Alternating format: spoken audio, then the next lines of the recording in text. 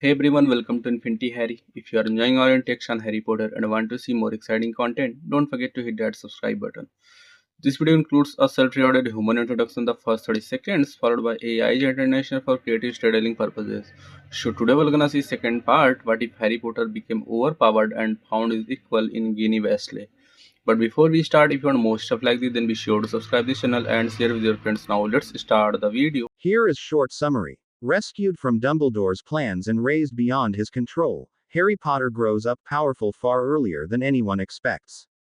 When he meets Ginevra Weasley, he discovers he isn't alone. Together they awaken a magic the Dark Lord never understood, changing the fate of the wizarding world before Hogwarts even begins.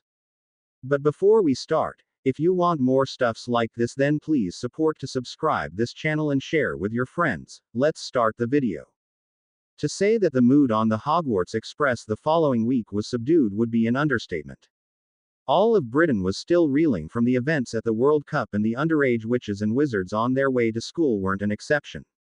There was an air of fear that even the children of those who'd taken part in the attack felt, with a few exceptions who looked quite smug. Draco took note of just who they were so he could keep a closer eye on them this year. When they finally arrived at Hogsmeade Station, Harry handed Ginny down from the train and glared at Adrian Pusey, who handed Hermione down before taking her arm and escorting her to the carriages.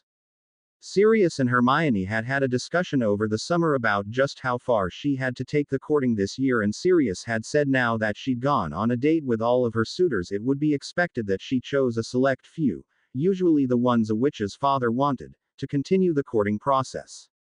How romantic, she had said. At least though it meant that she could get rid of most of the Slytherins and only keep around a few, besides Draco of course. Their relationship had been another discussion over the summer, this one including Lucius and Narcissa. All three adults had officially given their blessings should Draco and Hermione wish to date, though for appearance's sake they must adhere to the strict rules of courting, much to their chagrin. Still, only having to continue to pretend to consider a few of her other suitors did give her and Draco more time together. Hermione had decided to keep Adrian Pusey, Theo Knott and Terence Higgs in the running, so to speak, as they annoyed her the least, and she found that she could even enjoy speaking with them so long as she got them talking about arithmancy, ancient runes, or magical theory. It could not be denied that all three boys were quite intelligent. Pusey had run into Hermione on the train when she was on her way back from the loo and had escorted her to her compartment where manners had dictated that she invite him in. Thus, Harry, Ginny and Ron found themselves sharing a carriage with the seventh year. After escorting Hermione to the Gryffindor table, Pusey gave a gallant bow and left them for his own house table. The sorting ceremony and feast went by as usual, and by the time it was over just about everyone was ready for bed. However, they still had to get through Dumbledore's start of term notices. Welcome one and all to another year at Hogwarts.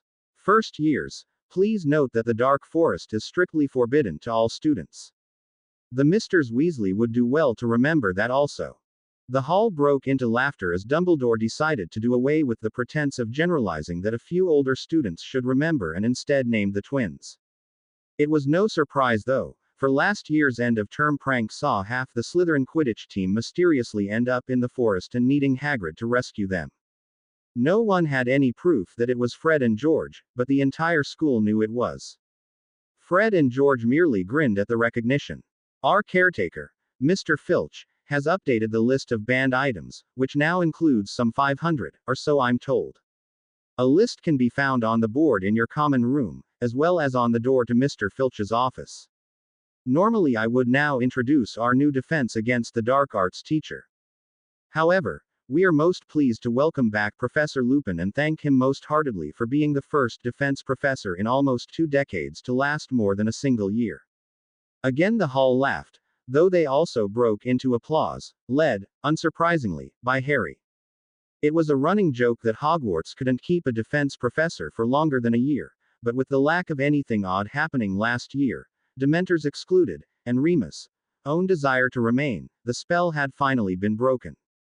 The students too were quite happy with this. Remus was quite the popular teacher. And finally I have a very important announcement to make. This year the Inter-House Quidditch Cup has been cancelled. The hall went silent for a moment before the students, regardless of house, began to protest. Bloody hell, Ron said, looking quite devastated. With Oliver now gone, he determined to try out for the newly opened keeper position.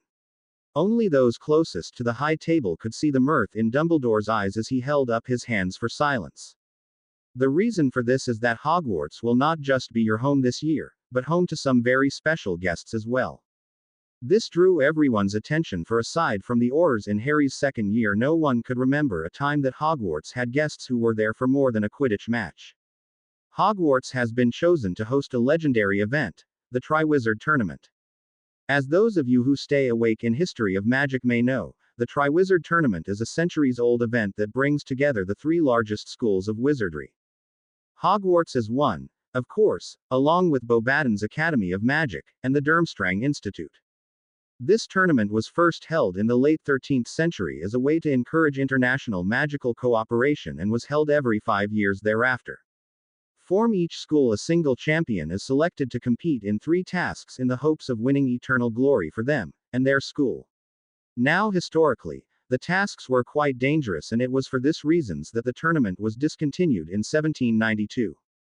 Due to the high death toll, he means. Hermione corrected. The tournament was notoriously dangerous to the point that all 3 champions died in 1792, and parents began to put enough pressure on the ministry to cancel it. I'm sure they've sorted that though, if they're bringing it back, said Ron reasonably, and he was quite right. The Department of International Magical Cooperation has worked this last year with the French and Bulgarian ministries to reinstate the tournament, though with entirely new safety rules and procedures, the first being that only witches or wizards of age, that is to say 17, may enter. That caused an uproar as many students, though predominantly the 6th years, most of whom were only a year shy of 17, began to argue. That's rubbish. Fred and George hollered from down the table. Silence. Dumbledore commanded calmly. Do not misunderstand. Even with the new safety measures, these tasks are still quite dangerous, and all those who worked to reinstate the tournament unanimously agreed that only those of age may compete. It is not up for debate. A lot of people looked like they still wanted to argue, but they refrained. On October 25th, the delegates from Beauxbaton's and Durmstrang will arrive, and on Halloween night the champions will be selected. More information on how they will be selected will be given when our guests arrive. Now, to bed. There is a full day of learning tomorrow, and I am sure none of you want to be late for your first class. The students began to file out, prefects calling for the first years to follow them to the common rooms. Harry, Ron, Hermione and Ginny tried to get past the crowd to take the long, yet uncrowded, way to Gryffindor Tower, but unfortunately found themselves caught right in the middle of the Hufflepuffs and Ravenclaws as they were herded to the grand staircase. Finally the crowd thinned as they went off to their own common rooms, and they could breathe again. Next year we don't move until everyone's out of the hall. Ron muttered darkly, rubbing his side where a first-year Hufflepuff had elbowed him. Agreed. So what do you think of the tournament? Ginny asked. We now know what our parents were talking about at least, said Harry. It'll be for the tournament that Aunt Cissa and Mrs. Weasley will be at the castle, can't be anything else. Are you going to try and enter? Ron asked him, earning a smack on the shoulder from Hermione and a death glare from Ginny.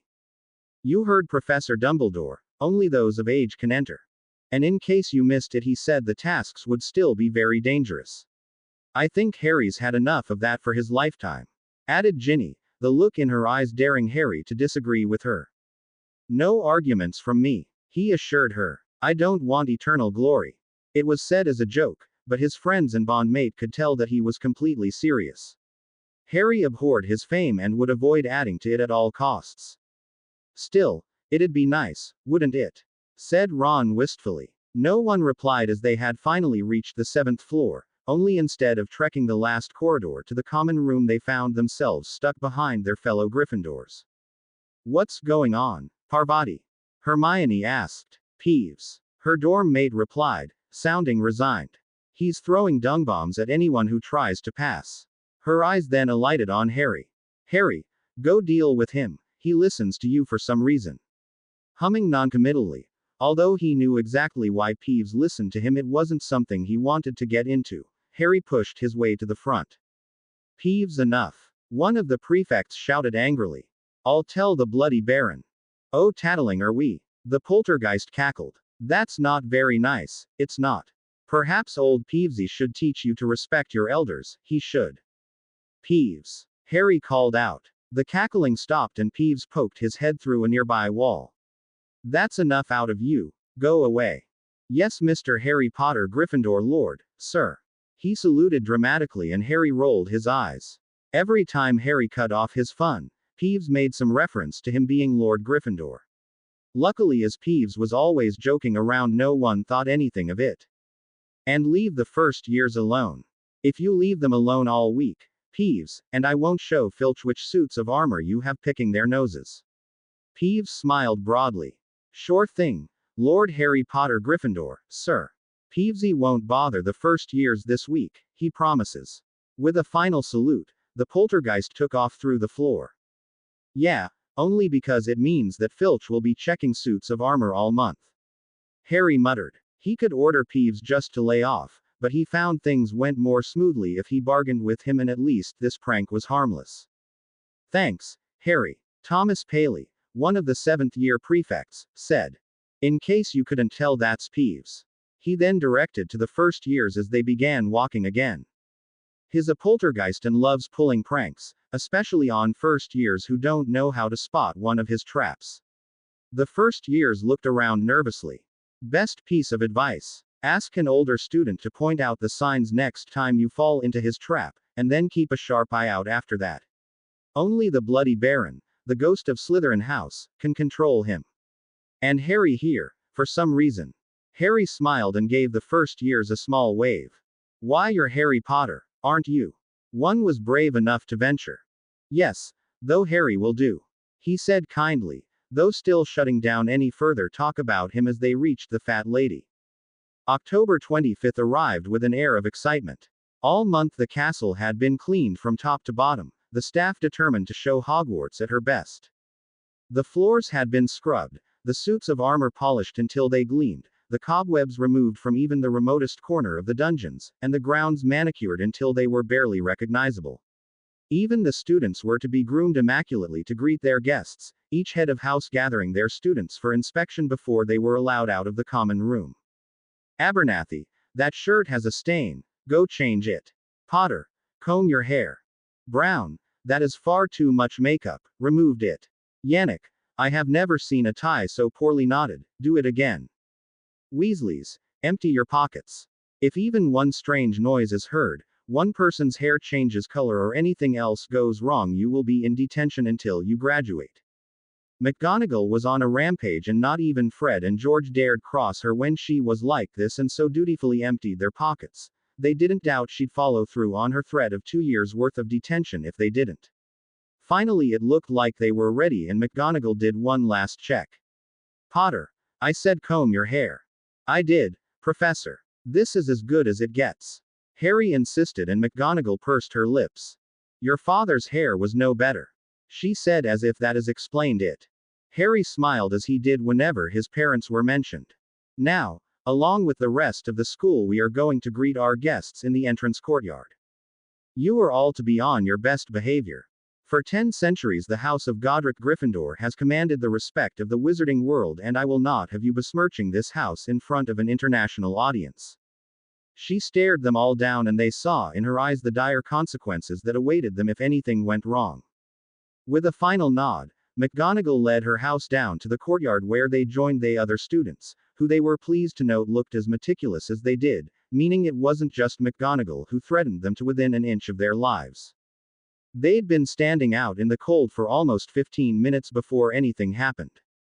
In the darkening sky there appeared a black speck that grew larger, and it wasn't long before they could see it was a carriage being pulled by 6 winged horses.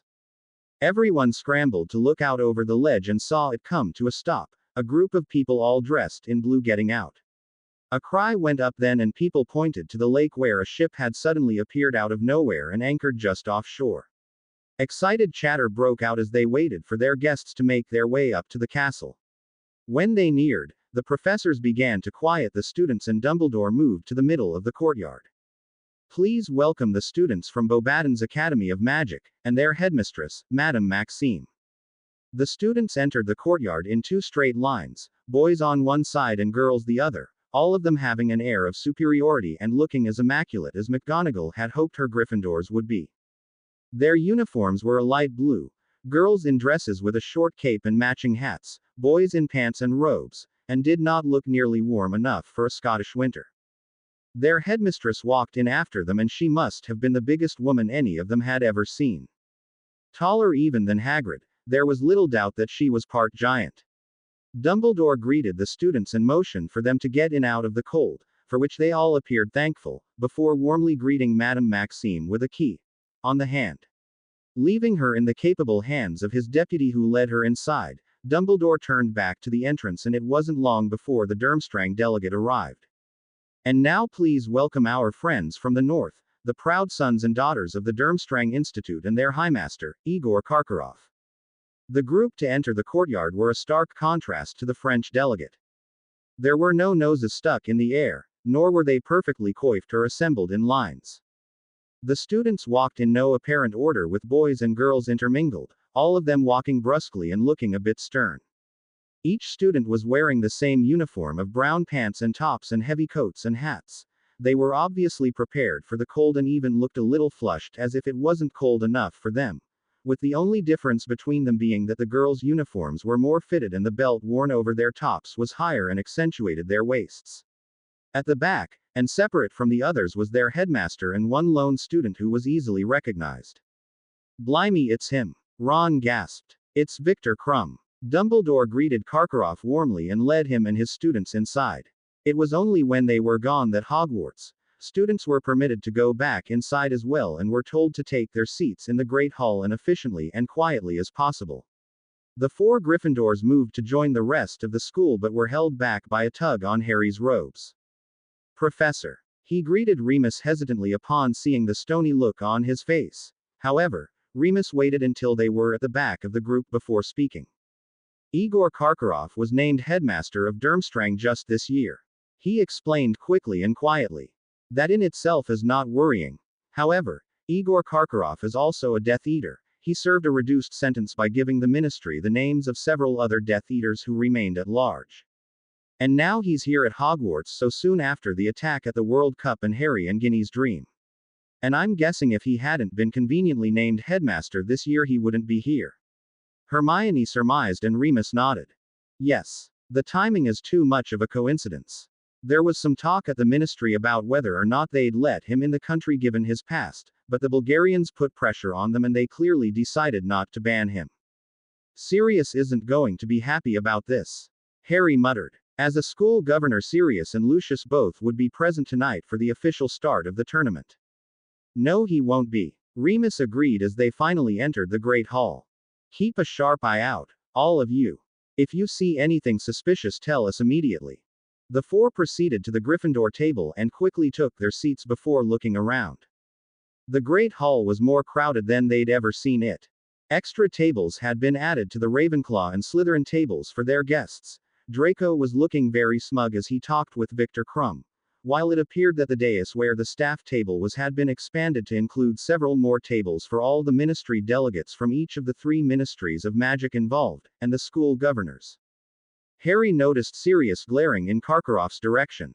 Dinner began and was eaten at a more sedate pace than usual as the students ate slower and with the best manners they had under the eagle eyes of their professors, all four heads of house seemingly not taking their eye on their house's table and glaring their students into submission. When everyone had finally finished eating, Filch came in followed by four burly men carrying what looked to be a very heavy case of some sort. They placed it in front of the staff table, and once done Dumbledore again stood to address the school.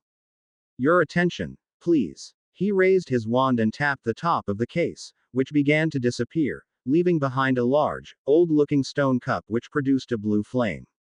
"The Goblet of Fire. Anyone wishing to submit themselves for the tournament need only write their name on a piece of paper and throw it in the flame before this hour on Halloween night. Do not do so lightly. If chosen, you stand alone. The Goblet of Fire constitutes a magically binding contract and there is no turning back. To not compete if chosen would see you forfeit your magic, so again I must impress on you the seriousness of entering the tournament. From this moment, the Triwizard Tournament has officially begun. For the next 6 days, the vast majority of students spent any free time they had in the Great Hall, wanting to see who put their name in for the tournament.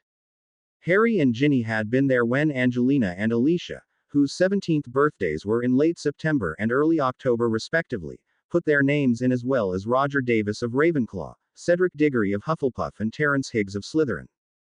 The students from Beauxbatons and Durmstrang had all put their names in together, Beauxbatons in an orderly line and Durmstrang apparently in order of the students' importance to Karkaroff, ending with Victor Krum, who stayed back until his schoolmates were finished and put his name in when there was no one else around the goblet. Of course they were also there when Fred and George tried to outsmart the age line around the goblet of fire that stopped anyone under 17 from entering. "Well lads, we've done it. Cooked it up just this morning." They crowed, much to the amusement of everyone around. The two had been boasting in the common room for the last 2 days that they would get past the age line. Last night they had not so subtly announced that they were going to put their names in after classes today, and so practically all of Gryffindor was present to watch this, along with a good number from the other houses who had of course heard of the attempt through the Hogwarts rumor mill. "It's not going to work," Hermione scoffed. She'd been trying to talk the twins out of it, but they'd apparently not listened to a word she'd said.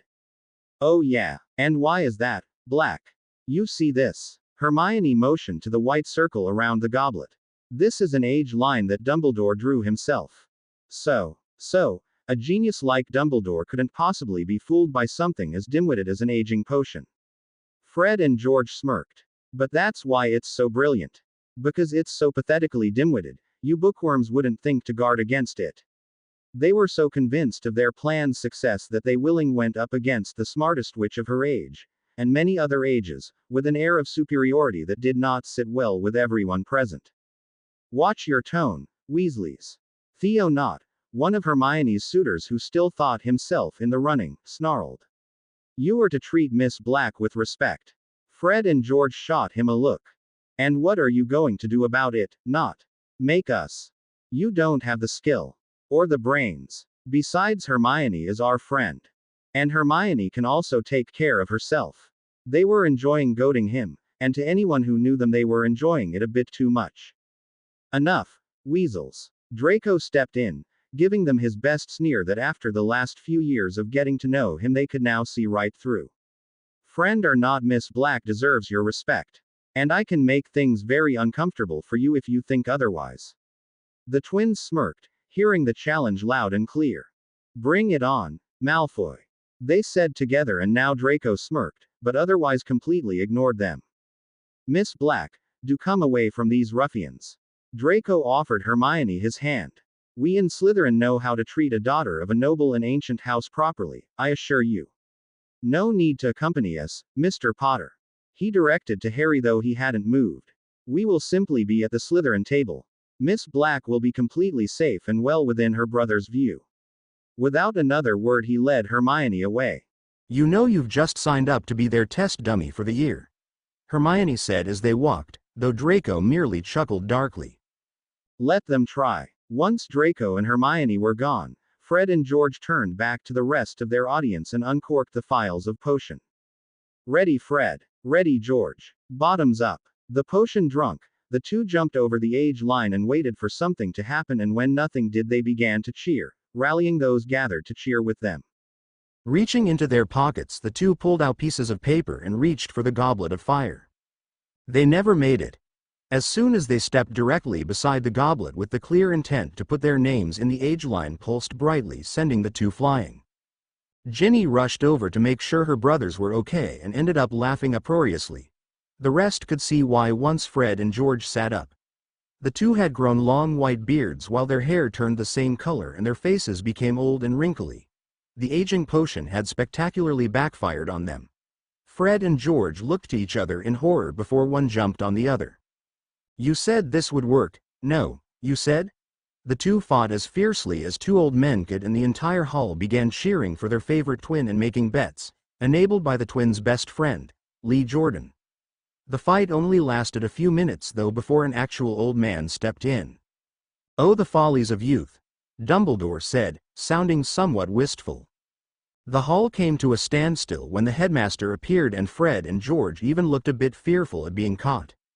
"While I applaud the simplicity of your plan, Mr. Weasley, I rather think this old bookworm is smart enough to have protected against an aging potion." There was amusement in his eyes, and though no one had seen him in the hall when Fred and George called him a bookworm, no one asked how he knew. "Miss Weasley, Mr. Weasley, please accompany your brothers to the hospital wing. I'm sure Madame Pomfrey will set them straight in a jiffy." Still silently laughing, Ginny and Ron helped their brothers up and led them out of the hall. They couldn't wait to write Bill and Charlie about this one.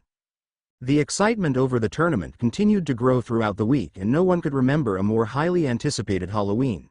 Finally the night came, and everyone eagerly gathered in the Great Hall, impatiently eating dinner as fast as they could. "Your attention, please."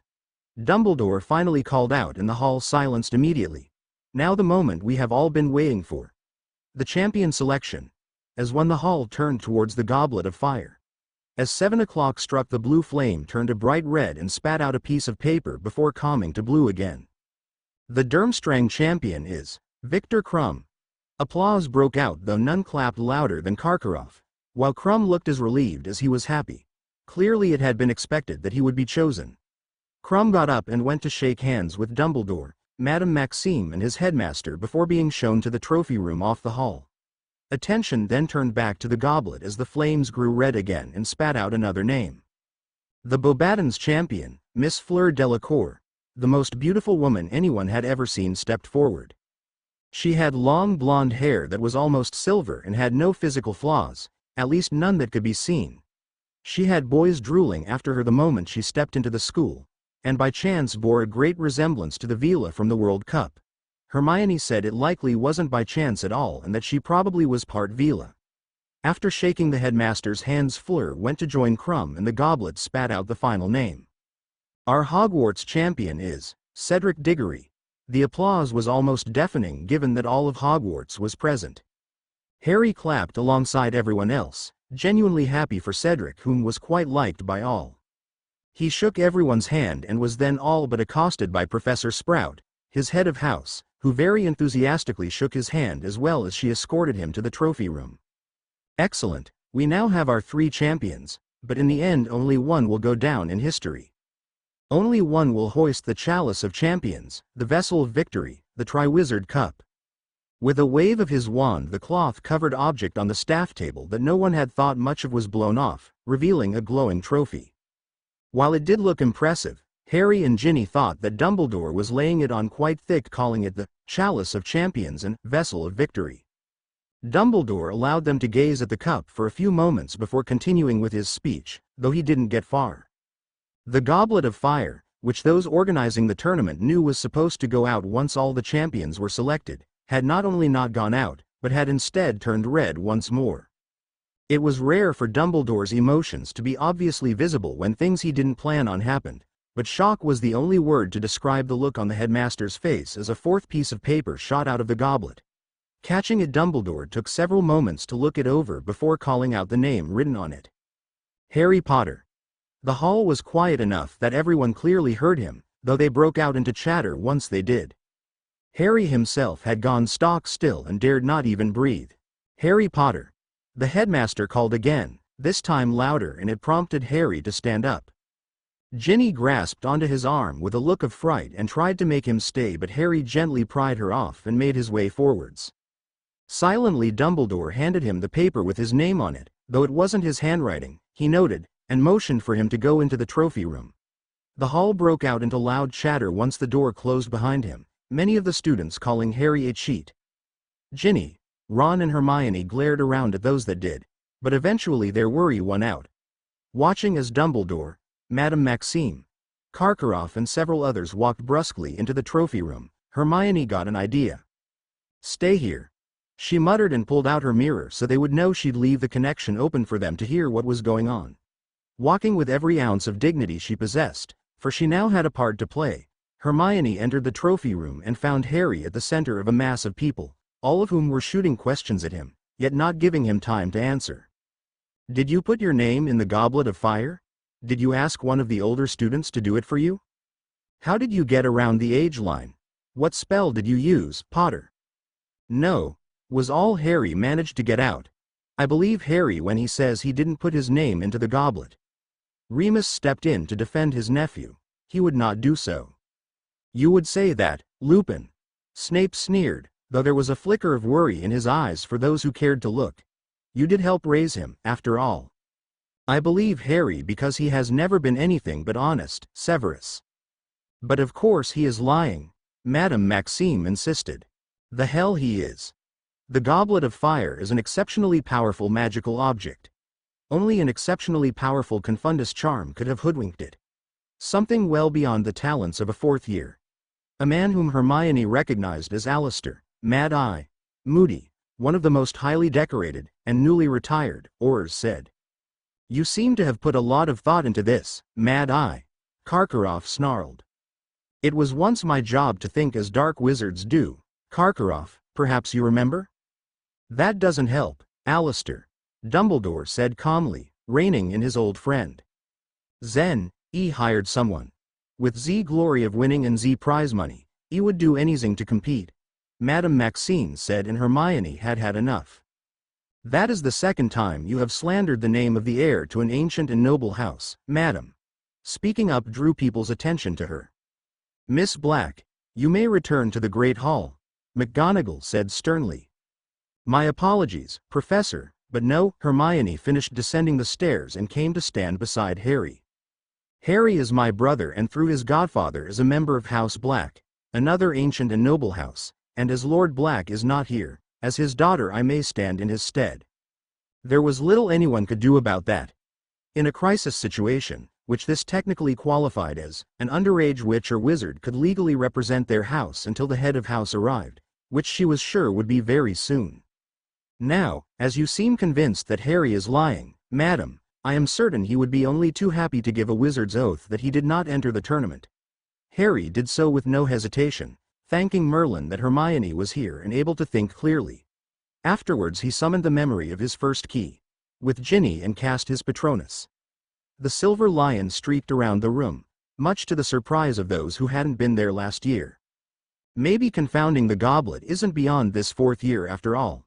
Moody looked impressed. Hermione sent him a sharp look. Regardless, the fact that he still has his magic proves that he did not enter the tournament. Which means that someone else entered him, concluded Remus. But who, and why? Very good questions, Remus. Sirius' voice came from the entrance. He looked apoplectic, arguably more so than when Wormtail had escaped. And ones that better be answered quickly. Sirius came to stand beside Harry and Hermione, looking proudly on his daughter. He had heard how she'd stood up to McGonagall and defended her brother. I cannot tell you who did this, Sirius, said Dumbledore wearily. I did not expect you to know the answer now, Dumbledore, but there will be a full investigation. Someone clearly intends harm to my godson and we will find out who. How can you be so sure someone wants him hurt, Black? Snape asked, relishing that he got to antagonize his nemesis as they were in public. Do keep up, Snape, ignorance isn't a good look for you. Sirius too was relishing this and his family tried their best not to roll their eyes. He has almost been killed twice since he started at Hogwarts.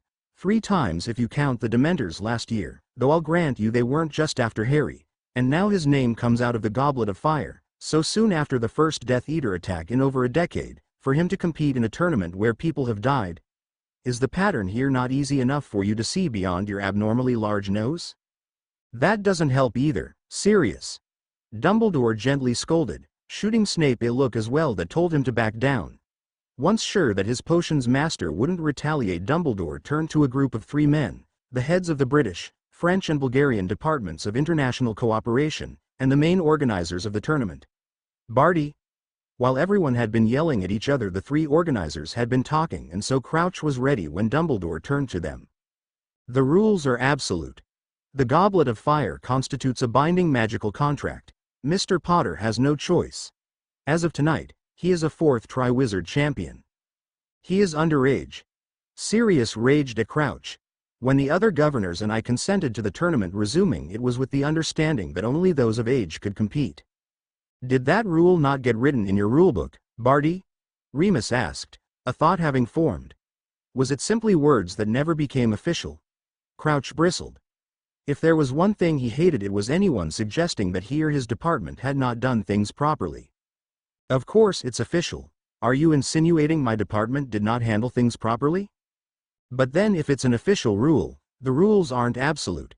There can be one rule that is absolute, but you said rules, plural, and yet one seems to supersede another. Hermione had caught on to what Remus was getting at. How does the contract with the Goblet of Fire work? Sirius asked, catching on as well and hoping against hope that this was Harry's way out. Obviously it's tied to the tournament, but how? The Goblet of Fire contractually obligates the champions to compete in the Triwizard Tournament. Crouch stated the obvious. But the tournament itself is set through the organizers. It is they. That is to say, we, who build the tournament, deciding what the tasks will be, when the tournament will begin and end, who the judges are, and what the rules are. Crouch nodded. Then Harry can't compete. The rules clearly state only those of age can enter the tournament and he is only 14. The magic of the contract cannot bind him as the rules must be followed and they're not. I'm not so sure, Sirius. Remus muttered. Sirius shot him a glare, but after so many years Remus was immune. The rules would be followed if Harry was of age. But he's not, or if he was emancipated. Everyone turned to look at Harry. Dobby, he called and the elf popped in. Master Harry, he greeted bowing low. Go get Griphook, bring him here. Dobby nodded and disappeared. The goblins will know if my status has changed. He explained, and those who didn't know who Griphook was nodded in understanding. Within a minute Dobby returned with the Potter accounts manager, who wore a grim expression. Dobby had clearly told him what was up and no one questioned how the elf knew without having been present. Greetings, Lord Potter. Harry's heart sank. At 7:41 this evening, Gringotts registered the emancipation of one Henry James Potter. As the heir to the noble and most ancient house of Potter, he assumes the title of Lord Potter and receives his full inheritance. Griphook said, We will go through the particulars at a later date, Lord Potter, but legally speaking you are now an adult and as such the contract of the Goblet of Fire will unfortunately be enforced. Damn. To say that Sirius and Remus were incensed that instead of nulling the contract the Goblet of Fire had instead emancipated Harry so he could compete was an understatement. Remus demanded to see the rulebook and anything Crouch or the other organizers might have on how the goblet's magic worked, while Sirius called Madam Bones. The head of the DMLE looked into the matter from the Ministry's perspective and came back saying there was nothing she could do. Harry's emancipation had been registered with the Ministry, so he was an adult, legally speaking, while not even her contact in the Department of Mysteries knew of a way to counter the magic of the Goblet of Fire, which meant that Harry had no choice but to compete. Remus and Sirius Ire then turned on Harry, who they informed, in no uncertain terms, was still underage as far as they were concerned. He may be allowed, and even required, to sign his own permission forms, but there would be dire consequences if he tried to exert his new legal power beyond what they would allow him to. Considering that Harry hadn't been counting down the days until he turned 17 and it was actually quite rare for him to want to do something, or buy anything, which Remus and Sirius wouldn't approve of, Harry was okay with this. However, there was one thing that they could not control, and that actually had them quite scared. Harry joined them in their fright once told what it was. He was now the legal guardian of Ginny. As they were technically married, Harry, upon being emancipated, became Ginny's next of kin above her parents, so the Ministry, as well as Hogwarts' own ledgers, recognized him as her guardian. That conversation with Mr. and Mrs. Weasley had gone about how they had expected, and the Weasley parents had also made it clear that they expected nothing to change. If she ever needed a form signed or if there was ever a legal matter concerning Ginny, they would call Harry, as they had no choice, but they would be telling him what to do. Harry quickly agreed simply to end the conversation, though he told Ginny afterwards that it would always be her decision even if it was his signature. They didn't truly expect it to be a problem, and they certainly knew that Ginny's parents would always do what they thought was best for her, but given how her mother could be sometimes there might come a time when what they thought was best for her was not the same as what Ginny thought was best for her. Harry's emancipation also gave him full control over the Potter family vault and any properties or investments that his parents had left him. He didn't do anything with this, though, and left everything as it was. He knew most of the properties already and trusted Gerpook to continue to oversee the investments, while only the gold in his family vault had been closed to him before, and he had plenty of that already. Griphook did inform him that as he was now technically of age, his trust vault had been closed and all the gold within was returned to the family vault, where it would remain until the time came to open trust vaults for his own children one day.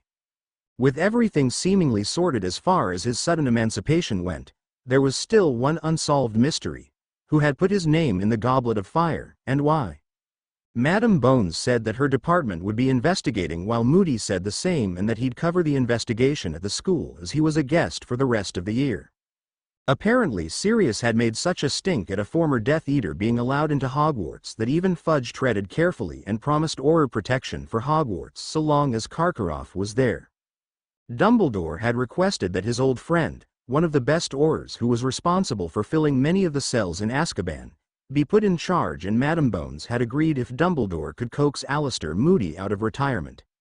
He had, after all, trained her himself when she was a rookie Auror, and it was her trust in the man, not Dumbledore's, that had finally calmed Sirius.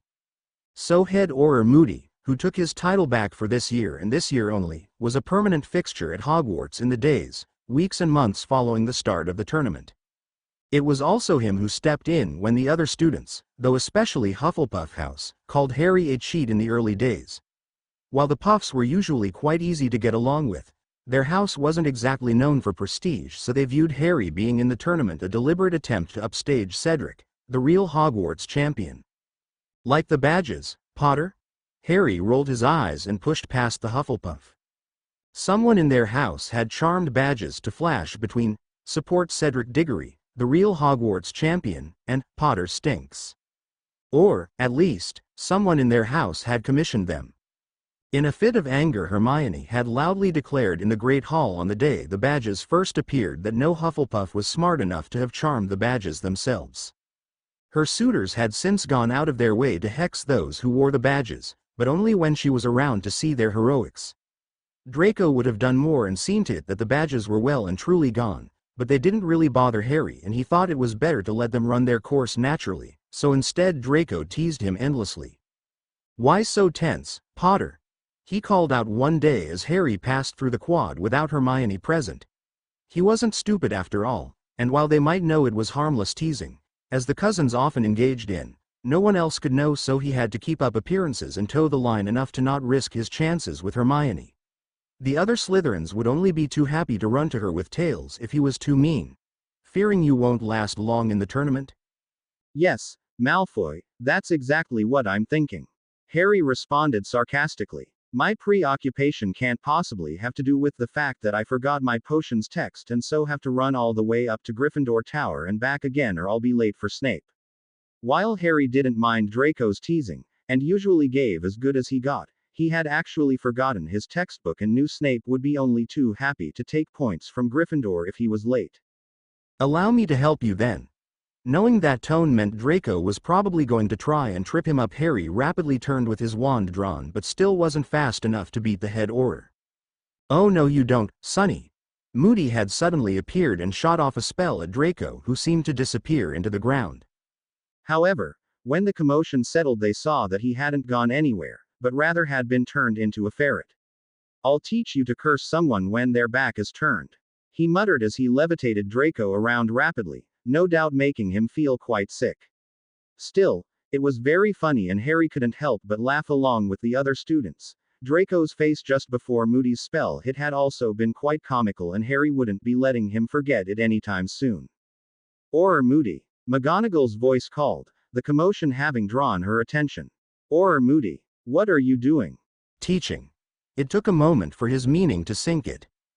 "Is that a student?" she all but shrieked. "Technically it's a ferret." That was all the confirmation the deputy headmistress needed. Pulling out her wand, McGonagall reversed the spell and Draco reappeared sprawled on the ground, though he wasn't there long. "Wait until my father hears about this," he said as he jumped up and wiped the leaves from his robes. That above all else amused Harry, as he hadn't heard those words in many years. That particular threat had been used quite often when Draco was a child. At a very young age he had learned that his father was powerful and many people were scared of him, so it was a logical threat whenever someone was mean to him or did something he didn't like. He'd stopped using it as he'd grown, but apparently it was his go-to in moments like these, when he was tormented or humiliated and powerless to do anything. Is that a threat? Moody growled and lunged forward, his wand still drawn. Draco then did the smart thing and ran away even as Moody began to give chase. Or Moody. Alistair. McGonagall's tone had gone to its sternest, and even an old wizened Auror wasn't stupid enough to not listen to her when she used that particular tone. We never use transfiguration as a punishment. Surely Dumbledore went over the school rules with you. He might have. Came the mumbled reply. Well, you would do well to remember them. I'm also certain he told you that it is not your place to discipline students.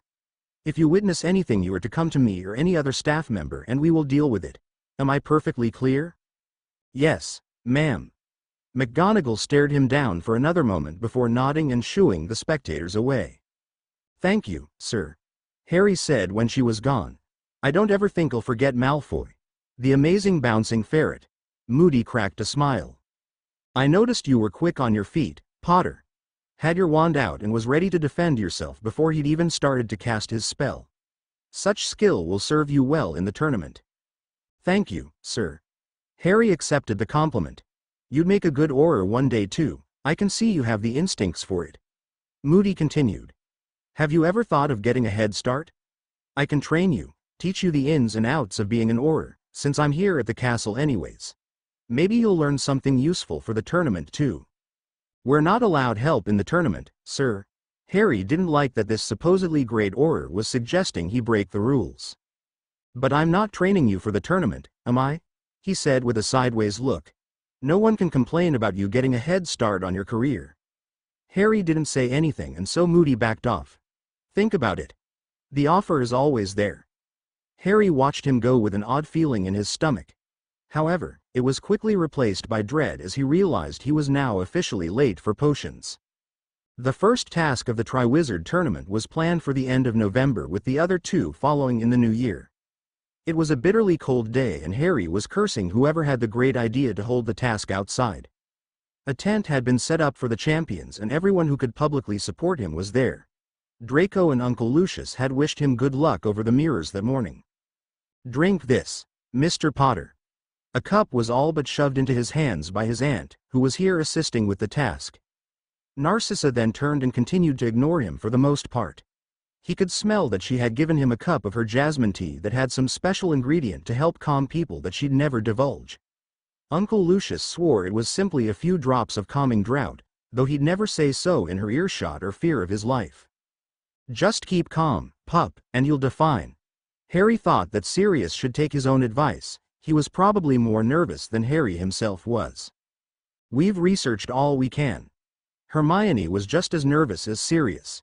Traditionally, the first task is some dangerous magical creature that you have to fight.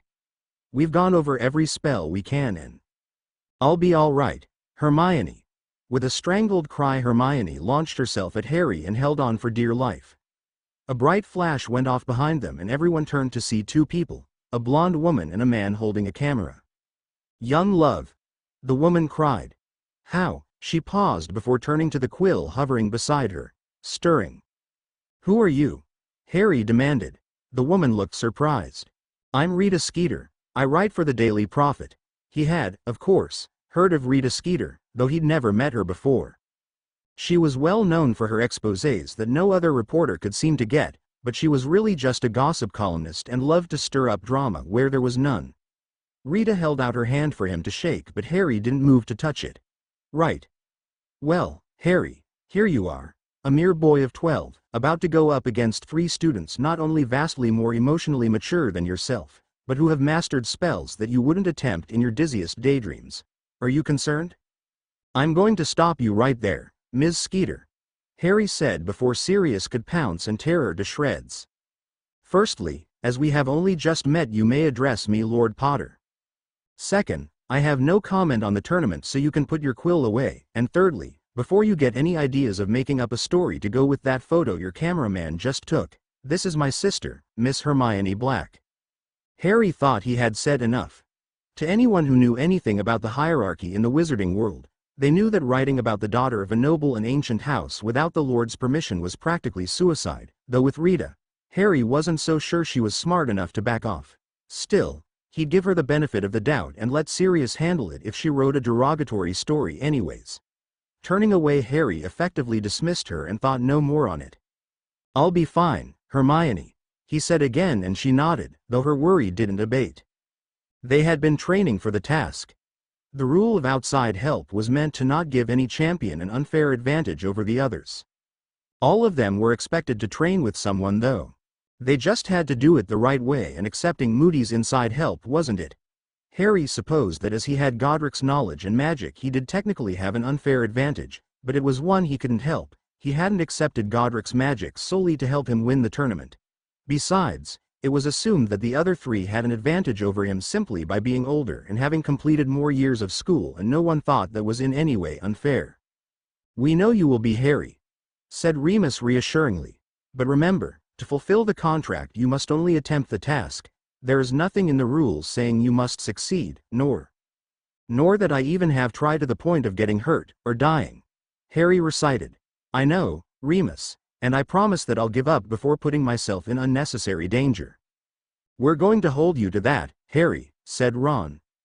Initially, the youngest Weasley brother had been angry at Harry for entering the tournament without telling him. That had lasted all of 5 minutes though before he realized that he knew Harry well enough to know that there was no chance of him having entered himself, even if for no other reason than that Ginny wouldn't have let him. For her part, Ginny had practically attached herself to Harry for the last week.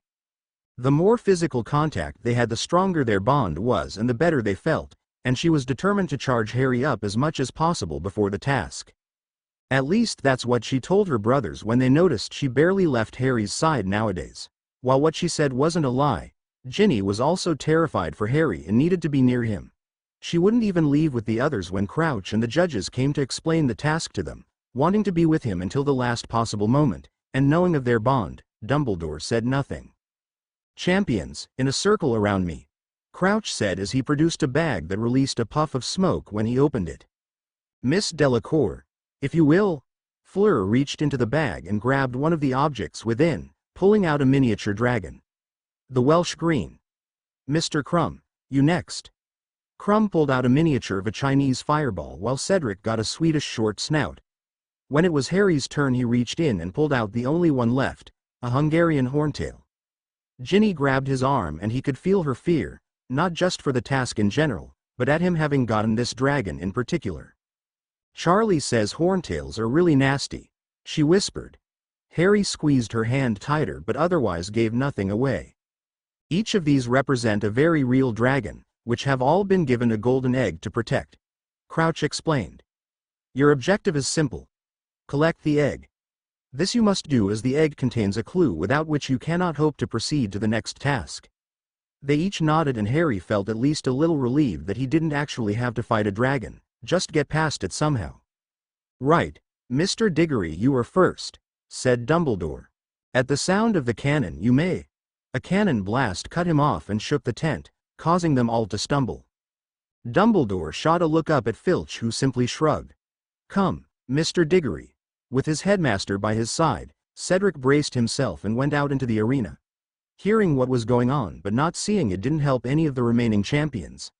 There were roars, gasps, cries of panic even, and it was several minutes later that the roar of the crowd grew to its loudest and the next champion, Crumb, was called forth.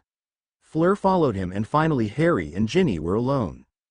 "You will come through this unharmed," Ginny all but ordered. Harry nodded, not quite trusting his voice. "You will come back to me." This was more of a plea, and as the crowd roared their approval once more, signaling that Fleur had completed the task, Ginny launched herself at Harry much as Hermione had, though unlike his sister, Ginny Ed him soundly.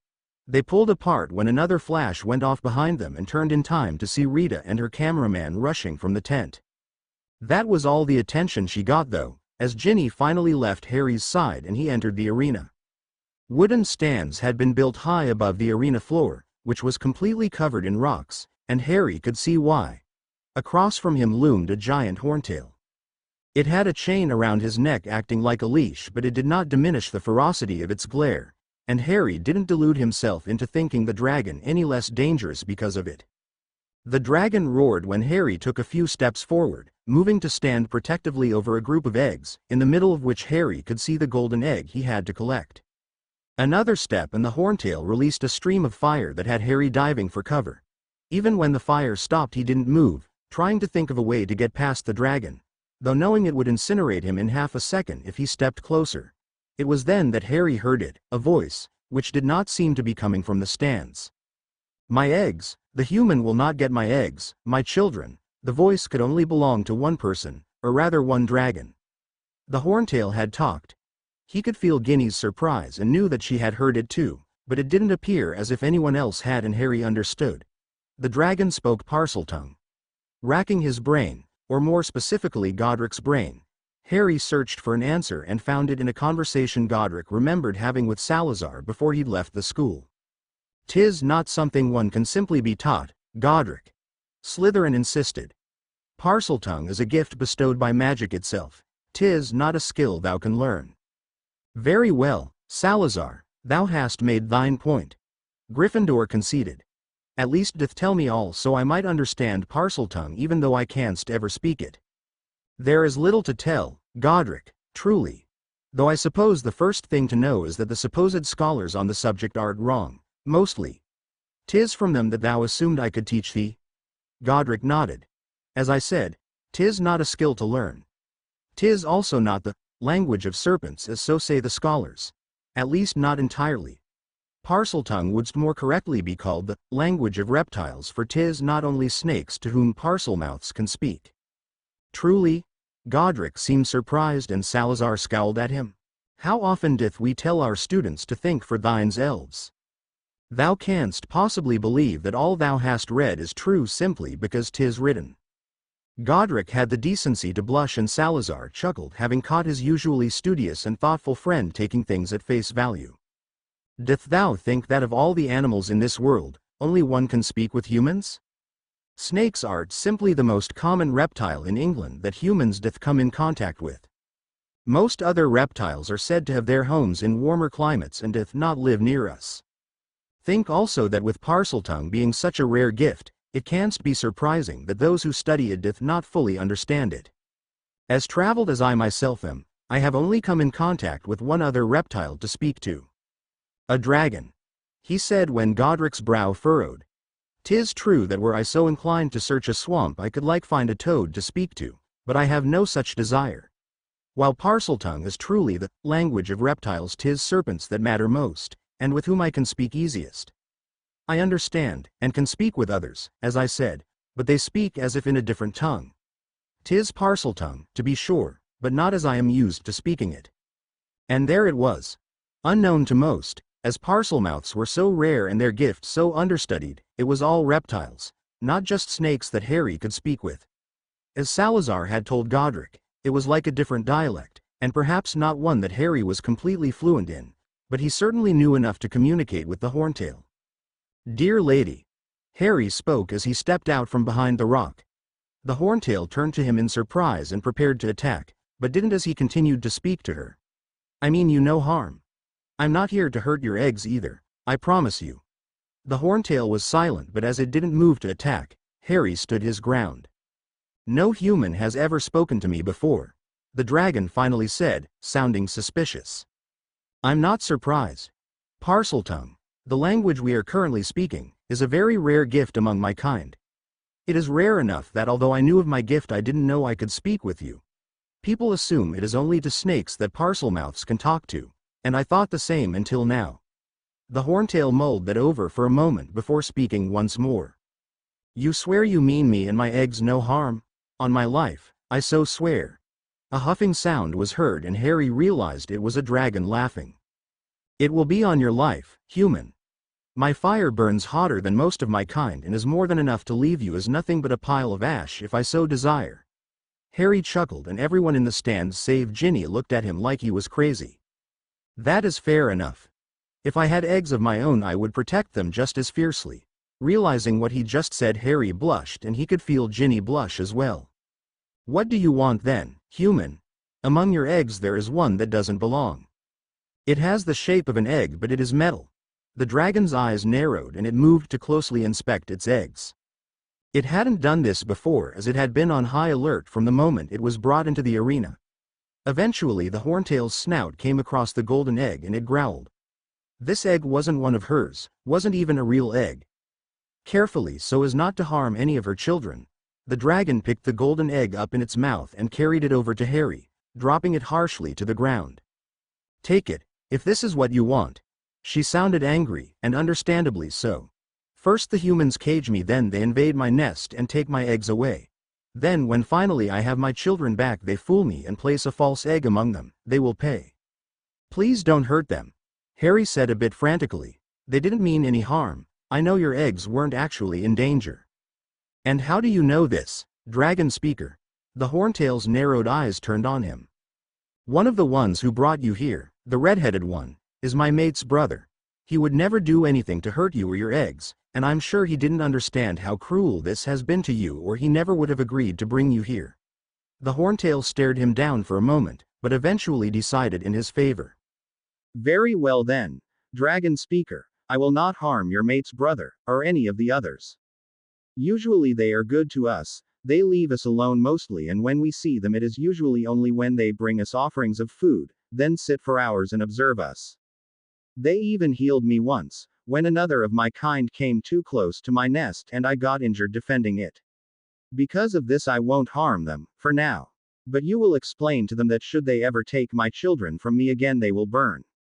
Harry gulped, knowing that even if he had all the magic and training in the world, Charlie wouldn't survive if this horntail really wanted him dead. I will, he promised as he bent and picked up the golden egg. You have my gratitude, dear lady, and I will make them understand. The horntail growled again, though this time Harry could tell it was in approval. Tell them also that we will not be caged as we were on the way here. I will fly home, and no doubt the others will as well.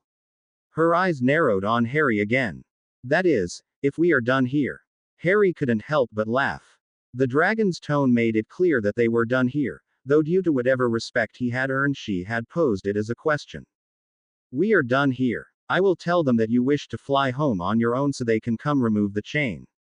That will not be necessary. With a single sharp pull of her neck, the horntail was free, much to the horror of those gathered. Charlie, along with the other dragon tamers, made to jump in to get the dragon under control again, but Harry held up his hand to stop them. It was nice to meet you, Harry said as the horntail scooped its eggs into its mouth. You as well, dragon speaker. You may visit me one day, should you wish. Spreading its wings, the horntail took flight and with a few powerful flaps disappeared into the clouds above. The silence that followed the dragon's departure was deafening. No one moved or spoke, none knowing what to say, except for one person, that is. You're okay, Ginny cried as she ran into the arena and launched herself at Harry. You're all right, everything's all right. Ginny's arrival in the arena seemed to snap everyone else out of their stupor, and a slow clap began, though it quickly turned into all-out cheering. Of course you would find a way to get past the dragon without even casting a spell, Ginny said as she released him. The judges, their family, some ministry officials, and several of the dragon tamers were all approaching then, both Sirius and Remus looking ecstatic. Not a scratch on you, Sirius crowed. And while some would see it as bragging since none of the other champions had come away completely unscathed, those that knew Sirius understood that he spoke in simple relief. I didn't know that Parseltongue allowed one to speak to any other animal aside from snakes, Remus commented. Neither did I, Harry said. But then I heard her. She was scared I was going to hurt her eggs. He then turned to Charlie and the other dragon tamers. You should know that the only reason you're alive right now is because you usually treat the dragons well and take good care of them. The horntail wanted to incinerate you for taking her eggs away, shoving her in a cage and putting her and her eggs in a potentially dangerous situation. I talked her out of it. Oh, thank you, Charlie said, though it came out as a question. He was still trying to wrap his head around someone being able to speak to a dragon. She's gone home, so you know. She didn't just run off somewhere. She didn't want to be stuck in that cage again and away from her eggs, so she's flying back. She's going to have to go over Muggle land though. One of the tamers groaned. This is going to be a disaster with the ICW. I doubt it, said Harry. She seemed to have a general distrust of most humans, and as she has her eggs with her, I doubt she'll want to get anywhere near them. The tamer seemed a bit relieved at that, but he still had to report to the ICW about a potential breach in the International Statute of Secrecy. What else did you two talk about? Charlie then asked. Nothing really, he replied with a shrug, as if talking with a dragon was an everyday occurrence. I told her there was a fake egg hidden with her real ones and she gave it to me. She did say though that if you ever cage her, or take away her eggs again, especially if you take her eggs away, then she'd burn you alive. The other dragons will too. Oh, and they'll probably want to fly back as well. If you want to use disillusionment charms or something to not rile up the ICW, I can explain it to them. Right, and on that note, we should get back to the dragons. Another tamer said, and we'll be back for you, Harry, said Charlie. No way we're leaving before you speak to them all. And I'm sure once my boss hears about this, there'll be an open invitation for you to come visit the reserve. I know Ginny's wanted to for a while. He added as incentive, knowing that if Ginny wanted to go, they would. Charlie then turned to catch up with his fellow tamers, and when they were gone, it was the judge's turn to speak. Well, that is certainly a most unusual way to complete the task. Dumbledore said with a twinkle in his eye. It is illegal. Karkaroff spat. He must be disqualified for cheating. I think you'll find, Igor, that no cheating took place. Crouch stepped on. One cannot help it if one is born with certain gifts. I noticed that you didn't complain at all when Miss Delacour attempted to use her Vila heritage to charm her dragon. Though still clearly wanting Harry disqualified, Karkaroff said no more and the scores were given. Dumbledore, Madame Maxime, Crouch and the French and Bulgarian department heads acting as judges all gave him a perfect 10, while Karkaroff gave only a 4, arguing that the point of the tournament was to use magic and Harry hadn't cast a single spell. The crowd booed as his score was revealed, but Karkaroff didn't care. Harry's near-perfect score meant that he clinched first place, and though there were still some who called him a cheat, no one could say that it hadn't been an impressive display. As such, Harry assumed that to be the reason for everyone's eyes on him the next day, only he couldn't have been more wrong. Entering the Great Hall for breakfast with Ginny, the two were immediately overwhelmed by the chaos at the Gryffindor table. Seeing it was a group of Slytherins causing the commotion, and that they all appeared to be Hermione's suitors, the two rushed over. What the bloody hell is going on? Harry roared over the din, pushing his way to the center of the crowd where Hermione sat looking outwardly calm, though Harry could see both the fire and amusement in her eyes. Lord Potter. Adrian Pusey was the first to speak. We are absolutely scandalized on behalf of Miss Black and yourself. For such a highly respected paper to print such nonsense is unforgivable. My family is the primary benefactor of the Daily Prophet, and rest assured I will be writing my father immediately to put a stop to it. Harry raised an eyebrow and turned to Hermione, who pushed today's paper in his direction. Harry Potter's heartbreak. How the handsome, newly minted Lord Potter is being hoodwinked. It will come as no surprise to you, dear readers, that one of Britain's most eligible bachelors is none other than Harry Potter, age 12. Born into the noble and ancient house of Potter, Harry is the son of the late Lord James Potter and his muggle-born wife Lily Potter, née Evans. He is, of course, famously known as the boy who lived, the savior of our world, who before he'd even begun to crawl defeated the darkest wizard of all time, he who must not be named. Growing up under the care of his godfather, Lord Sirius Orion Black, of the noble and most ancient house of Black, and a dear friend of James Potter's, Remus Lupin, known werewolf and currently the Defense Against the Dark Arts teacher at Hogwarts, young Harry grew up wanting for nothing and was primed to take his place at the top echelons of our society upon his graduation from Hogwarts and assumption of his family's title, which, due to being entered as a fourth champion in the Triwizard Tournament, he has already assumed by emancipation. However, this reporter can exclusively reveal that the plans of Lord Potter's caring family have been derailed by not one, but two scheming girls. In his first year at Hogwarts, young Harry was introduced to fellow classmate Hermione Granger, 12. The devious and calculating Miss Granger plotted to steal the Potter fortune from day one. She's a nobody, says a fellow classmate, who wished to remain anonymous. Some muggleborn who didn't even know who Lord Potter was before coming to Hogwarts, and now she's suddenly his best friend. She's quite smart, adds another classmate, who also wished to remain anonymous. I wouldn't be surprised if she'd been feeding him a love potion to stop him from being with a proper pureblood lady. Smart is apparently an understatement for Miss Granger, who has never been anything but top of her class, and when she realized that not even a potion is strong enough, she moved on from becoming the next Lady Potter, to the next best thing, a daughter of the noble and ancient House of Black. That is correct, readers, the former Miss Granger joined one of the oldest and most prominent families in our world as Lord Potter's sister. This has not, however, turned her sights away from him, as this reporter saw personally just before the start of the first task in the Triwizard Tournament. If the photo above is anything to go by, Miss Black has wormed her way far into Lord Potter's affections and has no intention of letting go. Miss Black's conniving doesn't stop there though. So determined is she to destroy House Potter that she orchestrated the meeting of Lord Potter and Miss Ginevra Weasley, youngest child and only daughter of Arthur Weasley, head of the Use of Muggle Items Office at the Ministry, and his wife, Molly née Pruitt. The Weasleys, who while an old pureblood family, are not a noble or ancient house, nor do they have a seat on the Wizengamot, or any influence throughout the Ministry. Having Lord Potter marry into the Weasley family would serve Miss Black quite well, as it would tarnish the Potter name, and she seems to have done her job well if the key Lord Potter and the plain Miss Weasley shared prior to him entering the arena is anything to go by. And what, might you ask, has the devious Miss Black been doing while ensuring her brother's downfall?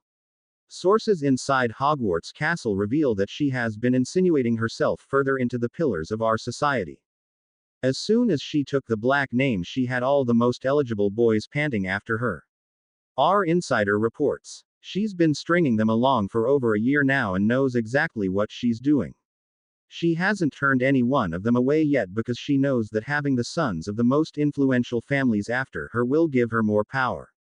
I wouldn't be surprised if she's using love potions on them too. With the Triwizard Tournament bringing international attention to Britain, and to Hogwarts, this is the perfect time for Miss Black to extend her reach outside of Britain. Will she next set her sights on Cedric Diggory, the other Hogwarts champion? Or perhaps her hooks will sink into renowned Quidditch player, and Durmstrang champion, Victor Crumb. Whatever her next plan, this reporter finds herself quite disturbed that Headmaster Albus Dumbledore has not done anything to protect his students from one who would tear at the very fabric of our world. Harry finished reading the article with much more calm than he was feeling. How dare this woman insult Hermione like this? How dare she call Ginny plain? He wanted nothing more than to march down to the offices of the Daily Prophet and punch Rita Skeeter in the face. Well, at least she got our names right, if not really anything else. He said with more calm than he was feeling. Mr. Pusey, while I thank you for your swift defense of my sister, it will be Lord Black and I who deal with this attack against her honor. He said without even looking at Pusey. Lord Potter, while I recognize your completely understandable desire to guard Miss Black's honor, I must insist you allow us to deal with this. Harry now turned and looked to each of the boys gathered. Us. We stand with Mr. Pusey, Lord Potter. Said Theo not. We will not allow this to go unpunished. The other boys nodded their heads or made similar gestures, and Harry tried not to smile. You have my thanks, gentlemen, and the thanks of Lord Black. If you are so determined, then I leave it in your hands. With smirks worthy of their house, the Slytherins bid goodbye to Hermione and left. Harry took his seat then beside Ginny and filled his plate with eggs and bacon, waiting until the hall's attention was not so focused on him to speak. Finally though, Hermione's patience was gone. You're not going to do anything? She demanded. Sorry, I didn't know you wanted me to. He feigned shock and Hermione narrowed her eyes. That's not what I meant and you know it. Normally no matter how hard I try to get you to let things go, you're already halfway to London. Normally yes, but in this case I feel it best to let others handle it. He took another bite of bacon. He's right, you know. Ron said with his mouth full before swallowing quickly to escape Hermione's glare. If he defends you, it'll simply look like your hook's sunk so deep you control him. At least to anyone stupid enough to believe this rubbish. He stared down in disgust at the paper and the red tinge on his face returned. he hadn't liked what she'd written about his family. Exactly. Harry agreed. Skeeter miscalculated. She thought that a muggle-born worming her way into pureblood society would send all the old families running for their torches and pitchforks. Admittedly, she's not wrong. If it were any other muggle-born. The power of the black name again. Harry nodded. Though also their own pride. Taking the side of the article being nothing but a lie means honor demands they defend you, their pride would accept nothing less. But they could have just as easily believed the article. She pointed out. Yes, but doing so would mean admitting they were duped by a Muggleborn, that their parents were duped by a Muggleborn. Given they needed parental permission to court you this last year, their parents' pride is as much at stake here. And woe be it if a pureblood's pride ever be damaged. Hermione muttered. At least this time it works in our favor. Ginny pointed out. We let them do all the work and reap the benefits. Ginny was mostly right, for although none of them did anything, Sirius most certainly did. He did exactly what Harry had wanted to, though stopped just short of punching Rita in the face. Barely an hour after the article was released, a furious Lord Black stormed into the Daily Prophet offices and began to rave at the editor in the main lobby. He was quickly joined by Alexander Pusey and Titus Knott, who were just as incensed, and with the pressure of 3 lords of noble and ancient houses, the paper was forced to run a retraction. Harry was impressed, though, that the retraction wasn't in response to having written something inflammatory and insulting about the daughter of a noble and ancient house, but rather that they had done so without proof. When confronted, Rita quickly gave up her insiders, as Pansy Parkinson and Millicent Bulstrode, the 2 pureblood princesses who had been most vocal about their dissent at Hermione becoming a black, and the girls themselves admitted they had no proof and were given detention for a month as punishment for spreading lies about a classmate. Sirius, along with Lord Pusey and Lord Knott, had demanded Rita be sacked, but the editor had refused, saying that while she could get ahead of herself sometimes, she was his top reporter. Instead, he said that any articles Rita wrote would henceforth be reviewed more thoroughly prior to publishing. It was the best they got, and it did stop any further ridiculous articles from being published in the weeks following, though Rita was certainly not happy about it. In the first week of December, it was announced that there would be a Yule Ball held on Christmas Eve. Only 4th years and above could attend, and, as McGonagall informed Harry, it was expected that the champions and their dates open the dancing. As such, Harry should not have been surprised when that very weekend he was summoned home alongside Ginny, Draco, Hermione and Ron. No dawdling. We only have a few hours. Narcissa said sharply as the 5 teens entered the ballroom at Potter Manor, all but Harry and Draco looking confused. Mrs. Malfoy, what's going on? Hermione asked. Dance lessons. Draco said. As heirs to noble and ancient houses, both he and Harry had been instructed on many social necessities by Narcissa. Dancing had been one of them, and both had put their skill to use at the annual Malfoy Christmas ball for the first time last year, both having been deemed too young to attend before that. Without any further prompting, Harry and Draco offered Ginny and Hermione a bow and held out their hands, which the girls took blushingly. Ron looked around awkwardly for a moment as he didn't have a partner, but upon making a full circuit of the room he came face to face with Narcissa, who was looking at him with a raised eyebrow. Having learned well that look, Ron quickly copied Harry and Draco's bow before taking Narcissa's hand as the lesson began. After a few hours they all felt like they at least wouldn't embarrass themselves, though Narcissa promised, or threatened, they couldn't quite tell, another lesson before the ball. She had been most displeased with her son and nephew, who had apparently forgotten most of what she'd taught them. Returning to the school, they bid Draco goodbye and Hermione insisted they head straight for the library, wanting to get a head start on the charms assignment that wasn't due for another 2 weeks. Taking their usual table, they hadn't been there long before they were interrupted. Miss Black. Victor Crumb, of all people, was standing in front of them. Ron tried not to squeal in delight. Yes, Mr. Crumb. I wonder if you might go to the ball with me. Hermione was surprised. Aside from a short conversation back in the champion's tent after the first task, she couldn't remember ever even speaking to Victor. Oh, well, no one had asked her yet, not even the person she wanted to, much to her annoyance, so she was stuck trying to find a polite way to say no without having the excuse of a date. Seeing his sister's discomfort, Harry was about to step in, but it proved unnecessary. Crumb. Draco walked over looking at the Bulgarian champion coldly. Miss Black is spoken for. Run along. Victor was taken aback at being dismissed like a child, especially by one who, until now, had only been nice to him. Before he could respond though, Hermione's sharp voice was heard. I'm spoken for, Mr. Malfoy. Harry shrunk back at her tone and even Draco couldn't help but cringe. My apologies, Miss Black. He said quickly. I did not mean to speak for you, I meant only not to allow another to ask you before me. Hermione's eyes widened slightly but her irritation quickly returned. And how do you know I haven't already said yes to someone? She demanded. It has been almost a full week since the ball was announced. One would think if you wanted to ask first that you'd have done so days ago. Draco actually had the audacity to scoff, but he quickly straightened up when he saw Hermione's temper rising. I warned my housemates against asking you, and no one from another house would dare. He explained her lack of offers before swiftly moving on.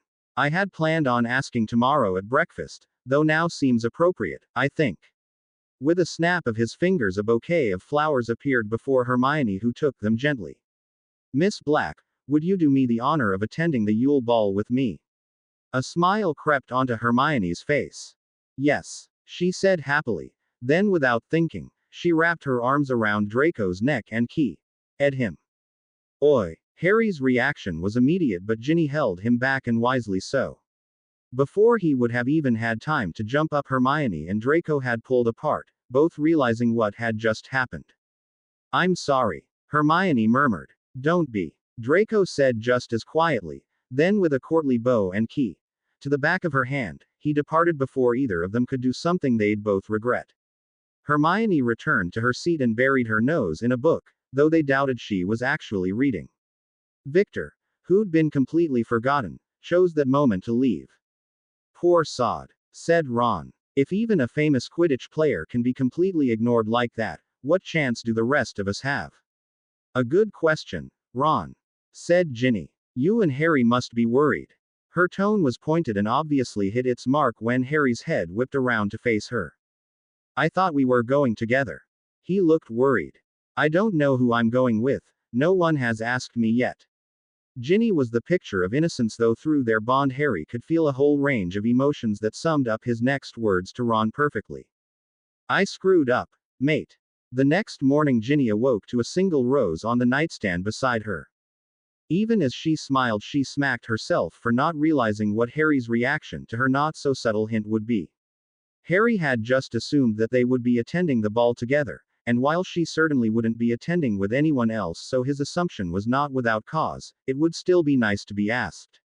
Of course, this was Harry, not a normal person, and so instead of just asking her, he was going overboard as he tried to apologize, though none was needed.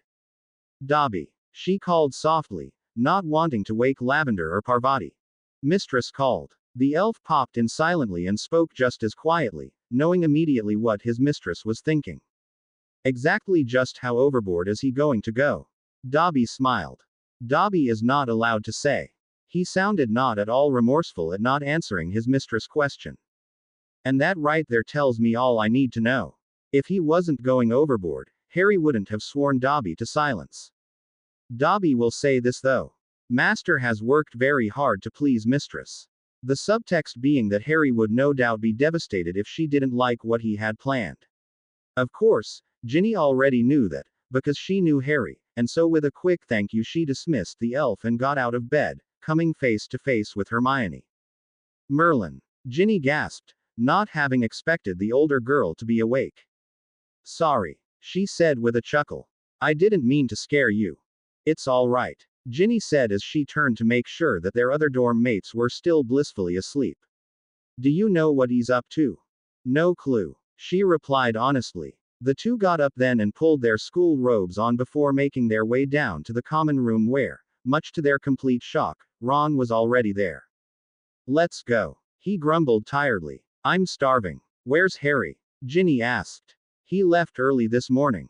The three turned to see Godric smiling at them from his portrait. Good morning, Godric, Ginny greeted openly, seeing they were the only ones in the common room. What do you know about all this? He looked far too suspicious for her liking. Not a thing. The founder jovially lied through his teeth. Ginny shot him a glare and was about to question him further, but a door slammed upstairs, the rest of Gryffindor Tower waking up. With a wave goodbye, Godric moved out of his frame and the three decided to head down to the Great Hall. Harry wasn't there, nor did he appear along with the rest of the students, and Ginny was starting to get worried. She should have known she needn't be though, their bond was quiet after all. 5 minutes before breakfast officially ended, and a good 20 after the morning post arrived, Hedwig flew into the Great Hall carrying a single red rose in his beak and landed before Ginny. The hall grew silent as everyone watched, wondering what was going to happen next. Ginny took the flower and after swiping a piece of bacon from Ron's plate, Hedwig took off, the eyes of everyone following him, which was exactly as Harry had planned it. As they watched the owl soar through the open window high in the rafters, they became aware of the boy in question standing in the doorway, holding a large bouquet of roses. Ginny gasped as his eyes locked on hers and he began to walk down the aisle. Coming to a stop in front of her, Harry smiled and offered her the bouquet, which she took gingerly. "Ms. Weasley," he said, unable to bring himself to call her Miss. "Would you do me the great honor of accompanying me to the Yule Ball?" Although he spoke with confidence, Ginny could hear the slight tremor in his voice, and could see how tense he really was, no doubt because all eyes were on him, which he hated. Wait just a moment. Ginny turned swiftly, her eyes narrowing dangerously on her twin brothers, who, while aware of the threat, apparently decided that they'd come this far, so why stop now? "Lord Potter, while we are certain you would make a fine date for our dear sister, it is our duty as the oldest of Ginevra's brothers at Hogwarts to ask exactly what your intentions with our baby sister are." They spoke in two of the haughtiest voices possible, clearly playing on adhering to the old ways, though no one present thought for a second their family did. Wearing identical smirks, the twins used their superior height to look down their noses at Harry. Ginny was about to explode at them, but when Harry grew a smirk that matched theirs, she held off. "Masters Weasley, I would not dare to ask your sister such a question without having already sought your father's permission." He matched his tone to theirs as well and held up a piece of parchment, holding it out to Fred. "I also took the liberty of seeking Master William Weasley's permission as well, as the oldest Weasley child." Another piece of parchment was shoved into George's hands and together the twins opened them. "Fred, George, Ron, don't you dare embarrass Harry and Ginny." Although supposedly from their father, it was in Mrs. Weasley's handwriting. "Those two have enough going on without you sticking your noses where they don't belong. I will be writing to Ginny later, and if she tells me you did anything to ruin Harry's wonderful surprise, then you will be keeping every single gnome out of our garden all summer, do you understand?" The second letter, which was actually from Bill, was much shorter and to the point. "We will do nothing to protect you if Ginny's out for blood because you decided to be idiots." Unable to help but chuckle, the twins mock bowed to Harry. "Well played, sir." Without another word they returned to their seats, Ginny's furious eyes following them until Harry, clearing his throat, brought her attention back to him. "Yes," she said without hesitation, her expression going from furious to ecstatic in half a second. Unable to help herself, she stood and threw her arms around Harry, dotting him in front of the entire Great Hall. Chatter instantly broke out as some students cheered, while others gasped, looking longingly at the scene, or jeered. "Oi, enough." Ron stood up and pulled them apart after a moment, and both teens blushed, realizing what had just happened and what it meant. To the school in general, they'd never shown any such displays. Many people assumed they were dating given how much time they spent together and how close they seemed, but it had never been confirmed, until now. While embarrassed at having made such a scene, both Harry and Ginny actually felt quite happy that things were more out in the open now. They'd been hiding their relationship very badly, if you asked Lavender or Parvati, and allowing everyone to believe them just friends, albeit close friends, since they didn't want anyone to know they were married. However, they had forgotten that they didn't have to hide everything, and that it would be perfectly acceptable for them to be dating, which is what those like Ginny and Hermione's dorm mates already assumed. It was a relief to not have to hide everything anymore, and they could both feel the peace within each other. "You know, I was expecting something far worse," Ginny said as she and Harry walked hand in hand to their first class of the day, Dobby having popped in to take the bouquet to Ginny's room. From the look Dobby gave me, I was expecting a much bigger display. I thought you'd call Dobby. Harry laughed. I told him to let you think that. It meant you wouldn't be on the lookout for something so simple. Ginny hummed in agreement, unable to deny that he was right. It was okay though, wasn't it? Harry suddenly turned hesitant. I know it was simple, but I tried to make it special still. You did, Harry, she assured him, not willing to allow him to think for even a second that she was upset or unhappy in any way. I really did write your parents and Bill too, though not to ask their permission. I asked for their help with your brothers. Yes, my brothers. Her tone turned dark, and Ron, who along with Hermione was walking with them to class, was quite glad that he hadn't stood up with Fred and George. My dear, darling, brothers will pay when they least expect it. The Yule Ball arrived quickly after Harry asked Ginny to go with him.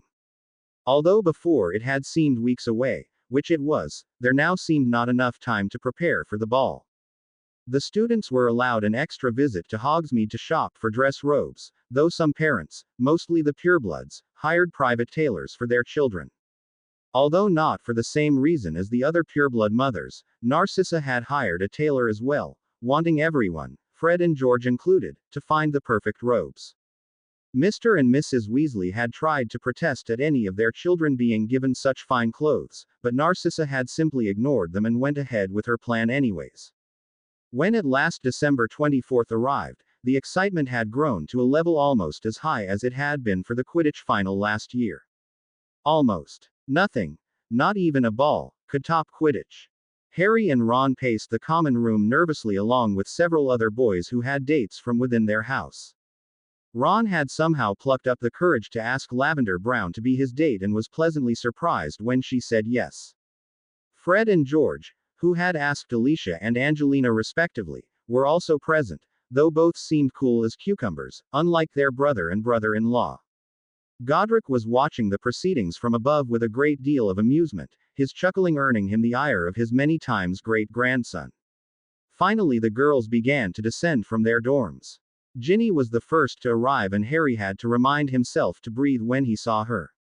She was wearing a long chiffon gown in an emerald green color that, appropriately enough, reminded Harry of Christmas, with her flaming hair falling past her shoulders. Do you like it? She gave Harry a twirl, and with one step Harry moved into her path and took her into his arms. Thou art most beauteous, lady wife. He murmured. No more beauteous than thou art handsome, husband mine. Going up on her tiptoes, Ginny brought her lips to Harry's, though made sure to pull away quickly, before Ron or the twins could barge in. Her brothers never stopped them from key-ing, but would always break it up after a few seconds, and out of respect Harry and Ginny didn't key often in their presence. Lavender was the next to come down, wearing a dress the same color as her name. Ron stumbled towards her and stammered out that she looked pretty. Fred and George sniggered as they greeted their dates, who descended the stairs right after Lavender. The 4 sixth years then left them alone and headed down to the Great Hall. A few minutes later Hermione joined them, dressed in an elegant periwinkle blue gown. Her normally bushy hair had been slicked back with what she told them was about a gallon of Sleekeazy's hair potion. She looked beautiful, and Harry promptly told her so, calling her the second most beautiful woman at the ball, even though they hadn't actually gone downstairs yet, and saying that he'd have to keep a close eye on Draco all night. Hermione glared at him but otherwise said nothing, for she could hear the teasing in his voice. Together the 5 Gryffindors made their way down to the Great Hall, which they could see from but a glimpse inside had been totally transformed and resembled an ice palace. Draco met them outside the doors and, like Ron, stammered out how beautiful Hermione looked, having suddenly found himself without words. Their group was quickly spotted by Professor McGonagall, who came over and pulled Harry and Ginny away so they could line up with the other champions and their dates for their grand entrance.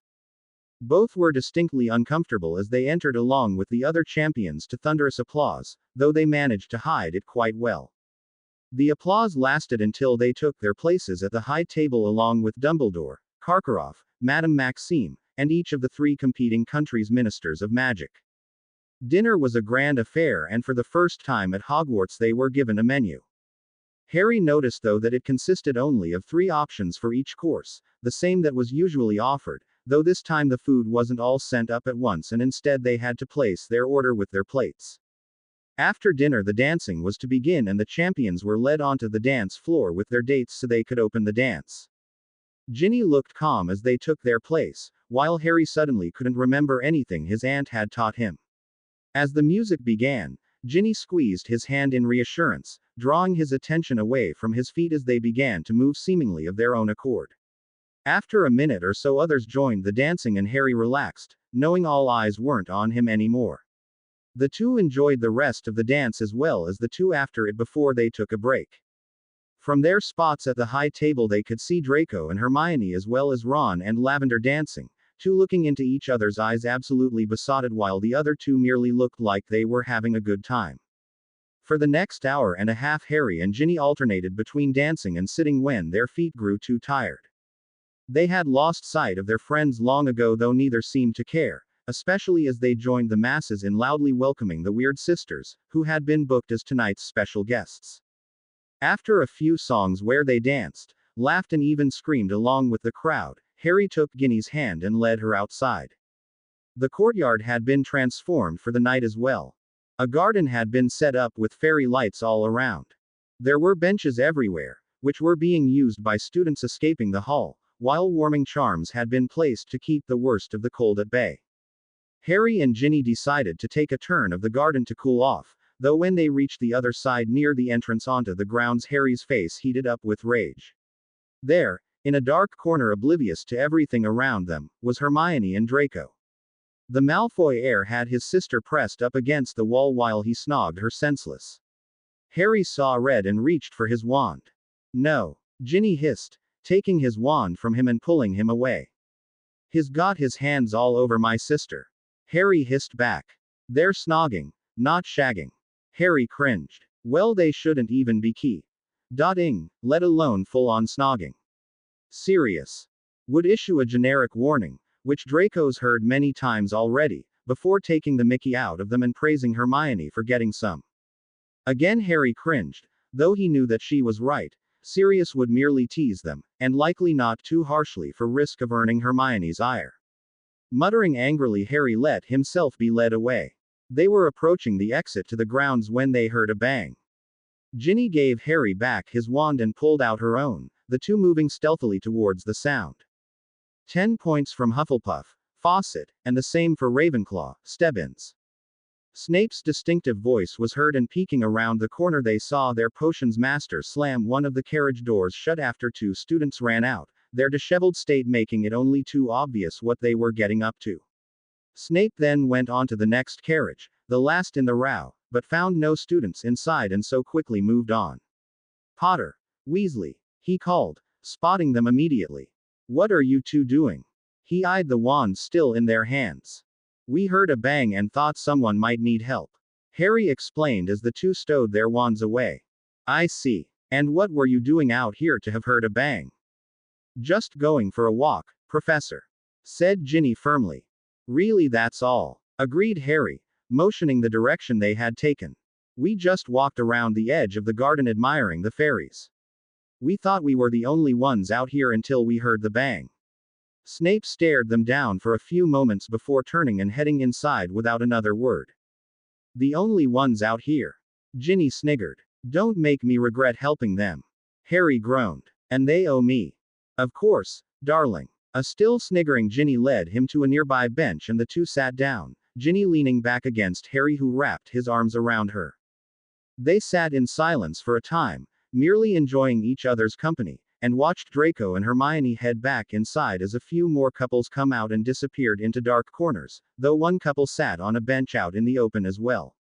Snape quickly followed the newcomers outside and began searching for them again, taking as many points off as he could get away with.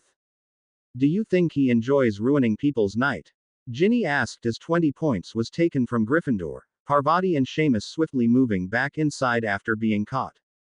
Yes. Harry didn't hesitate. Though I think he enjoys ruining people's lives, not just their night. It was said only in partial jest. They knew Snape well enough by now to know that he didn't actually want to ruin people's lives, but they genuinely believed that he enjoyed catching rule breakers and taking points at any time, not just tonight. Well, At least he won't get to take points from us. Ginny said. Only because I don't need a dark corner or broom cupboard to key you, my lady wife. Harry looked down at her lewdly. Instead of rolling her eyes, Ginny pressed back against him and looked at him with just as much heat. Just as I don't need dark corners or broom cupboards to key you, Lord Husband. Deciding to risk it, Harry leaned down and keyed Ginny, making it last longer than usual. So lost were they in each other that neither noticed as a rather large beetle flew out from the shrub beside them and disappeared into the night. Christmas morning paled in comparison to the ball the night before, even more so as they weren't at home with their family, the whole school practically having stayed at the castle over the holidays this year. They would get to see them this evening though, their parents having all but demanded that they come home for the final week of the break, starting with Christmas dinner. The week passed in near bliss for the teens, none of the parents being able to miss how happy they all were. Harry and Ginny seemed closer than ever, as did Draco and Hermione, the former of whom formally asked Sirius to date his daughter while the latter stood over him until he agreed. Ron wasn't in a romantic bliss, but he seemed to genuinely like Lavender and said that she had agreed to go to Hogsmeade with him on the next visit. Hermione and Ginny kept quiet and didn't share their opinions on Ron potentially dating Lavender Brown. They knew just how gossipy and shallow the girl could be, and though they would like nothing more than to stop a relationship between her and Ron before it even began, they wouldn't do that to their brother and friend. Ron would have to figure out on his own if he still liked Lavender when he got to know her better. The holidays came to a close and the group returned to school. Draco's first action upon returning to the castle was to make a show of entering the Great Hall with Hermione on his arm before warning all her previous suitors away from her now that they were officially dating. Hermione hadn't been pleased by this display, but Draco had explained that not making a scene would be suspicious to all of her now former Slytherin suitors. Sadly, Hermione knew he was right, though she also knew he took great delight in making sure everyone knew she was off limits, and so she let him have this. Just this one time, mind you, she would never stand for such a misogynistic display on any kind of a regular basis. The first week of classes went by smoothly and Harry was just starting to think about solving the clue in the egg when something else came up. On the morning of the second Monday of classes in the new year, he and Ginny walked hand in hand into the Great Hall for breakfast and the hall fell silent the moment they entered. This on its own did not make them falter, though they did wonder what new piece of gossip had cropped up about them. It was McGonagall rushing towards them and quickly ushering them out of the hall that had them thinking something bad had actually happened. She led them in silence to the headmaster's office where they found Sirius pacing like a caged animal, though Remus stood calmly by the window. Still, they were now on alert. "What's happened?" Harry asked. Sirius didn't answer verbally but instead threw the Daily Prophet at his godson before resuming his pacing. They didn't have to look farther than the front page to see what had him so upset. Wedding bells are ringing. Lord Potter has found his lady. In a move that shocked and confused this reporter, 14-year-old Lord Harry James Potter has taken a wife. The new Lady Potter is none other than Ginevra Potter, née Weasley, the youngest child and only daughter of the head of the Misuse of Muggle Artifacts Office at the Ministry, Arthur Weasley, and his wife Molly, née Pruitt. The two young lovers were overheard, by sources who wish to remain anonymous, referring to each other as husband and wife while at the Yule Ball held at Hogwarts this past Christmas Eve. Our anonymous source, who was understandably deeply shocked, and wanting to know whether the two referred to each other as such for real or simply out of puppy love, came to this reporter for help. After a short search through the Magical Archives and Records Office at the Ministry, the Daily Prophet can exclusively reveal that the two are indeed married.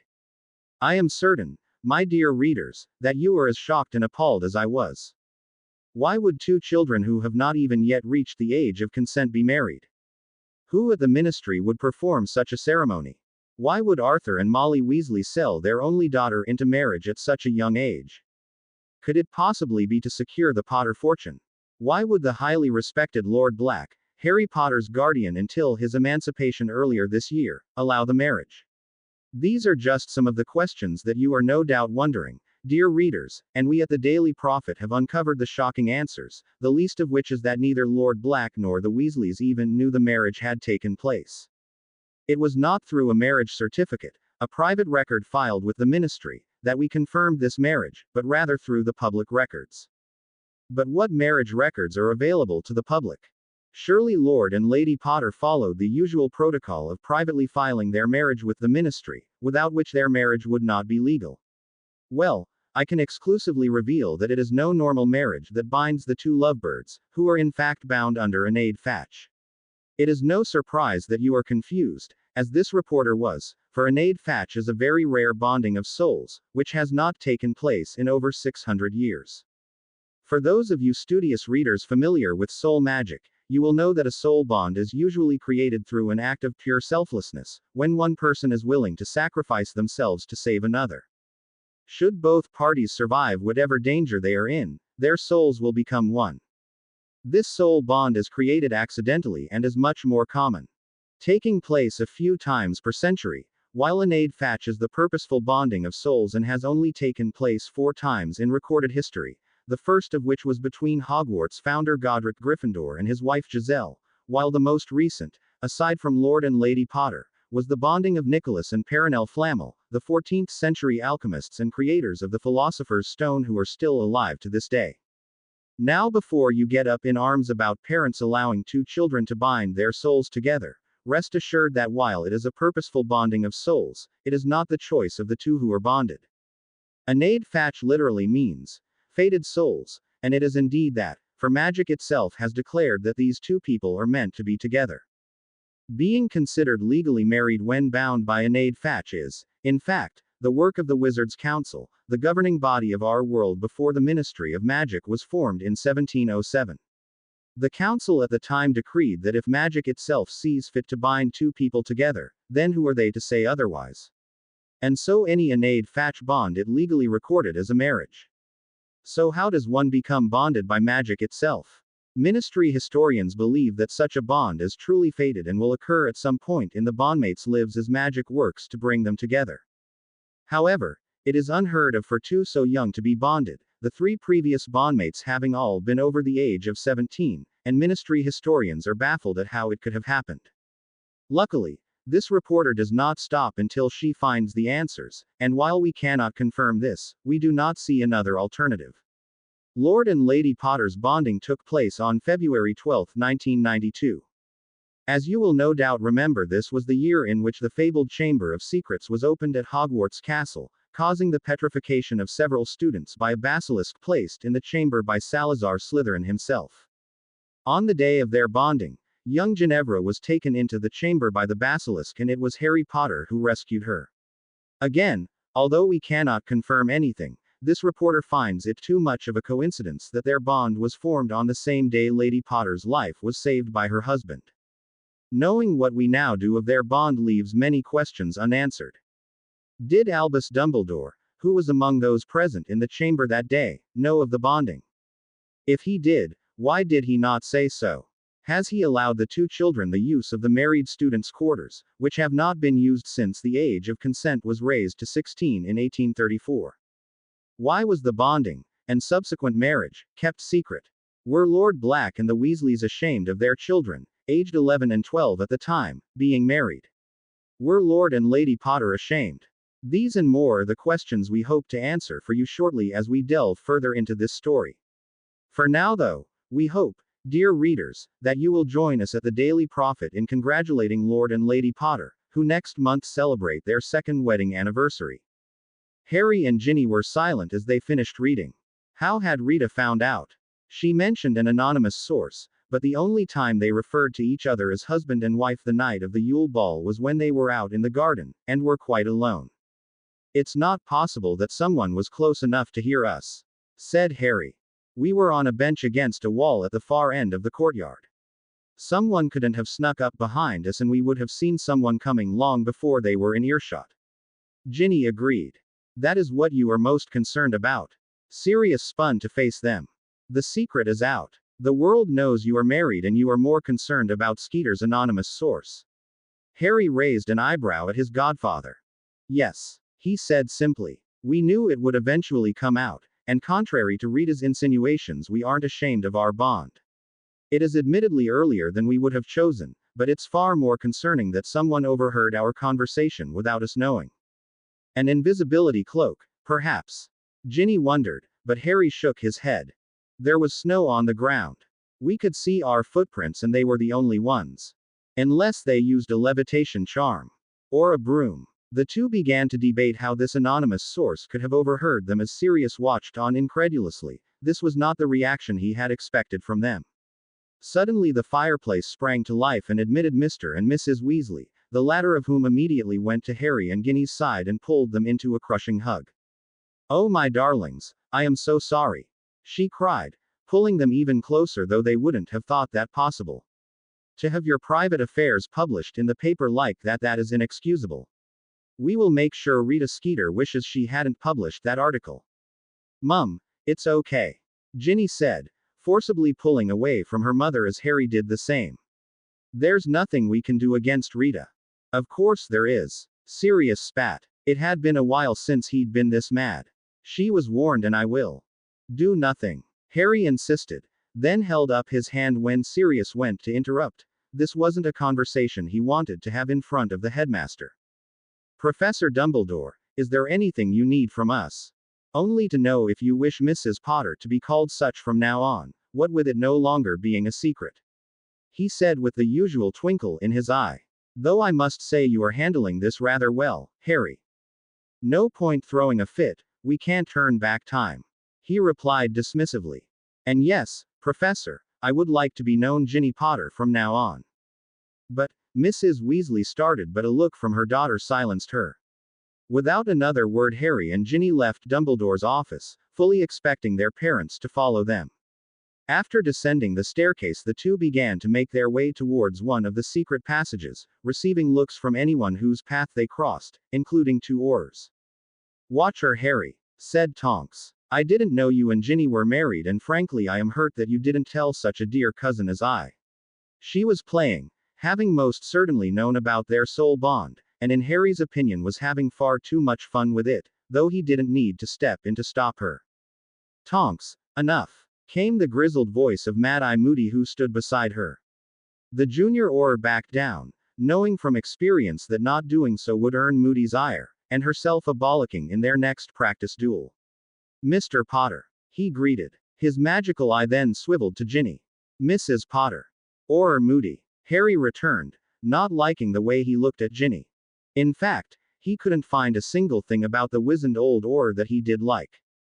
Since the moment Moody had set foot in the castle, Harry had felt uncomfortable anytime he was near.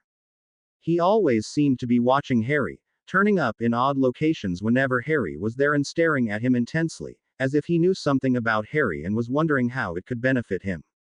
It was a look he now turned on Ginny, and Harry didn't like it one bit. With barely a goodbye, they continued on down the corridor before slipping unnoticed into a passageway behind one of the tapestries. "Petra, Dobby," Harry summoned the two elves, who appeared instantly as always. "Take us to Godric's chambers and then fetch Ron, Hermione and Draco, as well as Aunt Cissa and Uncle Lucius." The elves did as instructed, and it wasn't long before they were all sequestered in the private room often used for meetings, Godric, Rowena and Helga all appearing in their portrait as well. "I'm sure you've all read the paper," Harry began, directing the non-question to those who hadn't been in Dumbledore's office. They all nodded and waited for him to continue. "What's done is done, and all we can do is move forward. Ginny and I aren't happy with the manner in which the world found out, and it's a bit earlier than we'd hoped, but there's nothing to be done about it save to carefully choose our next move." "Like going after Skeeter," Sirius mumbled, though it was loud enough for Harry to hear. "No, not like going after Rita." He turned a stern look on his godfather. "I mean it, Sirius, she's done nothing wrong. Nothing. Our soul bond and resulting marriage is a matter of public record. Rita Skeeter did nothing wrong in printing what anyone could have found out if they knew to look," said Ginny. "Yes, but the point is that they didn't know to look until she told them." "Sirius, this isn't a debate," Harry said, and Remus has to put a restraining hand on Sirius' shoulder when his sights turned on Harry. "Nothing illegal took place, and in fact Rita went to great lengths to ensure she wasn't printing lies. Saying that Mum and Dad sold Ginny to you to get your money is a lie," said Ron, completely on Sirius' side. "That wasn't a statement, Ron, it was a question she asked." Hermione corrected, having known the moment that she'd read the article that there was nothing to be done about it. What she can't do is print something as fact without proof, but she can ask questions and speculate all she wants. She even said specifically that they can't confirm anything. Said it more than once in fact. Draco added. Exactly. Harry took over again. She must be feeling quite proud of herself that she left no way for us to denounce her article without denying we're married. And if we do that, then she'll just write another factually accurate article with the proof that we're lying. Ginny said. We can't go after her either because everything she printed is true, regardless that she asks inflammatory questions. To go after her would see the prophet close ranks and make us out as entitled and hypocritical sods who are trying to silence the press. That no one could deny. While they wouldn't exactly say that the Daily Prophet had it out for Harry and Sirius, they certainly weren't on friendly terms and the paper would delight in turning the public against them. So what do we do? Sirius then asked as he threw himself into a nearby chair. We send Rita a thank you note, thanking her for printing nothing but the truth. Harry smirked as his godfather looked appalled. We can't take her down a peg, but we can crush her delusions of superiority by being perfectly friendly and amicable. Well said, Harry. Godric chuckled. Though I do believe that a move not typically associated with my house. Salazar would be proud of your cunning, dear. Helga added, she and Rowena laughing along with Godric. It was you who gave me the idea though, Godric. Harry said, tapping his head to indicate it was a plan concocted by Godric's knowledge inside him. After all, saving face was quite important in your time. In all times, Harry. Said Rowena. It is not something unique to the Middle Ages. True. Harry agreed. They lapsed into silence then, neither Harry nor Ginny having anything else to say. So what now? Ron asked wearily. Now we drink, muttered Sirius, earning a sharp glare from his cousin that immediately had him backing down. Now we carry on, said Ginny. Confirm the facts of Rita's article if necessary, but otherwise you all knew of our bonding and it wasn't formally acknowledged at the time because we were, and still are, so young. There's nothing else to do. Hearing a dismissal in those words, Hermione was the first to jump up, saying they'd missed enough class already and had better get a move on. Petra and Dobby popped in again and took those who couldn't be seen in Gryffindor Tower back home, while the others climbed through the fireplace doorway and into the empty common room. You two go ahead, Ginny told Ron and Hermione, holding Harry back with her. Although curious what Ginny didn't want them to hear, the two left and headed outside to the greenhouses, herbology being their first class of the day. What is it? Harry asked when they were gone, feeling both excitement and nervousness through their bond. In answer, Ginny pulled out the chain she hadn't taken off since it was given to her on her 12th birthday. She took it off now though and removed the 2 rings on it. I know we're still young, she said, looking down at the simple gold band and the sapphire and diamond ring. But since everyone knows anyways, I'd rather like to put these in their proper place. She was blushing and Harry couldn't help but feel elated that she wanted to wear her wedding ring. Without hesitation he pulled out his own necklace, which held his own wedding ring, and took it off the chain. Young or not, this feels right, he said. Actually it feels bloody fantastic. Ginny laughed. It does. Taking his ring, Ginny slid it into the 3rd finger of his left hand. Harry did the same for her and they both felt it when the rings resized to fit them perfectly. Sometimes you just had to love magic. With the rings in place, the two moved in sync with each other and leaned in for a key. It wasn't any different than the key they'd shared before, but it felt different, their love for each other pouring into the key, as they outwardly accepted their marriage for the first time. Harry and Ginny were the talk of Hogwarts for the next few weeks. Eyes followed them wherever they went and by the end of the 2nd week both were about ready to hex almost everyone around them, though to those same people they presented a calm and united front. Harry had sent a letter of thanks to Rita, or rather to her editor, which they'd printed in the next day's issue of the Prophet. Harry didn't care about that though. What he did care about was Rita's behavior and expression the next time he saw her, and she didn't disappoint. At a mandatory interview 2 weeks prior to the 2nd task at the end of February, Harry was nothing but polite and courteous and Rita had no choice but to follow suit, though she looked like she'd just ked on a lemo. as she did so. After that interview was also when Harry turned his attention to figuring out the clue inside the egg.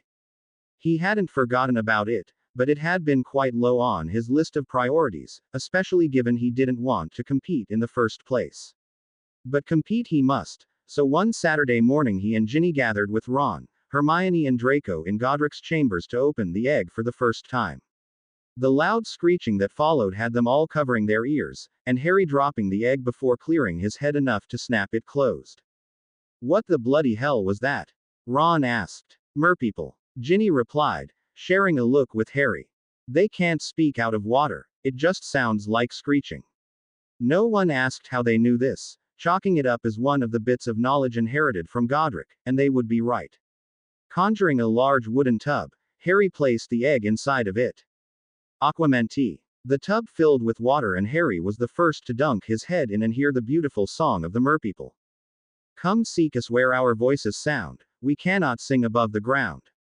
And while you're searching ponder this, we're taken what you'll sorely miss. An hour long you'll have to look, to recover what we took. But past an hour, the prospect's black. Too late, it's gone, it won't come back. The five friends pulled their heads out of the water and quickly cast drying charms before turning their attention to decoding the song. Come seek us where our voices sound, there must be merpeople in the Black Lake. Hermione was unsurprisingly the one to start them off. They've taken something you'll miss and you have an hour to get it back. Ron stated the obvious. If not, too late, it's gone, it won't come back. Draco finished. But what could they take that I'd miss enough to go swimming to the bottom of the Black Lake in the middle of winter? Hermione had the answer. Historically, the second task has usually involved hostages. It was understandable that she was hesitant to say this, for Harry's reaction was quite predictable. No, he thundered, magic crackling around him and making the air thick. They can't have her. It didn't take a genius to figure out that the thing he'd miss most would be Ginny, and that he'd do a lot more than swim in icy water to save her. Without a second thought, Harry vanished with Ginny following not a second later. Where'd they go? Ron asked. My guess would be to see Dumbledore and anyone else involved in running the tournament. Hermione said. And with the way Harry's feeling right now, I doubt things will go well. As always, Hermione was right. Harry, closely followed by Ginny, appeared behind a tapestry just a bit down from the gargoyle guarding the headmaster's office. Harry grasped his bondmate's hand and relished in her closeness, but Ginny knew that it gave him no peace as it usually did, and she said nothing as they walked hand in hand down the corridor. The gargoyle sprang to life as they approached and Harry stormed up the staircase before entering the headmaster's office without knocking. Harry, Dumbledore asked in surprise and reproach. You're all here, good, was his only reply as he shut the door. Madame Maxime, Karkaroff as well as Mr. Crouch were conveniently all present, as were Mr. Crouch's French and Bulgarian counterparts. What can we do for you and Mrs. Potter? Dumbledore knew something was wrong. Harry was too polite and respectful to barge into his office otherwise. The second task. Were you planning on following tradition and using hostages? Putting at least one student, though probably more, at the bottom of the Black Lake. His tone was level and calm, though not for the first time did Dumbledore detect something that spoke of a power within Harry beyond his own magic. Mr. Potter, Crouch started. Lord Potter. Harry was not to be trifled with and even Crouch could see that. Lord Potter, the use of people the champions care for has long been a tradition of the Triwizard Tournament to motivate. Motivate. Again Harry angrily interrupted. You would put people's lives in danger for sport. Beyond those of the champions, of course, who at least know what they're getting into when putting their name in the goblet of fire. Well, usually. No one will be in any danger, Harry. Dumbledore tried to placate. I would not allow anyone, especially students, to participate in the tournament if they were. Yes, because you've been so good at keeping students out of danger while at school, headmaster. Harry scoffed. Except. Ginny placed a hand on his shoulder to calm him, not wanting him to get into all the times Dumbledore had failed to protect his students. This wasn't the time for that. What my husband means, headmaster, is that no one, not even all of you together, are infallible. The way she, a 13-year-old girl, said husband as if it was the most natural thing in the world was unnerving. Dumbledore could also detect the same mysterious power in her voice, and it worried him. This was something he would have to look further into. Regardless of all the precautions you take, things could still go wrong, and a friendly competition is not worth risking more lives for. Mrs. Lady Potter, Crouch self-corrected this time. We as the organizing committee can assure you that all participants will be completely safe. It was the wrong thing to say. Mr. Crouch, the fact that you actually seem to believe that gives me far less confidence in you than I had even a moment ago. Harry said. Crouch's face turned red. This boy should respect his elders, regardless of who he was. Allow me to make myself quite clear. You will not be using my wife in this bloody tournament. If, by chance, she happens to end up at the bottom of the lake anyways, I will take it as a direct attack against my house and will act accordingly. Harry. No. I will hear no more, Professor. You will not touch her. And how does Lady Potter feel about this? Dumbledore asked. Does she not have a say in the matter? Harry's eyes narrowed. It was a dirty manipulative trick, and one so like Dumbledore. Before he could respond, however, Ginny beat him to it. My lord husband is very generous with me, headmaster, and respects my opinions. She said, playing up the perfect pureblood wife act. In this he speaks for both our opinions, as he does in many things, though of course I would respect his decision regardless. While Dumbledore was a master at playing the game, both Harry and Ginny were quick learners. Answering as she did set the stage for a full-on reprisal against anyone who defied Harry in this. Of course, no one could stop his reprisal even if she had answered differently, since the law, thanks to old pureblood lords who wanted to give themselves more power, was on his side, but Ginny's calculated answer meant that any actions Harry might take could not be called into question, as they were clearly adhering to the old ways. Put my wife at the bottom of the lake at your own peril, Dumbledore. Harry summarized. And while I cannot legally protect anyone not of my house, rest assured that I will be informing Lord Black of this and promise you his reaction will be the same should you try to use his daughter, my sister, instead. I will also be informing the other champions, and hope they will react similarly. You cannot interfere with the tournament, boy. Crouch insisted. Actually I can. Harry's eyes narrowed once more, though he otherwise let Crouch calling him a boy go. Do not test me, Crouch. Without a second glance, Harry led Ginny from the room. She could tell he was agitated as they walked, and when he began muttering to himself she pulled him into a hidden alcove. Harry, you need to calm down, she said soothingly. Calm down. She knew his anger wasn't directed at her. There is every chance that they will not take me seriously, Ginny, and still try to put you at the bottom of the lake. If that happens, I can feel Godric's magic building inside me at the mere thought of it, so for it to actually happen I don't know what I'd do. Although she wanted to assure him it wouldn't, she knew that he would never fully believe that. Well, then we'd best ensure it doesn't happen. Dobby. Mistress called. Harry smiled, realizing what her idea was and thanking Merlin that she was okay with such drastic measures. Though he'd probably put them in place anyways, at least now he didn't have to hide them from her. Dobby, the second task of the tournament will have someone I care for be put at the bottom of the Black Lake. I'm sure I don't need to tell you who they want to use. Dobby's eyes widened.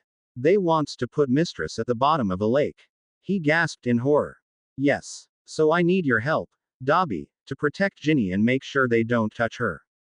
Dobby stood taller and he gained a determined look in his eyes. No one will touch Mistress Ginny, he declared, and Harry bent down to hug the elf. Thank you. Thank you, Dobby, you don't know how relieved I am you'll be there. Tears welled in Dobby's eyes as the little elf hugged Harry back. Dobby will do anything he must to protect Mistress and Master Harry. We know you will, Dobby, Ginny said, dropping a key to the top of Dobby's head. Harry pulled away finally, and they were about to dismiss Dobby and head back to Godric's chambers to call Sirius, but Dobby had something else to say. Master, while Dobby will do anything to protect Mistress, there is another elf who could protect Mistress even better than Dobby could. He was wringing his hands nervously. Only, Mistress would needs to bind the elf to her. But Winky is a good elf. She is hard-working and loyal and... Dobby, stop, Harry said when it became obvious he was gearing up for a speech. What else is this about? Dobby hung his head, his ears going flat. Master Harry always knew when something was bothering Dobby. It is Winky, Master Harry. She's used to belong to the Crouch family, but her master gave her clothes after what happened at the World Cup. They remembered that Sirius had said Crouch's elf had been found with the wand that had cast the dark mark. Winky is in a bad way and has been spending all her time drinking. Dobby has tried to help her, but she hasn't been able to adjust to life as a free elf. It nearly broke Harry's heart to see Dobby so sad. With a look to Ginny, the decision was made. Where is she, Dobby? Can you take us to her? Or bring her here? Dobby's face lit up hopefully. Dobby can take you. Winky is here at Hogwarts. The elves here lets her stay in the kitchens. Grabbing Harry and Ginny's hands, Dobby apparated them directly into the kitchens. The noise of pots and pans and cooking stopped when the elves realized who was here. Lord and Lady Gryffindor. Petra ran forwards while the other elves gathered around as well, looking happy and eager to see them. What can's Petra do for you? We're here to see Winky, actually. The elves' expressions turned guarded.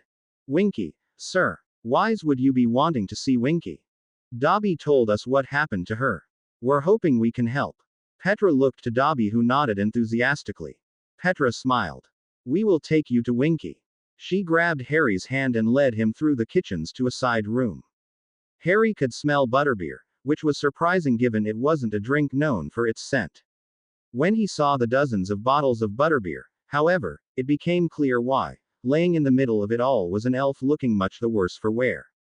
Winky. Winky, Master Gryffindor is here to see yous.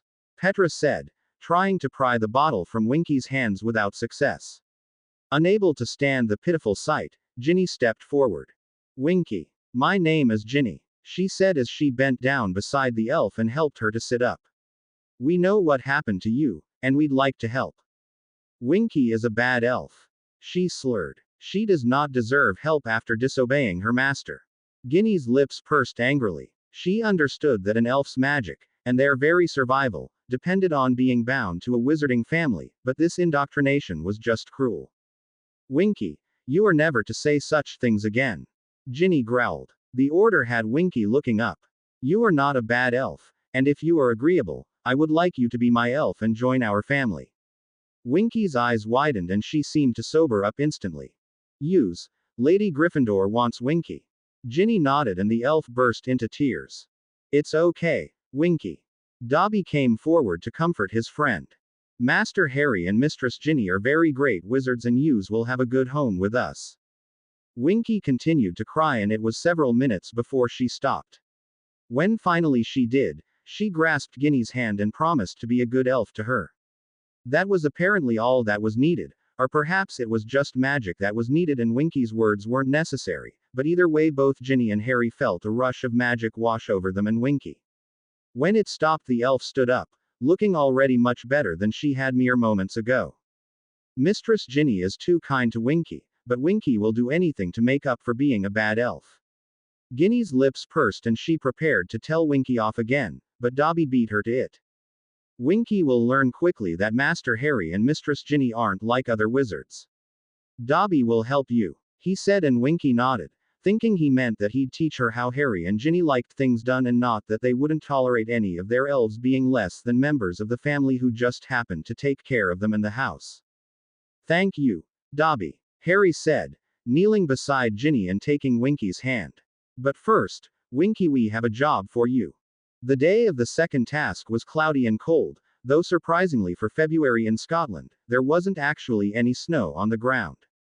Harry had kept to his word and contacted Sirius, who had gone on his own rant to Dumbledore and made it clear that Hermione wasn't to be used in the task either. As a result, both his bondmate and sister were standing beside him on the platform that had been erected in the middle of the lake. He was curious to see what he would now have to rescue. The other champions stood nearby with their own delegations and appeared more worried than Harry. Like he'd promised, Harry had told them that a human hostage was going to be taken. This hadn't surprised any of them. Clearly they'd already worked the egg out, but unlike Harry, they didn't seem as concerned with a human hostage being taken. Whether it was because they actually trusted no one would be hurt, or because they were all from pureblood families who were known to simply accept things like this, Harry didn't know. Ron not found us yet? Harry asked, looking for his friend who had gotten lost in the crowd on the way down and been forced onto a different boat. We're not exactly hard to find. He probably got waylaid by the hot cocoa. Ginny said of the hot beverage that was provided to help warm people up. Knowing she was probably right, Harry thought no more of it and Ginny before moving to stand with the other champions. A 10-second warning was given and Harry cast the bubblehead charm, which Hermione had found in a book and thanks to Godric he'd mastered quite quickly. When the whistle blew, the champions dove in, the icy water hitting them like 1,000 knives. Having done his research, Harry knew that merpeople liked to live in the deepest part of lakes or oceans, so that was where he headed. Victor was nowhere to be found, but Fleur and Cedric, who had also used the bubblehead charm, seemed to have the same idea, so the three champions stayed together without having intended to. They were passing over a large crop of seaweed when their first test in the form of Grindylows appeared. Dozens of them swarmed the three champions and it was several seconds before Harry could get to his wand and cast a spell. The Grindylows around him froze and began to drift away from him, only being released from the spell when they were no longer in sight. Cedric had also freed himself from the creatures, though had used some spell Harry didn't know that seemed to solidify the water around him and push the Grindylows back. Looking to Fleur next, they saw she wasn't so lucky. There was a mass of Grindylows holding onto her and she was unable to get to her wand. Without hesitating, both Harry and Cedric cast their spells and freed Fleur, who appeared shaken up and confused. Eternal glory isn't worth someone getting hurt, Harry said, able to speak normally because of the air bubble, though his voice still sounded garbled as the sound traveled underwater to his ears. Cedric nodded his head and Fleur smiled brightly in thanks. The three then decided to stick together, knowing they'd reach the merpeople's village faster that way. Of course, once they were there, the truce was off. This was still a competition after all. With no way to keep time underwater, no one knew how long they swam for, but they at least knew they were headed in the right direction as they began to hear the merpeople's song, growing louder the further they went. Finally they reached the village and saw the first merpeople, who were floating off to the side holding tridents or spears, though they merely watched as the champions ventured onwards. Coming to what must be the center of the village, 4 figures could be seen under a stone arch, seaweed keeping them tethered to the bottom of the lake. Fleur cried out when the hostages could be seen properly and swam as fast as she could to a small blonde child who looked a miniature version of Fleur herself. Cedric too swam faster once he saw his girlfriend, Ravenclaw Cho Chong, though Harry stopped when he saw who was unmistakably his hostage. Ron! He gasped, his blood beginning to boil. Quickly he moved to untie his friend and was about to follow Fleur and Cedric to the surface when he caught sight of the elderly woman who must be meant for Victor. He didn't trust Dumbledore enough to just leave her here. The merpeople closed in when he stayed, raising their weapons, though they stayed back for now. Harry knew they wouldn't continue to stay back if he tried to free the remaining hostage. Luckily though, he didn't have to. When the merpeople began to swim away in fear, Harry knew there was something behind him and turned to see a shark. Or rather, a shark's head, as it quickly became clear. The rest of the body was human and there was no doubt that this was Victor as he headed right to the old woman, bit the seaweed off with his shark teeth and began swimming to the surface. Harry followed then and went straight up, wanting to get Ron above water. His friend, who had seemingly been frozen underwater, came to life when his head broke the surface. Bloody hell, it's cold, he cried. It's winter in Scotland, Harry replied, having cancelled the bubblehead charm. He pulled on Ron's arm and the two began swimming towards the stands where they could hear people already cheering. How did Dumbledore get you? That was the only question Harry really cared about. He didn't, said Ron. I volunteered. Harry stopped and turned furious eyes on his friend. I know, it was stupid. Ron didn't have to ask what Harry was thinking. But I overheard Dumbledore and Crouch talking 2 nights ago about some plan they were hatching to get to Ginny.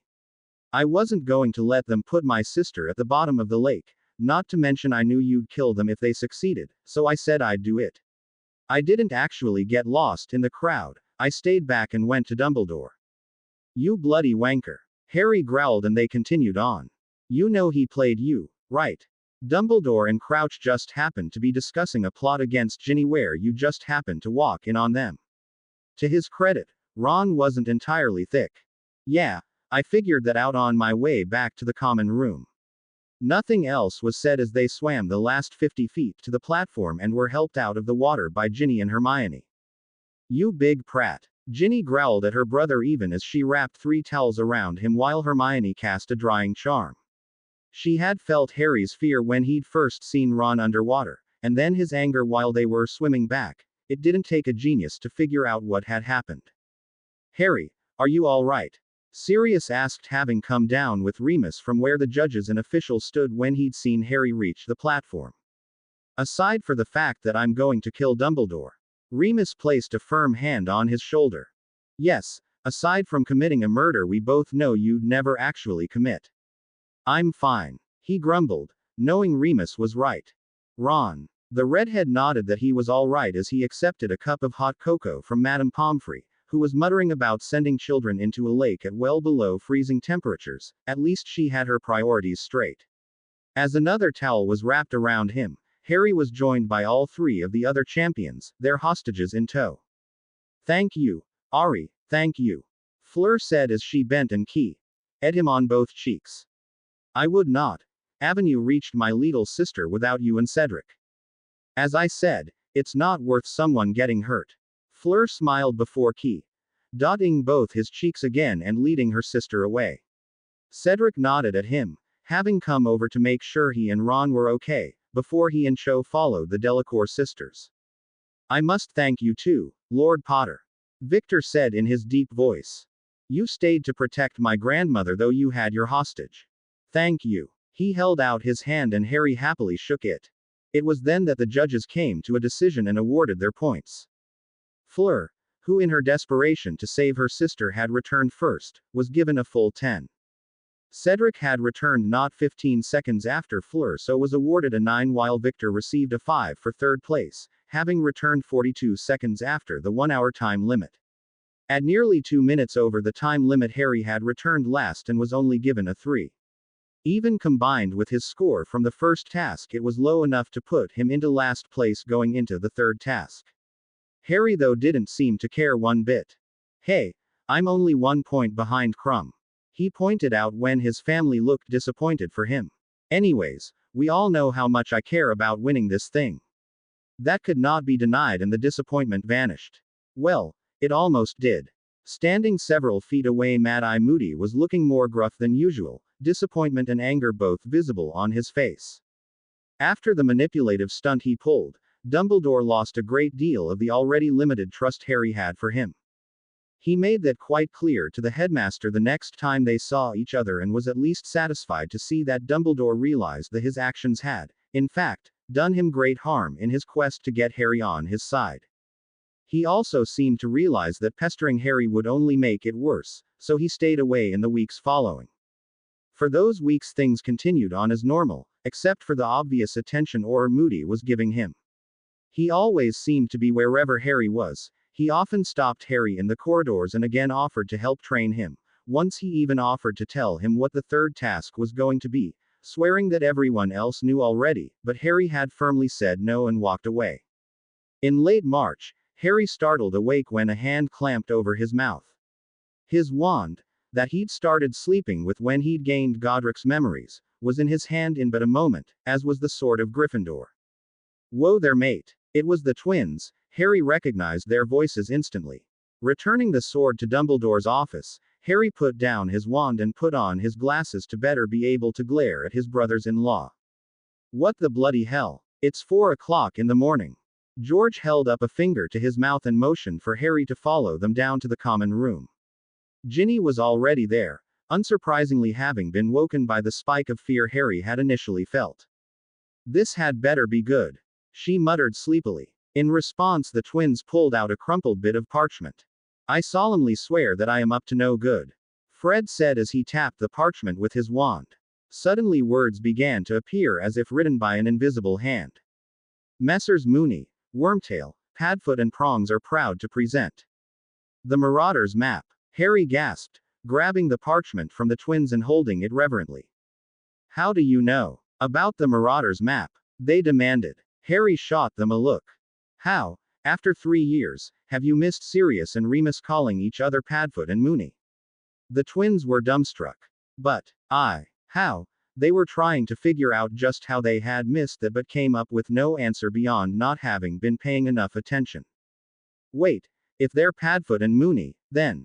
My dad was Prongs. Fred and George looked to each other then back to Harry before throwing themselves at his feet.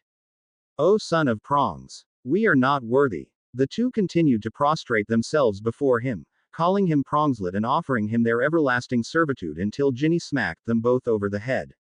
If this is why you woke us up, you will regret it.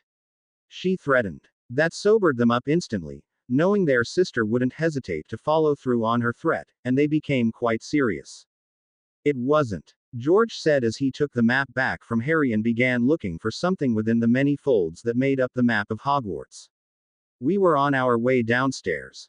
Just a little harmless late-night wandering. Using the map not to disturb the professor's beauty sleep. When we saw something odd. George finally found what he was looking for and turned the map around and pointed to a particular spot. Mr. Crouch? Harry asked. Whatever he had expected to see, it wasn't that.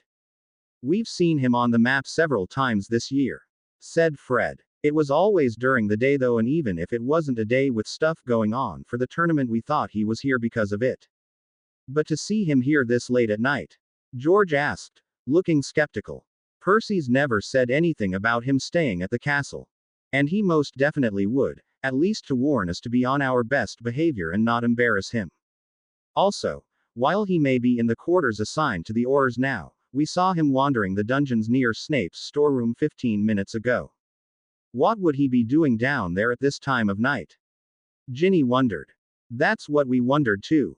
Then we thought to ourselves, Crouch has no business being here this late at night. And given we know someone put your name in the goblet of fire to hurt you, we thought maybe they were posing as Crouch to get around the castle unnoticed. It was certainly a thought, and the twins made two very good points, the first being that Crouch had no business wandering the dungeons at 4 in the morning, with the second being that if Crouch was a guest at the castle they would have most definitely heard about it from Percy, and yet they hadn't. Petra, Harry called quietly. It took a couple seconds longer than usual for her to arrive, but she still appeared within moments. Master Gryffindor called. I'm sorry to wake you, Petra, he said apologetically. But we may have an intruder in the castle. The elf's eyes grew wide and her expression fierce. We're not certain though, that's what we're hoping you can help us with. Of course, Lord Gryffindor. Harry explained who they thought was the intruder and where he currently was, and the elf popped away, returning some minutes later with little to report. Petra could not gets in.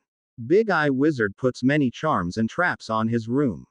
Big Eye Wizard. That made no sense to Harry, but luckily it did to Ginny. Petra, are you saying that the room we sent you to belongs to Head or Moody? Petra nodded. Yes, my lady, and even with elf magic I could not get in without alerting him. Harry and Ginny shared a look before grabbing the map back and looking to where they'd seen Crouch's name. He's still there, Harry muttered, and no Moody in sight. They had a bad feeling about this. Petra, can you go back to his room tomorrow and see what you can find there? Don't put yourself in danger, but break through his wards if you can. I don't care if it alerts him. If you do it while he's in the Great Hall, you'll have enough time to look around and get out of there before he gets to his room. Petra nodded and popped out, hearing the dismissal in his voice. However, while one elf popped out, two others popped in. Master Harry, Mistress Ginny, Dobby and Winky cried none too quietly, though thankfully they didn't appear to have been overheard as there was no movement from the dormitories. Yous weren't going to do this without Dobby and Winky, were yous? Both elves looked as stern as they possibly could, and Harry decided it was best to appease them, even if they knew he was lying. Not at all. In fact, we have a special task for you too. Harry handed Dobby the map. You see here where it says Bartemius Crouch. They both nodded, though Winky's eyes also widened, and Harry cursed himself for not remembering that Crouch had been her master only a few months ago. Winky, I'm so sorry. He tried to apologize, but Winky wouldn't hear of it. Master Harry doesn't need to apologize. Whatever she was feeling about seeing her old master's name there, she stamped it down. Winky belongs to Master and Mistress now and is loyal to them. Harry and Ginny smiled gently. We never doubted that, Winky, said Ginny. But we know this must be hard for you anyways, and we never wanted to hurt you. Mistress is too kind to Winky, she cried, throwing herself at Ginny. They gave the elf a minute to calm down before continuing. Right, well, that name is going to move on this map to wherever he goes in the castle. We need you to keep an eye on him and let us know about anything odd, Harry said. And don't get caught, Ginny added somewhat unnecessarily. It's not worth him hurting either of you. Winky teared up when she said that, still not being entirely used to her new mistress and how much she genuinely cared for Winky. Dobby, who after years of knowing Harry, was well used to it, put an arm around Winky before taking the map and popping them both out.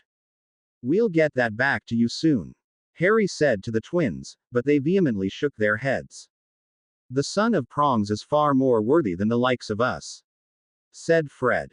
Besides, we've memorized all the secret passages on it, added George.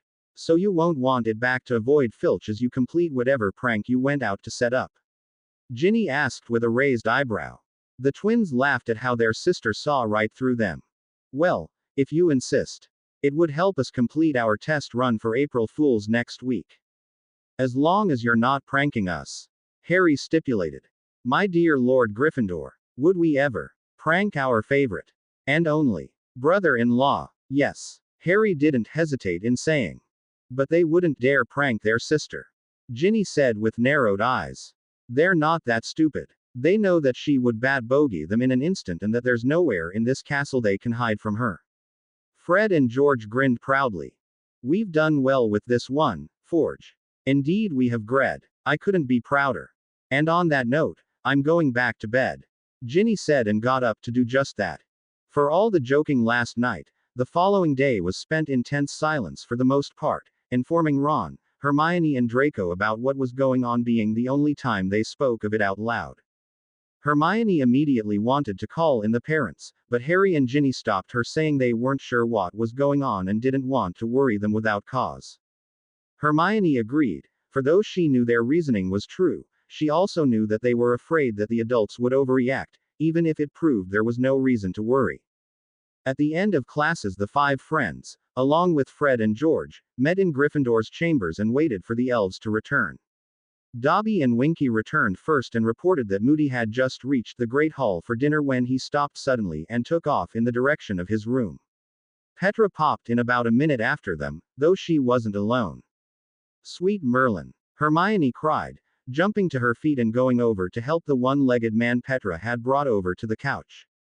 Draco helped her, and when he was finally not in danger of falling over, they were able to get a good look at him. Moody, Ron said in confusion. Petra founds him locked in a trunk. The elf cried hysterically. I couldn't leaves him there. It's all right, Petra, it's okay. Ginny tried to calm the elf. Mr. Moody, Harry asked, trying to get the man's attention. He was in a bad way and didn't seem entirely coherent. Petra, go get Madame Pomfrey and then Dumbledore. Don't let them see where they're going though. But first find Peeves and send him here immediately. Petra immediately calmed and went to do as instructed. Dobby, Winky, go and get the family. They too left immediately and were the first to return, not having to say any more than, Master and Mistress need you, for Sirius and the Weasleys to drop everything. What's going on, pup? Sirius demanded, being joined in his line of questioning by Remus as soon as Dobby returned with him as well. Before he could answer though, Petra returned with Madame Pomfrey and Dumbledore, and Harry was immediately glad that Dobby and Winky hadn't brought the Malfoys as well. What's happened? Madame Pomfrey demanded, but she quickly saw for herself what the problem was and rushed to Moody's side, pulling out her wand to run diagnostics. Alistair, Dumbledore said in surprise, having only seen his friend a few minutes ago in the Great Hall, though he had rushed off rather quickly. Peeves chose that moment to enter, and setting the ghost to his task was much more important than cluing Dumbledore in. Peeves, go find Moody and distract him, Harry ordered before the poltergeist could launch into the long, and insulting, greeting he gave Harry whenever he could. Not this one. Peeves had pointed to the Moody on the couch and had no doubt been about to say something sarcastic. There's another one around the castle somewhere. He is walking through the portrait gallery. Winky cried, still having the map with her. He's in the portrait gallery. Thank you, Winky. Find him and distract him. I don't care what you have to do, but he does not leave your sight, and does not leave this castle either, understood? Peeves grew a feral grin. Understood, your worshipfulness, Lord Gryffindor, sir. With a salute he took off, and only then was Harry ready to offer explanations to everyone else. Whoever is in the portrait gallery, it's not Moody. He told them about the map, which Sirius and Remus tried not to grow too excited about, and how they had seen Mr. Crouch in Moody's room late last night. They'd found it odd as they didn't think he was staying at the castle, which Dumbledore confirmed, so they sent Petra to snoop around a bit. She came back with him, Ginny said, pointing to the now sleeping Moody, whom Madame Pomfrey had put to sleep until she could get him down to the hospital wing. Said he was locked in a trunk. Dumbledore's face was blank, though Harry knew a whole bunch of thoughts and emotions must be coursing through him. We'll get to how you missed that one of your oldest friends was an imposter, Headmaster, he said. But for now we have to get to him and stop him. If only I'd told Peeves to take his wand from him. Harry glanced up at Godric's portrait, where all three founders could be seen, and they left at once, rushing from portrait to portrait down to the gallery to pass on Harry's message. With wands drawn, Sirius told Dobby and Winky to take them down to the portrait gallery, while giving clear instructions for the teens to stay put. When they arrived, it was to see Peeves playing a game of keep away with the imposter's wand, all the while cackling madly. Peeves, enough, Dumbledore ordered. Of course, Headmaster, sir. He obeyed immediately, though didn't return the wand to the imposter, but rather threw it to Dumbledore, who caught it deftly. Thank you, Albus. The fake Moody growled as he held out his hand for the wand. Peeves never did like me, not even while I was at school. Dumbledore did not offer the man the wand and instead took a moment to look him over, really look him over, for the first time this year. He looked exactly like Alistair Moody, sounded like him, and even behaved like him, though he could now see the rage hidden within the man's eye that he'd never seen in his friend's eye before. Dumbledore was taking too long to respond, and the Moody before them was becoming suspicious. He jumped back and took out a spare wand he had hidden up his sleeve, but Sirius and Remus were too quick for him, and he was hit by two stunners before he could fully raise his wand. He fell to the ground with a loud thunk and was immediately restrained in case the stunners didn't hold out. Dobby and Winky, who had been hidden nearby, added their own magic to keep the imposter secure before transporting everyone back to Gryffindor's chambers. Snape, McGonagall, and Madame Bones, along with 4 Aurors, were present, having been called in while they were gone. They'd obviously been filled in about what was going on as well, for none of them questioned why Head or Moody was restrained. The man was searched and the real Moody's hip flask was found, though it wasn't his usual whiskey inside. Polyjuice potion, Snape said after taking a quick whiff. They all settled into wait, knowing that if he had taken the potion just before they caught him, that it could be an hour before he turned back. Luck was on their side though, and they waited no more than 20 minutes before the man's skin began to bubble. Moody's magical eye popped out and the clothes became too big, as the man shrunk. The whole transformation took maybe 30 seconds, and the man he became was recognizable to only a few. Mr. Barty, Winky cried before promptly bursting into tears.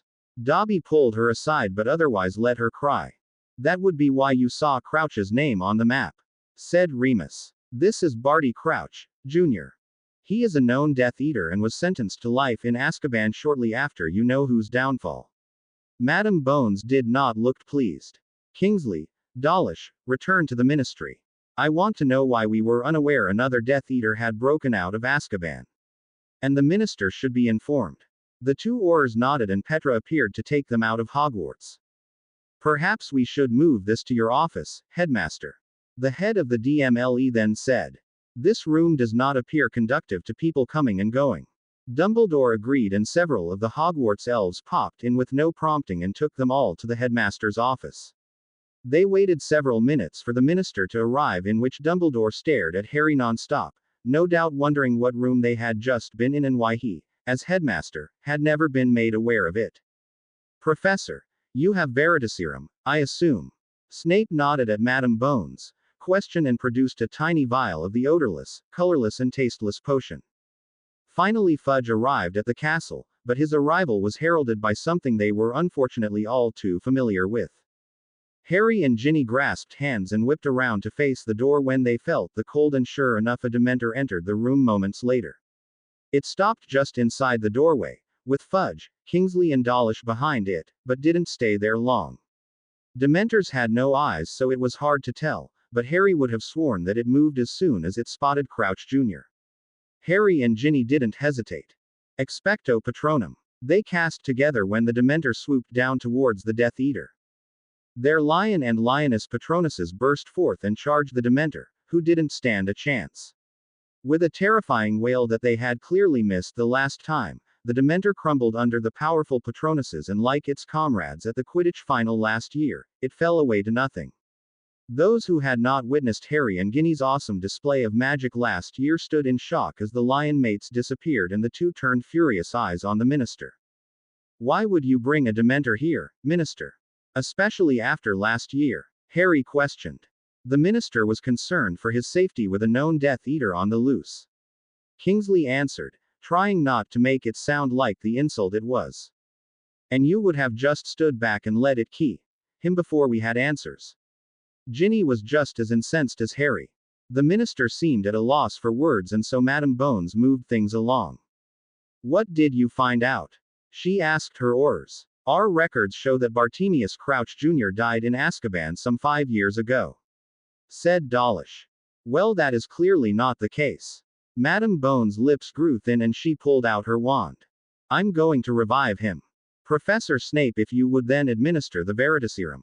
She didn't wait for an answer and cast the charm that would cancel a stunner. Crouch Jr.'s eyes snapped open and Snape made quick work of dumping some of the truth serum down his mouth. With almost a dozen wands pointed at him, and his arms and legs still being restrained, Crouch Jr. didn't fight for long and instead settled for glaring. "You are Barty Crouch Jr. Madame Bones took point on the interrogation. Why yes. He was fighting the potion, but there was no use. It had been brewed by a master." "How did you escape Azkaban?" This he seemed only too happy to reveal, now that he'd been caught. "My mother," he said simply. "She was dying and begged my father to set me free, leaving her to die in my place. One of the only decent things about father is that he dearly loved my mother, so he agreed. They came for a visit and brought some polyjuice potion with them. One dying and one healthy person went into the cell, and one dying and one healthy person left. The Dementors either didn't care or didn't notice that they weren't the same people." Madame Bones was relieved, if only minutely. At least it wasn't a true escape. A high-ranking ministry official used his position to arrange for there to be minimal security when he switched prisoners. "And then, my father never intended to truly set me free. He put me under the Imperius and kept me locked in the house. Our old elf took care of me, and even convinced father to let me attend the World Cup last summer. She lost me during the attack." "And were you part of that attack?" Crouch sneered. "Those idiots were drunk and foolish. Our Lord will punish them severely when he returns." This is what they had been waiting for. They knew there was a plan to bring Voldemort back, but had no idea what it was. "Explain." Crouch Jr. tried to fight the potion again, realizing his slip up, but he wasn't strong enough. "My father's Imperius grew weak, and early in the summer I managed to break free. I found our Lord with that witless rat, Wormtail. I do not know the details, for my Lord wisely kept them from me for just this circumstance, but I was to get Potter to him and all would be well. You put my name in the Goblet of Fire," Harry said, to which Crouch Jr. smirked again. "Yes. Things were not quite in place, so it was to be during the third task that we acted, when no one could interfere with the tournament." "Well, your plan failed," Ginny snarled, but he only laughed. "Perhaps this plan, but there are more, and there are others to carry them out. One way or another, the Dark Lord will rise again." Fudge had demanded silence. Even after hearing the confession from the lips of a convicted, and thought dead, Death Eater, he refused to believe that he who must not be named could return. It was the ramblings of a deranged man who wanted to believe his master could return, but that was it. Dumbledore, Sirius and Harry, the three with the most political power in the room aside from the minister, all tried to convince him, saying it was only a matter of time before Voldemort came back. Madame Bones, who could not openly stand with Harry and Sirius lest their previous connection become known, even said she believed it, trusting fully in Professor Snape's brewing capabilities and having heard the confession under Veritaserum. Fudge wouldn't have it though. He was very much an ostrich with its head in the sand. Others were not, however, and made it clear that they would not put people at risk simply to appease him. Still, they recognized that giving a blanket warning with no proof, beyond Crouch Jr., whom many wouldn't believe, would not really serve a purpose. It would cause mass panic and would divide the country into those who believed Dumbledore and the boy who lived, and those who believed the Ministry of Magic. While Dumbledore was all for holding a press conference immediately, the others told Fudge that they wouldn't say anything until they had more information, or something happened, and this mollified the minister some. Still, they were obviously not on the same side in this, and as it wasn't a Quidditch match, but rather something quite serious and pertaining to the safety of the entire wizarding world, it was a parting of the ways, as Dumbledore called it, for the truth will out regardless of what the minister wanted. Barty Crouch Jr. was taken back to Azkaban, where his father quickly joined him for having broken a convict out of prison, one that he himself had tried and sentenced. The news of his boss's illegal activities devastated Percy, which was the biggest disruption this event brought to their lives. He had idolized Crouch and was now questioning everything about the man, which consequentially had him questioning himself. His siblings thought this was taking things too far. Bill even took him out and got him plastered to try and cheer him up. But ultimately they were quite pleased, for it showed them that while their brother was a pompous ass that would happily turn in his own family if it meant furthering his career, he was still a good person. They had told him, of course, the more inside details about what had happened with Crouch Jr. and that there was a plot to return Voldemort to power, but even after hearing his precious minister's reaction to the news, Percy hadn't faltered. A few years ago when his only sister had been possessed by a teenage Dark Lord, he had been told that Voldemort wasn't really gone, and while a 16-year-old Percy had believed it simply because his parents and headmaster, authority figures, told him so, he had quickly come to believe it for this own reasons, and that didn't change now. Ginny had quietly told them that Hermione slapping Percy over the summer had helped. She had overheard him speaking with their mother before they returned to Hogwarts, and he had said that it had made him question who he was becoming if he could have so little care for another living creature. Even so, Percy still dreamed of a high-powered ministry job. He hadn't changed completely. With the third task approaching, attention turned away from the Crouches and onto protecting Harry. They didn't know whether or not the plan to capture Harry during the final task had been thwarted or not. As Crouch Jr. had said, there were others to take his place. Remus kept the Marauders map to keep an eye on things, and he and Sirius even designed a way for the map to warn them if anyone came onto the grounds pretending to be something they weren't. Dobby and Winky were constantly following both their master and mistress around, though were good enough not to be caught, even by them. Harry could also feel eyes following him almost constantly and quickly realized that it was the staff. Dumbledore had clearly told them to keep an eye on him. Aurors were even more present as the day of the task approached, and all spectators, whether student, staff, ministry official or guest, were all subjected to a search upon arrival. Fudge, who had come to watch the third task along with the French and Bulgarian ministers, was not pleased to see the precautions being taken, especially when he had to field questions regarding why it was necessary. No one else particularly cared though. The third task was to be amazed that the champions had to find their way through to reach the Triwizard Cup in the center.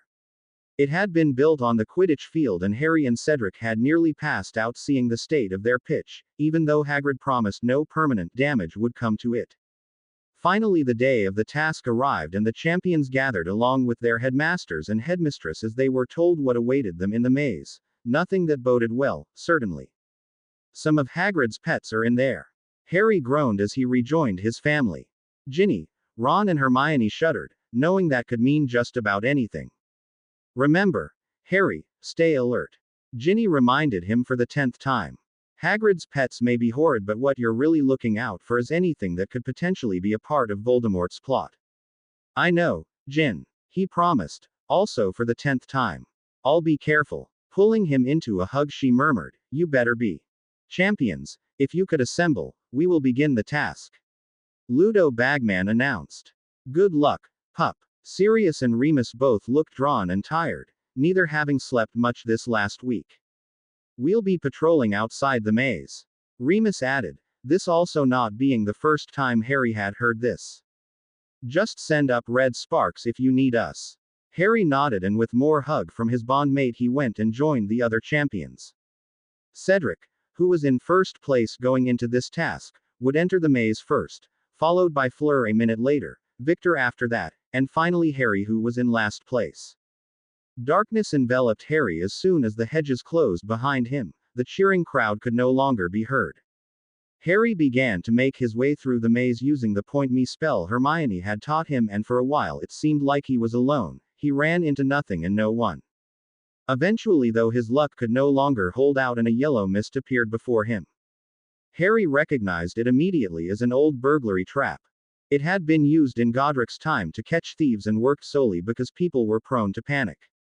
Stepping into the mist, Harry found himself hanging upside down, but while many people, even magical beings, would start to panic and begin thinking of what powerful magic had been used, Harry simply took a few more steps forward, as if walking on air was a normal thing, and as he exited the mist the world righted itself.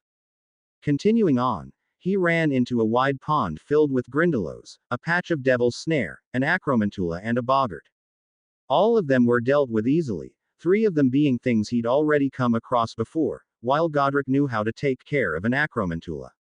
Looking at his watch, Harry saw that he'd been in the maze for 30 minutes and hadn't run into anything truly dangerous. He wasn't sure what that meant. It could simply be that he'd gotten lucky, though given how his luck usually worked he didn't think that very likely. Pulling out his mirror, Harry called Sirius. Anything? Sirius shook his head. Nothing unusual. Are you okay? Yeah. Nothing I can't handle. Sirius' lips pursed in understanding. We'll keep a sharper eye out. He promised before cutting the connection. The mirrors, nor any other communication device or spell, shouldn't have worked in the maze. It was a preventative measure to stop anyone from cheating. However, with a little elf magic, Harry and Sirius mirrors were immune to said preventative measures, though they'd sworn only to use them if something was wrong. Putting his mirror away again, Harry continued on. It was another 5 minutes before he ran into his next challenge, though this one wasn't in the form of a magical creature. A blood-curdling scream rang out and Harry didn't hesitate as he ran towards where it had come from. He wasn't the only one either, Cedric arriving but a moment after him. Unsure what they were going to face, the two proceeded quietly. As they rounded a corner they saw Victor and Fleur, though the latter champion was down, Victor's wand pointing at her. What's Crumb playing at? Cedric asked angrily as he moved forwards, Harry close behind him. What the bloody hell are you doing? Attacking another? Cedric cut off as he had to dive to the side to avoid the spell Victor shot at him. His quick reflexes from years of Quidditch allowed him to dodge the spell and return fire. Harry stepped forwards as well, and though the Durmstrang champion's gaze turned to him for a moment, he didn't attack Harry but turned back to Cedric. The glance had been enough though for Harry to know what was wrong. Expelliarmus. Having completely dismissed Harry, Victor had not been paying him any attention to him and so was an easy target. His wand flew out of his hands and landed several feet away. He dived for it, but Cedric was quicker and still had his wand. Stop. Cedric, stop. He's bewitched. Harry cried as large ropes began to wrap themselves around Victor. What? Although he didn't take his attention of Crumb, Cedric paused, looking for signs of bewitchment, though found none. What are you on about? He's not bewitched. Yes, he is. Finite. Harry cast the spell and as soon as it hit him, Victor stopped struggling to get free and looked up at them in shock. What happened? You were under the Imperious Curse. Harry explained as he released the ropes around Victor. How did you know that? Cedric demanded. One of the reasons the Imperious Curse was so dangerous was because it didn't usually leave any visible signs and relied entirely on the victim to break through. A book I found at Potter Manor. Harry brushed off, certainly not going to get into that. He knew because he had the memories and magic and Godric Gryffindor. Cedric wasn't sure if he believed Harry, but seeing that Victor was indeed back to normal, Cedric lowered his wand. Fleur. he said and rushed to the Beauxbatons champion's side. Harry and Victor rushed over as well and relaxed when they saw Cedric breathe a sigh of relief. She's breathing, just unconscious. Harry nodded and pointed his wand up, shooting red sparks up into the air. It wasn't long before the professors, one of whom was Remus, arrived. They explained what happened and Victor decided to go with them as they took Fleur to the hospital wing. His time in the tournament was over, he said. Remus shot Harry a look, telling him they'd find out who had cast the Imperius before they all left, leaving only the two Hogwarts champions. Maybe we should stick together, Harry suggested. If someone's casting unforgivable curses, we'll be safer. When we reach the cup, it's yours. I don't want it. Cedric stared at him for a moment before nodding. I agree we stay together, but I won't take the cup unfairly. Then as soon as we find it, we race for it. In agreement, the two continued on together, running into several more creatures and traps before turning onto a path and seeing clearly the Triwizard Cup at the end of it. Looking to each other, they agreed that their truce was over and they both began to run as fast as they could towards the cup. They were about halfway there when Cedric took the lead, for Harry's mirror went off. The cup is a portkey, don't touch it. Harry felt his blood go cold. Cedric, he shouted, running faster than he ever had before as he tried to catch up. Cedric, don't take the cup, it's a trap. Whether because he couldn't hear or didn't believe, Harry, it was too late. Cedric reached out and grasped the cup. Jumping the last couple feet, Harry managed to latch onto him as the portkey activated. Being pulled through time and space was never a pleasant feeling, and both boys landed hard when they arrived at wherever they'd been brought.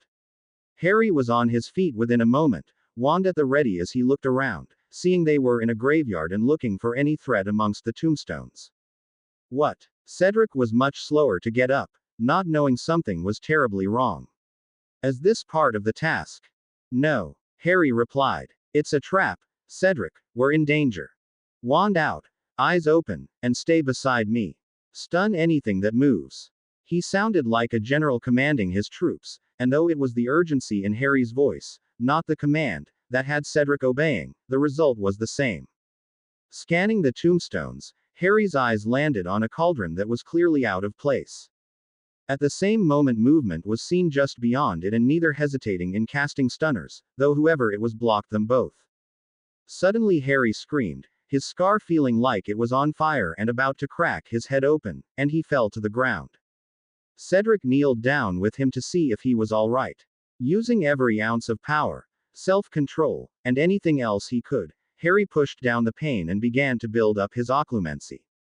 His shields were always in place to a certain extent. No one would be able to secretly infiltrate his mind, but maintaining them to their fullest was draining, so he didn't do so all the time. Harry, are you all right? Cedric's words were the first thing he became aware of as his occlumency began to work, clearing his head enough to function, though he'd do so with a migraine. Kill the spare, a hissing voice said, and Harry felt his heart stop. Avada Kedavra, another voice spoke. Doing the first thing that came to mind, Harry rolled, bringing Cedric with him and knocking them both aside. The curse passed mere inches from them, and knowing another would be coming, Harry jumped up and prepared to fight. Avada Kedavra, Accio. Harry summoned one of the tombstones and blocked the spell that was again headed for Cedric.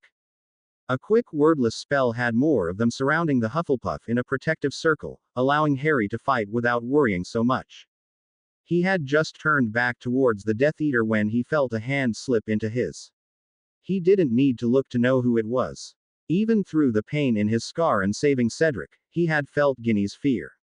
That she'd used their vanishing act to come to his side was no surprise, and though a part of him wanted to put her into the protective stone circle as well, he knew they were stronger together.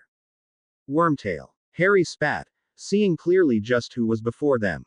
The man smiled sinisterly, but what really had their attention was what he held in his arms. At first it looked like a baby, but the pang in his scar when he looked at it told him clearly that this was Voldemort. This is what the greatest dark wizard of all time had become, this grotesque, crippled figure that would not have the wizarding world cowering if he revealed himself like this. Knowing he was in pain, Ginny acted quickly, not having a scar to hinder her as Harry did. A volley of 4 stunners were sent towards Wormtail, and while the power behind them was rather weak, Ginny hadn't meant for them to actually work, but rather to be a distraction. Reducto. As Wormtail blocked the stunners, Ginny sent a blasting curse at the cauldron. She didn't know what it was, but it was clearly there for Voldemort, meaning that she needed to destroy it. A shrill cry left the creature that was Voldemort as whatever was inside the cauldron flowed onto the ground, now useless. His anger spurred Wormtail, who began to attack ferociously. Spells flew back and forth, pieces of stone flying as the tombstones were blasted apart. Harry and Ginny worked together just as they'd trained to do, one always blocking while the other attacked, and it appeared that they were on an even level with Wormtail. Unfortunately, even as weak as he was, they were not on the same level as Voldemort. A thin white arm reached out and took hold of the wand. Spells with power behind them that neither had ever before seen flew at them, and it was all they could do to dodge and block. So focused were they on magical attacks that they didn't expect a physical one.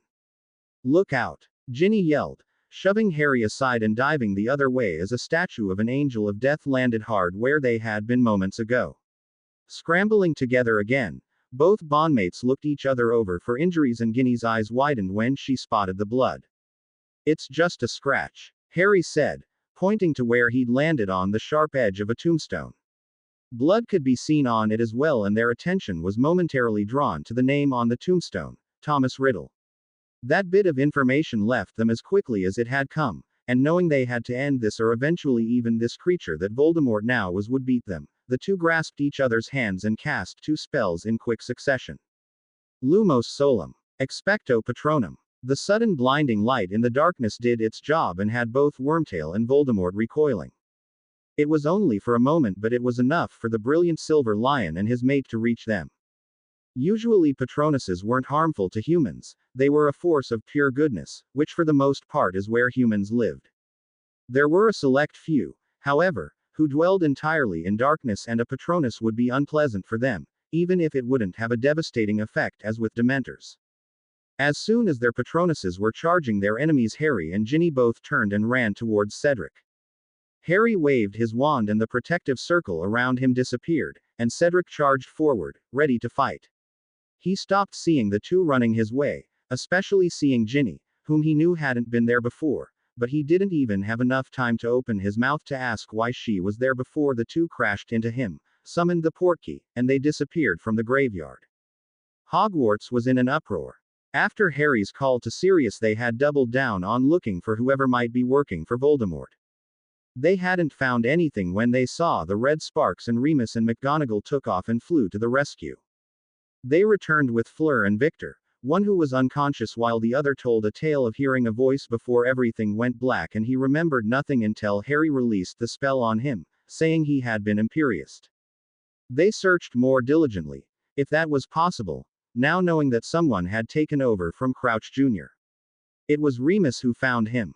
He'd been cleverly hidden against the outside of the maze, undetectable to the eye or to any magic they tried, but he hadn't been able to hide his scent from a werewolf.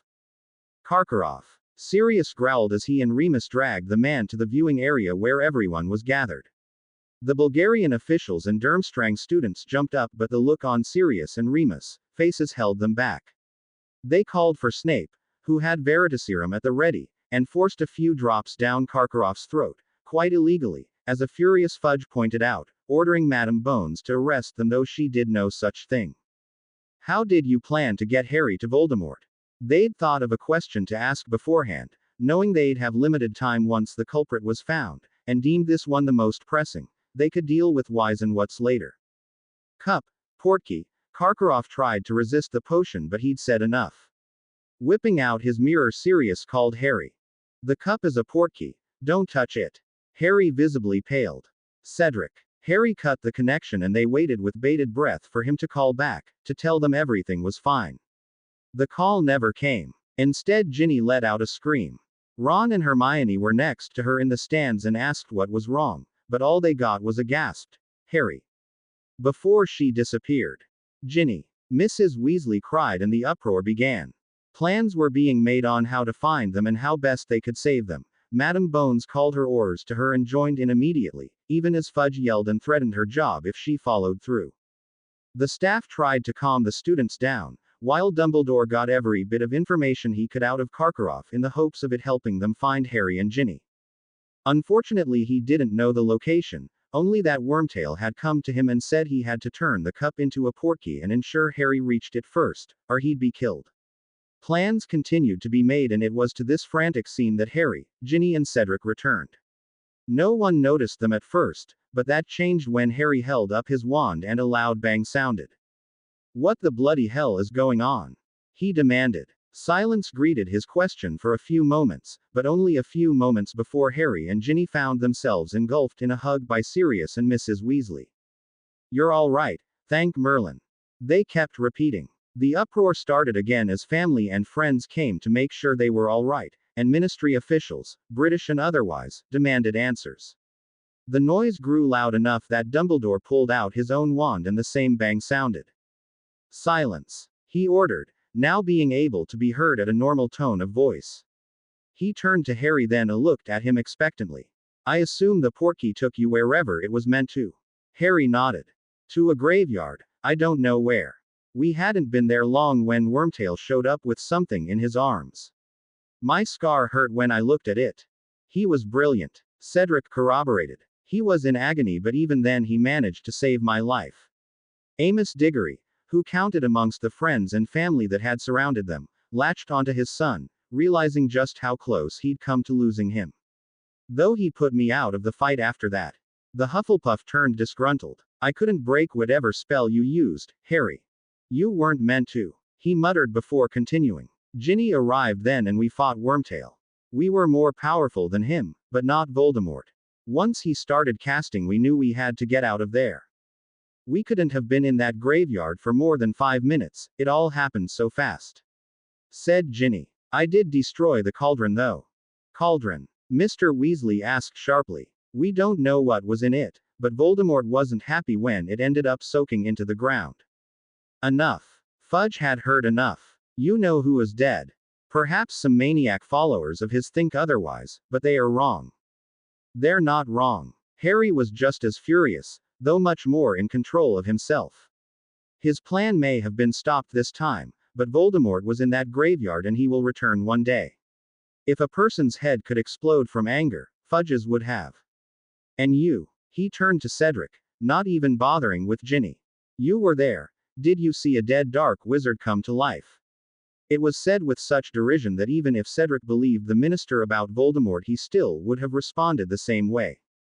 "Considering no one really knows what you know who looks like, I couldn't tell you, but there was someone, something there, along with Peter Pettigrew. That was a face everyone knew well.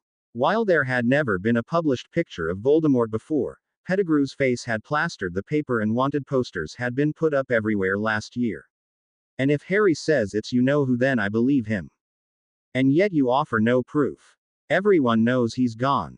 "Cornelius." "No." The minister interrupted Dumbledore, seeming to have gained some control again. "He who must not be named is gone. He cannot return, no matter what his fanatic followers think. And you would do well, Dumbledore, to keep quiet lest you start a panic. If that happens, I will have you charged with public disruption." He turned to Harry. "You as well, Potter." Harry's eyes narrowed. "Lord Potter," he said firmly with as much authority as he could manage, which was actually more than Fudge could manage. "You would do well not to threaten the head of a noble and ancient house, Minister. They might take your threat seriously and demand satisfaction. That goes for any member of my house, or those under my protection as well. And mine." Sirius stepped shoulder to shoulder with Harry. The minister glared but said no more as he stormed off. "This is going to be a fun summer, isn't it?" Harry asked. Sirius let out a sarcastic laugh. "Simply delightful." Fudge didn't immediately begin any kind of campaign against them. The consummate politician, he would wait for his opponents to make the first move before he acted. He also had to tread carefully where Harry and Sirius were concerned.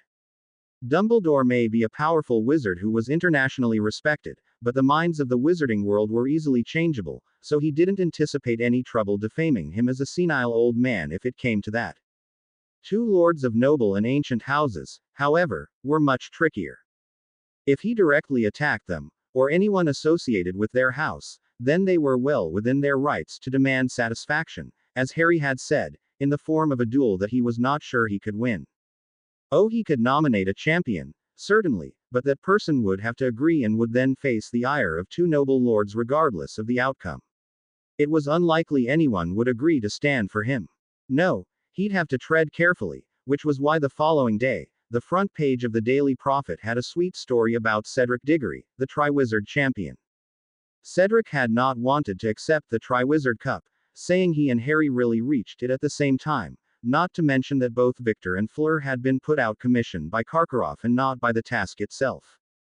None of the other three champions would heard of it, however, and as the Triwizard Cup registered the first person who touched it, much like a snitch, in case there was ever a dispute over the winner. So with a great deal more grace than Harry thought he'd be capable of given the circumstances, Cedric accepted the cup and the celebrations that followed. 2 days after the tournament finished, the delegates from Beauxbatons and Durmstrang were to leave. It was a bittersweet farewell as many Hogwarts students had made friends with their international guests and fond farewells were made, including between the 4 champions.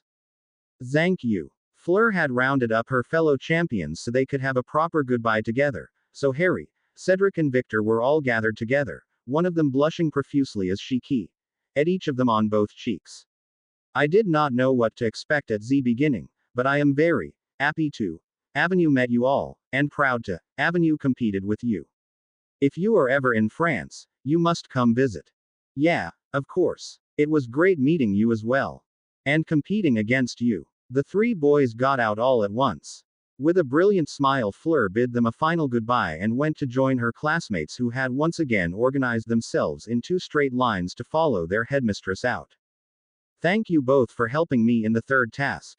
Victor then said, shaking each of their hands. I am sorry Karkaroff did what he did. But it was still good competing with you. You too, said Cedric. Are you guys going to be okay getting back to school without your headmaster? Asked Harry. Victor laughed bitterly. We sailed the ship while he sat in his cabin the whole time and did nothing. We'll be fine, he assured them. One of his friends called him over at that moment saying they had to leave, so with a final nod Victor took off, leaving just the 2 Hogwarts champions. Harry, I wonder if I could have a word? Cedric asked before there could be any awkward silence. Thinking that he knew what this was about, Harry agreed and the 2 walked to the far end of the courtyard where they could have some privacy. Ginny joined them a moment later, having been keeping an eye on Harry, as she had done since the moment they escaped the graveyard, and Cedric merely smiled. You don't seem surprised I'm here. Ginny commented. You haven't let him out of your grasp, let alone your sight, in the last 2 days if you could help it. He replied with a shrug. Besides, you 2 are soul-bound. Whatever I say to Harry you'll soon know. Both Ginny and Harry smiled at the easy acceptance from Cedric. Look, I never properly thanked you for saving my life. Oh, that's not. Shut it, Potter. Cedric cut him off before he could protest further. I owe you my life, both of you. Cedric, it's really not. I said shut it. Ginny stifled a laugh as Cedric shut Harry down once again. I know you don't think it's necessary, and I know you'd never accept any kind of life debt, so I'm not even going to bother offering. Harry finally smiled. Just, thank you. It was said with such sincerity that even if he was allowed to talk, Harry wouldn't have protested. I also want you to know that I'm on your side. I only saw a little in that graveyard before a 4th year trapped me with magic I couldn't break. He was quite disgruntled about that. Anyways, I didn't actually see anyone but Pettigrew, but I believe you that he was there. Thank you, Cedric. Harry said and wasn't cut off this time. Many people won't believe us, but I'm glad you do. And I want to do more. I don't know exactly what's going on, but if the power behind your spells is anything to go by, you've been far from idle. He surmised. I want to help. In any way I can. This surprised Harry and Ginny a bit. Even those with the highest of moral compasses frequently didn't act unless absolutely necessary, and here was Cedric throwing himself into the fight head first. Sharing a look, the 2 bondmates decided that they could use all the help they could get in the fight to come. Thanks, Cedric, said Harry. You're right that we haven't been idle, and this fight needs everyone who's willing, so we'll be in touch. It was as much as they were willing to give him for now. They trusted Cedric as much, if not more, than many of their classmates, but there was a difference between schoolyard trust and sharing all their plans and secrets. Seeing the answer for what it was, Cedric nodded and said goodbye. The rest of the school year went by very quickly, and it wasn't long before they were boarding the Hogwarts Express back home for the summer. They sat with Ron, Hermione and Draco, who as Hermione's boyfriend wouldn't draw suspicion by being there, though for the last hour Ron asked if Lavender could join them too. The facade had to be put on again with her there, but they deemed it worth it to see Ron so happy. He seemed to truly like Lavender. They had just reached London when Hermione, who had reached up to put her book back in her trunk, gasped. Thinking she was hurt, they immediately turned to her, only to see a large beetle on the seat. Sorry, said Hermione. It startled me when it fell off my trunk. She was just about to pick the beetle up and open the window for it to fly out when Harry suddenly jumped up, wand in hand, and stunned the bug. Harry, Hermione admonished reproachfully, having almost been caught by his spell as well. Sorry, Hermione, but look at the markings on its back. Hermione did so, and it only took her a moment to realize what the markings reminded her of. It looks like a pair of glasses, but really ugly, again Hermione gasped. Rita Skeeter. Harry nodded. She's been hounding me all year. I've seen those horn-rimmed glasses of hers too many times not to recognize them. So what do we do with her? Lavender asked. I think Rita needs a bit of a time-out. Ginny decided. Taking the empty bottle of pumpkin juice, she enlarged it before transfiguring some of the sweet wrappers into leaves and twigs, which she placed in the bottle. Ginny then picked the beetle up and put her in the bottle too before closing the top and making the bottle unbreakable. Only then did she release Rita from Harry's stunner. That will hold her until we get home, she said with just a hint of vengeance in her voice as the beetle began to scurry around frantically. Once we're home, Sirius can decide what to do with her. Rita seemed to hear the threat in that through the glass and took flight, trying to push the top off the bottle. Lord Black was probably the person who hated her most, and he would be in charge of her fate. At worst, she anticipated her career to be over. Arriving at King's Cross, Ginny shoved the bottle into her trunk and they all bid each other goodbye before going their separate ways, though they wouldn't be parted for long. There was lots of training and planning to do this summer, as they now knew Voldemort was close to returning. However, the start of the summer was for fun and they had as much of it as possible, though by mid-July it seemed well and truly over. Dumbledore had given a speech about the return of Voldemort at the first Wizengamot session of the summer, which was also Harry's first session. Being emancipated, he could take up his family's seat. He had looked to Harry and Sirius for support, and though they corroborated that Voldemort was not dead, they wouldn't dance to Dumbledore's tune. He seemed convinced that the best way to go about things was to yell from the rooftops and try to convince as many people as possible, no matter how long it took. Harry and Sirius, however, knew that it was pointless. The truth was out there. They had done their job and warned people, and now it was up to them. Some would believe them, and they'd already had a few people approach them to ask what could be done to help, but as long as Fudge continued to adamantly refuse to acknowledge that Voldemort wasn't really gone, they would never be able to convince everyone, no matter how hard they tried, and so they determined to work with what they had. As August began, Snape reported that Dumbledore was convinced that Voldemort's return was imminent, if it hadn't already happened without their knowledge. Both he and Lucius said that wasn't possible, though. They bore the dark mark and would most certainly know. Dumbledore's beliefs had turned into an obsession, Snape continued. He was reforming the Order of the Phoenix, a group of witches and wizards who fought during the First War, to which both Sirius and Remus, as well as Harry's parents, had been a part of. Snape was convinced that the two marauders would be approached soon to join again, under an assumption that as they had run out of time, they could all work together. Or, more specifically, work under Dumbledore. The headmaster had also been muttering about Harry quite often, though Snape still didn't know why. By Ginny's birthday, the invitation to rejoin the Order came, and both Sirius and Remus turned it down. They both knew that they'd be unable to keep a cool head if they were expected to take orders from Dumbledore.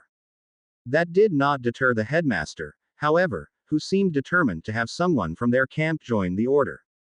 Tonks and Kingsley were the lucky winners, and they agreed to join to keep an eye on the old man. Of course, Dumbledore required oaths from them both to swear their loyalty to the Order. Tonks took any oath he asked of her, knowing that family magic trumped all, so the oaths she made could not be in conflict with the ones she had given Sirius. Kingsley was a bit trickier, but he made it quite clear to Dumbledore that as head Auror he couldn't take some of the oaths the headmaster wanted, and so swore only that he would not betray the order in any way. Dumbledore was almost desperate for members, so he agreed, not knowing that Kingsley would be reporting everything to Harry's Legionaries, as Sirius, in cooperation with Fred and George, began to call their group. Dumbledore would believe that Kingsley could not speak about the Order to anyone outside of it.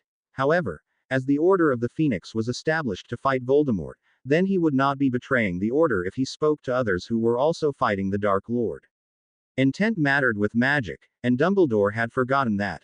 For the rest of the summer, the headmaster continued his campaign to make people believe that Voldemort would soon return. A campaign that was in direct conflict with the Ministry. It had cost him his positions on the Wizengamot and the International Confederation of Wizards, though Dumbledore said he didn't care what titles they took away from him as long as they didn't remove him from the Chocolate Frog cards. For the most part, Harry's Legionaries were able to stay out of the conflict, though Fudge had certainly not forgotten about them. So, it came as no surprise when 2 weeks before school was to resume, Fudge announced that due to falling academic standards at Hogwarts, only a small exaggeration, they had actually gone up since Harry came to the school and cooled Snape down a bit, and grown even more since Remus began teaching. He was appointing a High Inquisitor to evaluate how things were run at the school and see where changes needed to be made to bring Hogwarts' reputation as a world-class magical institution back up to snuff. Of course, this was merely an excuse for the minister to have a spy at Hogwarts, and one who had a great deal of control at the school to boot. Sirius and Lucius both came back fuming from the school governor's meeting where Fudge had informed them of this change. Apparently there was a bylaw that gave the ministry power to interfere at Hogwarts under certain circumstances, one of which was if the school's overall academic standing fell past a certain point. Unfortunately, even if it was going back up again, they were still under that minimum, and Fudge was taking full advantage. He had appointed his senior undersecretary, Dolores Umbridge, to the position of High Inquisitor, and she would be living at Hogwarts for the coming school year. Sirius reported that one look at her gave him the creeps, while Lucius said that a nastier woman had never existed.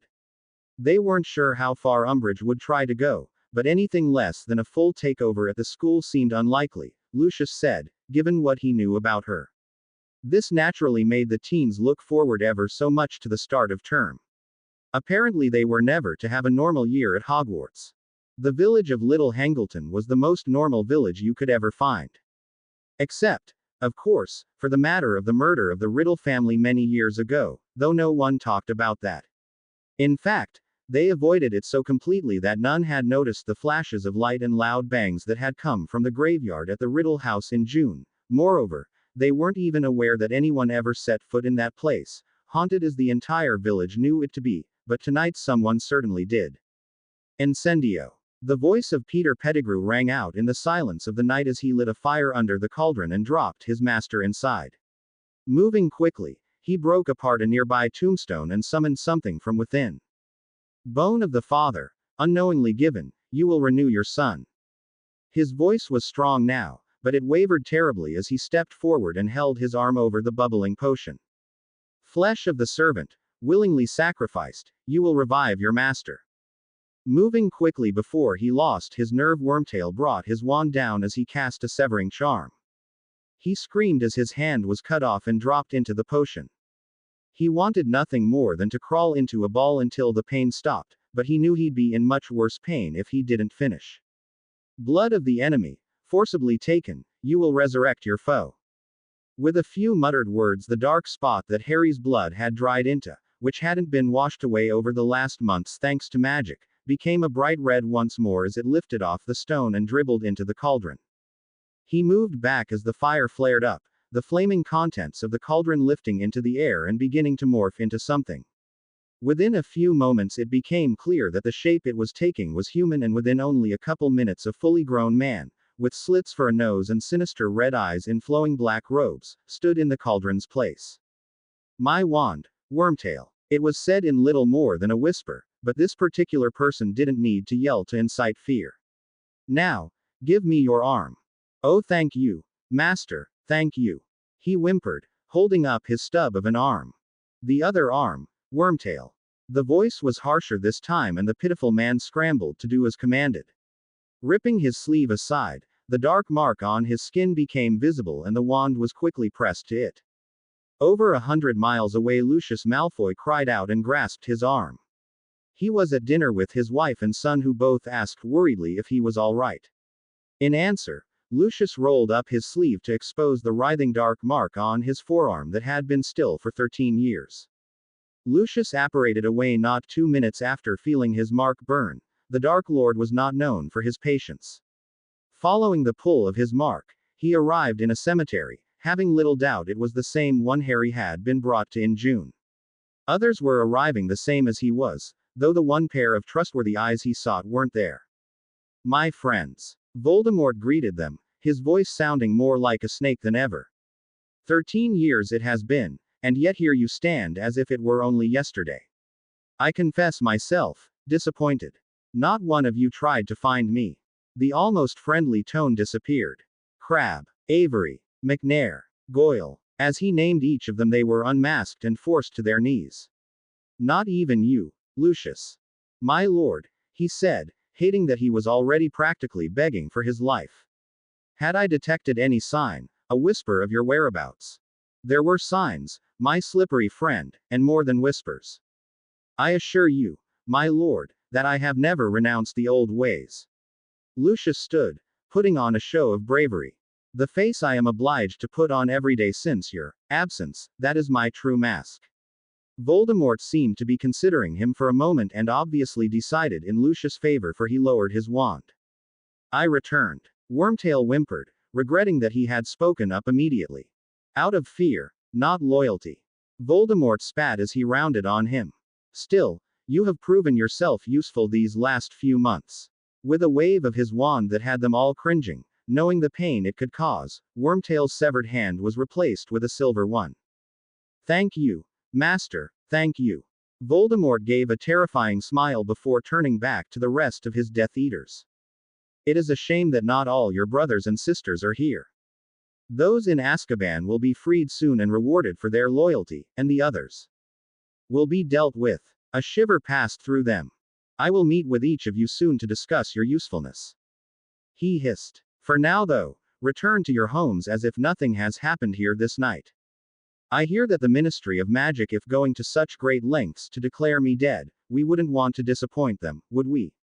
The Death Eaters needed no further prompting and each of them disapparated save for Wormtail, and Lucius.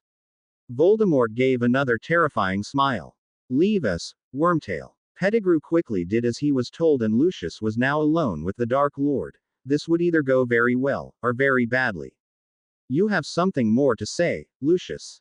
Only to begin proving my usefulness and loyalty to you immediately, my lord. Sometimes it was better to lay out the truth plainly instead of dressing it up with flattery and self-deprecation, and even after 13 years, Lucius could still tell when it was one of those times.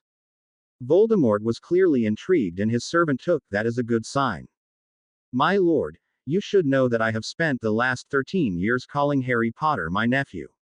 He instilled as much hate into that name as he could and got a sharp look in return, the fury in his master's eyes obvious. After the deaths of Potter's parents, their dear friend, Sirius Black, who happens to be the current Lord Black, took the boy in and raised him as his own. He could not, however, call the boy his own in the ways that truly matter, and so was faced with producing an heir, or allowing the title to go to his closest living male relative. He did not declare the boy his heir. Voldemort interrupted. The old ways of wizarding society had always fascinated him, though few actually knew that. He cannot without forsaking the old ways entirely, which he is not willing to do, as abhorrent as he usually finds the old ways to be. In fact, he has proven to abide by the old ways more than he lets on, though that is a tale for another time, I think. I see. That bit of news appeared to please him, though Lucius had no idea why. As my lord knows, my wife is a daughter of the most noble and ancient house of Black, and happens to be Sirius Black's first cousin. With no children or siblings, the title, when Black dies, then goes to my wife's branch of the family, and our son is the only living male with the blood of House Black. Young Draco is his heir then. Indeed. Because of this, Black and I have had to deal with each other often enough that I saw an opportunity to be a part of the boy's life, so that when my lord finally returned we could expedite his demise. They trust you. Voldemort surmised. Yes. And Dumbledore. Does the old fool trust you as well simply because Potter does? Ah, that is a bit more complicated. He had obviously not heard about this particular bit of news yet, old as it was for most people. You see, Black does not trust Dumbledore and as such neither does Potter. They had a falling out when the old man tried to take Potter from him to be raised by his filthy Muggle relatives. Voldemort hummed non-committedly and seemed to be deep in thought. Lucius wisely waited for him to speak. You have done well, Lucius. He said finally. Well enough that your lack of faith in your lord could perhaps be forgiven. Breathing a sigh of relief, Lucius bowed. This was to go very well then, and he was quite relieved. Can you bring the boy to me? Not easily, my lord. He had been prepared for this question, though it didn't seem like Voldemort really thought it could be done. After Pettigrew's betrayal, Black trusts no one completely, especially where it concerns the boy.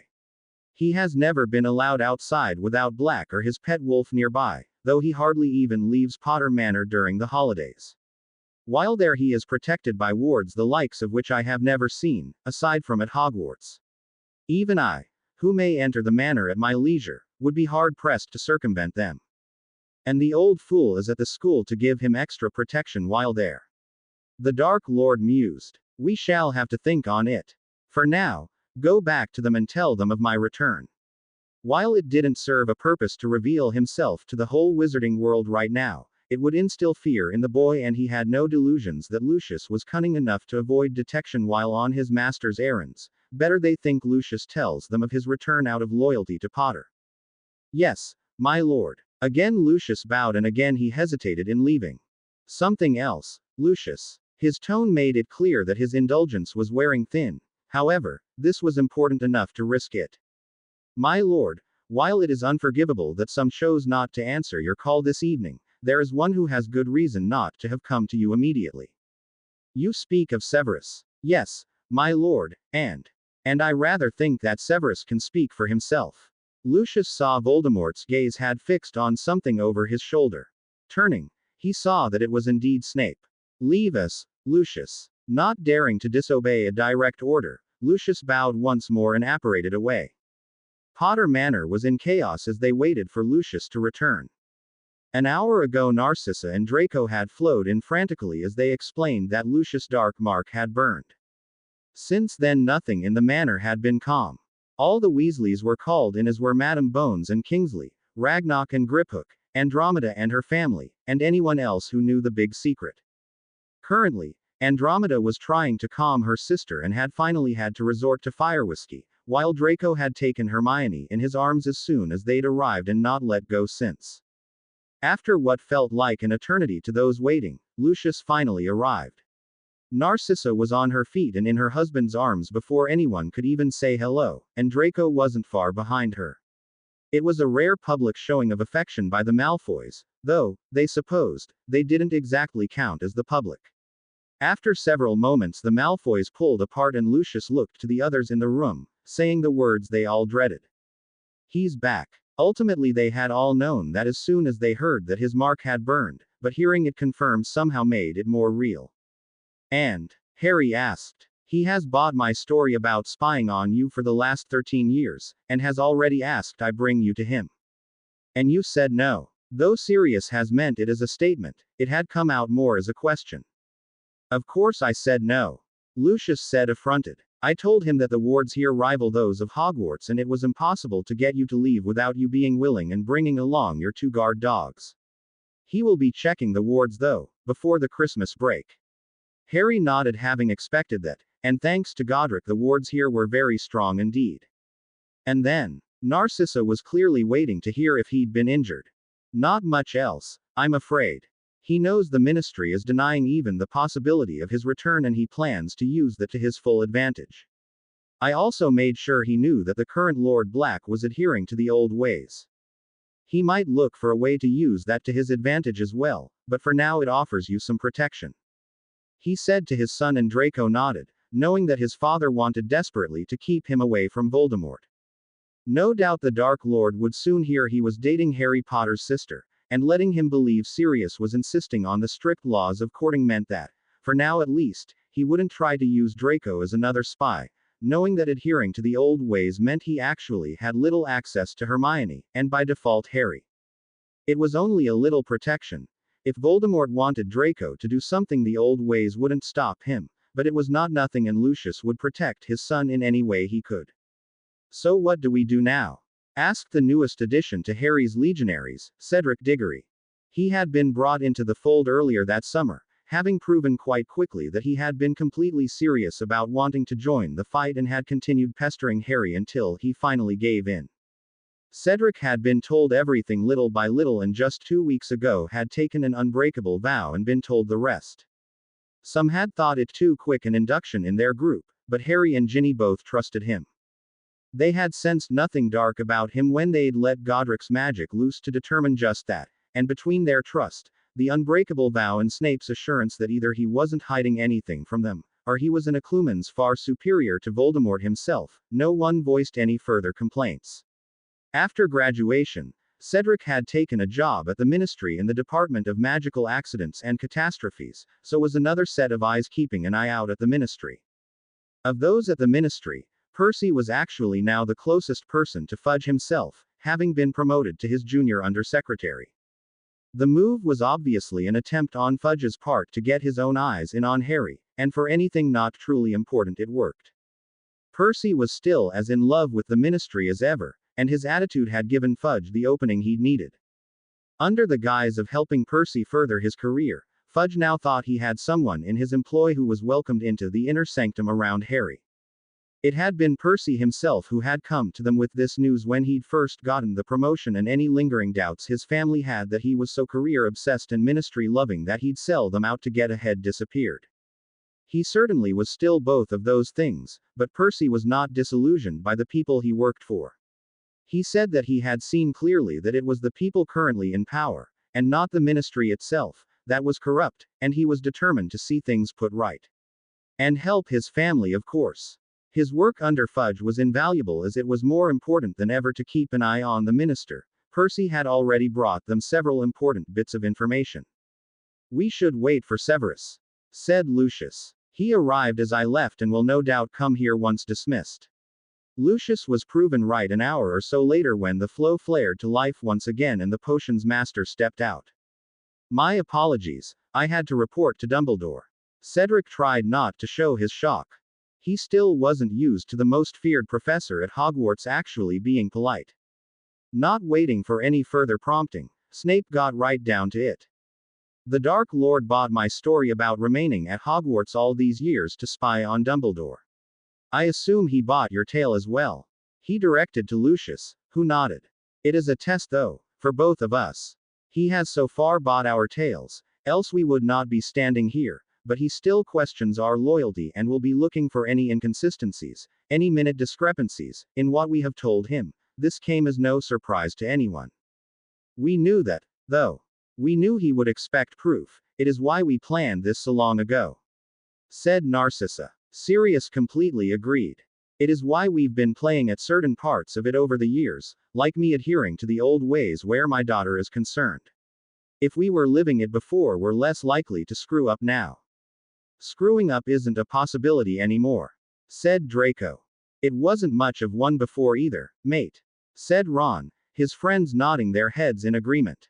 "Did he say anything else, Severus?" Remus asked. "Only to expect his call soon. The Dark Lord was not in a divulging mood tonight." "Nor with me," Lucius agreed. "My meeting with him was rather short. Dumbledore is why I took so long in coming." Snape continued. "He is mobilizing his order as we speak and will go to the Ministry tomorrow to plead with Fudge to see reason." "It won't do him any good," snarled Madam Bones. "No, but he still intends to try, and he intends to call here first," warned Snape. "In the hopes of presenting a united front." Harry rolled his eyes. "As Madam Bones said, it won't do any good, and will in fact, do us a lot of bad. Maintaining that Voldemort is not dead, which I intend to continue doing, is different than saying he's back.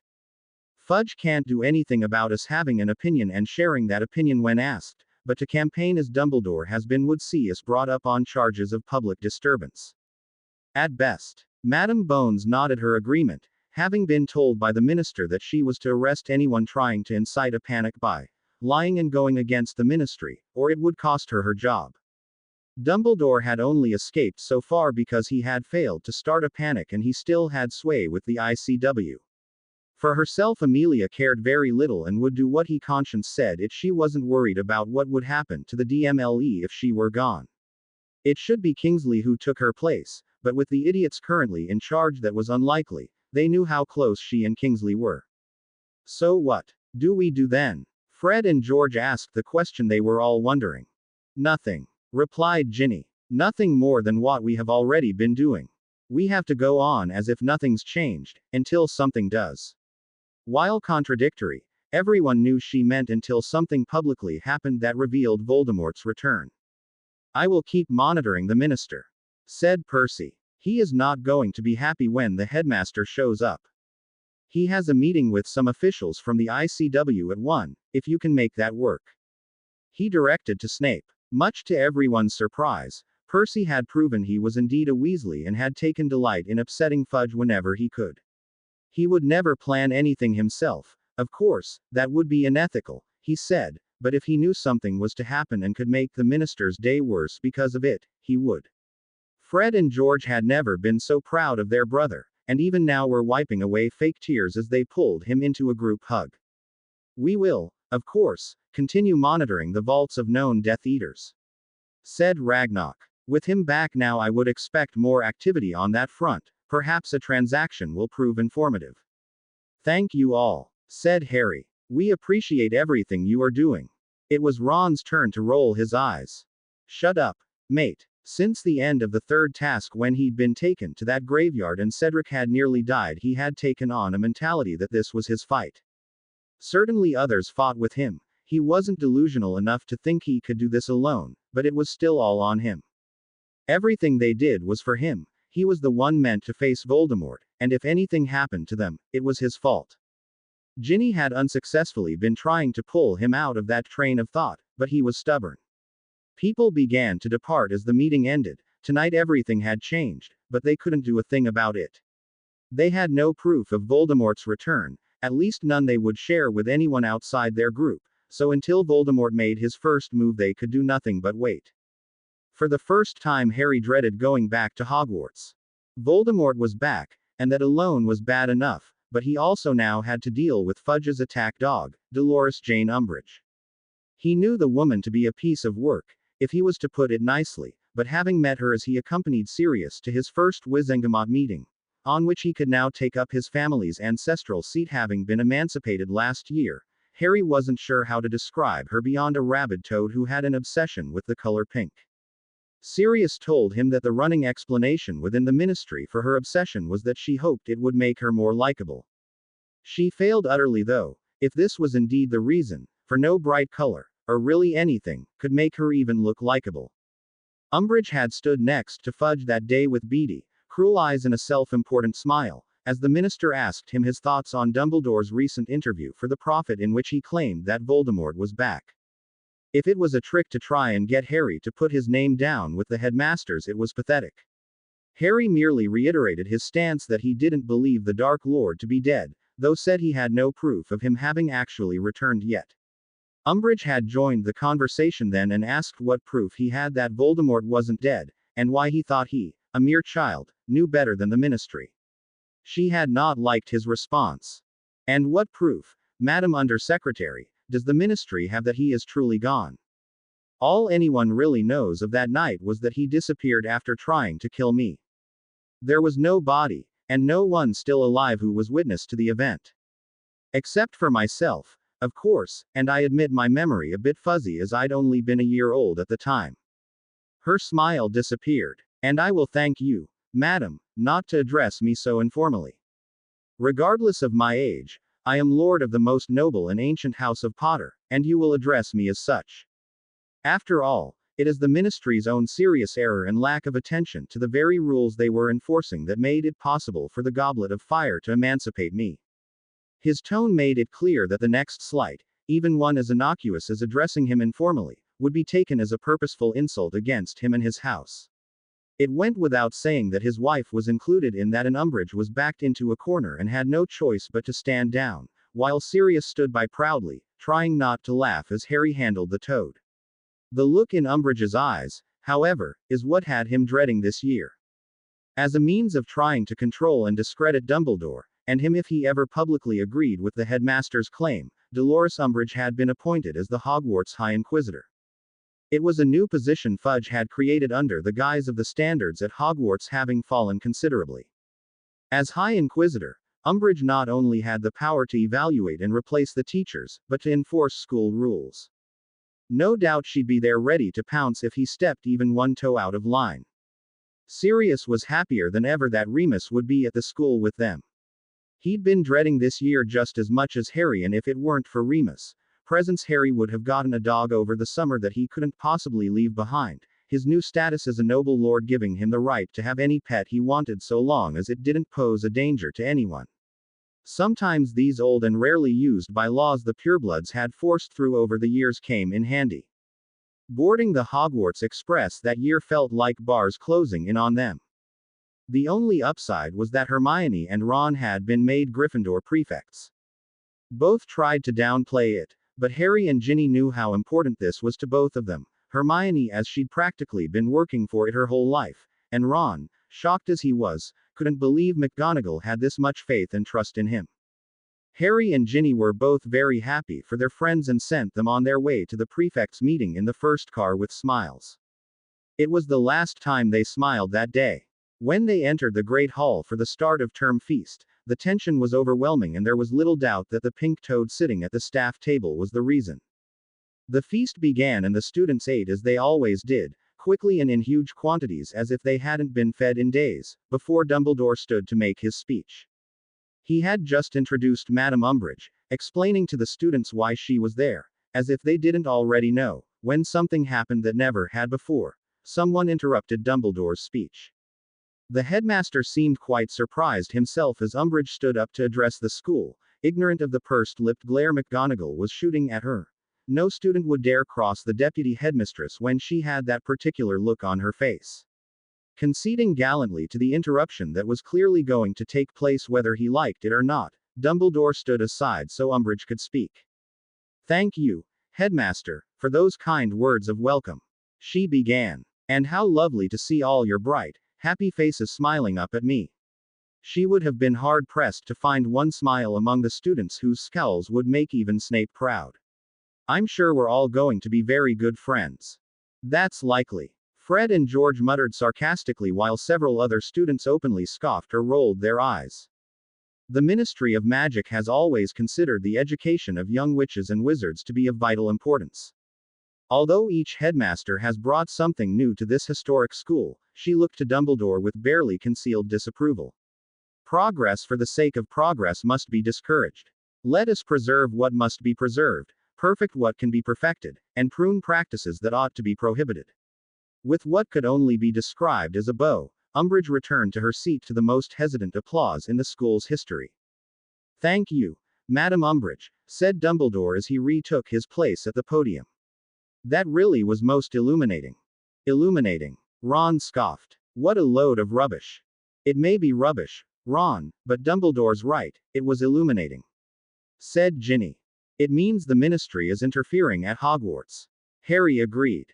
"But we knew that already," said Ron. "Yes, but this isn't just an interference to try and quiet Dumbledore about you-know-who," Hermione explained. "It's something more, something bigger than stopping a panic as Fudge claims."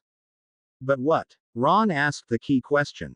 Over the next few weeks Umbridge merely observed the goings-on in the castle, much to the shock of many, though not Harry and Ginny. They and their friends knew she was observing to determine where the power lay within the school and how to use it to her best advantage.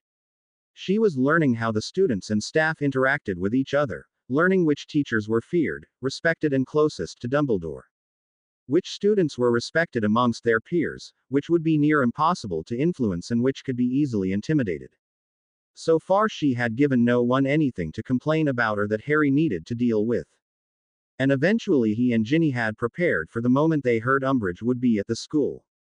They knew why she was really there, or thought they had a good idea at any rate, and so weren't surprised when in the second week of October she was there when they walked into their first period Transfiguration class. Knowing she must be here to evaluate McGonagall, they tried not to smile too broadly. This was McGonagall, after all, it could only end one way. Sure enough, when their head of house entered the classroom, barking at them to take their seats and be quiet, they could see the thin line of her lips that never boded well for the one who had earned her ire. McGonagall didn't even acknowledge Umbridge, who was sitting off to the side with a clipboard in hand, and immediately started on the lesson. The High Inquisitor did not like being ignored though, so the professor had barely told them what today's lesson was about before she was interrupted. Hem. McGonagall stiffened, hearing the same girlish cough that had interrupted the headmaster at the start of term feast. Still, she turned around to face the pink toad with a raised eyebrow. I was just wondering, Professor, if you had gotten my message with the date and time of your fifth-year inspection. Umbridge had decided that she needed to sit in on one of every class for each year so as to get a fuller idea of how the children were being taught at each level of their education. Obviously, or I would be asking why you were in my classroom. She turned back to the students. Now, mammal transfiguration is probably the hardest form of transfiguration that you will see on UOWLs. Can anyone tell me why? Hermione's hand was the first to shoot up. Yes, Miss Black. Hem. I wonder, said McGonagall in the most badly restrained tone of fury they had ever heard from her. How you expect to gain an idea of my usual teaching methods if you continue to interrupt me, Dolores? You see, I do not usually allow people to speak whilst I am speaking. Umbridge looked like she'd been slapped in the face and looks of glee were exchanged amongst the students. McGonagall waited, continuing to stare the toad down until she retook her seat. Trying to gain a modicum of control back, Umbridge deliberately took out her quill and began writing furiously on her clipboard.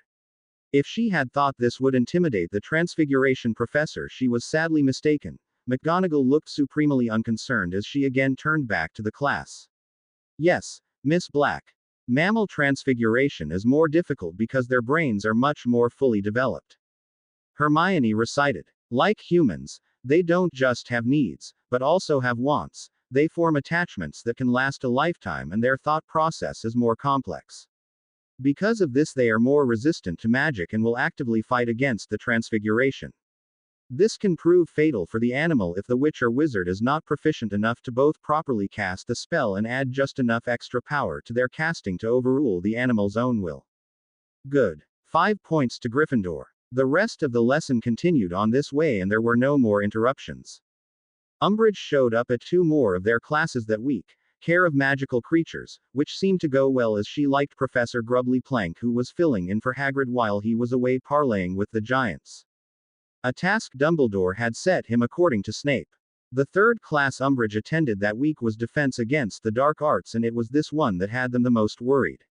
It was no secret that Umbridge hated half-breeds like Remus, and while they weren't worried about Remus teaching, they knew this inspection would be about far more than just that. Good morning, class. Remus greeted as he came in from his office. As you can see, we have a visitor today. Madam Umbridge is here in her capacity as High Inquisitor and will be observing today's lesson. Harry sighed deeply. Remus was far too kind. Now, today we will be learning about counter spells, particularly those that will be useful in aiding your comrades should they ever be incapacitated in a fight. Hem. The only thing that surprised Harry was that the interruption had taken this long in coming. Unlike McGonagall, Remus didn't snap at Umbridge, but rather smiled quite genially as he turned to face her. Yes, Madam Umbridge. Do you have a question about the lesson? More than just a question, Professor. She said with a sickly sweet smile. I must say that I am quite concerned that you think it necessary to teach children how to fight. Harry narrowed his eyes furiously and would have jumped up if not for Ginny's death grip. Luckily though, Remus was far from unarmed. I am surprised to hear you say so, madam. He replied just as genially as before. As you are no doubt aware as High Inquisitor, the 5th-year curriculum has such counter spells as a requirement. Umbridge flushed, having clearly not known this. Yes, well, You seem very content with this new curriculum, and one must wonder why you are so happy to adhere to it when the old curriculum, written by noble pureblood lords with vast amounts of knowledge, was perfectly structured. Harry didn't even try to jump up this time. He could see the amusement in Remus' eyes as they almost twinkled like Dumbledore's. It is my job, madam, to teach the curriculum, regardless about my feelings on it. If you are truly concerned, I suggest you speak with the school governors. It is they, after all, who have seen fit to continue the current curriculum, which, if I am not mistaken, was last updated in 1796. Again Umbridge flushed and shot daggers at the few students who sniggered out loud. Rest assured, I will be speaking with both the school governors and the minister regarding this. She conveniently ignored that point about it not being a new curriculum at all, which had been half of her argument. I find it abhorrent and unbelievable that school children are being taught to fight. And frankly, I am astounded that you do not. It is your duty as a professor of this school to bring to attention anything that may harm the students, and the fact that you haven't makes one wonder whether you are fit to even be a teacher. Ginny's death grip returned. As I said, madam, it is my job to teach what the school governors have decided should be taught, and I have no concerns about teaching my students to defend themselves. After all, this is defense against the dark arts. An unnecessary class if ever there was one. Umbridge snapped. Teaching children to fight? Who would attack children? Harry openly scoffed at the obvious attempt to get him to speak up about Voldemort. I do not know, madam. I know only that fights do happen and that this lesson is a requirement of their education. Those who knew Remus could hear the hint of frustration that entered his voice. Now, may I continue with my lesson? I fear if we continue on like this, the entire period will pass without you being able to fulfill your purpose here. Most reluctantly, Umbridge sat back down and didn't interrupt the lesson again. She did, however, get up and ask the students questions about Professor Lupin once they got up to practice the spells they'd just been taught. Harry was keeping an eagle eye on her as she did, and breathed a sigh of relief when the first Slytherin she approached was Draco. While he said nothing particularly flattering about Remus, he did say he was a competent teacher and that the students had learned a lot from him. This set the precedent for how the rest of Slytherin House would answer her. The very wealthy and influential Draco Malfoy had spoken, and none of them were stupid enough to disagree with him. As the class came to an end, Umbridge was standing off to the side again, silently fuming at not having gotten anything damning on Remus. Harry decided then that it was time to approach her. Madam Umbridge, he greeted, secretly pleased when she stiffened at his arrival. Lord Potter, she greeted stiffly in return. The two hadn't directly spoken with each other since their meeting over the summer, so it was understandable that she was a bit concerned why he was speaking with her now. I wish to offer you a piece of advice, madam. Know the limits of your power. Umbridge turned furious eyes on him, but Harry wasn't done. Remus Lupin is a member of my house, as well as a member of House Black, and your attack on him earlier did not go unnoticed. You may have the power to sack Remus, but only if you can prove he is an incompetent teacher, and that proof had better be airtight, for it will be intensely scrutinized by the governors, of which Lord Black is one. Your attack on him earlier had nothing to do with his teaching methods. We are well aware of your prejudices, madam, and I urge you not to let them interfere again, lest you overstep the limits of your power and insult my house, our House Black. As you are well aware, we do not take kindly to such insult, and by the very laws you yourself have lobbied for, not even Minister Fudge can protect you should you go too far and insult a noble and ancient house. Wisely, Umbridge made no comment, nor accused him of threatening her, and so after a moment Harry bid her goodbye and left. While Umbridge was clearly not happy, Harry's warning seemed to have worked, for Remus wasn't sacked. He was, however, put on probation, Umbridge having only cited possible inappropriate teaching methods as the reason, and she became a usual visitor to their classes. Harry was angry that she had even gone this far, but as she had not quite overstepped, there was nothing he could do.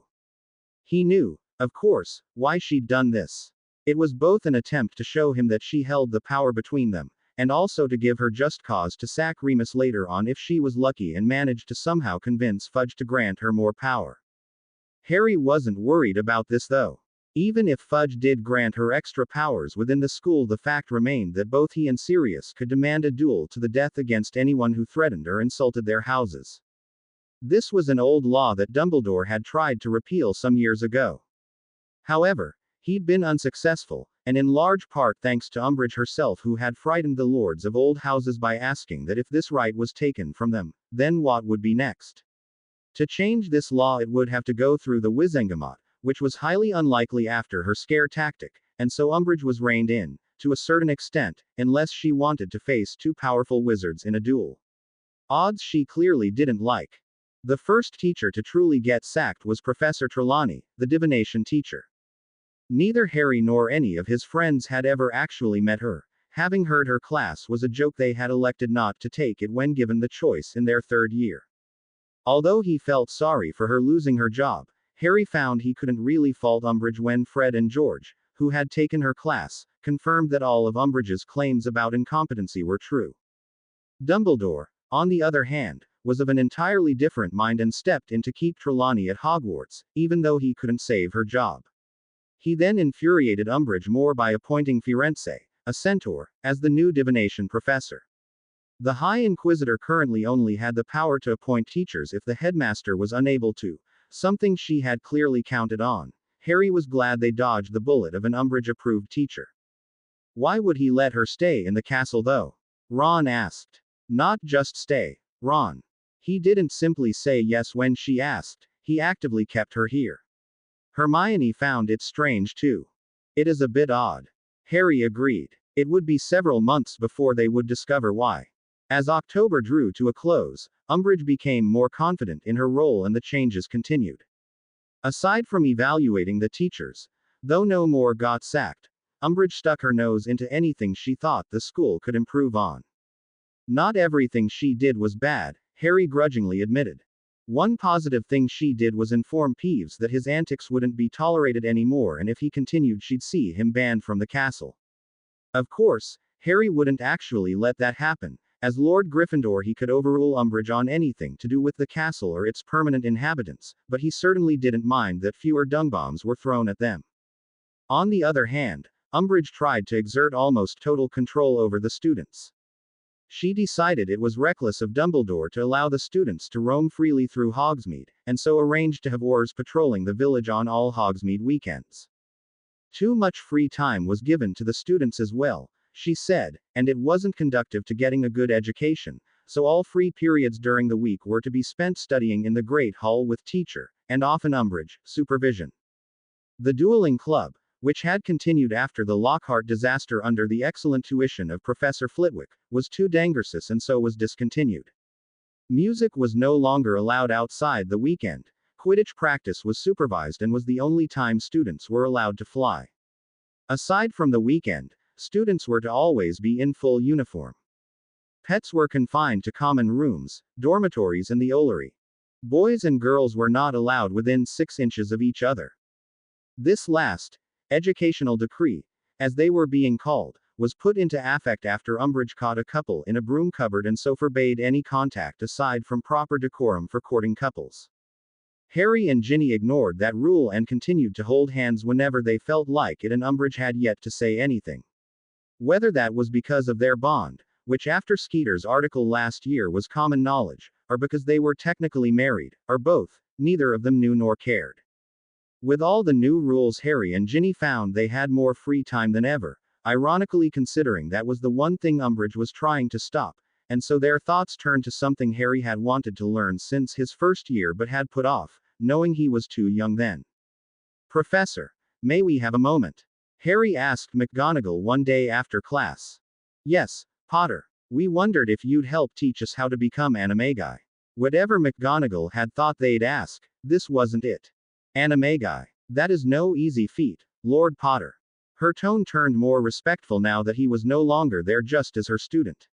She had had a much easier time accepting him as a lord, much easier than Dumbledore for certain, and had no issues using his title for things that did not concern his education.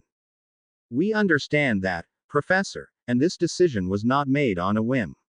I've been wanting to ask for your help in this since first year, actually, but I knew you'd never agree to assist an 11-year-old become an animagus." "Too right you are." She sounded at once proud that he had known she wouldn't help back then, and offended at the mere thought. "Has your godfather not said he'd help?" As I recall, he and your father were both animagi by your age. Sirius has actually tried to forbid Harry from becoming an animagus," said Ginny. "Apparently it's too dangerous for an underage wizard to attempt." "The hypocrite," Harry muttered, and McGonagall cracked a smile. "Yes, it is quite dangerous. They were in detention for 3 months for it." "You knew back then?" Harry was surprised. Sirius had told him that no one, except maybe Dumbledore, though that was never confirmed, knew they had become animagi.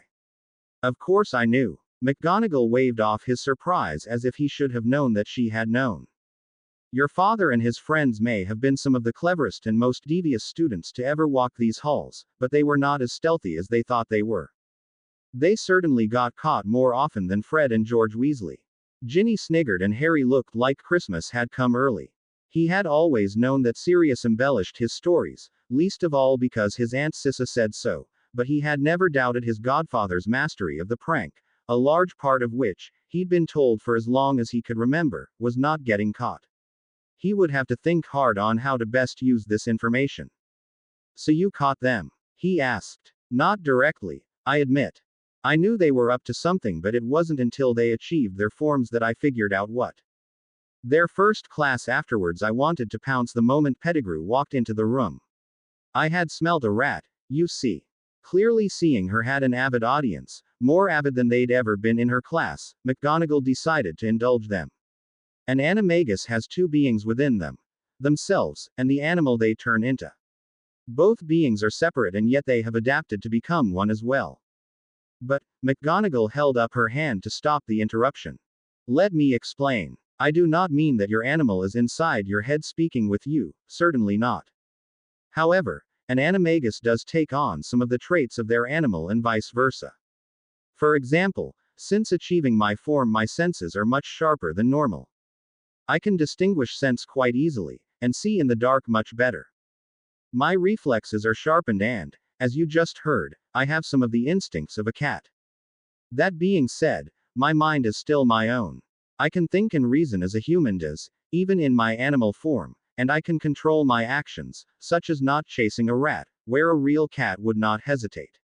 The two nodded, following what she was saying quite easily. "Now, while I can control my actions, it is important to sometimes allow your animal free and to follow their instincts without questioning them as a human does." "So you've chased rats before?" Ginny tried not to grin too widely and succeeded when McGonagall sent her a quelling look. Still, she answered the question. "I have chased my share of rats in my day, yes." Ginny's grin returned. "My heightened sense of smell is what allowed me to find out your father and his friends had become animagi. I surmised pretty quickly that they had done so for Professor Lupin and so chose to do nothing with the information. Still, I was quite furious. Becoming animagi can be very dangerous and they had done so without any guidance or supervision." Her lips pursed as they always did when she was supremely unimpressed, or upset, about something.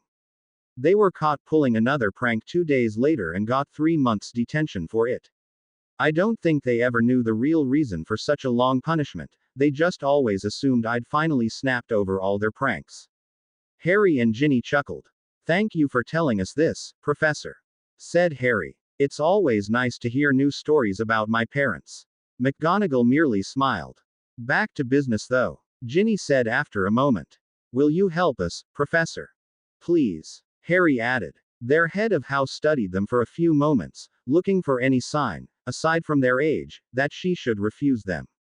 Finally, though, she made a decision. "I will assist you on one condition," she said, and they listened intently. "You are never to try transforming without me present until I decide you have mastered your forms."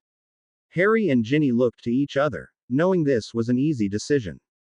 "Deal." McGonagall pursed her lips again, this time into an expression Harry and Ginny knew to mean she was thinking she might regret her decision after all. "And I suppose you will want me to keep quiet about this?" she asked unnecessarily, and they both nodded. "Very well then. Depending on your forms, I cannot deny that it will give you an advantage with what's to come." "Thank you, Professor. We shall start next Monday evening at 7. I have held extra study sessions at that time before, so it will be less suspicious." Though given your performances in my class, we'll have to say you asked for more advanced lessons to get ahead on your OWLs. Hermione will love that. Harry sniggered. Him receiving advanced lessons instead of her would actually have Hermione blow a gasket. Thank you, Professor, said Ginny. We'll be here on Monday. The two turned to leave and McGonagall went back to her marking. Oh, and Potter, she called before they'd even made it to the door. They turned and saw that she was still working and hadn't even looked up at them. Everything said here today stays between us, understand? Harry let out a laugh. Even all these years later, she clearly didn't want Sirius or Remus to discover the truth behind their 3-month detention. Of course, Professor. Hermione did indeed blow a gasket, but it wasn't about the excuse of advanced lessons. You're refusing to let us become animagi with you. No, I'm not refusing. Harry quickly backpedaled. It's just that McGonagall was hesitant to teach us and I'm technically of age and Ginny's guardian, so she can't get in trouble for teaching us. That's a pathetic excuse, Harry, said Ron. The four of them and Draco were in Godric's chambers where Harry and Ginny naturally told them everything that had been said in their meeting with McGonagall. We also have Godric's magic and will learn a lot faster because of it. He tried a different tactic. Another pathetic excuse. Just forget it, Ron. Draco sneered. The bloody wanker isn't going to budge. Hey, said Ginny, sounded offended. If there's any wanking of Harry to be done, it'll be by me, thank you. Ron's reaction was immediate. He turned green and jumped up, moving to the exit. Why the bloody hell did you have to go and say that for? I've completely lost my appetite. Well, I didn't think that was possible. Ginny now sounded genuinely surprised. Ron losing his appetite, I mean. She looked to their other friends and saw that both Hermione and Draco were bright red. I think I'm going to go too. Draco muttered. Yep. Hermione jumped up as well and the two left hurriedly. What's gotten into you? Harry asked. It was an unspoken agreement between them all that their lives, or whatever they did leading up to a life, as the case may be, would not be discussed. I didn't want to listen to a lecture from Hermione. Ginny shrugged. That's it. Harry was suspicious. Well, but I also wanted some alone time with my husband. Harry was suddenly very alert. What kind of alone time? He asked hesitantly. They hadn't done much beyond snogging, only a little petting here and there, but after she'd mentioned wanking he had to wonder. In response, Ginny moved to straddle him and brought her lips to his, her hand moving down his body. Harry and Ginny met McGonagall on Monday as planned and the 2 Mondays after that before they got anywhere with their transformations, or rather before they transformed completely. Looking up at their professor, for they had shrunk quite a bit, they could see utter shock on her face. Looking down, they tried to determine what they were. Ginny saw black feathers and 2 wings instead of arms, so knew she was some kind of bird, while Harry saw the tip of a scaly snout and nothing else. He found he had no arms or legs and was very low to the ground, the identity of his animal form becoming clear when he next inhaled and a forked tongue darted out of his mouth. He could feel Ginny's amusement. Concentrating on their human selves, the two felt themselves grow again and knew they were back to normal. I'm a snake, Harry grumbled. How does that even make sense? Wouldn't a lion have been better? It is my Patronus after all. At least I get to fly, Ginny said smugly. And there's nothing the toad can do to stop a bird flying. Harry glared over at her, though only got a smile in return. Aren't animagus forms supposed to represent the witch or wizard? He turned back to McGonagall. It makes no sense that I'm a snake when I'm Gryffindor's heir. McGonagall had been there back in his 2nd year when the Sorting Hat had told him of his ancestry, though she hadn't been brought into the fold completely, as close as she was to Dumbledore. You are correct, Potter, that an animagus form represents a part of the witch or wizard. Sometimes it is not always clear what part it is at first, though I'm not so sure it is unclear here. What do you mean, Professor? Ginny asked. By blood you are Gryffindor's heir, but you are also the last heir of Hogwarts. Harry still wasn't sure where she was going with this. 3 years ago the Sorting Hat explained that the lines of Ravenclaw and Hufflepuff were extinct, while Slytherin's heir had forfeited his claim to the castle by betraying the school. That leaves only you. I think you're going to have to spell this one out for us, Professor, said Ginny. They hadn't forgotten what the hat had said, but she wasn't sure where McGonagall was going with this. McGonagall did not look impressed. Clearly she thought they should have been able to figure it out on their own by now, but she still obliged. You are heir to Hogwarts, Potter, not just Gryffindor. There are 3 others who built this castle and whose magic still resides within these walls.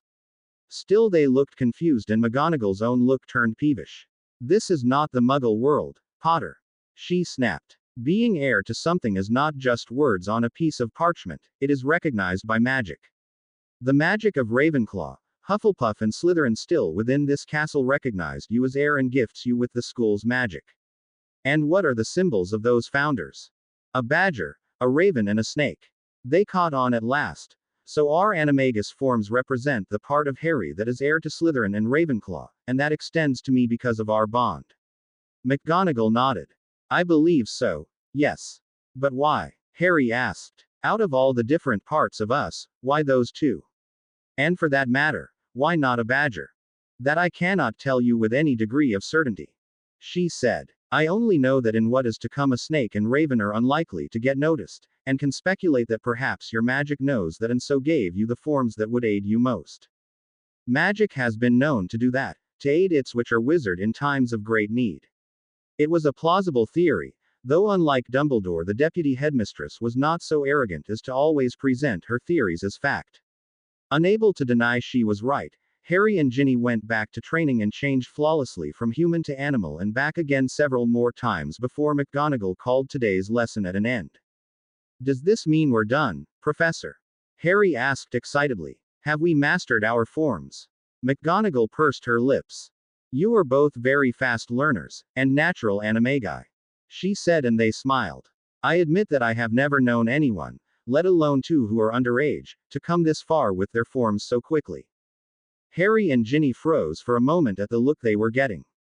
It spoke of far more knowledge about them than they'd ever thought she possessed. Though I suppose I have also never known a first year who could take on a fully grown mountain troll, or 2 third years who could cast such powerful patronuses, or any patronus for that matter. Although she seemed to be writing it off as yet another amazing feat they were capable of, Harry and Ginny knew they'd have to keep an eye out.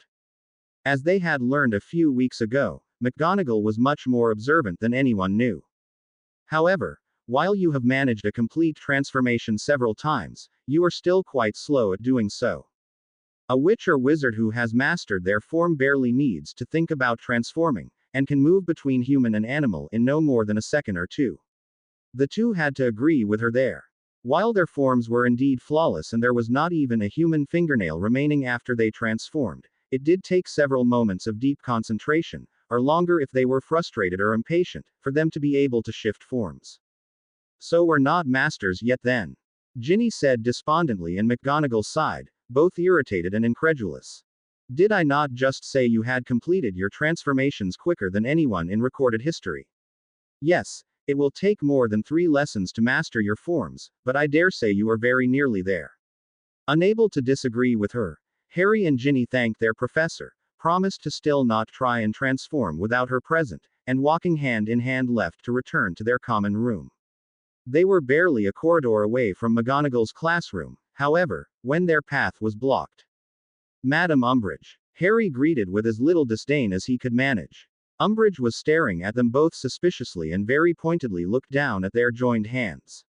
Neither Harry nor Ginny even flinched. If Umbridge wanted to try and tell a noble and ancient lord that he couldn't hold hands with his wife, then she could do so instead of trying to cow them with a look. It is quite late, Lord Potter, she said finally, her own voice imbued with as little malice as possible. Where have you 2 been?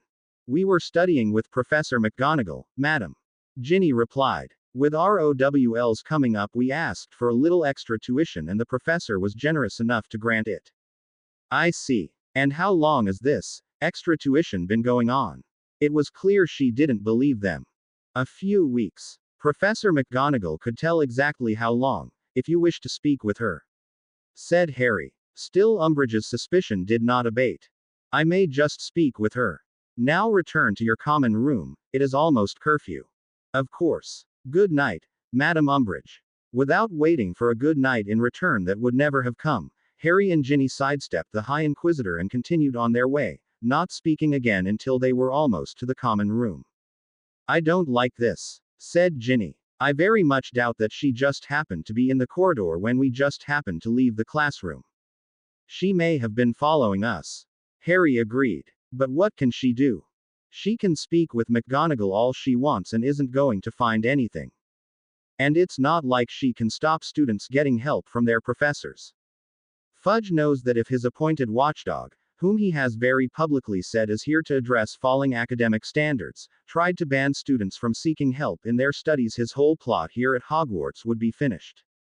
Ginny hummed noncommittally. While Harry had made some good points, she knew Fudge wasn't the brightest and trusted Umbridge less than Hagrid when he talked about how friendly and safe his misunderstood creatures were. The very next morning they discovered just how right Ginny's bad feeling was, on more than one account. The first thing to happen that morning was perhaps among the worst news they could get. There had been a mass breakout at Azkaban. Believed to be aided by notorious mass murderer Peter Pettigrew, according to the Ministry at least, almost a dozen convicted Death Eaters, including perhaps Voldemort's most dangerous follower Bellatrix Lestrange, had escaped. Of course they knew better and knew that Voldemort had made his first move, though the Ministry was still denying it. The second thing to happen was that Umbridge had come out with 2 more of her educational decrees. The first disbanded all student organizations and made it illegal for students to meet in groups of more than 2 unless they were in the Great Hall, and under Umbridge's watchful eye. Educational Decree number 24, however, was a direct action against them after last night. No member of staff is to meet with a student behind closed doors without the presence of the High Inquisitor. Ron read the notice that had been put up in every common room. "What's she playing at? She's not forbidding students from seeking their professor's help, is what she's doing," said Ginny, shooting an "I told you so" look at Harry. "What?" Ron and Hermione were both confused. Harry nodded his head towards the portrait hole and away from the people gathered at the notice board. They made their way down towards the Great Hall for breakfast and Harry and Ginny filled their friends in once they were far enough away from the fat lady. "Umbridge was in the corridor last night when we left McGonagall's classroom. She seemed quite suspicious, so I'm not surprised this new decree pops up." "But what reasoning could she possibly give for it?" Hermione asked. "To Fudge no doubt she'll simply say she suspects the teachers are plotting against the Ministry," Ginny said with a roll of her eyes.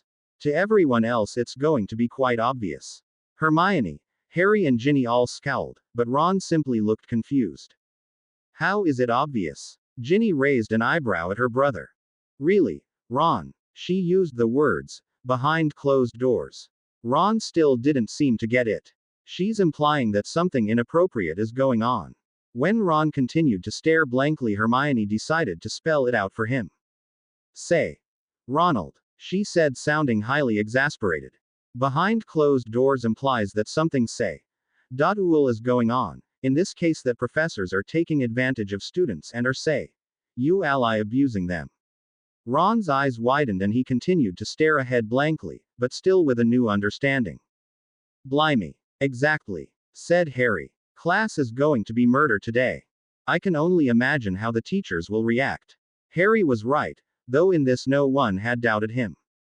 The tension in the Great Hall was heavier than any of them could remember, and the teachers, without exception, wore thunderous expressions, though the worst of them was Dumbledore. It wasn't often that the headmaster showed his anger, but the look in his eyes right now had every student eat in silence and leave just as quietly, heading straight to class, regardless that many of them would be early. Harry made a note to mention this to Sirius later on. Dumbledore had the entire school behaving with one look, a look that wasn't even directed at them. Snape could take lessons from Dumbledore and Sirius would be pleased to point that out. The one his look was directed at, of course, tried to keep her head tall as if she was still in charge. She technically was, but the glance she received from Dumbledore was enough to keep her silent, reminded, as she was, that although Dumbledore had gone batty, he was still a very powerful wizard. All day long not one person put a single toe out of line, not even Fred and George, who looked at Ginny incredulously when she asked. We're pranksters, not idiots. Even Peeves was well behaved, and for the first time since he'd started working as caretaker some 30 years ago, Filch went a whole day without having to clean up after the poltergeist. That evening Sirius called a meeting and everyone crowded into Godric's chambers, it being quite cramped now given their number, though Draco and Hermione didn't seem to mind, the latter having settled in his lap to leave a seat open for someone else. Harry glared at his cousin, but after today Draco couldn't even pretend to cower under his stare. All right, shut it. Sirius called the meeting to order. For those of you who don't already know, there has been a mass breakout at Azkaban. 10 Death Eaters have escaped. Then to make everything worse, the Toad put another educational decree in place this morning, this one forbidding staff to be alone with students behind closed doors. Unlike Ron, those gathered were not so daft and knew immediately what Sirius was getting at. It's all a bunch of codswallop, of course, but it's been a hell of a day dealing with the fallout. And that's just Umbridge. Dobby popped in and handed Sirius a glass of fire whiskey, which he gratefully took before collapsing into the chair he'd claimed. Sirius isn't wrong about the fallout, I'm afraid. Madam Bones took over. It seems that many students wrote home this morning about the new decree. The DMLE was swamped with complaints and demands to know if it was true. You can imagine how busy my department was today. Not only do we have Death Eaters escaping Azkaban, but now this. The only minor upside to it all is that most people didn't believe in Umbridge's insinuation. Or at least didn't want to. The school governors have not been much better off. Lucius added. Though I will say that this outrage has united us in a way we never have been. The owls from parents concerned about their children's safety have been pouring in, and we spent hours with Umbridge, Fudge and Dumbledore this afternoon, and for a time Madam Bone as well. Forgive me for leaving the Death Eaters aside, but I'm afraid we'll have to leave that with you for now, Amelia. She nodded. We are doing all we can on that front, though I'm afraid I have no more information at this time. As for Umbridge, she was forced to admit before all of us that this educational decree was not put in place for the reason people assumed, though Fudge stepped in to protect her and we got no actual reason for it. Madam Bones was clearly, and understandably, bitter about all this. Do we really need to hear the reason from their own mouths though? Remus asked, and Madam Bones shook her head sadly. No. At any rate, the ministry will be releasing a statement tomorrow saying that there was never any doubt as to the morality and integrity of Hogwarts staff, and Madam Umbridge simply used some unfortunate wording.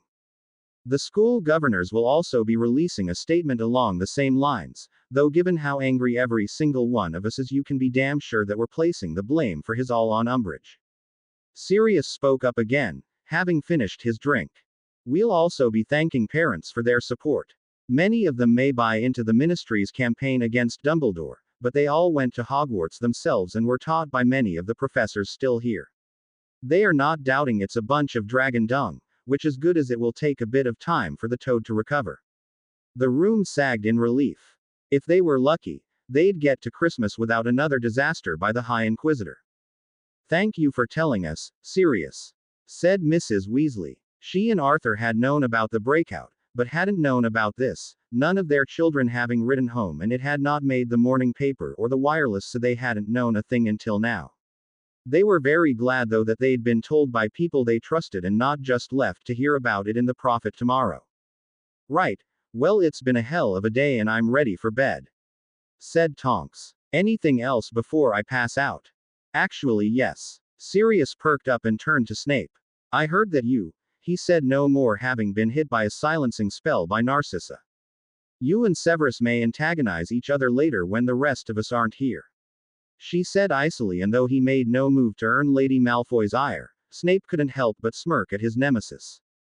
There is one other thing. Bill stood up. We've finally finished searching the vaults of all known Death Eaters. About bloody time after almost 2 years. Ron muttered. And we've found nothing. There are no more Horcruxes in Gringotts. The room gained a disappointed air. We couldn't hope to get so lucky a second time, Remus pointed out reasonably. So where do we search now? Asked Cedric. We've been trying to find out more about you-know-who's past, hoping it would give us a clue, but it's slow going, said Bill. It's like he erased any record of Tom Riddle. Lucius' head snapped up. Of course, I have been so blind, he growled. The graveyard he summoned us to, there was a tombstone with the name Thomas Riddle on it. And you're just remembering this now? Fred and George snapped. Do forgive me for not remembering the Dark Lord's true name in that exact moment. I was, after all, in the presence of one of the darkest wizards of all time and trying not to get myself killed. Lucius snapped back and the twins sat back down. It would make sense. Hermione spoke up. We still don't know what dark ritual he used to come back, but no matter which it is, he'd need a piece of his former self or he wouldn't actually regain a body of his own, but just a body. Every book I've read is clear about that. With nothing of his old body left, his father's remains would be the next best thing. Sirius jumped up again and looked to Narcissa, who finally released her spell. So let's go. If Voldemort's father's grave is there, then there must be something of his past nearby. Not so fast, Mutt, said Snape. The last 3 times the Dark Lord has summoned me, he has been holed up in a manner on the grounds of that very graveyard. You would be entering his back garden and all but offering yourself up on a silver platter if you went while he's still there. Sirius sagged, his sudden energy gone, but he couldn't deny that Snape was right. We'll have to wait until he leaves then, said Harry. Uncle Lucius, Professor, we trust you to let us know when it is safe. Both men nodded. Any other ideas we can work on immediately? Ron raised his hand. I still think he used something of Slytherin's. If he used something of Ravenclaw and Hufflepuff's, then he must have used Slytherin's. But no one knows of anything he might have left behind. Darko argued, the two having gone back and forth on this several times in the last 2 years. No one we know of. Slytherin is his ancestor. There's got to be something passed down in that family that he finally got his hands on. This was as far as their argument ever got, both making good points but not being able to further them. You may be right, Ron, but right now we don't have a clue of what it could be or who to ask for help. Ginny played mediator. Until we do, we can't prove your theory right or wrong. If only Salazar had left his portrait at the school. Helga spoke from the portrait where 3 of the 4 founders had watched the meeting as usual. He couldn't tell us what item was used as a Horcrux, having been dead long before Riddle was born, but he could give us a list of items to start with. This was another good point that had been made several times already. No matter how much they wished, though, nothing could magically make a portrait of the 4th founder appear.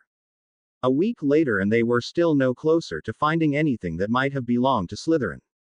Hermione had practically moved into the library, taking Draco with her, and often Ron. The youngest Weasley brother was often heard saying he wished there was something he could do to help, and since he lacked ideas of his own, Hermione gave him things to do.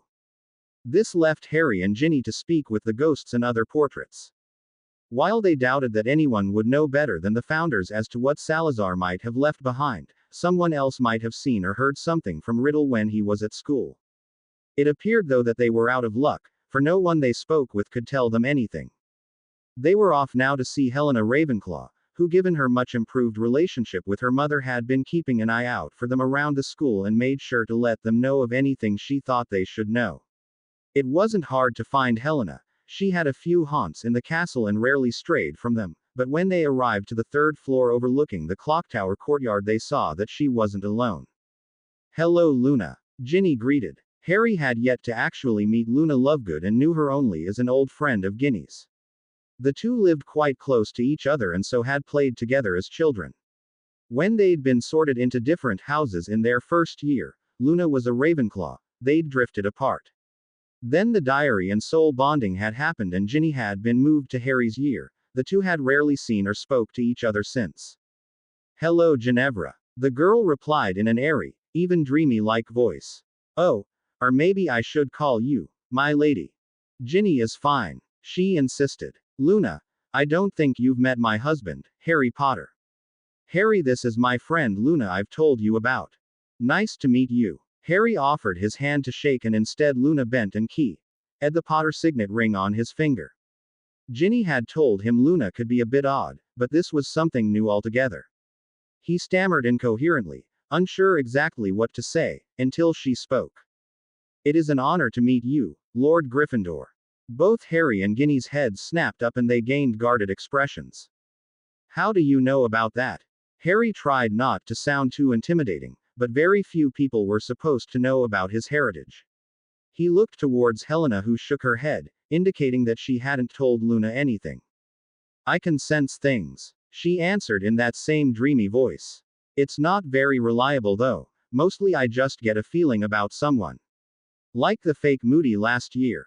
I sensed a lot of anger and darkness, but since Professor Dumbledore let him into the castle, I figured he wasn't a threat and just assumed the darkness was because of his past as an Auror. And yet you figured out who I am, Harry said. That doesn't seem unreliable to me. Sometimes, not often, things are very clear. When I first saw you in my first year, I could sense all the traits associated with Gryffindor House in you, and by the end of the year I knew you had Gryffindor blood in you. Luna, are you a seer? Ginny asked, never having seen this side of her.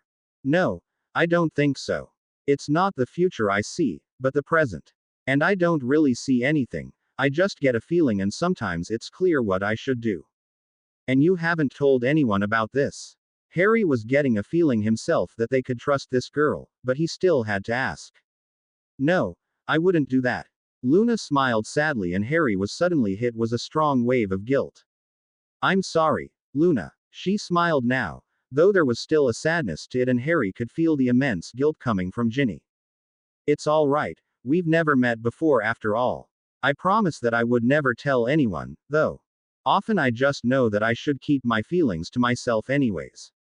He didn't like that he wasn't sure whether she was talking about the strange feelings she had, or her feelings in general. He determined then and there that he'd find out, and if it was the latter, Merlin helped the person who made her think her feelings weren't important. Occasionally though, I know I shouldn't keep them to myself.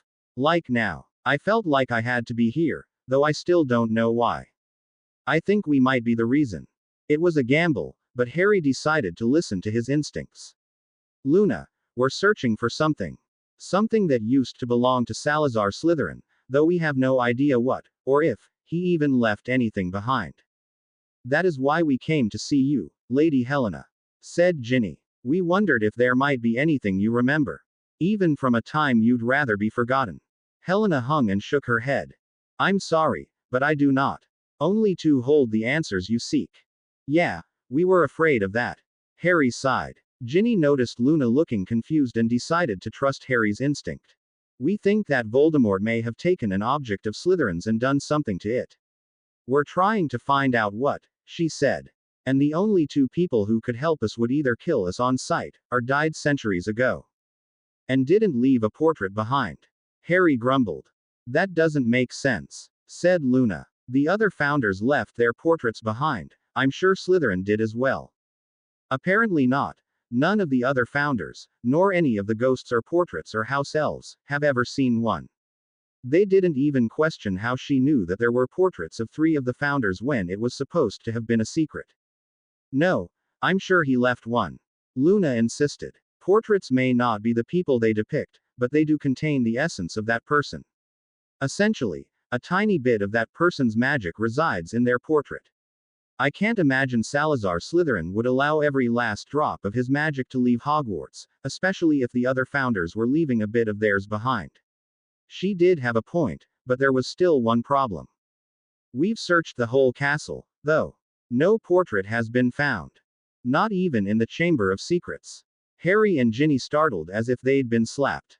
The Chamber of Secrets? Ginny asked. They hadn't even thought of the chamber in a long time now, which was just fine with her.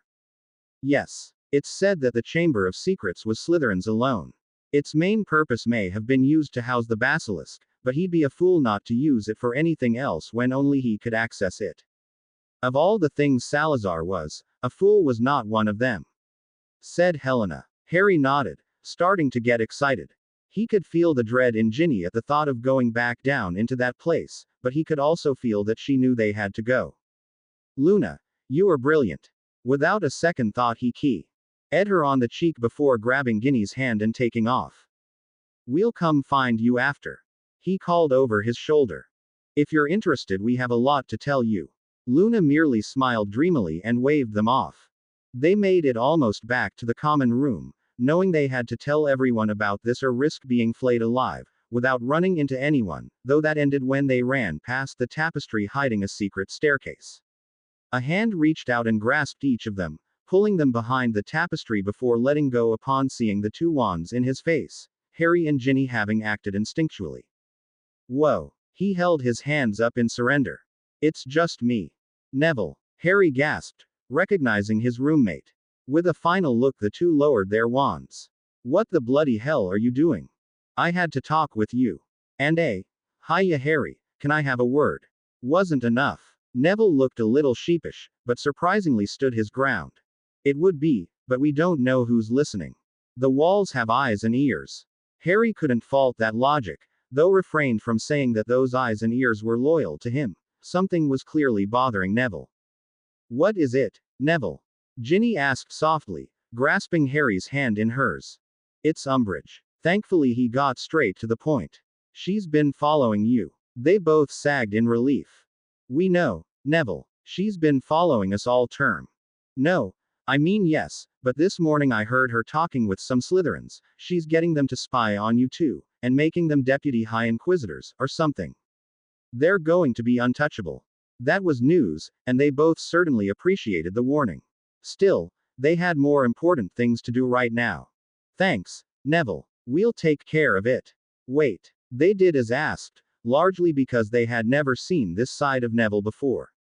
I also wanted to tell you that I'll be your spy, Lord Potter. That threw them both for a loop. What? I know I'm not the best wizard, but I've gotten very good at being invisible to people. He said. Not literally. Of course, I'm not that good with spell work, but I mean that people often don't pay any attention to me, and I've learned to use that to my advantage. Let me help you, Lord Potter. Lord Neville, it's Harry, as it has been for the last 4 years. If they thought that Umbridge getting some Slytherins to do her dirty work was news, it was nothing compared to this unknown person in front of them. Neville, what is going on? Ginny asked in that same soft voice. What's bothering you? Neville hesitated, and they could see on his face the argument he was having with himself. Eventually though, this new, more confident Neville won out. House Longbottom owes a life debt to House Potter. He explained, getting 2 pairs of widened eyes in return. Gran was raving when we heard Bellatrix Lestrange had escaped. That did not surprise them. Neville's parents were in the long-term ward at St. Mungo's, having been tortured into insanity by that witch. She told me that Lord and Lady Potter, your parents, saved my parents' lives during the First War. Because of everything that happened, we never got to repay the debt while they were alive, and only Lord Potter can accept the debt be forgiven. So until you became Lord Potter last year, there was no point even telling me about it, so I only found out last week. But now House Longbottom can finally repay House Potter. I thought this would be a good start. Harry didn't know what to say. Actually, that wasn't true. Master Longbottom, I, Lord Harry James Potter, do hereby consider the debt of House Longbottom fulfilled. Magic began to swirl around them, and they both could feel it disappear completely. I guess there really was a life debt. Harry thought. Lord Potter. Harry. He reminded him. Neville seemed at a complete loss for words. He looked completely stricken, and no matter how stupid Harry felt this whole thing was, it was clear that Neville didn't think it stupid at all. Look, Neville, House Potter and House Longbottom have been allies for centuries, and I like to think that our houses are now friends because of us. I can see how much this means to you, but there's no debt between friends. If you want to feel like you're paying me back, then just continue to be my friend. With a small smile, he and Ginny turned to leave. Harry, not even having gone 2 steps, they turned back in time to see Neville fall to his knees. Nev, Lord Potter, as heir to the noble and most ancient house of Longbottom, I hereby declare my fealty to you, and the fealty of my house to yours. House Longbottom is yours to call upon, as you see fit, as am I, from this day forward until the end of my days. It was Harry's turn to look stricken, though Ginny didn't fare much better. They must have looked quite the sight, for after a moment Neville started laughing, and it was several moments before he stopped. What the bloody hell, Neville? Harry raged when the taller boy had settled down. You just, how could, for Merlin's sake, Neville? I'm not sorry, he said with another laugh. If you won't accept the debt we owe, then the honor of House Longbottom demands. Do you hear yourself? Harry was still raging. The honor of House Longbottom. These are the old ways, Neville, and I never took you, or even Lady Longbottom as ones to follow them. It's madness. No, it's not. Harry, just listen. Neville insisted when Harry opened his mouth again. You're right, Gran and I don't follow the old ways, for the most part, and we'd certainly never declare fealty to House Malfoy, for example. I may not be the bravest person around, Merlin, I'm still not sure why the Sorting Hat put me in Gryffindor, but even I know that a house like the Malfoys would abuse the fealty we offered, and I'm strong enough to say no. But you would never abuse my house, and you deserve our loyalty. If I had any doubt, it disappeared when you nullified the debt without a second thought. Harry didn't know what to say. In fact, he had never heard Neville say so much at one time, or ever sound so sure of himself. It was that which had Harry hesitating, and what had Ginny respond for him. Thank you, Neville, she said, giving him a hug. House Longbottom may call on House Potter whenever in need as well, I hope you know that. Neville nodded. Good. Now about House Malfoy. Harry and Ginny showed Neville to Godric's chambers that very day. The magic surrounding the fealty Neville swore to House Potter meant that he could never betray Harry, whether willingly or otherwise, so their secrets were safe with him and there was no reason not to bring him into the fold right away. He was quite overwhelmed when he saw the number of people gathered. Harry had sent Ron, Hermione, Draco, Sirius and Remus a message asking them to meet him after their talk with Luna, but it wasn't surprising that a larger number of people showed up. In fact, the only ones missing were those who had work, though Snape had somehow managed to get away from whatever he should be doing right now as a professor. Harry, Sirius stopped just short of demanding to know what the hell someone new was doing here. This git swore fealty to House Potter, he said, and Sirius immediately relaxed. Apparently House Longbottom owed a life debt for when Mum and Dad saved his parents' lives in the First War, and when I refused to acknowledge the debt he did this instead. There were a few impressed looks around the room, but this wasn't what Harry asked them to hear talk about. More on Neville later. We may have a way to find another Horcrux. Horcrux? Neville asked, never having heard that word. We'll explain later, Neville, said Ginny. She and Harry had filled him in on some things, such as the Malfoys and Snape not actually being bad people, but they certainly hadn't had time to get into the Horcruxes. What way is that, Harry? Bill asked. He represented the goblins in these meetings if they took place while the bank was open. Ragnarok and Griphook would be much more missed than he was, and so the director had told him go as their representative any time it was needed. Bill felt quite proud that the director of Gringotts, and head of the Goblin Nation, trusted him enough to act on their behalf. The Chamber of Secrets. Harry was quite excited. We went to see if Lady Helena knew about anything that Slytherin might have left behind, and Luna was there. Zeno's daughter. Molly asked, and Ginny nodded. Yeah, she somehow knew that Harry was the heir of Gryffindor. Apparently Luna knows things, though she's not a seer, it's complicated. Anyways, she said that the obvious place to look for something that Slytherin left behind was his own hidden chamber. How we didn't think of that before, I'll never know. Harry muttered, unable to believe he'd been so dense. It is obvious now that I think about it. It's all right, Harry, said Godric from his portrait. Neville looked up, wondering who these three people in the portrait were. There was never any indication that Salazar built the chamber for anything other than housing his monster. Not to mention, I rather think that is a period some would like to forget. He looked to Ginny, and Harry wrapped his arm around her, kicking himself for once again being so dense not to realize that this may be difficult for her. You don't have to come, he said softly, even though he already knew her answer. Her steely glare merely confirmed it. We have to search the chamber, said Ginny. We don't know what's down there, so I thought Bill, Professor Snape, and Lucius would be good to come with us. Their knowledge of dark magic may prove useful. You are not going down there without me, young lady, Mrs. Weasley said. And us. Fred, George and Ron all said as one. It was understandable that after what had happened to their sister in the chamber, none of the Weasleys present were going to let her go down there without them. Don't even think about it, pup, Sirius snarled, daring his godson to ask him to remain behind.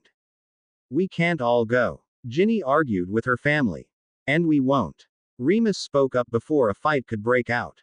Myself, Hermione, Draco and Neville will remain to run interference in case Umbridge or Dumbledore start sniffing about. Narcissa, I wondered if you might remain here as emergency backup. It'll be a lot easier for you to call in the troops than them if they run into trouble. Narcissa nodded. Although Hermione and Draco wanted to see the fabled Chamber of Secrets, they understood the importance of making sure neither Umbridge nor Dumbledore found out what they were doing. Besides, they could always force Harry to show them the chamber later on. All right, I'm not going to fight this, we'll get going faster if nothing else, said Harry. Petra, Dobby, Winky. The elves popped in instantly. We're going down into the Chamber of Secrets. Petra, please ensure the second-floor girls' lavatory is empty and shut it down. Then do what you can to keep people away from there, especially Umbridge and Dumbledore. Winky, please help her. Both elves nodded and popped out. Dobby, I forgot to call you last time, but I learned my lesson. We're not running into danger, at least I don't think we are, but if you want to come anyways, you're welcome to.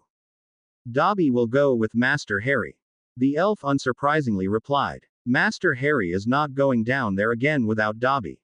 Fair enough. Just then Petra and Winky popped back in and reported that the lavatory was empty and had been sealed with elf magic. Closed for cleaning, sign put on the door outside. Excellent. Will the three of you please take us to the lavatory? They arrived but a second later, and for the first time in 3 years, Harry and Ginny were staring at the entrance to the Chamber of Secrets. Open. Harry hissed and Ginny cringed, understanding him perfectly. It was the first time since the Boggart lesson in 3rd year that he'd spoken Parseltongue, or at least the first time that she was consciously aware of it. When he'd spoken with the dragon last year, she had been filled with so much relief that he was safe that she hadn't paid attention to what language he spoke. Stairs. The winding staircase that had brought them up the tunnel the last time appeared and Harry led the way down. Wands were quickly lit as they went, and it wasn't long until they reached the snakeskin. Ginny. Mrs. Weasley yelled, pushing her daughter behind her and holding her wand aloft, as if she was about to fight. Mum, it's all right. It's just a snakeskin. Ginny moved from behind her mother, though she couldn't really fault her. In the darkness, with their lit wands causing shadows to move every which way, it did look quite real. But not even basilisks can grow that big. After discovering what monster their daughter had come so close to, both Mr. and Mrs. Weasley had read up on the beasts. It was 1,000 years old, Mrs. Weasley, said Harry. Older than any other recorded basilisk by a few hundred years. I'm not surprised it grew bigger as well. They continued on and passed through the cave-in, which thankfully hadn't caved in again after the adults had created a path 3 years ago. A few minutes later they reached the door with the snakes on it, and Harry paused, looking to Ginny, who nodded. Open. He hissed again. The moment the door began to swing up, Ginny cast a powerful air-freshening charm throughout the entire chamber, though it still wasn't enough to mask the stench, and the others had to cast their own charms as well. The reason for the smell became very obvious when they passed through the door, for there at the end of the chamber was the decaying basilisk. The Weasleys paled when they saw the beast, Fred and George grasping onto their sister while Ron steadied himself on Harry's shoulder. You fought that to save our sister? George asked, unable to pull his eyes away. Whatever we have, whatever you want, it's yours, said Fred. Harry didn't respond but allowed them a moment to get over their shock before he took Ginny from them, and the two led the way down the chamber.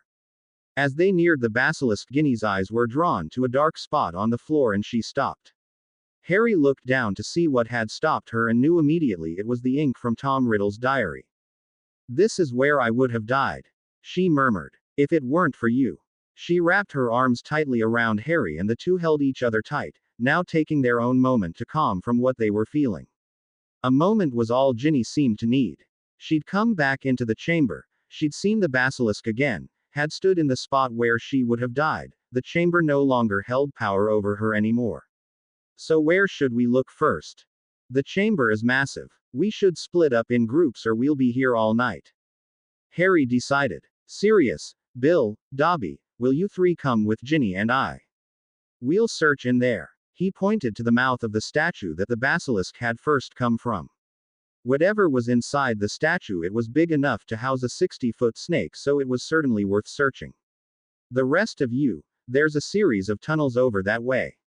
He pointed to where the basilisk had chased him before losing his scent.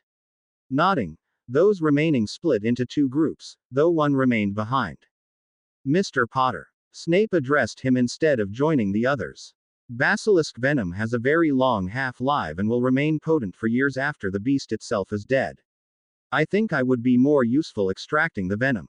It would prove invaluable to those of us who cannot summon the Sword of Gryffindor should we ever need to destroy one of the Horcruxes. Of course, Professor. Harry agreed, having not thought of that but recognizing it was indeed a good idea. And whatever potion ingredients you can get from it are yours. A sharp nod was the only thanks Snape gave, though he refrained from telling Harry that he would have harvested what he could from the basilisk with or without his permission. He went off then, pulling out several vials and knives of varying sizes that any potion's master worth their salt never went anywhere without, for this very reason. The four remaining then made their way towards the statue, Sirius conjuring a bridge over the water, unsure how deep it went as they were. Bill went first, casting detection spells along the way in case they should run into any traps. The mouth was almost high enough for them to walk normally through, and so it took them but a few moments to reach the other side as they hadn't had to crawl. It had grown warmer as they made their way through the passage, at the end of which Harry went to cast a more powerful lighting spell that would not require the constant use of their wands. However, it wasn't necessary. The room was quite bright already, and taking their first look around they saw instantly that this must have been the basilic's nest, and that someone, almost certainly Slytherin himself, had cared for the beast. There were a stack of blankets that looked like they had been engorgioed to be the right size for a giant snake. A hole, made over 1,000 years of the basilisk burrowing itself underneath the blankets, could still be seen. Off to the side of the nest was the source of the light, and the warmth, a great roaring fire that went almost to the ceiling. "Fiend fire," said Bill, to the surprise of the others. Like their smaller, and less deadly counterparts, basilisks are cold-blooded and need an external heat source to stay warm. Knowing he was going to die and that it might be a long time before his descendant opens the chamber, Slytherin would have had to have put something in place to keep the creature warm. Fiend fire can be everlasting, or so the textbooks say, but it requires a great deal of magic and complete control of the spell. While some are quite adept at controlling it, even the most powerful of wizards don't have complete control of fiendfire. It is too powerful and unpredictable. So for Slytherin to have left it burning here without it engulfing the whole castle even so long after his death, Sirius trailed off. He must have been a true master of the dark arts. That didn't surprise anyone, but it was still quite awe-inspiring to see a centuries-old cursed fire still burning. "Right, well, let's get searching," said Harry, though a search wasn't really necessary. While the humans had admired the magic, Dobby had begun to search. The chamber was large enough to house a basilisk, but was otherwise quite small and had no doors or passageways. The only abnormality in the otherwise solid walls was an alcove located across from the fire. "Master Harry!" Dobby cried, and they went to join him. The alcove contained what looked like a study. There was a bookshelf overflowing with ancient tomes in the corner and a desk set beside it. In the center of the alcove was a plush chair that was perfectly angled to look out into the rest of the chamber, but the most important thing though was the large portrait that hung above the desk. Depicted was a bald man dressed in all black with a scraggly gray beard. He wore a necklace with a large S on the front, and if that wasn't clue enough whom this was, the haughty expression did it. "Stop faking. We know you're not a Muggle portrait," Harry called out to the portrait that had remained unmoving since they arrived. Still the man didn't move, and Harry sighed. "Knock it off, Slytherin," he said in Parseltongue, and it had the desired effect. The man suddenly came to life and stared at Harry with dark eyes. "You speak it," he replied. "But you are not of my blood." Slytherin sneered at the Gryffindor crest stitched onto Harry's robes. "None of my blood would suffer through the indignity of being sorted into Gryffindor." It was said as such an insult, but Harry ignored that for now. "You are right that I am not your descendant. But it was your descendant who gave me the ability to speak Parseltongue." Slytherin raised an eyebrow. "Tom Riddle, when was the last time you saw him?" The portrait merely scowled. "I may not be your descendant, but I am of Gryffindor's blood, and thanks to Riddle's lust for power, I'm the sole heir to Hogwarts. We are still within the castle's wards, and you will answer me." That seemed to amuse the portrait and he cracked a smile. And I am a founder of this school. Founder trumps heir. If you want to get into a pissing contest, you will lose. Harry said with little patience. Founder may trump heir, but not when that founder is merely a portrait. Now answer me. Slytherin's amusement visibly grew. It has been a few years, I don't know exactly how many. The passage of time means little to me here. 3 years sound about right. Is a few years to you more like 50? Certainly no more than that. He neither confirmed nor denied which it was. Harry, English please. Sirius snapped. Your companions do not seem to appreciate your gift. Except for the girl, of course. She speaks it too. He looked directly to Ginny, who answered after taking a deep breath. Yes. Bill and Sirius swiveled in her direction. They knew Harry could speak Parseltongue because a piece of Voldemort resided inside him. But Ginny. Bill prayed she didn't have a piece of that monster inside her too. And she is not the girl, she is Lady Gryffindor, my wife. Harry snapped. English, Harry. Sirius snarled this time, but no one seemed to listen to him. Are you not too young to marry? Slytherin raised an eyebrow. I understand that the age of consent has been raised, and that it is no longer common to marry before 17. He and Riddle had clearly been talking, though whether it was 3 or 50 years ago they still didn't know. Anade Fatch. Harry admitted, and Slytherin actually laughed. Ah yes, that is the name Godric gave it.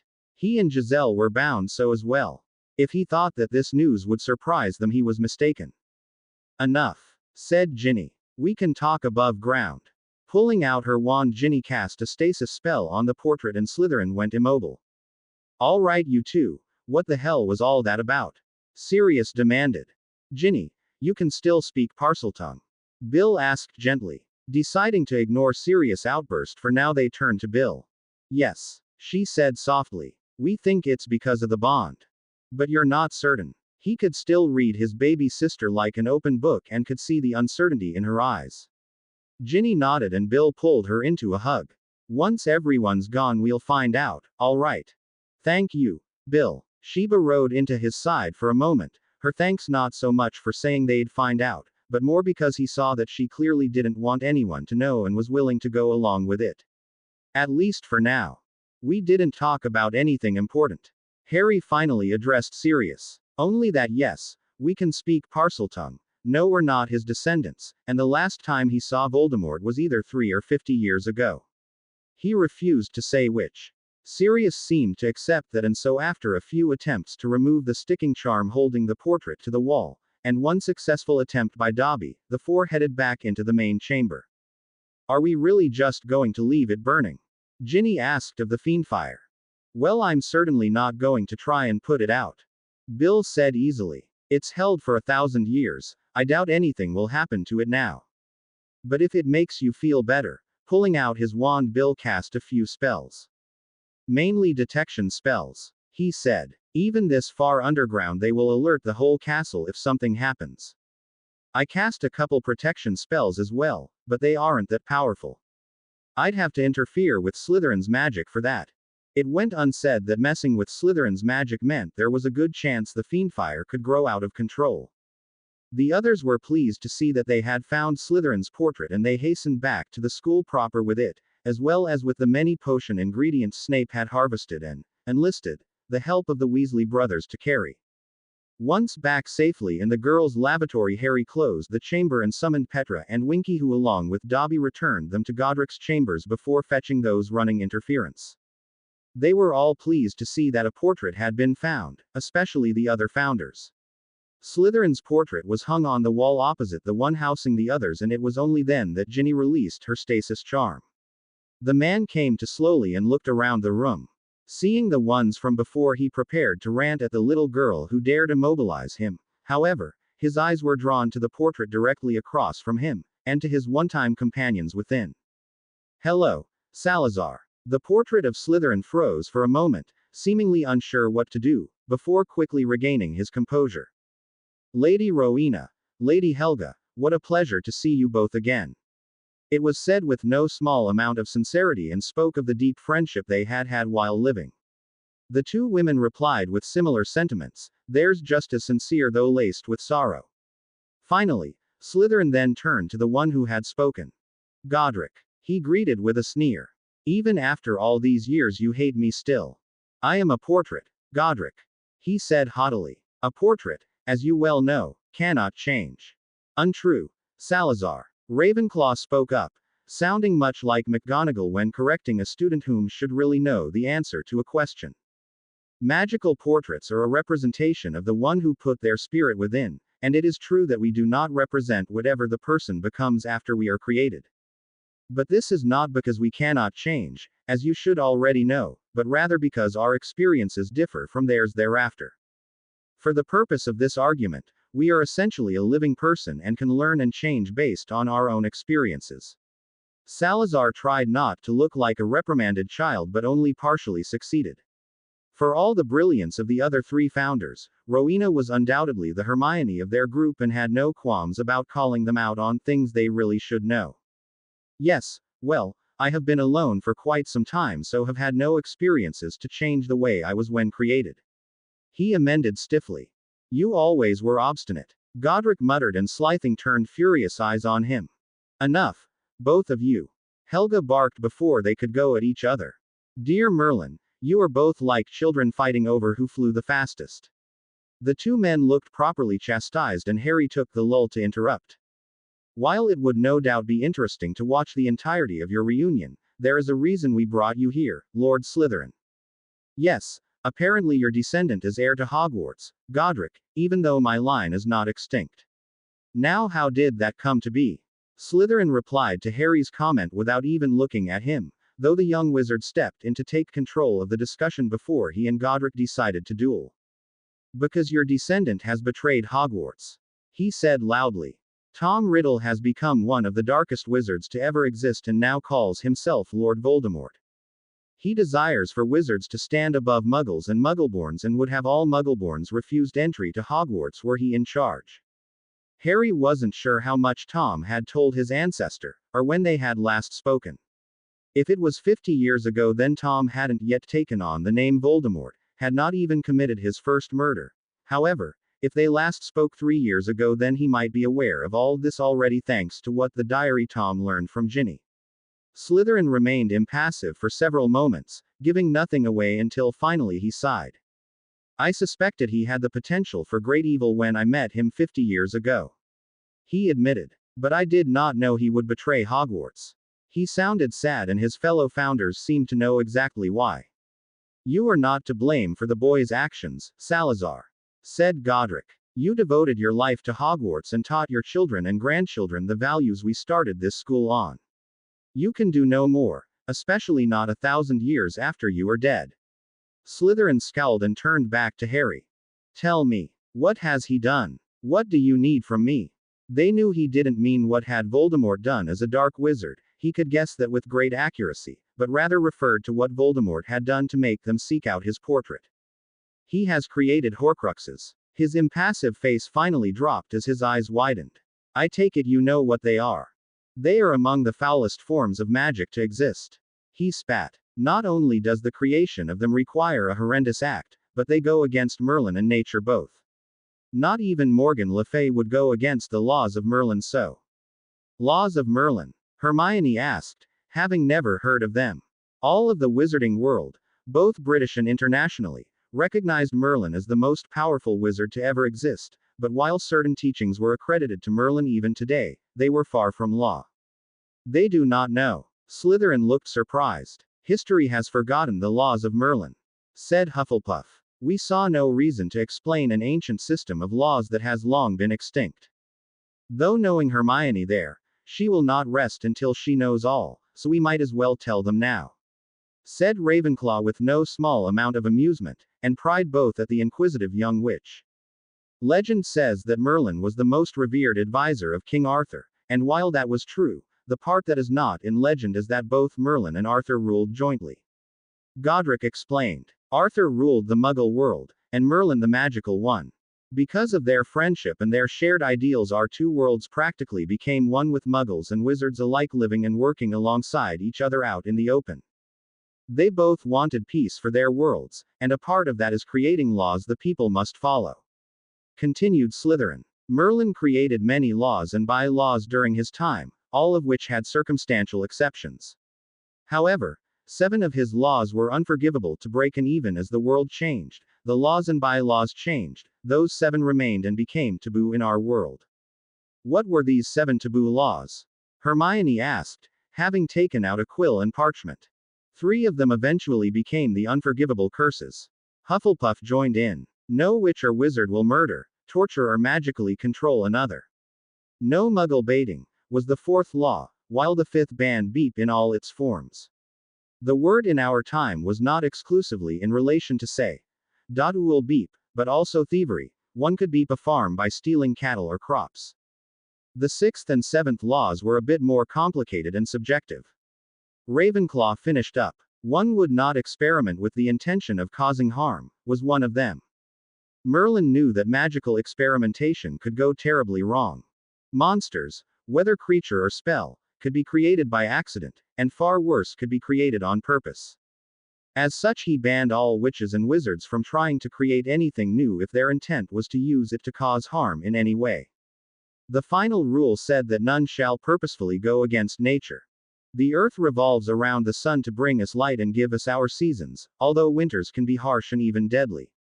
Volcanoes create new land, though their destructive powers can wipe out an entire city, as Pompeii discovered. Since the beginning of time, things are born, live and die, nothing is meant to last forever. Such things are nature, powered by the magic in this very earth, which in turn is what gives us our powers. To try and stop the earth's magic, whether for noble reasons of trying to save people who would otherwise die in winter, or for greed and one's desire to live forever, goes against magic itself. Like our bond. Ginny muttered and Rowena nodded. Yes. Magic itself decrees you two should be bonded, and in this case the Ministry has recognized that they should not interfere if magic has decided to bind 2 people together. In Merlin's time, and our time, and for a time thereafter, the Wizards' Council, as well as the wizarding world in general, recognized that they should not interfere in many more things decided upon by magic. As the world grew, as Merlin slipped into legend, people have forgotten that. And the creation of Horcruxes goes against magic as it is meant to keep one alive, and so goes against one of Merlin's fundamental laws. Hermione concluded. And not even Morgan Le Fay dared break those laws. Bill asked interestedly. While Voldemort was one of the darkest wizards of all time, it was said that Morgan Le Fay was the darkest.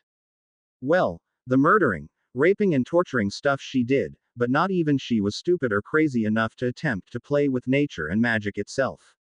Said Salazar. Now, I have answered several questions for you, it is time you answer a few for me.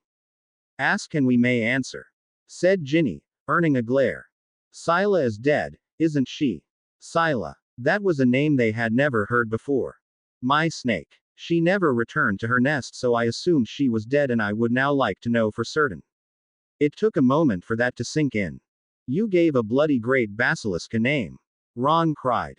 Scylla was my companion, not a bloody great basilisk, as you so ineloquently put it. He shot Ron a glare. Some idiot hatched a basilisk and died the moment he looked at her. The rest of the villagers didn't know what to do, so I got called in as the only Parselmouth in England. She has been with me since she was but a week old. Harry looked uncomfortable.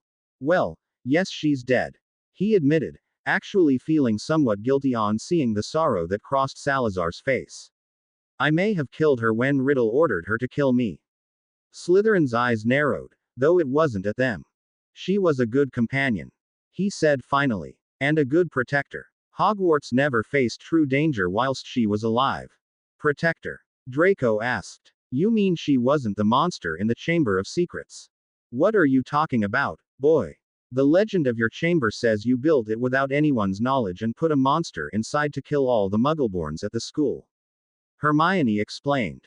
Sweet Merlin, no. He looked completely appalled. When I knew I would be leaving the school, I asked Scylla if she would protect it for me. That chamber was built as her new home. It sounded quite far-fetched. Who had a basilisk as a guard dog? Explain yourselves. Slytherin rounded on his fellow founders. You told the world I left a monster here to murder children. Certainly not, said Helga indignantly. Word of your secret chamber, that you hid from Evanes, might I add, got out and rumors ran rampant given what happened after you left. I hid Scylla in that chamber only because I knew that no one, not even you lot, would believe a basilisk wouldn't be a danger to the school. And what do you mean what happened after? Helga went to reply but was cut off by Godric. When were you painted, Salazar? He asked. Before you left the school. The wizard nodded. Then we have much to discuss, for much did happen that you would not know given they hadn't happened yet. But not now, said Harry, rejoining the conversation. There are more important things right now. Yes, there are, Salazar agreed. Like explaining to me why I do not sound like myself. Only Harry and Ginny understood what he meant. It's a spell, said Ginny. After being basically alone for 1,000 years, we didn't think your manner of speech would have evolved like the other portraits. This is all already confusing enough without adding dith and thy to the mix. No one could find fault with that logic, remembering how much more confusing things had been when Harry and Ginny had talked like that for a time. Very well then, Salazar sighed. What else do you want from me? Did you leave anything of yours behind? Harry asked. An object or something, like Godric did with his sword or Lady Helga and Lady Rowena did with their cup and diadem. Riddle turned both of them into Horcruxes and we think he did the same with something of yours. He made more than one. Slytherin asked with wide eyes. We believe he made 7. Said Godric. If portraits could be sick, there was little doubt that Slytherin would be. Dear Merlin. He murmured and took a moment to compose himself before turning back to Harry. I cannot say with any certainty if I left anything behind since apparently a great deal changed after I was painted. However, there is one item that I believe I would save no matter what changes took place. He looked down and grasped a necklace that hung there. This locket belonged in my family for 6 generations before it was given to me. It was quite well known in our time because of its magical properties, much like Helga's cup. Your cup was magic? Hermione asked. Certainly. Though I feel no need to brag about it. She replied pointedly to Salazar. What did it do? Hermione was excited at learning something new about one of the founders. My cup purified any liquid poured into it and made it safe for consumption. Although she didn't feel the need to brag, it was clear that she was quite proud. It was been tried and tested on seawater, sewer water, and most common poisons, among others. That's amazing. How? Hermione, Harry cut in, knowing his sister was about to ask a million questions. Sorry, she murmured. And your locket, sir? Draco asked his own house's founder. It protected anything placed inside it. He said. The magic was so powerful that not once has it failed. The jeweled snake on the front is the guardian and will only open the locked for one who speaks Parseltongue. It made sense, of course. Salazar wasn't the first in his family gifted with Parseltongue after all. And given it was a family heirloom, even in your time you would almost certainly pass it on. Said Ginny, and Salazar nodded. And do you know where it might be now? It was a long shot given he'd spent 1,000 years with only a basilisk for company, but any idea was better than the nothing they currently had. Aside from my family's ancestral seat at Slytherin Hall, no, I'm afraid not. I do not think it stands anymore, Salazar. Rowena said sorrowfully. None of our ancestral homes have survived. The closest would be Godric's, though he himself never lived there. Then how is it his ancestral home, Rowena? She said. Close, Harry pointed out. Potter Manor was built in the 14th century when the family name changed from Gryffindor to Potter. I understand it is on the same land where Gryffindor Castle once stood though. Slytherin hummed and Harry decided that they'd gotten everything they could from him for today. Thank you, Lord Slytherin, for your help. I am certain we will speak again. They all got up to leave, knowing the 4 founders had lots to talk about and would no doubt was privacy, but Slytherin himself wasn't quite done. Wait, boy, he said in a language only 3 present could understand. Harry and Ginny turned back to the portrait.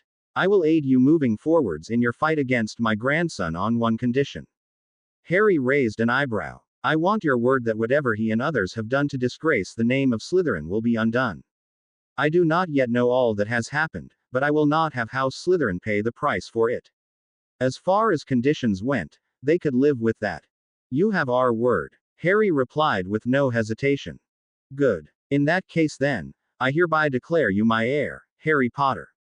Harry felt a wave of magic wash over him and could clearly see that Salazar was just as surprised as he was. As a mere portrait, I should not be able to invoke the family magic needed to officially make you my heir. However, it seems Hogwarts herself has other ideas. Harry and Ginny smirked at each other. I wonder what Tom will say when he finds out he is no longer the heir of Slytherin. It took time to get used to having Salazar Slytherin as a part of Harry's legionaries. He hated the name as much as Harry himself.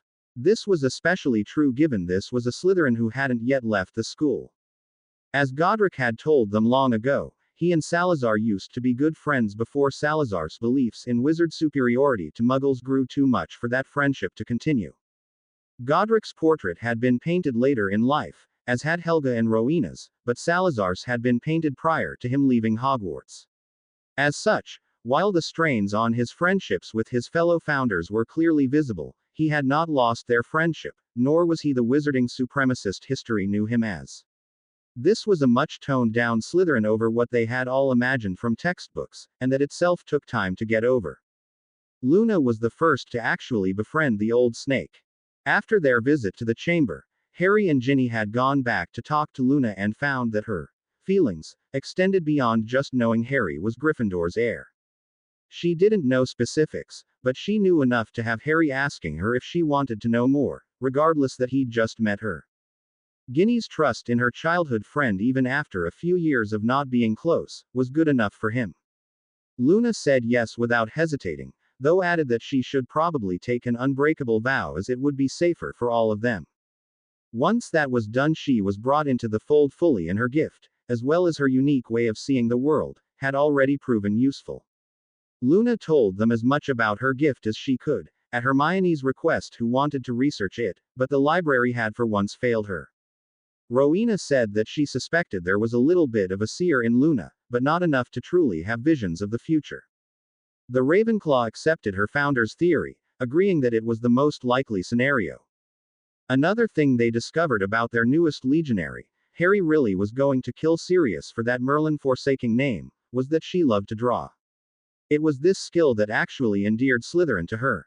She had drawn her own portraits of each of the founders and had captured a kindness in his eyes that the original painter had not. When asked why she drew him with kindness in his eyes, Luna responded that that was simply how she saw him. A powerful wizard with equally powerful beliefs who had a kindness and good heart that people rarely even tried to see. Salazar had tried not to smile when she said that, but for the most part had failed. They talked often after that and both seemed quite pleased to have made a new friend. Christmas came and went without any incident, much to their surprise. They would have thought that either Umbridge would try to exert her power one last time before the holidays or that Voldemort would make a move. Neither had happened, and the holiday was quite pleasant, though their good moods disappeared the very first day back. With only 5 months to go until the students sat their OWLs, every single professor seemed determined to drown them in review. The amount of homework they now had, both of what they were currently learning and the amount of review, had Hermione practically moving into the library, and she dragged them all with her. Ron complained the loudest, though all of them knew they'd ultimately be thankful. While Harry and Ginny knew a lot of what would be on the exams, they knew the 11th century versions. Many spells, for example, had different wand movements, or even incantations than they did back then, having been revised and updated as new and better ways were found. So, while they could technically have sat their OWLs back in third year on joining with Godric, they would have had a lot of explaining to do. In late February, Umbridge came down hard on both students and staff, taking away practically all of their privileges and freedoms. She had been getting progressively worse all year, but this time was different, and it wasn't long until they found out why. Fudge has completely got mental. Madame Bones raged as she flowed into Godric's chambers for a meeting she had called. I'd say the Toad has too, but she was always mental. Harry muttered darkly. One of the privileges that had been taken away just that morning was Quidditch. The whole school was up in arms, but citing that it was a dangerous game that encouraged, and even taught, Violence, had the minister backing her fully, so there was nothing they, or their angry parents, could do. I am not just speaking of what he is allowing that woman to do here, but his reasoning for it. They waited patiently until she was ready to tell them. She has convinced him that Dumbledore is creating an army to usurp him. They stared in silence, waiting for her to say it was a joke. Dear Merlin, you're serious? Gasped Bill when the punch line never came. Unfortunately, yes. He has charged her with ensuring that no students join Dumbledore's army. Dumbledore's army. It does have a certain ring to it, said Luna. Nah, Harry's Legion is better. Harry glared at his godfather.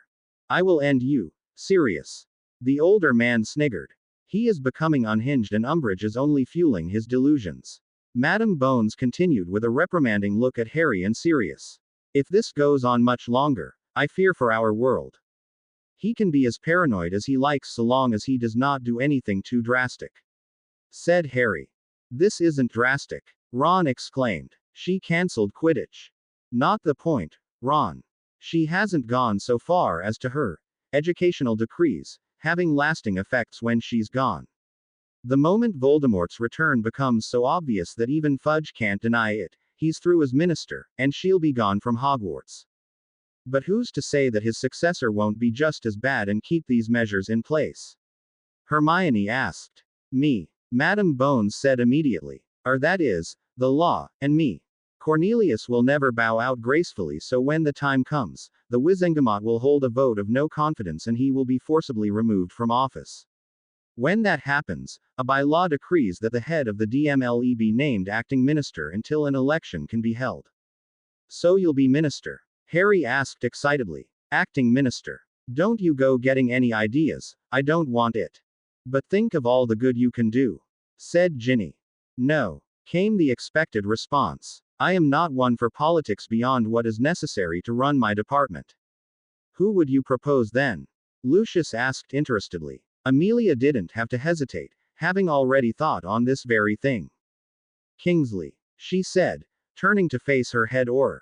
Me, madam. He seemed surprised. You are a natural at playing the game, Shacklebolt. People like you, they trust you, and you are an honest man. Something I think we can agree has been sorely lacking in the minister's office. Harry nodded, agreeing with everything Madam Bones said. All right, Kingsley it is. Hold on, we can't just choose the next minister of magic, it doesn't work that way. And don't I get a say in this? As the question was asked more in amusement than either fear or a genuine dislike of the idea, Harry's answer was predictable. No. A couple days later, Harry and Ginny were making their way to the Great Hall for breakfast when a frantic Luna rushed towards them. What is it? They were both immediately on guard. A couple of my textbooks have gone missing. Normally I wouldn't be too worried, but I stuck a drawing I did that said Dumbledore's army in one of them. Luna was obviously very concerned, and while they wouldn't qualify this as a good thing, Harry and Ginny were far more concerned about what she was trying to hide. Luna, were your books stolen? Harry asked. Luna immediately went to say no, but stopped herself. Yes, she murmured. Many of my housemates think I'm odd, you see, and sometimes they like to take my things and hide them, they find it funny. Don't worry though, she rushed on to assure them. They always turn up in the end. That is no excuse, Luna. Ginny growled. Do you know who stole them? Luna looked surprised. Aren't you worried about the drawing? They both shook their heads, looking a bit surprised themselves. It might be a bit of a complication if it gets out, but we're worried about you, Luna, said Harry. Do your things get taken often? Luna just stared at them for long enough that they were starting to get worried about that too. You're not sending me away. Their worry grew again and now became clouded in confusion. Send you away? Where would we send you? Luna, you're our friend. Why would we want to send you away? Asked Ginny. A tear fell down Luna's cheek and suddenly both Harry and Ginny found themselves in a strong embrace. Thank you, she said after a moment. Every time I start getting close to someone they leave me. My mum died. My dad retreated into himself when she did. Any friends I've had weren't really my friends. They were either using me to do their homework or playing a prank. T's been quite lonely. She offered this without any prompting, and both Harry and Ginny held her tighter. I'm so sorry, Luna. Ginny said. I was your friend and I abandoned you too. I've barely spoken to you since the train in first year. I'm so sorry. Luna stepped back and shook her head vigorously. No, I know why you didn't speak to me much after that. I can't imagine being possessed by you know who, and then having to navigate a soul bond. I understand. But you didn't know that something was wrong at the time. Ginny refuted. And that is no excuse either. Well, alright, maybe first year is an excuse, but not the rest. She amended when Luna raised an eyebrow. I'm sorry, Luna. The blonde girl smiled, silently letting her friend know it was alright.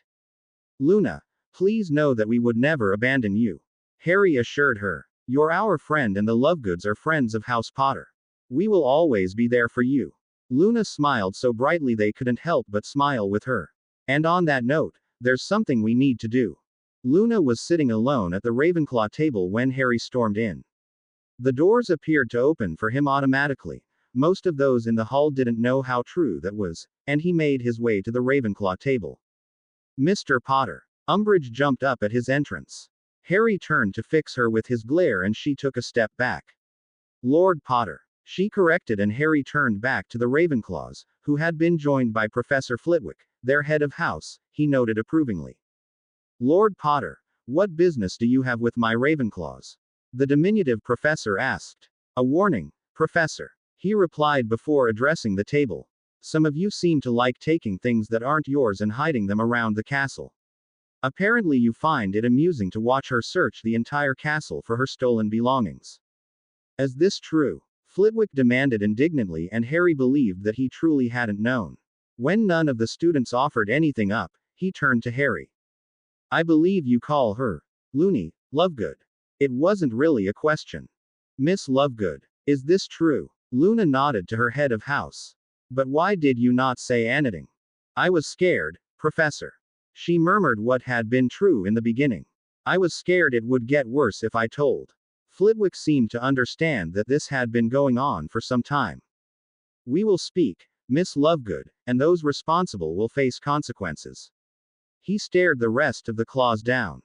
Thank you, Professor, said Harry. Your reaction here means that I will not have to escalate this further. Flitwick merely waited for Harry to continue. Aside from being my friend, Miss Lovegood is under the protection of House Potter.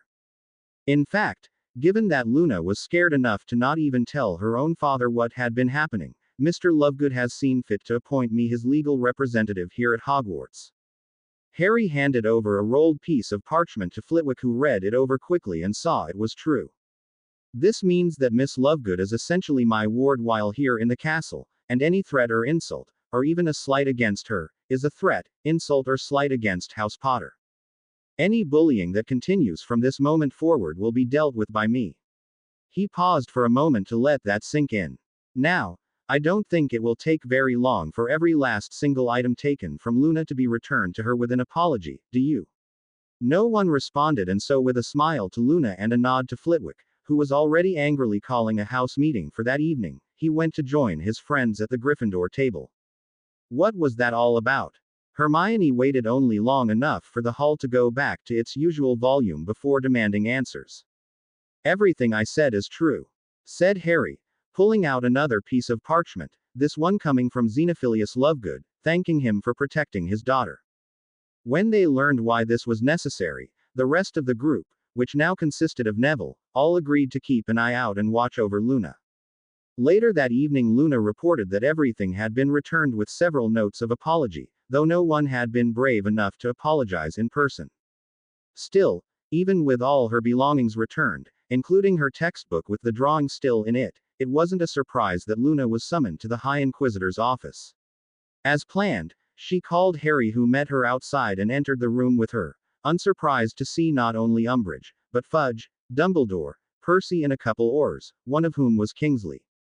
Madam High Inquisitor. Harry greeted. You wished to see Miss Lovegood. Umbridge had obviously filled Fudge on Harry's new legal position in Luna's life, as he didn't demand Harry leave. Yes. Something was found amongst Miss Lovegood's possessions that has been brought to my attention.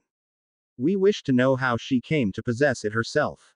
To clarify so we are all on the same page, something was given to you, by a student I assume, that was found whilst Miss Lovegood's belongings were missing, having been stolen by students who love to torment her. Said Harry. Continue. Neither Umbridge nor Fudge looked happy, though Percy, Kingsley and Dumbledore were clearly amused. Yes, well, Miss Lovegood, can you explain to me where this came from? She lifted a piece of parchment off her desk, which revealed, unsurprisingly, to be her drawing that said Dumbledore's army. No, madam, Luna said, exactly as they'd planned. I've never seen that before. Are you sure, girl? Fudge snapped. It says Dumbledore's army. You are certain you know nothing? Minister, I would thank you to address Miss Lovegood respectfully. Harry said coldly. She is under the protection of House Potter, after all. We wouldn't want an incident, now would we? Behind the minister Kingsley could be seen silently laughing. It was found in your book. Umbridge was beginning to lose her cool too. How can you not know what it is? I will remind you, madam, that Miss Lovegood's books were stolen and whatever this is was found during that time. Harry snapped. If Fudge and Umbridge wanted to lose their temper, then so could he. Do you have any proof that it belongs to Miss Lovegood and not to the one who stole her books? Umbridge silently fumed. I thought not. Anything else, Minister? Harry turned to the big boss in the room, but Fudge was far more focused on Dumbledore. All your fear-mongering about you-know-who never fooled us for a minute. He said. Yes, we saw your lies for what they were, a smokescreen to hide your bid to seize control of the ministry. They had already known that Luna wasn't the real target. The question now was, what would the minister do, and how would Dumbledore react? Naturally, Harry couldn't tell if Dumbledore was being sarcastic or not, but he was entirely unsure why Dumbledore was taking the blame for something that could just as easily have been brushed aside as something placed there to get Luna in trouble. So you admit it? Umbridge sounded far too triumphant. Dispatch an owl to the Daily Prophet. Fudge directed Percy. If we hurry we should still make the morning edition. Dawlish, Shacklebolt, you will escort Dumbledore to Azkaban. He will await trial for conspiracy and sedition. Ah, I thought we might hit this little snag. Said Dumbledore. You seem to be laboring under the delusion that I am going to, what is the phrase, come quietly. Well, I can tell you this, I have no intention of going to Azkaban. Enough of this, snapped Umbridge. Take him. Harry could have sworn that Dumbledore winked at him before a familiar cry was heard. Fawkes had appeared in a burst of flame and barely a second later had grabbed Dumbledore with his talons and disappeared once again. You may not like him, Minister, Kingsley said when what had just happened sunk in. But you can't deny, Dumbledore's got style. An announcement was made at breakfast the next morning. Dolores Jane Umbridge has replaced Albus Dumbledore as headmistress of Hogwarts. McGonagall, who as deputy headmistress should have taken the position, looked about ready to kill, her lips having thinned to a barely visible line. The rest of the staff and the students' feelings on this new appointment were also blatantly obvious. Snape had informed them that Dumbledore needed to go away for a while and being thrown out of the school was the less suspicious way of doing that. What he was going away for Snape didn't know, but likely it was to do with the Horcruxes. When breakfast ended the day after Dumbledore was ousted, Harry motioned for his friends to follow him instead of heading to class, promising they were about to witness something they wouldn't want to miss. Using strong disillusionment charms they followed Umbridge up the grand staircase and towards the headmaster's office. Chocolate flies. Dumbledore still used sweets as his passwords, much to her annoyance. Nothing happened. The gargoyle didn't begin moving to allow entry. Chocolate flies. Though she tried again, and again nothing happened. Chocolate flies. She yelled, though still with no results. Do you know who I am? She demanded of the gargoyle, as if it could understand her. I am Dolores Jane Umbridge, High Inquisitor and now headmistress of Hogwarts. You will stand aside. Those watching laughed silently as the headmistress began to throw a very childlike tantrum. She yelled, stamped her feet, tried every spell she knew, but nothing worked. Why won't it let her in? Ron whispered. The minister can name whoever he wants as headmaster, but that doesn't mean the castle will recognize them as such. Said Harry with a snigger. Umbridge is going to find her new position to be quite precarious. With a final huff, Umbridge turned and stormed off. Umbridge's temper tantrum lasted for days as she found herself barred from more than just the headmaster's office. She could not touch the school's wards nor create a new flow connection or apparate within the wards, all things the headmaster was supposed to be able to do. The doors did not automatically open for as they had for Dumbledore, and neither the portraits nor ghosts were compelled to obey her. Unsurprisingly, she took it out on the students. A record must have been set for the number of detentions given out within a week, and for the most minor infractions that did not have the other professors even batting an eye. Harry was just starting to think that maybe he should do something about Umbridge's life in the castle was becoming quite unbearable, when something else took precedence. What is it? Harry demanded as he and Ginny walked into Godric's chambers. Snape was already there pacing, though he stopped when they entered. There is a prophecy, he said in his usual blunt manner. About you, and the Dark Lord. Yeah, we know. The ancient prophecy about the Gryffindor and Slytherin lines. Harry didn't know what had him so worried. No, there is another prophecy. One hidden in the Department of Mysteries at the Ministry of Magic. Another prophecy. Ginny groaned wearily. What does it say? No one knows the full contents, except perhaps Albus, said Snape. At the Order meeting last night he set up a guard schedule, convinced that the Dark Lord will try and get his hands on the prophecy, and adamant that he not succeed. But how does Voldemort even know about it? Harry asked. If it was just made. When did I say it was a new prophecy? Harry and Ginny looked at him strangely. So Voldemort knew about it before he fell 14 years ago. But if that's the case, then why hasn't the Order been guarding the prophecy since the summer when he returned? Asked Ginny. I do not know, he admitted. Perhaps Albus did not wish to draw attention to it. That changed when I brought word that the Dark Lord has set a few to the task of getting it for him. But prophecies can only be touched by the person, or people, they are about. Said Harry, that bit of info coming to him from Godric's memories. It's pointless sending another to retrieve it. Perhaps. But try they will or risk the Dark Lord's ire. That Harry couldn't argue with. So why are we not telling everyone? Was his next question. Oh, you shall, Snape assured them. But I will be long gone by the time that Black hears there is another prophecy concerning his godson that we know even less about than the first. Without even a backwards glance the potion's master left, and only then did it hit Harry what he'd said. Bloody hell. Sirius was indeed as concerned and over the top as Snape predicted, though several other members of their group were almost just as worried. They had spent practically the whole evening sequestered in Godric's chambers trying to calm Sirius down before he actually did. We hold the ace. Sirius used his glass of fire whiskey to point to Harry.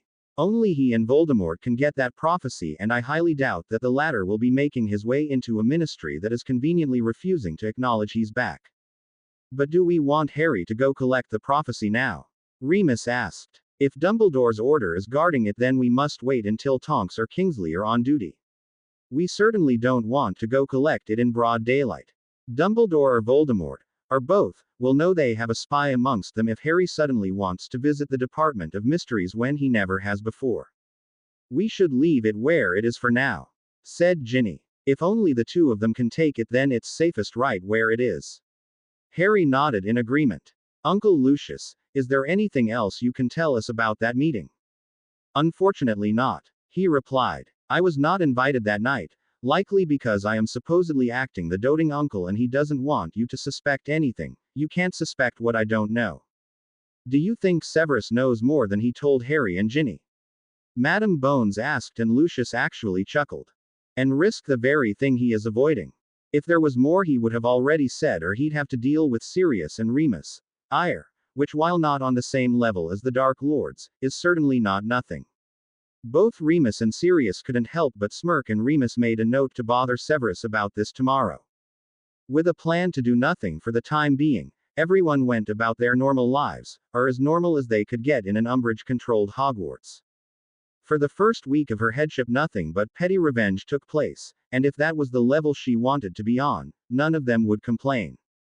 However, after that first week, the Toad seemed to gain confidence in her position and power. Enough that she started to truly abuse it. Hermione and Draco were taking advantage of their position as prefects to have some alone time as they did rounds. At least, It was lucky for anyone out after curfew that they were indeed alone, having run into only one Hufflepuff third year who was hurrying so quickly back to his common room that neither Draco nor Hermione even bothered to stop them and dock points. They were on their way back to the Gryffindor common room when the detection spell they all prefects used to find rule breakers they couldn't physically see went off. Taking out her wand, Hermione laid it flat on her hand and moved in the direction it pointed, towards a rather ugly statue of a wizard wearing a cauldron as a hat. All right, come out, Draco called, and a shadow began to move against the wall. Out an hour and a half after curfew, that's going to be twen. Nigel, Hermione interrupted him. Draco looked up now and saw that it was indeed the second-year Gryffindor who idolized Harry. However, instead of his usual exuberant expression, Nigel was crying. What's wrong? The 12-year-old sniffed and held out his hand, knowing that even if he hadn't been crying it was useless to try and hide things from Hermione. Seeing the angry red patch of skin, Hermione gently took his hand for a closer look. I will not talk back. It was written in his skin. Literally, she could see, the wound still bleeding slightly. The more she stared at it, the angrier she became, knowing exactly what had to have been used.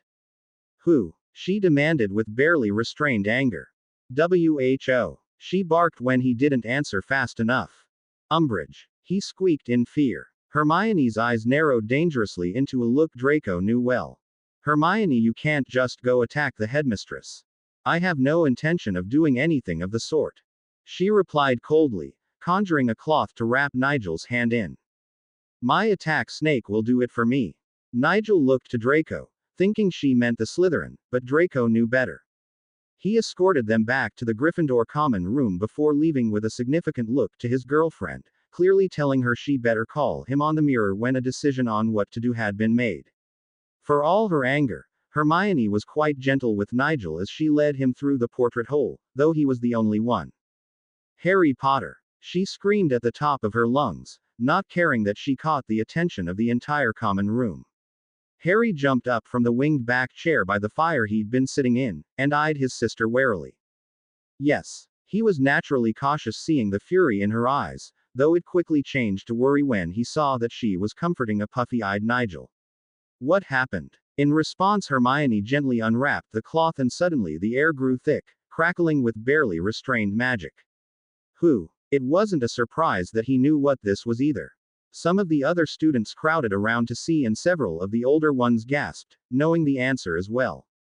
The Toad. Hermione snarled. Harry, if you do not ban her from the castle first thing in the morning, you will have to come break me out of Azkaban for murder. Oh, don't worry, Hermione, he snarled just as darkly. She's through. Blood quills may not be illegal, but the use of them on children certainly is, nor will I stand for it in my castle. The Great Hall the next morning was buzzing with anticipation, stemming from the Gryffindor table.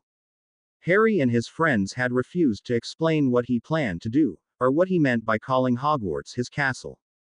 Their curiosity won out over sleep, and every single one of them got to breakfast early, spiking the curiosity of the other houses.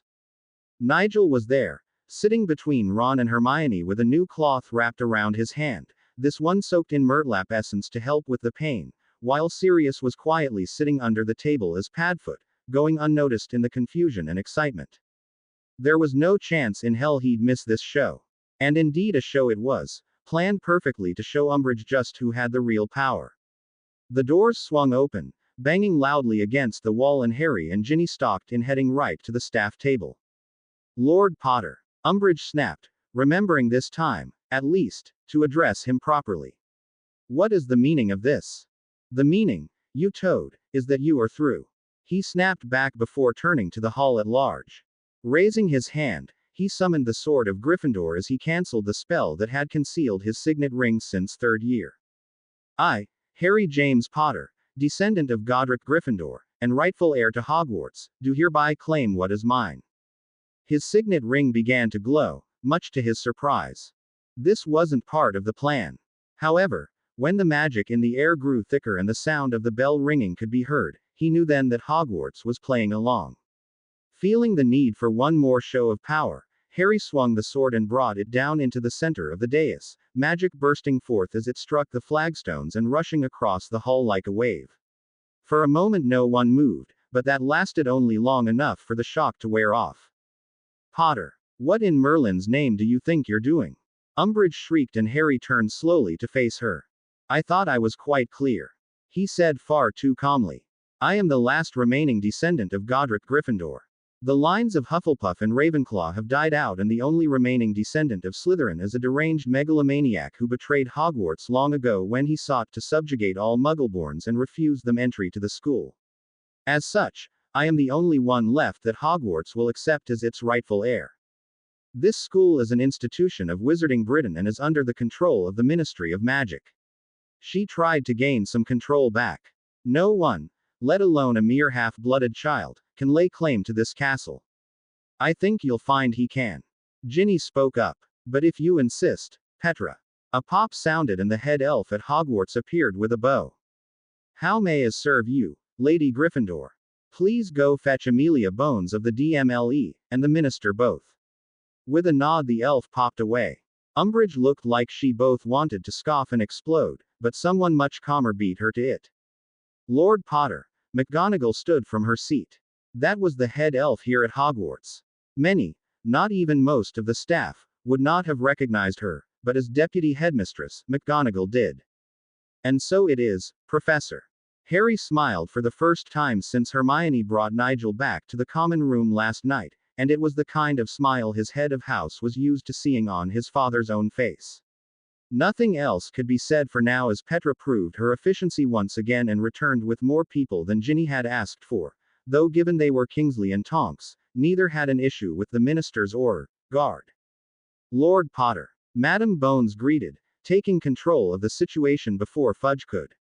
Why has your elf brought me here? She is not my elf, madam, but that of Hogwarts. With that one sentence Harry told the newcomers that the truth was out. And she brought you here to make an arrest. Turning back to Umbridge Harry said coldly, will you tell then, or will I? If Umbridge knew what he was talking about she did a good impression of ignorance. Though Harry had to wonder how much of it was actually feigned. Very well, Nigel. They had told the second year that he might be called upon so he wasn't surprised and immediately went over to Madam Bones, unwrapping his hand as he went.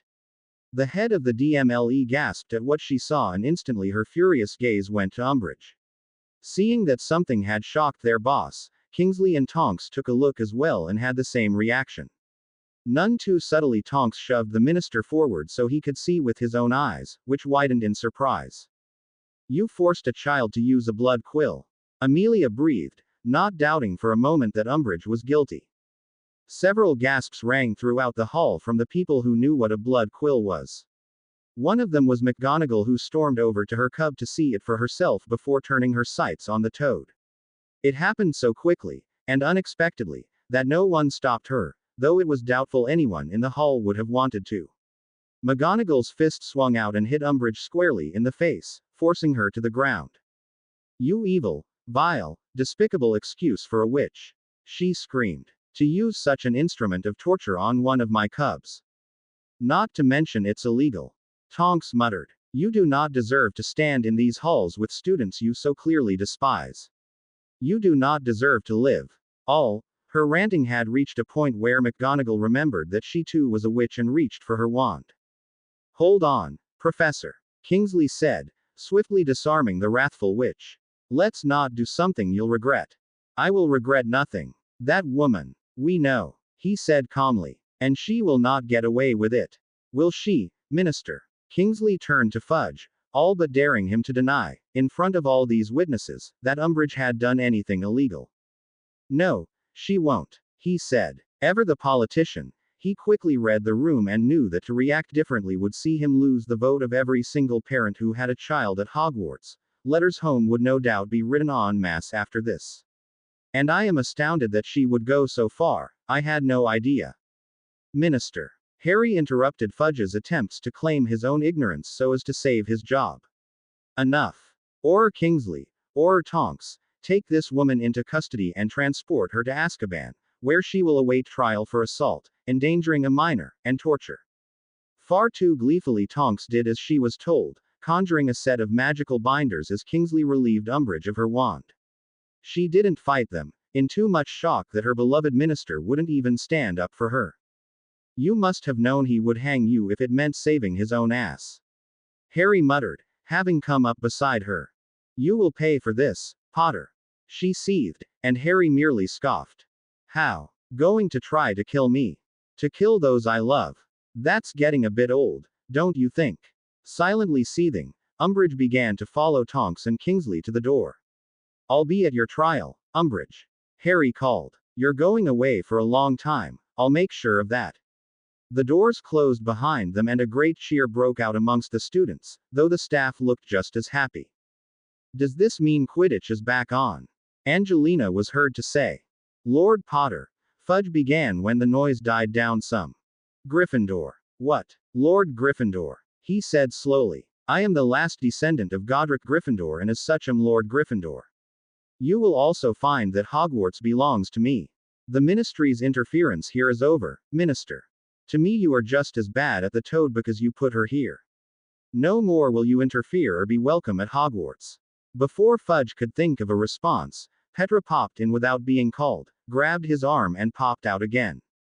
Lord Gryffindor. Madam Bones tried not to laugh. Thank you. I have wanted to take that woman down for years, but nothing ever stuck. It was my pleasure, madam, truly. I will be in touch when details are sorted out. Harry nodded and once again Petra popped in without being asked. She wasn't head elf for nothing after all. Instead of just grabbing Amelia's arm though Petra offered politely to take her back to the ministry or to escort her to the gates if she preferred to apparate herself. Amelia smiled at the elf and accepted her offer, the two popping out.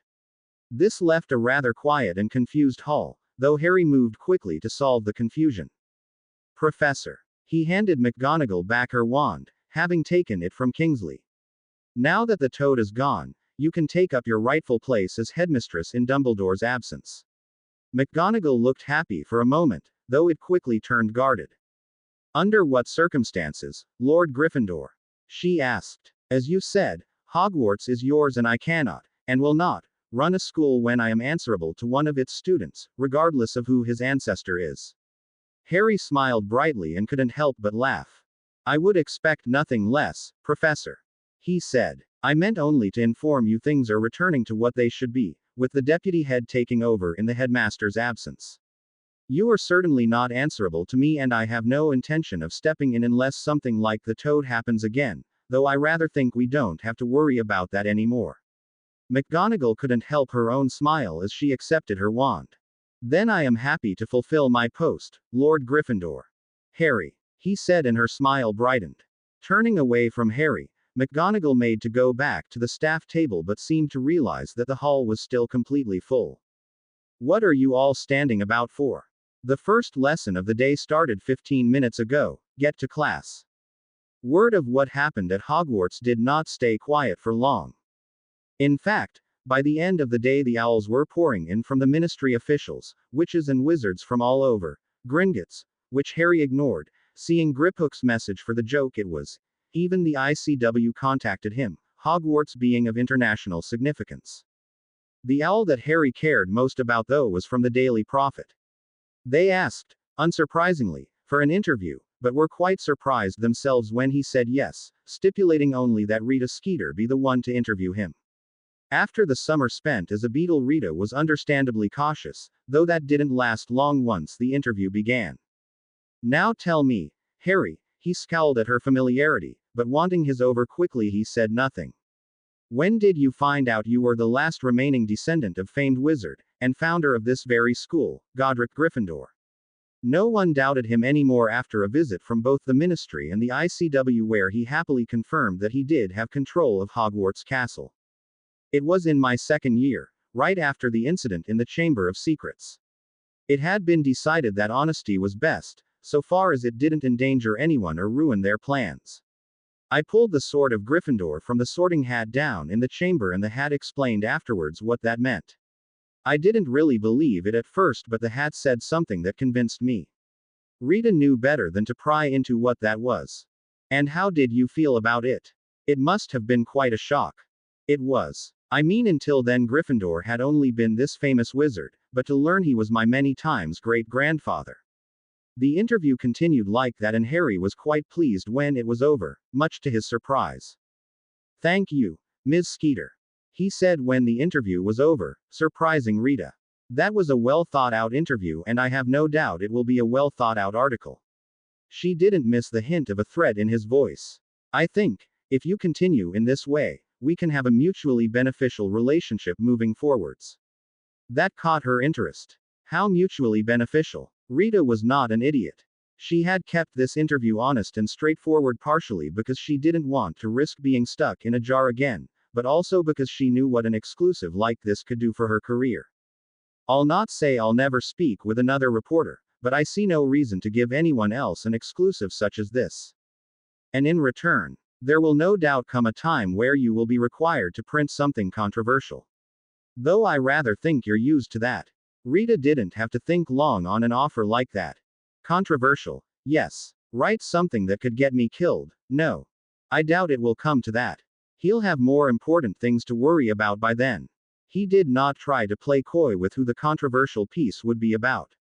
"But should you fear for your safety, you need only come to Hogwarts. She will protect you until we find a better place for you, likely at one of my properties abroad." Rita thought on that for a moment, but only a moment. "A pleasure doing business with you, Lord Gryffindor," she said, shaking his hand vigorously before taking her leave. Harry returned to the Gryffindor common room and informed Ginny that he'd made friends with Rita as instructed. Ginny knew that Rita could be a powerful ally, but Harry would have to get over what she'd written about them last year. Harry had been hesitant at first but ultimately had agreed.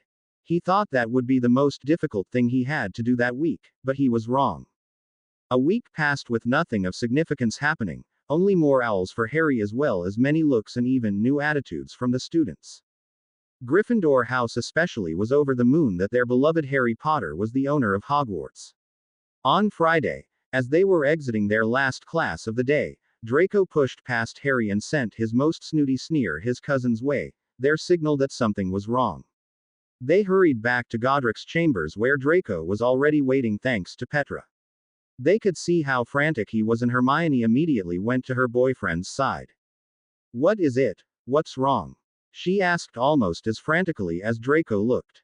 "I don't know. I felt my family ring grow cold in class." After turning 15 some months ago, Draco had gotten the family ring due him as the heir to House Malfoy. It was tradition to give the ring to the heir when they reached 17, as it was expected that they would then focus more on the family business and the ring would give them access to everything they needed. To receive it earlier than 17 was a sign that the current lord trusted you and that you had proven yourself to him. Essentially, it was a status symbol, so of course Draco had to have it. "It's all right, Draco," Harry said. "Dobby, Winky, take us to Malfoy Manor immediately." The two elves wasted no time and they quickly appeared in the Malfoys' sitting room, where the Legion had already gathered. "What's going on?" Draco demanded of his parents even as he breathed a sigh of relief that they were all right. "The Dark Lord did not take kindly to the news that you are Gryffindor's heir, nor that he has no claim to Hogwarts, even though he too is a founder's heir," said Lucius. "He had ordered me to find a way to lure you to the Department of Mysteries so he may finally get that prophecy. It is to happen tonight." "Tonight?" Hermione shrieked. "How does he expect you to do that when there's no reason for you to even be at Hogwarts right now, or to call Harry home?" Her worry for him was evident and Lucius grasped her hand with a small smile. "Thank you, Poppet," he murmured. "Through me." Draco answered her question. "If Father is as loyal as he claims, then he will be preparing me to enter the Dark Lord's service. No doubt he expects me to accomplish this task." Lucius nodded. "But how?" Hermione asked again, her worry growing. Draco merely looked to her and after a moment she understood. "No," she snapped angrily. "I will not be the damsel in distress this time as well. It is preposterous and misogynistic and I will not be a part of it." "Yes, it is all that, but it is also the only option we have," he said, and Hermione scowled. "Explain." She knew, as they all did, that if he was right she'd agree no matter how demeaning she thought it. "We have 2, maybe 3 hours at most to put this together," Draco said. "Father needs to get to Harry and I'm at school with him. I also happen to be courting his lovely sister for whom he would do anything." It would only be too easy to lure you away for a snog only to kidnap you. It's the easiest and most obvious way to ensure without a doubt that Harry would rush wherever he needed to save you. Except that if you kidnap me, our courting is over. She exclaimed sorrowfully. And it would be expected that Harry bans you from the castle, so there goes your education and usefulness to you know who. Not if you didn't know who it is, love. He replied calmly. All I have to do is say jump and Crabbe and Goyle will ask how high. If they used disillusionment charms and took you by surprise, you'd have no idea who kidnapped you. I could then run to Harry under the guise of the worried suitor, pass him a ransom note I just happened to find, and send him on his way. Or on our way, actually. He amended. If I'm as worried as I'll be pretending to be, then no way I wouldn't go. Lucius glared at his son but knew there was no chance of him not going. Hermione clearly wasn't happy about it, but with a deadline of now under 3 hours, she agreed. A more detailed plan was made and the teens returned to Hogwarts, where Draco enlisted the help of Crabbe and Goyle. The two blubbering idiots nearly butchered the plan, even though it was supposed to be impossible given Hermione was letting herself get captured. Draco played his part to perfection, making a big scene outside the Gryffindor common room until someone came to investigate. With Hermione supposedly in danger, Harry called Dobby and Winky to take them to the Department of Mysteries. Luna and Neville were to follow, courtesy of Neville's own elf. When they arrived, they knew that their plan could go completely awry. Lucius wasn't even here to try and do a bit of damage control, Voldemort having decided they couldn't risk him being found out. So, with no real idea of what was going to happen and that Hermione was safe only so long as the prophecy remained on the shelf, Harry, Ginny, Ron, Draco, Neville and Luna entered the Department of Mysteries.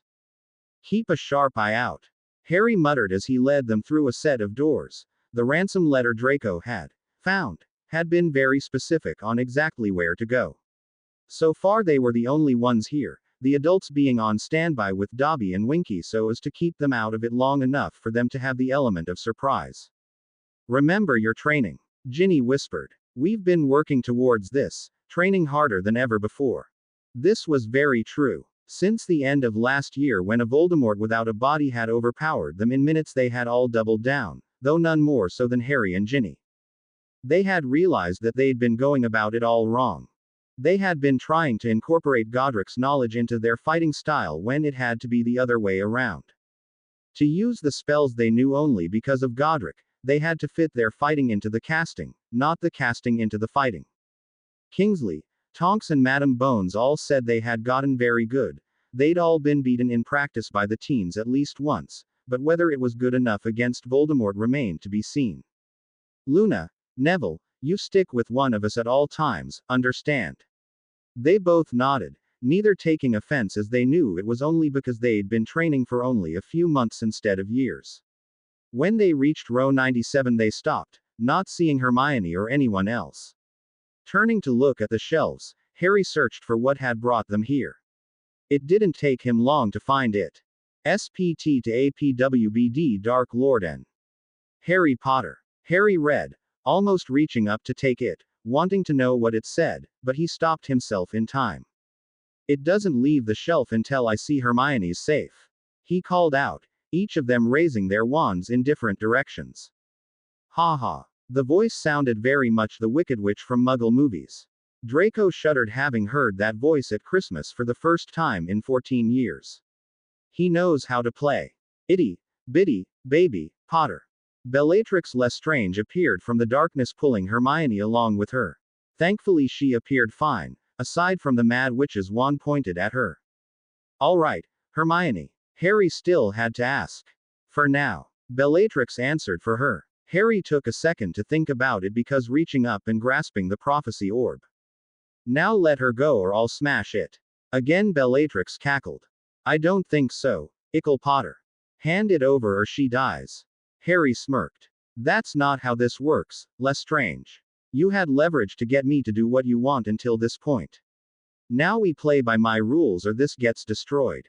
I don't think Voldemort will be too happy about that, do you? You dare speak his name. Her previously amused demeanor changed rapidly. You filthy half-blood. Now, Bella, there's no need for name calling. Bellatrix snarled and pressed her wand into Hermione's cheek. Hand if over, Potter.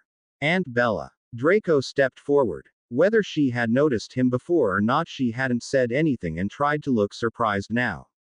Draco. It was obvious that she'd been told he would likely be there. What are you doing with Potter? I am courting his sister, Aunt. Please, let her go. You're weak, Draco, she replied. Like you, father. If only I had been there for you growing up. You could have been a fine addition to the Dark Lord's forces. Draco didn't bother responding to that but instead proposed a compromise. The same time then. Lord Potter will hand over the orb right when you release Miss Black. Bellatrix's eyes flashed at the mudblood using her family name, but said nothing and agreed to the proposal. They both stepped forward and Harry held out the orb. Narcissa had assured them that her sister wouldn't trust another with something so precious to the Dark Lord, and so to be able to take it from him, Bellatrix either had to release Hermione or lower her wand, either of which they were counting on. She chose the latter, and the moment the orb touched her and they made their move. Stupefy. 5 voices rang out at the same time that Hermione grabbed the orb from Bellatrix and Harry grabbed Hermione, pulling her away from the Mad Witch. Reducto. Ginny shouted, pointing to the shelves next to Bellatrix. They didn't wait around to see what the damage was and instead took off at a run back the way they'd come. It wasn't long until they heard the sounds of people pursuing them. Their stunt had bought them 2 minutes if they were lucky. When they reached the circular room with all the doors, they ran in the opposite direction than the exit. Running through the door, they didn't hesitate in jumping off the cliff within, knowing what awaited them if they didn't was worse. Arresto momentum. Harry stopped them from crashing. They were just about to continue running when several black clouds appeared and attacked. It was the Death Eaters, obviously, but the teens weren't prepared for such an attack and were knocked to the ground. When the smoke cleared, Harry was alone. Frantically he looked around for his friends and found them quickly enough, in the hands of the Death Eaters. Now, Potter, Bellatrix said as she sauntered towards him. Give me the prophecy or they all die. Even Draco was being held hostage, though it was doubtful they'd actually kill him, believing his true allegiances lied with them. Harry looked to each of his friends in turn and saw clearly the looks that told him he'd better not hand the orb over, but he also saw fear. Unable to do otherwise, Harry handed over the prophecy. Bellatrix was about to let out another cackle, but a pop sounding behind her stopped her. Get away from my godson. Foregoing magic, Sirius punched his cousin square in the face. The force of it knocked her down and the prophecy with her. The orb smashed against the floor and the others took that as their cue to join in. All of the Legion, save Lucius and Narcissa, were there, but they weren't the only ones. Not 2 minutes after the Legion arrived, Dumbledore's Order of the Phoenix did as well. The extra forces were enough to see the teens free and the battle turn in their favor. Of course, even with the prophecy gone, the Death Eaters weren't giving up. As the battle grew more intense, unforgivable curses started to be thrown around. Avada Kedavra. 3 killing curses were sent Harry's way in quick succession, but somehow he managed to dodge them all. Still, more curses came, though Harry gave as good as, or better than, he got. He was happy to note that he wasn't even using his full power, though it was quite on purpose. They weren't going to show their entire hand until they had to. The battle continued and Harry was so caught up in his own fight that he didn't realize that the last killing curse sent his way wasn't actually for him until it was too late. Sirius. Harry's heart stopped as he looked on as his godfather fell backwards through the archway in the death room of the Department of Mysteries. They had researched the entire department when they first found out about the prophecy, though not much information was available. The Unspeakables, those that worked in the Department of Mysteries, being called so because their work was unspeakable.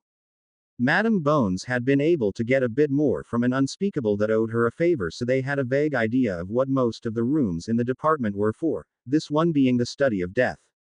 As Sirius fell, Harry let out a great roar, his magic answering his anguish and bursting forth from within him.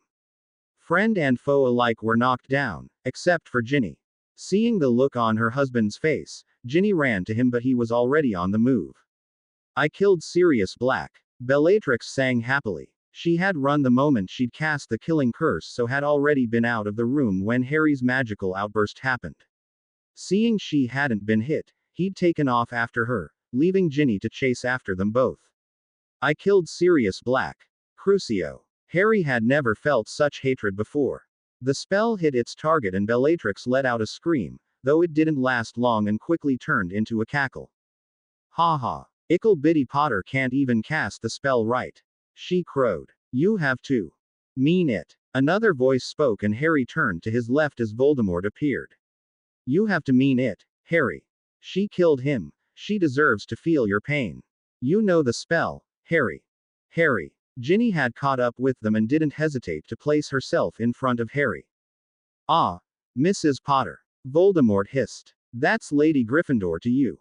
She snarled back. You can leave now. The prophecy is gone, Tom. You dare. Yes, I dare. She screamed, though took a moment after to catch her breath. Only 16 or not, it was still you that was in my head for a year. You, whose life before Hogwarts I was told all about.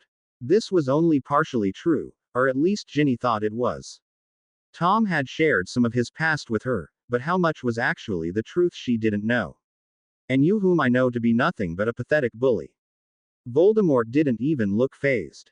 So leave, Tom. What you came for is gone. He said nothing and simply stared at her for a moment. You amuse me, child.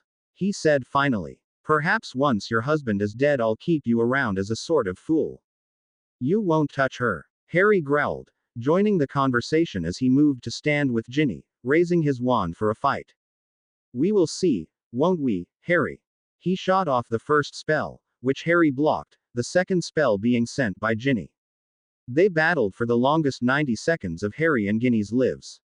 Both were glad to see that while there were many close calls they were more or less holding their own, but that did not mean that they could get complacent. After 90 seconds, however, the battle was ended for them by Dumbledore, who had arrived and took them out of the fight with a wave of his wand. It was foolish of you to come here tonight, Tom.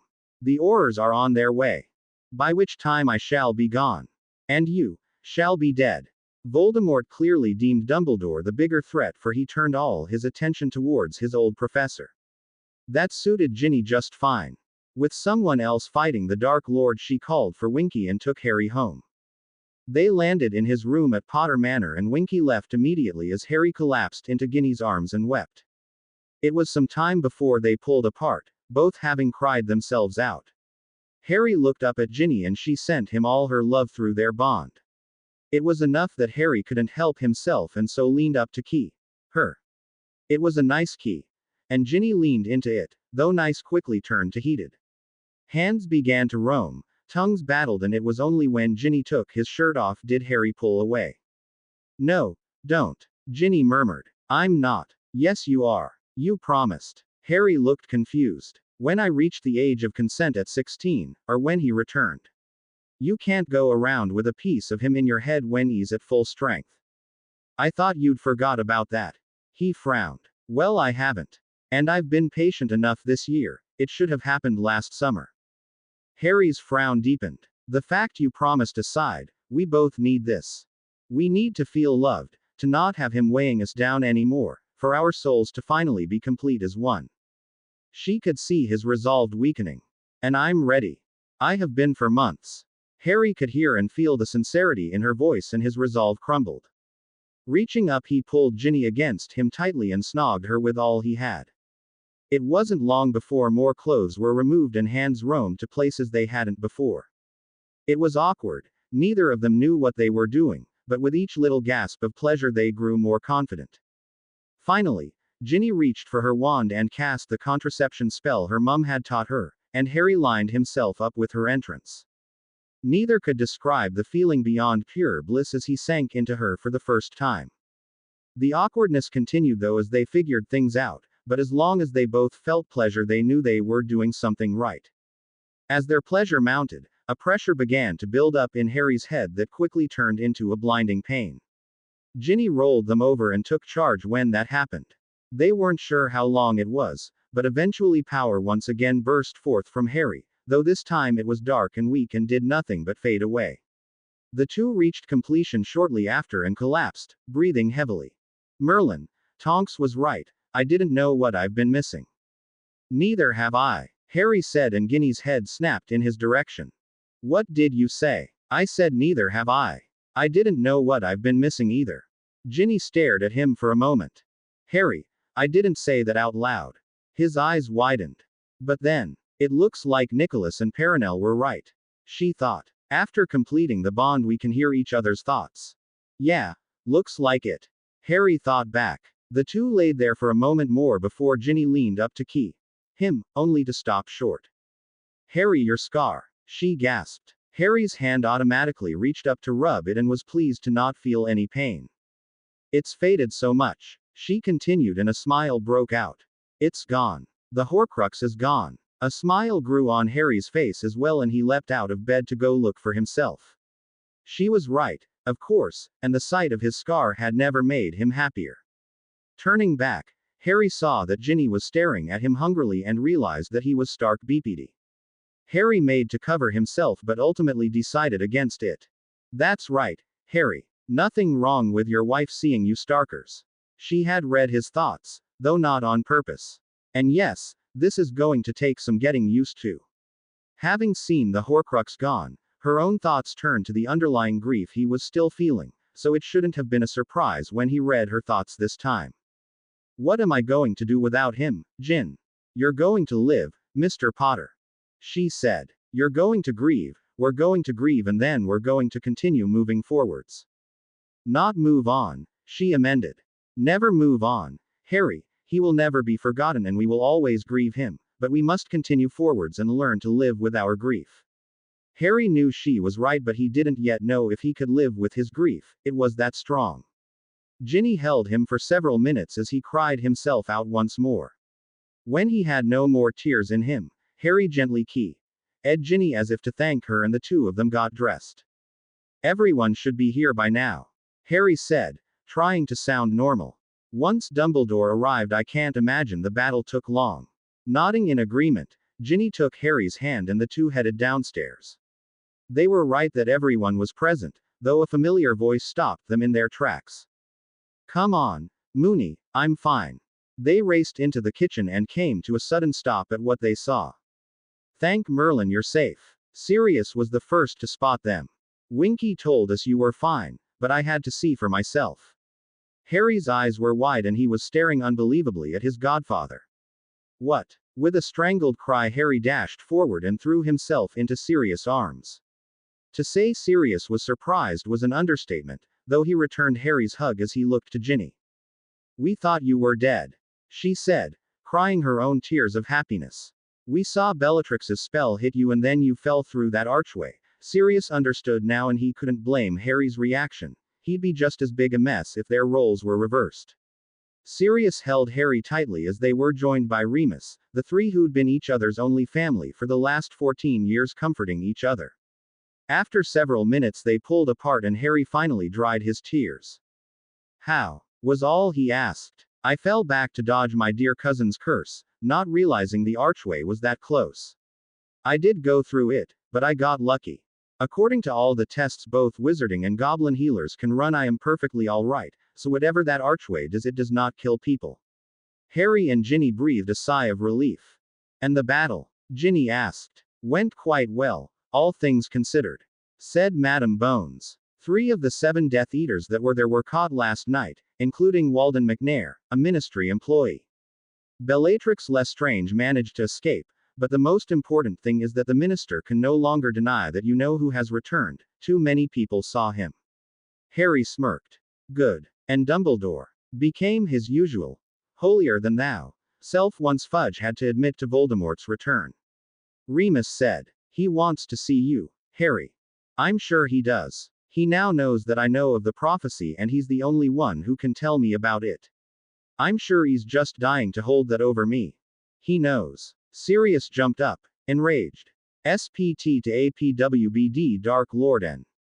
Harry Potter. Hermione recited, having heard Harry clearly from the shadows when he'd read the tag out loud. I don't know anyone else with that long a name, or those initials except for Albus Percival Wulfric Brian Dumbledore. An SPT? Bill asked and Hermione shrugged. Could be Trelawney, said Fred. Sybil Patricia Trelawney, SPT. How he knew her middle name they didn't ask. It would explain why Dumbledore was so adamant that she not leave the castle when Umbridge sacked her. Mused Draco. That fraud a true seer. Hermione scoffed. He may be right, Hermione, said Ron. True seers don't remember the prophecies they give, nor do they have to be gifted in divination as a whole. I see you were listening, Ronald, said Luna, who had explained this to the group back when they wondered if she was a seer. Ron blushed and looked away. And Uncle Lucius. Harry noted the Malfoy patriarch wasn't among them. With him, Narcissa replied with a shudder. Though he does not think he will be in danger. He succeeded in his task and was kept out of the battle by the Dark Lord himself. He could not have even known things were not going as planned, let alone done anything about it. She clearly was hoping that this was the case, but with Voldemort there was no guarantee that he'd be reasonable. Right, well he's probably going to be a while, so no point waiting to speak with Dumbledore. I assume he went back to Hogwarts? Harry asked. That's what he said he'd do, said Sirius. Harry nodded and he and Ginny stood to leave, but Mr. Weasley wasn't quite ready to let them go. Harry, Ginny, is there a reason that Harry's scar is much less visible now? The teens blushed and Remus and Sirius rushed over to see for themselves. Dear Merlin, it is. Neither had noticed it before now when it was pointed out to them. I thought so. Mr. Weasley continued. We won't comment on it after this, but did it work? Is it gone? Were you two safe? Mrs. Weasley added, all of her children coughing uncomfortably and looking away. Yes, Harry mumbled. To all three. Good, said Mr. Weasley. Off you go now. Harry and Ginny left as quickly as they could, not truly believing that they'd gotten away from a lecture about them having had say. So young. It seemed though, that Mr. and Mrs. Weasley were more concerned about the Horcrux being gone than about their daughter's purity. And that they weren't going to become grandparents anytime soon, of course. Once they were out of sight of the room, Harry called Dobby, who took them to Hogwarts, directly into the headmaster's office, where Dumbledore sat behind his ornate desk. Ah, he put aside his quill when he saw them. Thank you both for coming. He had only mentioned speaking with Harry but hadn't really thought that Ginny wouldn't come as well. You wanted to see us, headmaster. Harry's tone was guarded, though not hostile. They would listen to what Dumbledore had to say. Yes, I gather that you have worked out that it was to me that Professor Trelawney gave the prophecy you sought tonight. He confirmed both his involvement and that Fred's theory was indeed right. We have, though we wonder why it was kept from us in the first place, said Ginny, neither making the distinction between them anymore. I admit I did no think you ready. That is not your call to make, headmaster. Ginny's tone had turned to ice. Now tell us the truth about it. And don't think to lie to Hogwarts, erewhile inside her walls. If Dumbledore thought she was being harsh, he didn't say anything. The one with the power to vanquish the Dark Lord approaches. Born to those who have thrice defied him, born as the seventh month dies, and the Dark Lord will mark him as his equal, but he will have power the Dark Lord knows not, and either must die at the hand of the other, for neither can live while the other survives. The one with the power to vanquish the Dark Lord will be born as the seventh month dies. They took a moment to allow it to sink in, though none of it was truly shocking. Neither can live while the other survives. Either Voldemort or I are going to have to kill the other. Dumbledore seemed surprised that he was taking it this well. This prophecy is not the only one about Voldemort and I, headmaster. He and Ginny had decided to be honest about the prophecy Godric had left them, and even about their power to a certain extent. I'm sure you're wondering how 2 fifth years held off one of the darkest wizards of all time for so long. It wasn't a question, though Ginny answered it anyways. Godric Gryffindor left more than just his blood to Harry. There is a power he gifted us that makes us stronger. Though you won't tell me what it is. Ginny shook her head. The specifics are not relevant, said Harry. Aside from the power, he also left a prophecy, given while both he and Slytherin were still alive. It foretold that the feud between their houses would last many lifetimes until both founders were reborn. When that happened, history would repeat itself and a war between Lion and Snake would commence that would tear our world apart until one side triumphs over the other. We have known for some time that Harry would have to kill Voldemort. Ginny didn't leave room for any other option. Whether or not Hogwarts has cast him aside, Salazar Slytherin is still reborn in Tom Riddle, just as Godric Gryffindor is reborn in me. I see. The headmaster mulled over this new information. Then it is more important than ever that you allow me to train you to help defeat him. And why must you be the one to train me? Harry raised an eyebrow. What do you know that others do not? I will reveal all in time, Harry, while we train. So he would not tell them about the Horcruxes. Very well then. Dumbledore looked surprised that it was that easy. We shall train, headmaster, though without your assistance. When you are ready to tell us the truth, let us know and perhaps we will reconsider. Winky. The elf appeared and took them both back home. The mood the next day was somber to say the least. News of Voldemort's return had finally made the papers and there was a sense of fear in the air. Fudge was through as minister, going as ungracefully as Madame Bones had predicted.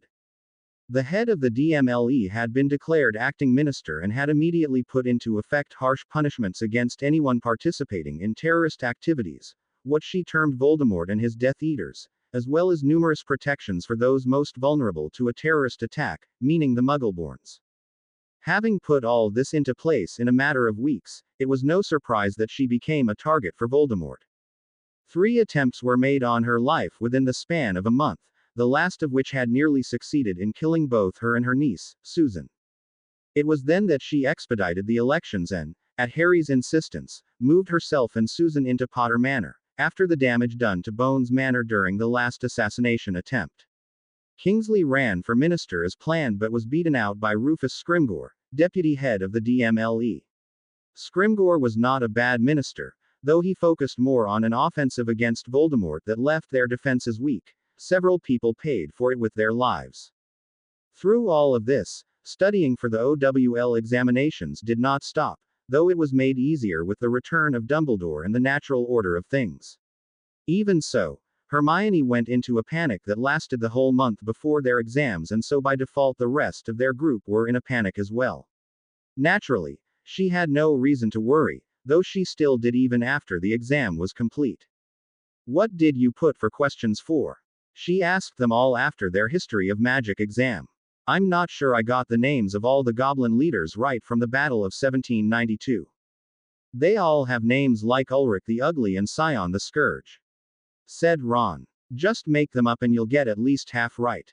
Ronald. Hermione looked completely aghast. Tell me you did not make up something on the exam. Ron hesitated too long in answering for her liking. You idiot. You. She started in on a rant that Harry and Ginny tuned out. Are we going to have to relive each exam afterwards? Probably. As if they weren't bad enough the first time. She grumbled. The rest of the exams went by in a similar way, but eventually they had to end. Now they just had to live with Hermione until the results came. The 5th years weren't the ones sitting important exams this year. As 7th years, Fred and George had to sit their NEWTs, though they didn't see a reason for it. They wanted to open a joke shop, after all, but Mrs. Weasley wouldn't hear of it. Unbeknownst to her, Harry had already invested in Weasley's Wizard Wheezes, as it was to be called, or that her twin sons already had premises in Diagon Alley. However, Harry had made his investment conditional on them finishing school so that his mother-in-law couldn't kill him, and as he was the reason they could open their shop in the first place, both had readily agreed. Summer came and shortly after the exam results did as well. Hermione got all outstandings, of course, while Harry, Ginny and Ron failed only history of magic, though that was no real surprise. That particular class was so boring, and as Professor Binns never looked up from the textbook he was reading them, most students used this class to catch up on sleep. Fred and George passed all their exams as well, though there were a couple acceptables in there, much to the dismay of Mrs. Weasley. This summer was no different from the last in the sense that their intense training continued, though this year another wished to add their own tuition to the mix. Professor. Harry greeted Dumbledore wearily as he and Ginny entered the man's office, having refused to allow him access to Potter Manor.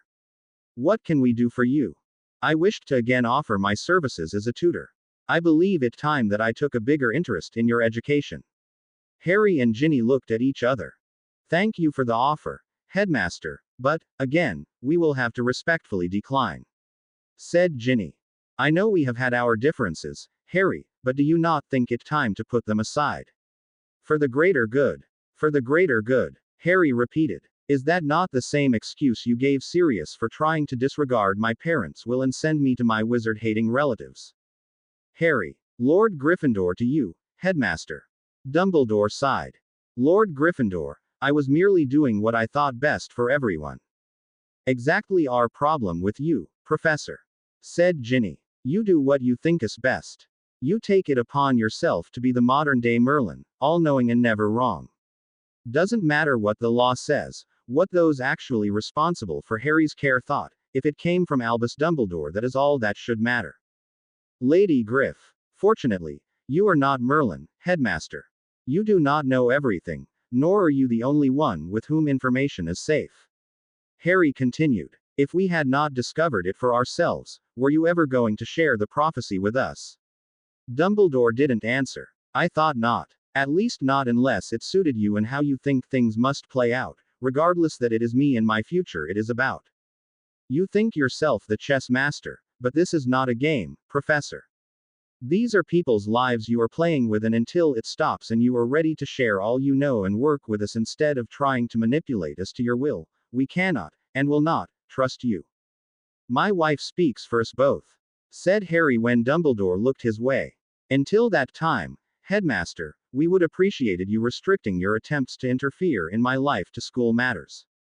Without another word they turned and left. Dumbledore sighed again and slouched in his chair. Did you really expect anything different? Snape came out from the shadows where he'd stood disillusioned.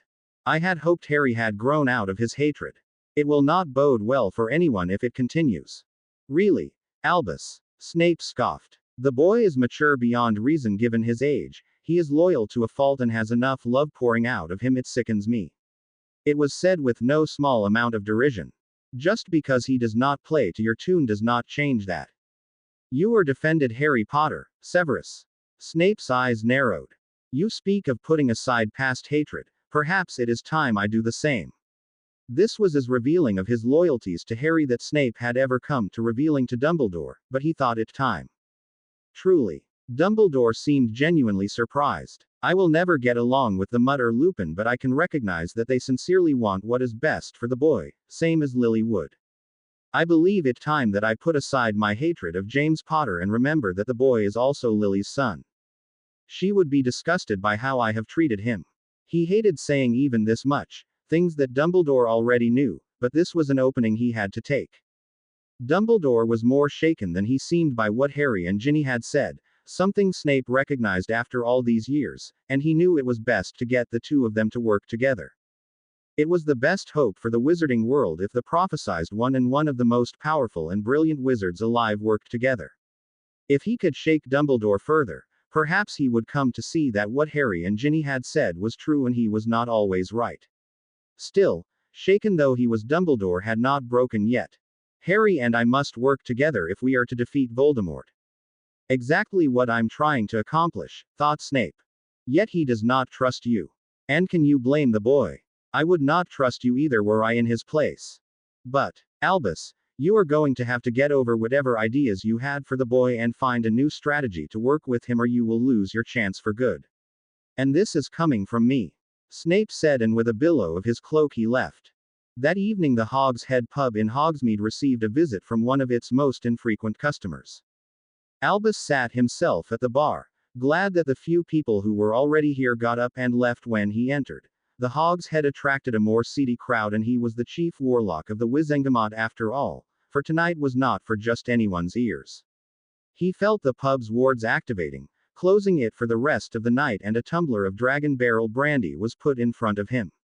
What is it this time? Dumbledore looked up at the face of the proprietor, who with the long beard he sported could have been a younger version of himself.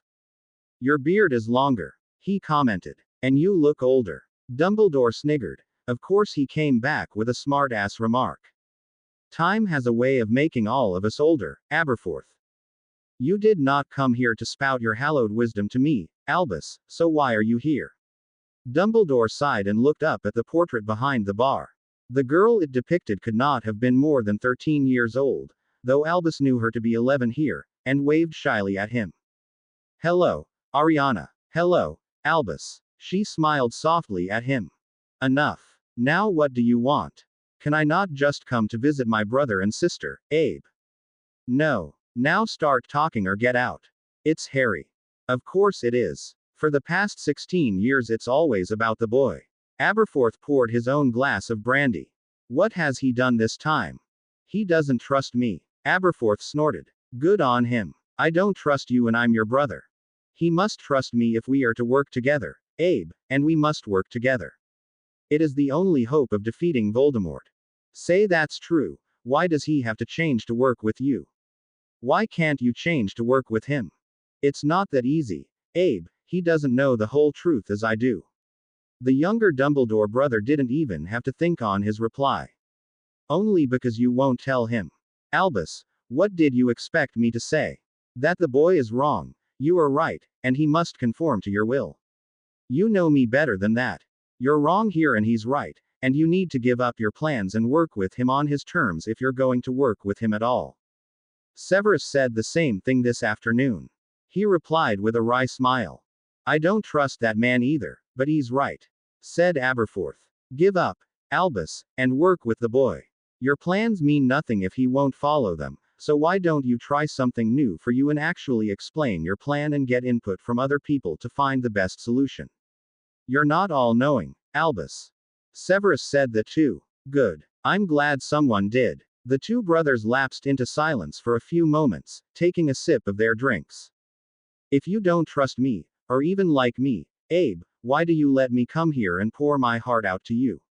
Why do you keep my secrets, after all these years? Albus finally asked. Because like it or not you are my brother, Albus, and that still counts for something. A month after their meeting with Dumbledore, and a few days after Harry's 16th birthday, it appeared that a new strategy was exactly what Dumbledore was going to try, and Harry had to admit it wasn't a horrible strategy.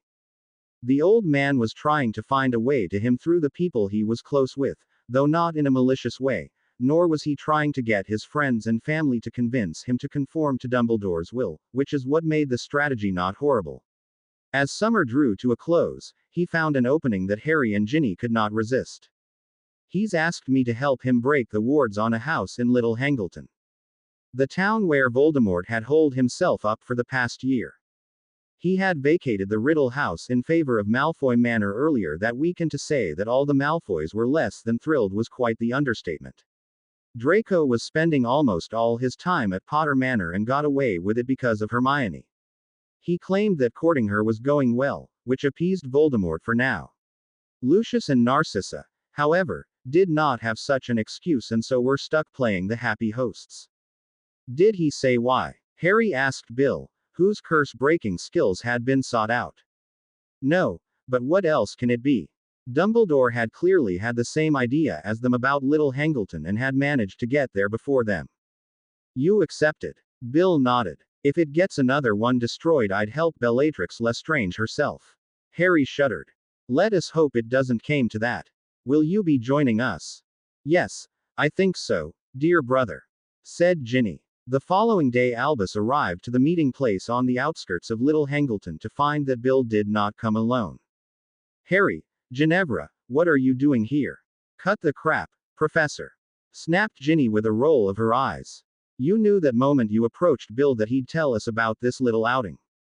Now why are we here? They had decided to give him one last chance to tell the truth. Dumbledore sighed and took out his wand, casting several privacy charms before sitting down on a nearby rock. You were right that I knew young William would tell you. He started. And I admit no small hope that you would come. They waited for him to continue. I have thought on what you said at the beginning of the summer about honesty, and you were right. I cannot hope to gain your help and trust while giving nothing in return. An eloquent way of saying we won't blindly follow you. Dumbledore had the decency to look properly chastised. Yes, well, it is time, past time, for me to explain things to you. He paused for a moment before pushing on. What do you know about Horcruxes? He was clearly expecting, what are Horcruxes, to be the answer, and Harry was only too happy to dash his expectations.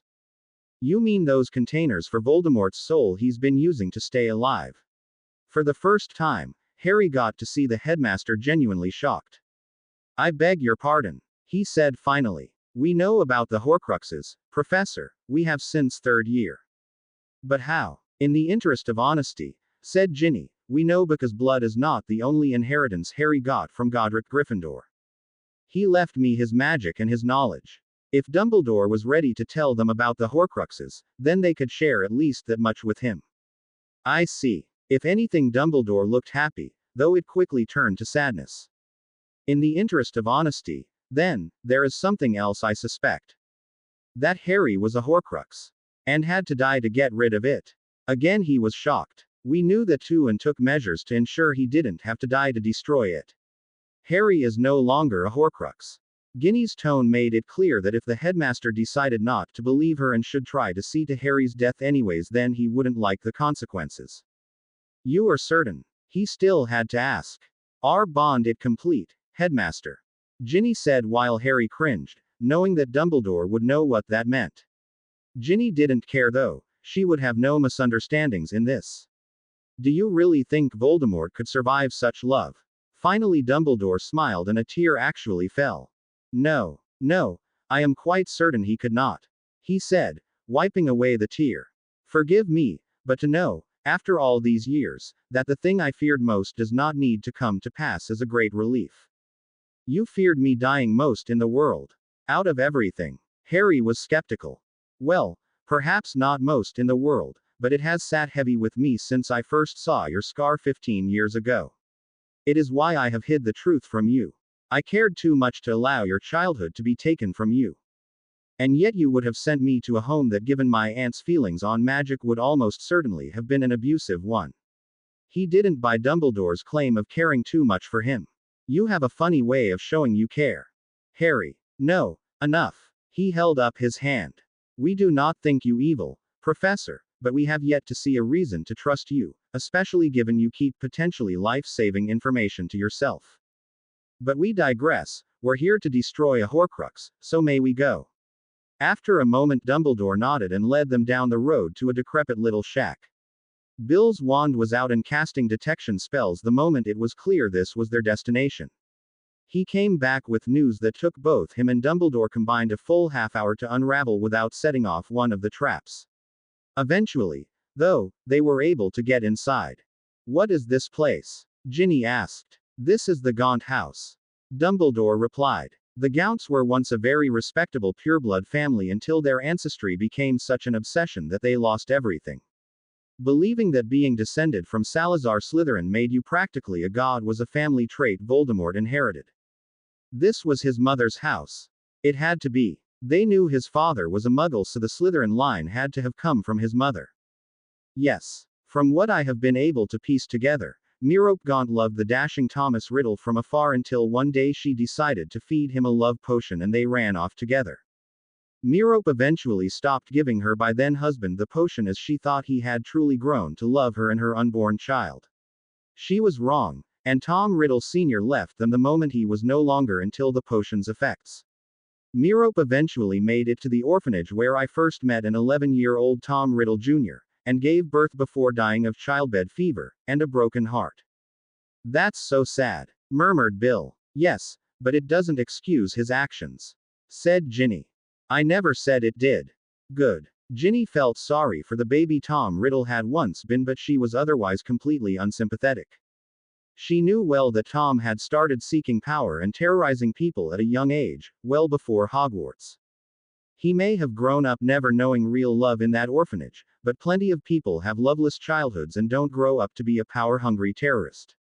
Tom Riddle had chosen this, and Ginny knew the moment that he decided to never stop until it ruled it all, when he found out he was descended from Slytherin in his third year.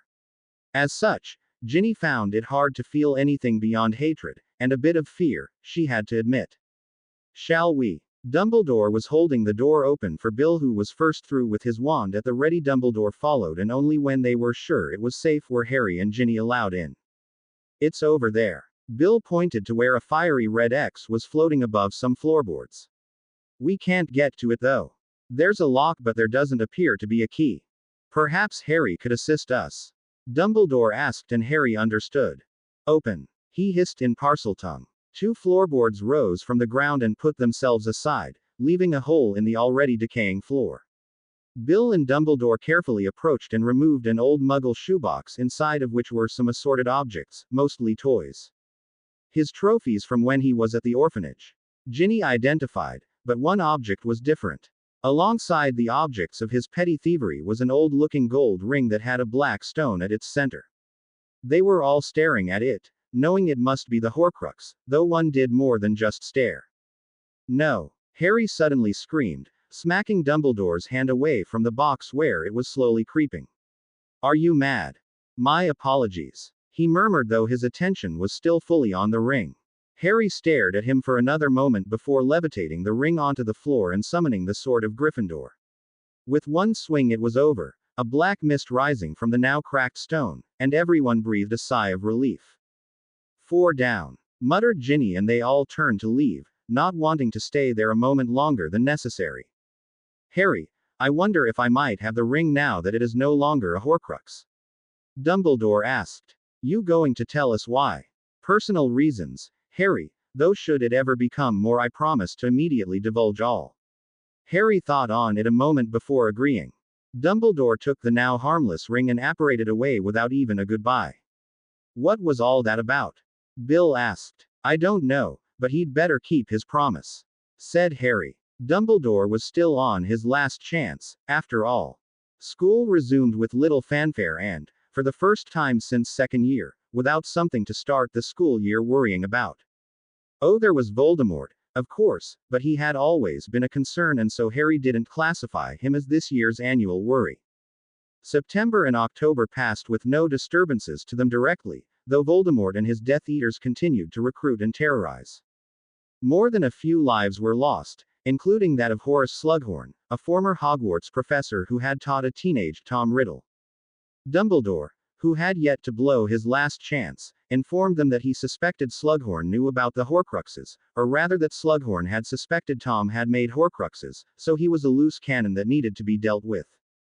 Dumbledore himself had not only not blown his last chance, but had earned some trust in the last 2 months and was now welcome at many of the meetings for Harry's Legion.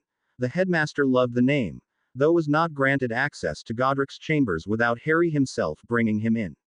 So, when Snape and Lucius brought word in mid-November that the Dark Lord was obsessively searching for something, Snape only had to make his report once. He seems to have gone mad this last week, said Lucius. Everyone, including Dumbledore and McGonagall, whom Snape had actually suggested be brought in, were gathered in Godric's chambers. His obsession is curious, Snape agreed, especially as it concerns a children's story. They all looked confused. The Dark Lord is convinced that Beetle the Bard's tale of the 3 brothers is true. He seeks the Death Stick. But that's rubbish, Hermione exclaimed. A wand fashioned by death itself that cannot be beaten. I'm afraid it is not as rubbish as you believe, Miss Black, said Dumbledore suddenly. What do you mean, Headmaster? In response, Dumbledore pulled out his wand. This is the Elder Wand. It was still new to him to be sharing information, especially where it concerned the Elder Wand, but he had promised Harry and could not afford to lose what trust he had gained. The wizarding world depended on it. Not you too, Albus, McGonagall snapped. I'm afraid the tale is quite true, Minerva. In fact, I spent my youth searching for the Deathly Hallows. He paused, looking quite sad, and for the first time, Harry didn't want to know all he had to say. Tell us only what is necessary, Professor. Dumbledore smiled his thanks. In my youth, I searched out the Deathly Hallows, for if one was to unite them all, it is said they would become the Master of Death. With such power I could bring my sister back. Ariana Dumbledore's tragic death just after her brilliant brother's graduation from Hogwarts was no secret, though no one knew exactly how she had died or why. I realized my folly later in life and so stopped searching, but their mere existence has continued to fascinate me. Given Voldemort's fear of death, it is no surprise that he searches for them as well. He has not mentioned any save the Elder Wand, said Snape. Nor has he even mentioned Hallows by name. It does not surprise me that he seeks only the wand. He would have no use for the Resurrection Stone, and if he had the wand he would have no need for an invisibility cloak. How do you know the Hallows are real? Hermione asked, still skeptical. How do you know your wand is the actual Elder Wand? Dumbledore smiled softly. The wand's path through history is not hard to trace if one looks hard enough, especially as it leaves a trail of bodies, one wizard killing another for it. I have done my research, Miss Black, a lifetime of research. Please trust me on this one. Hermione said no more, though she still didn't look convinced yet. And the others? Harry asked. The resurrection stone is, I believe, the black stone from the ring we destroyed in the summer. That is why I asked to keep it. I admit that although I have stopped searching for the Hallows, I could not resist when one was presented to me. And the cloak. Here Dumbledore smiled. I have long known where that was, ever since I overheard a young Fleemont Potter boasting that he'd been given his grandfather's invisibility cloak. Harry was shocked. You mean my dad's cloak? Dumbledore nodded. But how? I mean, it's just an ordinary cloak. Not if it did indeed belong to your great-great-grandfather, Harry, said Madame Bones, and Harry was instantly more inclined to believe it now. Invisibility cloaks are rare, but their rarity does not mean their quality is always good. On average, a good invisibility cloak will last a few years, though we have had more than a few in the DMLE last only a matter of a few months. For one to last so long, for at least 5 generations, is unheard of. So it's not an ordinary cloak then? Harry muttered. So what do we do about it? Let's say you're right, Professor. We have all 3 Hallows, so what do we do? Aside from keep them away from Voldemort, of course. Nothing, said Dumbledore. As I said, it was folly to try and bring them together, and that has not changed. For now, please continue to monitor him, Severus, and let us know of any new developments. Snape looked uncomfortable, as he always did now when receiving an order from Dumbledore. Does everyone agree with Professor Dumbledore's idea? Ginny asked. With no better plan of their own, it was agreed, and people began to disperse. Do try and remember, Headmaster, that we work together here and do not blindly follow your orders. With a quick call to Winky, Dumbledore was taken back to his office. He will not be happy with such a dismissal, said McGonagall. We're well past trying to please the headmaster, Professor, said Harry, and with a badly suppressed smile, McGonagall took her leave. Voldemort's search for the Elder Wand continued through Christmas when he became desperate. Neither he nor his Death Eaters could locate the damn thing, and his displeasure saw Lucius and Snape return more than once, shaking from the aftershocks of the Cruciatus curse. The more desperate he became, the more unhinged he was, so it was with little surprise, though no less anger, that Harry looked at the dark mark that now graced his cousin's arm. Tell me again, he said for the 3rd time, having not retained the information the first 2 in his anger. Really? Draco growled as Hermione applied essence of Dittany to the angry red skin on his arm. He said that father failed him, so as the next Malfoy in line to serve him, it was my duty to redeem my house. What Lucius had failed at they weren't sure. After receiving the mark, Draco had been dismissed and immediately flowed to Potter Manor, while his parents were expected to stay for the rest of the meeting and pretend to be thrilled their son had been marked. Voldemort had never before marked one who was underage, so they had thought Draco was safe for another year, especially given Voldemort thought he was already working for him by courting Hermione and becoming a well-placed spy in Harry's camp. Apparently, though, that hadn't been enough, and thinking about it only made Harry's anger rise. He was just about to ask Draco to explain a 4th time when the flow flared to life and admitted Lucius and Narcissa, who rushed to their son's side. Both looked understandably distraught, and Lucius kept apologizing, going on about how it was all his fault for ruining the last raid he'd led. He'd done so quite on purpose, as raids were generally just an excuse to kill and torture muggles, but he'd thought he'd receive the Cruciatus like usual for it, and not that his son would be marked as punishment instead. Did you tell them all? Narcissa asked when eventually they calmed down. No. Harry kept asking me to repeat why I got the mark, so I haven't had a chance. Harry blushed in embarrassment but didn't apologize. He gave me a task as well. To kill Dumbledore. Those present gasped. He was underage, had received the mark just today, and already he was expected to becoming a killer. Harry's gaze hardened. He wants you to do something neither he nor his most powerful Death Eaters have been able to accomplish. How does he expect you to do that? He doesn't. The flow had flared to life again and admitted Snape. Severus is right. My recent show of weakness, as he calls it, has made the Dark Lord question me, one of his highest-ranking Death Eaters. He does not expect Draco to succeed, but to fail. How I react to this is what truly concerns him. Either I do nothing, Draco fails and gets killed for it, or I prove my weakness by trying to protect my son and we both die for it. Snape nodded. Lucius is correct. The Dark Lord has tasked me with completing Draco's task when he fails. He believes he is almost strong enough to take the Ministry and move fully into the open, so is planning a great betrayal against you and Dumbledore. What do you mean? Harry asked. I mean that both Draco and I are to show our true colors by the end of the school year. So what now? Draco asked finally. Now I report to Dumbledore and we come up with a plan, said Snape. Until then nothing has changed, especially not at school where we are being watched by the children of other Death Eaters. With little more than a nod goodbye, Snape turned and left. It was hard returning to school after the Christmas holidays and pretending nothing was wrong, especially as Draco grew paler by the day. By February, Hermione was begging him to eat instead of forcing her to watch him wither away. Draco said he'd try but ended up failing and the two had a blazing row in Godric's chambers. They needed something to go right and luckily enough, Dumbledore brought them some good news, the location of another Horcrux. Where are we, Professor? Harry asked as he, Ginny, Dumbledore and Remus, who'd replaced Sirius on this venture after a blazing row of their own, stood on a rock in the middle of the raging sea. This, Harry, is a cave near the beach that the orphanage Voldemort lived in came to each summer. He said. I managed to locate the old matron who worked there and with some persuasion, admittedly magical, she told me everything that she could about Tom Riddle, including that he would disappear every time they visited the beach. He must have gotten down here with magic, said Remus. The nearest beach is around that bend but you'll notice the waves crash against the cliff here. Even Muggle climbers would have trouble with these waves.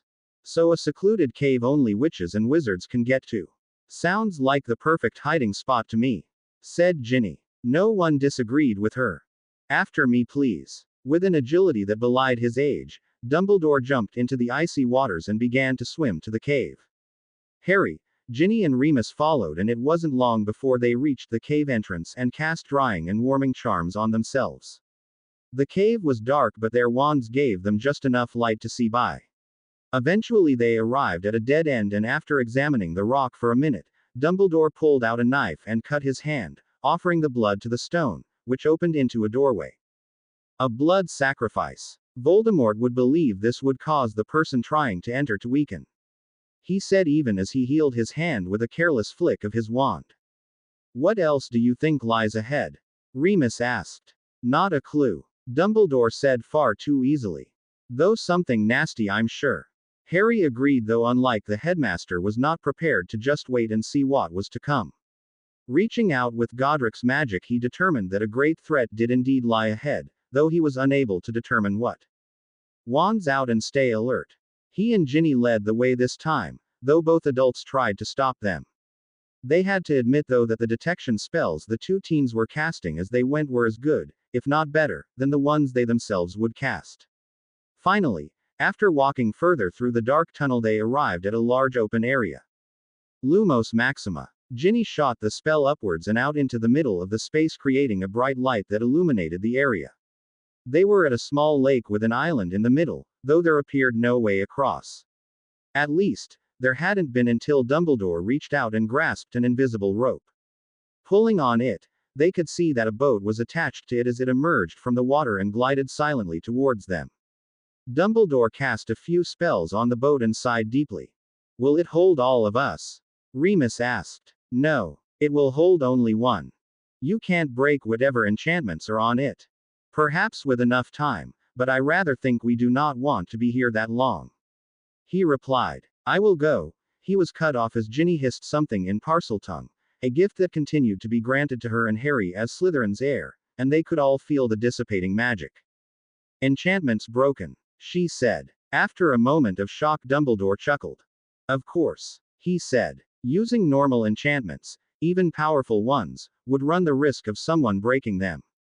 But using enchantments locked by Parseltongue, he thought that only he would be able to break them. Harry agreed. With the enchantments broken, they were able to enlarge the boat and all climbed in with nothing untoward happening. The boat then began to pull itself, whatever spell was used clearly not being tied to the spells, allowing only one aboard. They were halfway across the lake when Harry let out a cry of distress.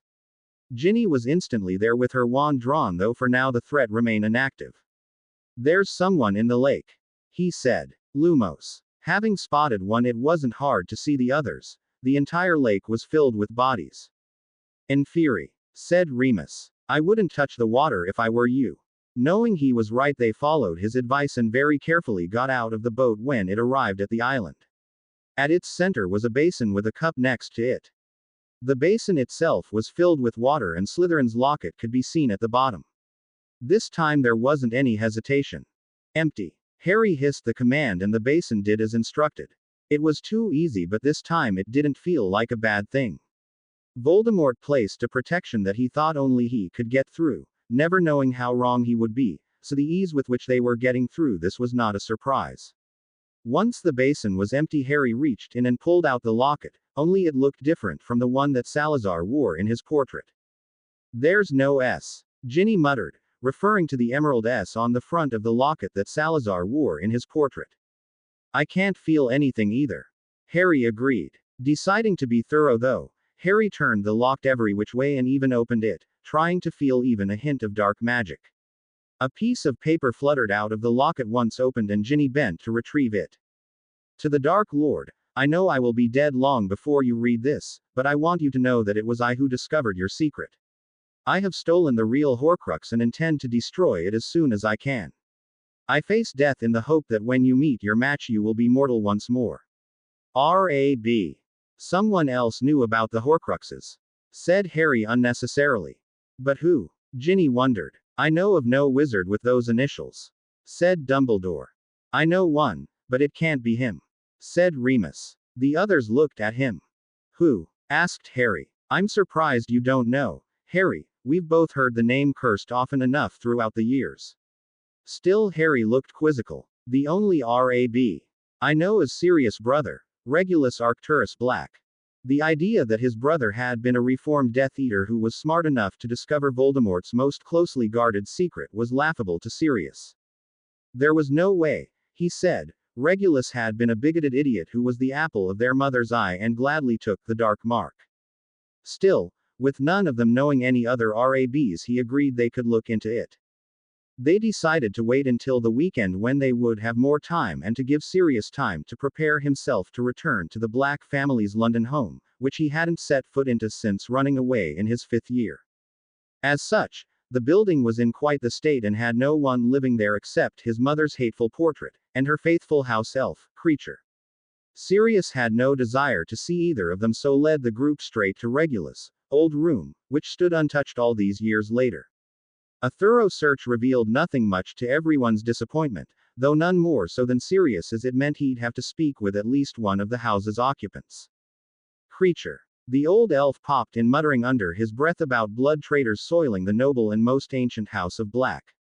"Enough," Sirius growled. He had always hated this elf that had hated him back just as much. "Sirius." Harry scowled. They needed the elf's help, not to antagonize him.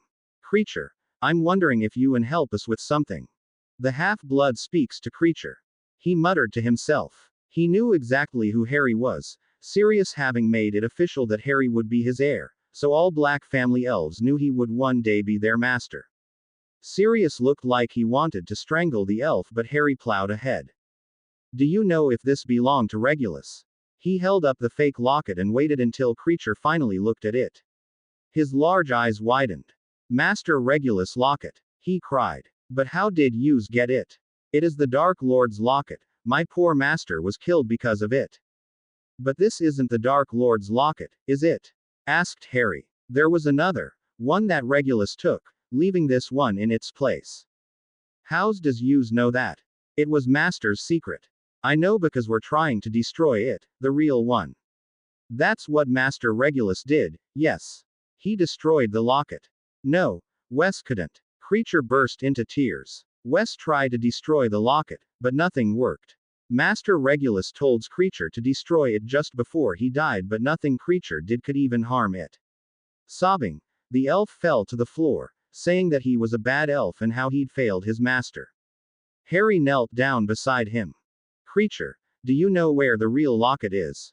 We can destroy it. Creature, we can fulfill Master Regulus' last wish, but we need the real locket.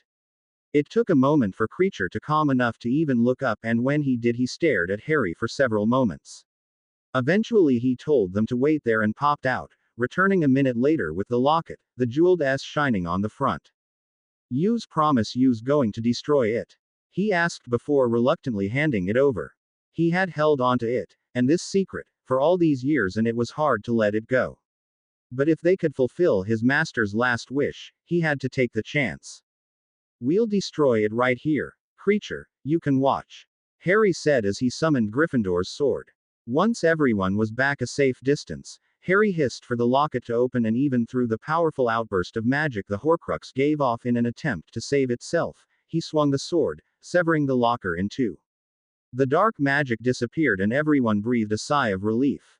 5 down, said Ginny. 2 to go. Now we just have to figure out what the last 2 are, muttered Sirius. Harry nodded his agreement, but his attention was more fixed on Creature. It's done. The thing Master Regulus wanted destroyed is gone. Creature was crying again, though this time without the sobs. We don't need this anymore. Harry held up the fake locket. It belonged to Master Regulus. I think you should have it. Creature reverently took the locket and held it close for a moment before turning to Harry with a genuine smile that Sirius had never before seen on the elf. Thank you, Master Harry, he said, sounding giddy in comparison to before. Really? Sirius growled out, not liking that after 5 minutes it was Master Harry, whereas Creature had only ever called him Master out of obligation since he became Lord Black. Remus patted his friend on the back, though quite unsympathetically. With another Horcrux down, they began the search for the final 2, or 1, if you believed Dumbledore's theory. He theorized that Voldemort had intended to make his final Horcrux with the murder of baby Harry Potter. Of course, things hadn't quite gone as planned, so Dumbledore thought Voldemort wouldn't have created a 7th one yet, not being able to do so without a body, and given how highly he thought of himself, not just any murder would do, and Dumbledore didn't think there had been any murders with enough significance for Voldemort since he returned. The others did not immediately discount his theory, but they factored in Voldemort's desperation.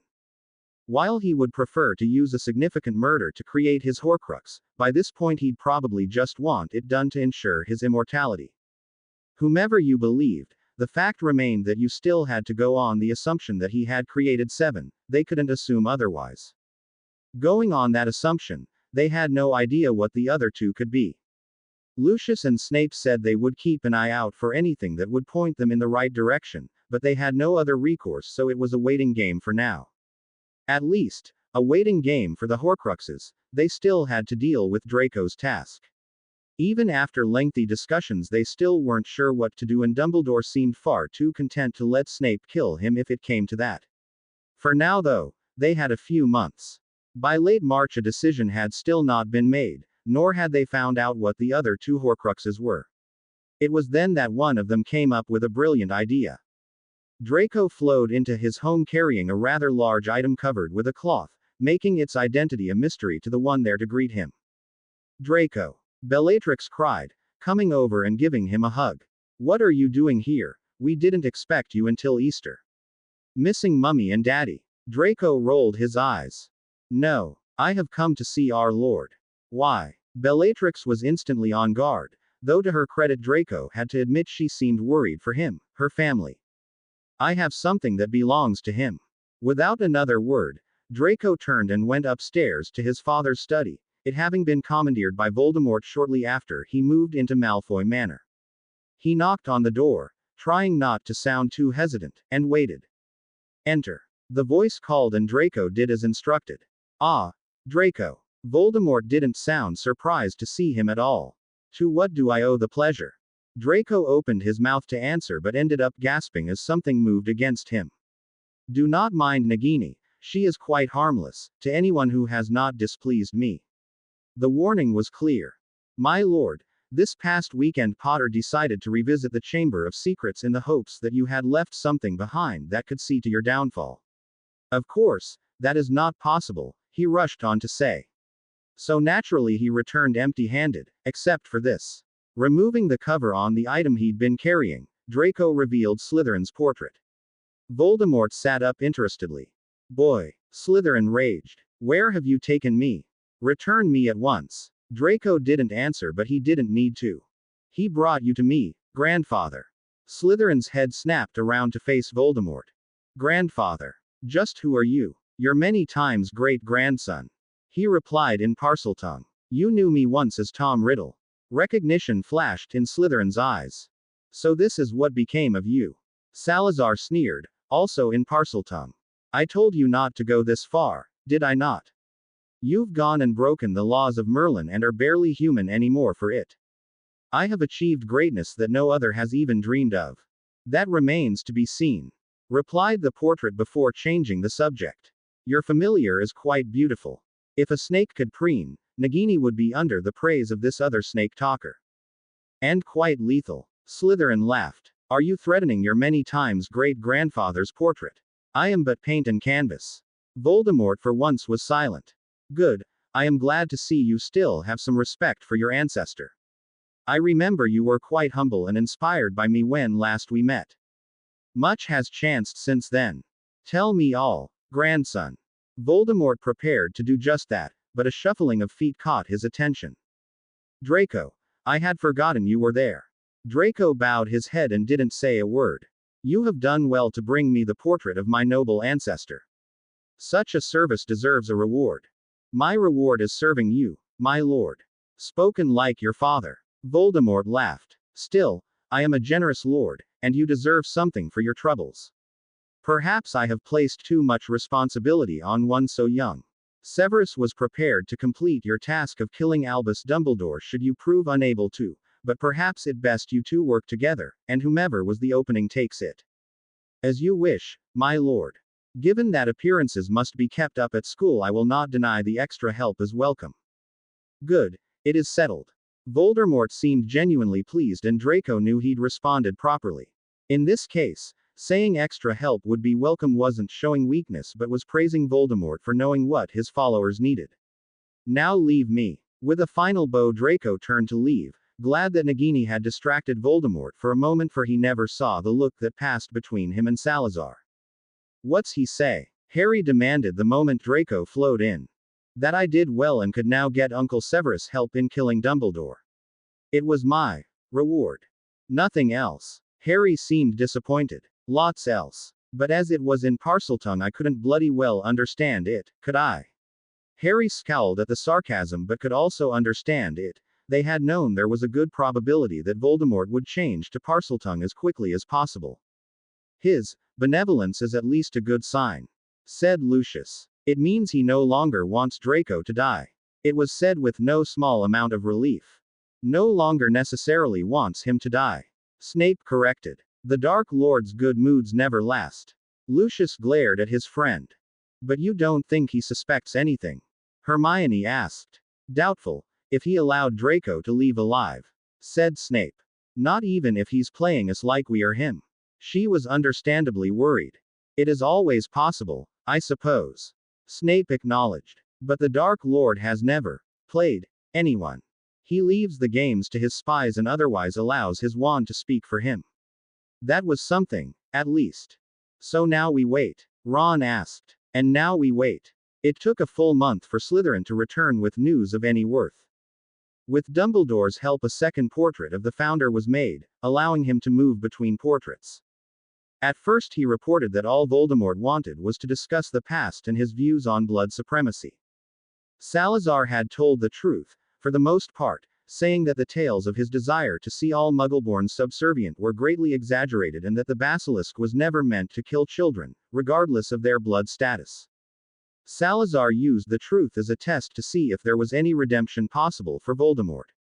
A young Tom Riddle had idolized his ancestor for so long that Salazar wondered if hearing the truth from his own mouth would help him to see things differently.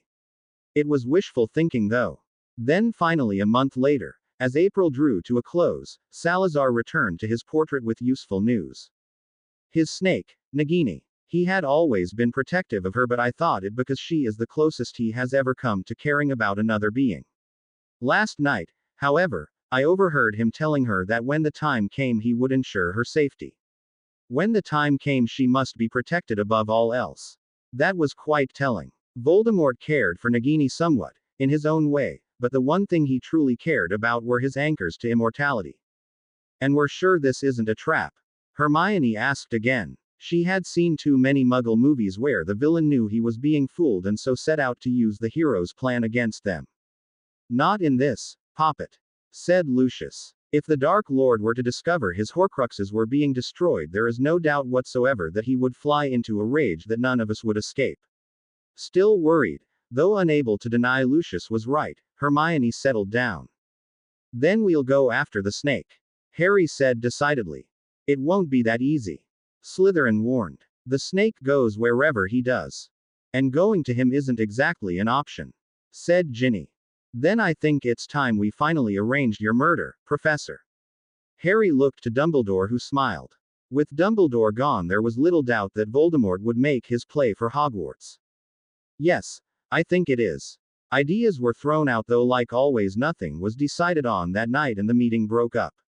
Harry and Ginny said goodbye to everyone and maneuvered themselves to ensure they were last out of the room. Only instead, the door shut and sealed itself with them still inside. Drastic measures to find some time to be alone with my wife, Harry grumbled, taking Ginny's hand and leading her over to the couch. We've been busy, she replied. It had been 2 weeks since they'd had any alone time together. I don't ever want to be too busy for you. Ginny smiled and laid her head on his shoulder. That's sweet. The two sat there in contented silence for a while, until Harry broke it. Gin. Do you want to? Spit it out, Harry. Do you want to have say? Ginny sat bolt upright, a smile playing on her lips. Say. That's a 3-letter word I was beginning to think I'd never heard you say. They had say. Only twice before, when they'd completed their bond and at Christmas, and both times had been initiated by Ginny. Harry scowled at her obvious amusement. If you don't want to. That's not what I said. She answered his internal question out loud. I mean, you are always so adorably shy when we do anything past snogging, I just wasn't expecting it. Well, maybe this is a new, more assertive Harry Potter. That earned an eye roll. Let's not go too far, shall we? Harry gained a mischievous glint in his eyes and surged forward, pinning Ginny to the couch. She had clearly not been expecting that either. Are you sure? He asked. Yes. Ginny smiled. Though I think I'm going to enjoy your attempts. I think we'll both enjoy them, muttered Harry as his lips descended, Ginny meeting him halfway. He was indeed being more decisive and assertive as their hands began to roam. Ginny instinctually made to give as good as she got but stopped herself. She was in no way a passive lover, it wasn't in her nature to be passive about anything really, but this was something Harry clearly wanted. Deciding to allow him to try something new, Ginny backed off and let Harry take the lead. She could feel through their bond when he realized what she was doing, his snogging becoming more fervent. Determined not to disappoint when he'd been given this opportunity, Harry began tearing at their clothes, getting them BP'd as quickly as possible. It took nearly a week for the Legion to agree on a way to stage Dumbledore's death. Over the last few months, since Harry and Dumbledore had somewhat reconciled, they had been feeding Voldemort information that the headmaster was training Harry personally. Draco would inform Voldemort that Dumbledore had taken Harry out of the castle, on a pre-planned day, and it was the perfect opportunity to lay a trap. The wards would be lowered for an apparition class in the Great Hall and Dumbledore would take Harry out of the castle before the lesson was over.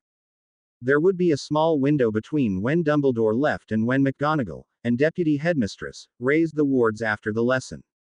A group of Death Eaters were to apparate directly into the Great Hall during those few moments while the wards were still lowered, but the lesson had ended.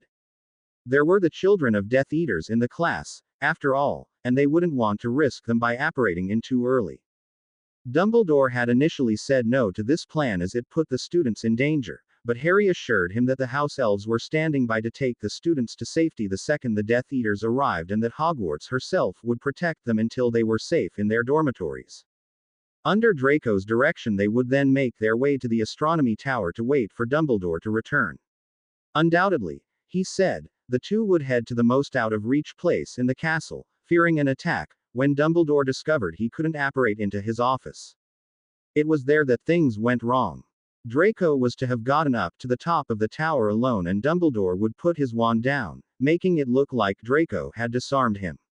Instead, as a battle between teachers and Death Eaters raged below, it was Lucius and Bellatrix who were up the stairs first. Expelliarmus! Lucius cried before Bellatrix could. Having disarmed Dumbledore, he pocketed his wand, taking it out of Bellatrix's grasp. Uncle Lucius! Harry gasped in real surprise. They were winging it from here. What are you doing? Exactly as my lord instructed, Potter. He sneered and Harry saw why he had survived as a spy for so long. Oh yes, I was never uncle to you by choice, but for my lord, so he would have someone well placed to report on your movements. Then Draco. Harry played along. Spent years trying not to lose my lunch when calling you cousin. Draco and Snape, as well as 3 other Death Eaters, had arrived. But you've been courting Hermione. And I will be there to comfort her upon the death of her dear brother. His sneer was an exact copy of his father's. You leave her alone. And let her have my inheritance. I know Lord Black intends to settle on her the majority of his fortune and I won't have it. No, I will marry her and we will see what happens after that. Harry made to rush forward, intending to truly punch his cousin. Draco's performance was that perfect. Enough. Bellatrix snapped, knocking Harry back. We are here for a reason, after all. Severus, please. Dumbledore spoke for the first time. Bellatrix cackled. See how he begs, she crowed. See what the great Albus Dumbledore has become. Wandless and begging for his life. Severus, Dumbledore paid her no attention, all of it being on Snape. Please. Avada Kedavra. No, screamed Harry as the spell hit Dumbledore head on. He had not expected this turn of events. Come. Our task is finished, said Snape turning to leave. Snape. Harry roared, wanting to harm them all, but then he would have to reveal just how powerful he was. He was cut off, being blasted off his feet again, this time by Snape. The potions master then turned and continued on without a backwards glance. Bellatrix was cackling as they left and Harry didn't bother to follow. While he had wanted to harm them in his rage, the fact remained that there were 3 people in that group that Harry trusted with his life. There had to be a reason why Snape had done what he did. So, instead of going after them, Harry knelt next to Dumbledore's still form. He had never truly liked the man, but no one deserved to die at the hands of a friend. It was then Harry understood. Snape was Dumbledore's friend. Dumbledore hadn't been begging for his life, he'd been begging his friend to kill him. Any other realizations were cut off by a commotion on the stairs. A second later he saw that it was McGonagall leading the charge of the Legion. Oh my, she gasped, stopping dead in her tracks on seeing Dumbledore's body. What happened? Things didn't go as planned. Harry said. Dumbledore's dead. Snape killed him. The news of Albus Dumbledore's death shook the wizarding world at its core. Since his defeat of Grindelwald almost 70 years ago, he had been a symbol for the light, some would even say its leader. Hearing that, Harry realized just how much pressure Dumbledore must have felt. While he had undoubtedly been wrong about a lot of things, he was looked to as the one who would solve everything. It was an impossible thing to have placed on your shoulders, and yet it had been. Dumbledore had done what he thought best given the situation he found himself in, and Harry could recognize that.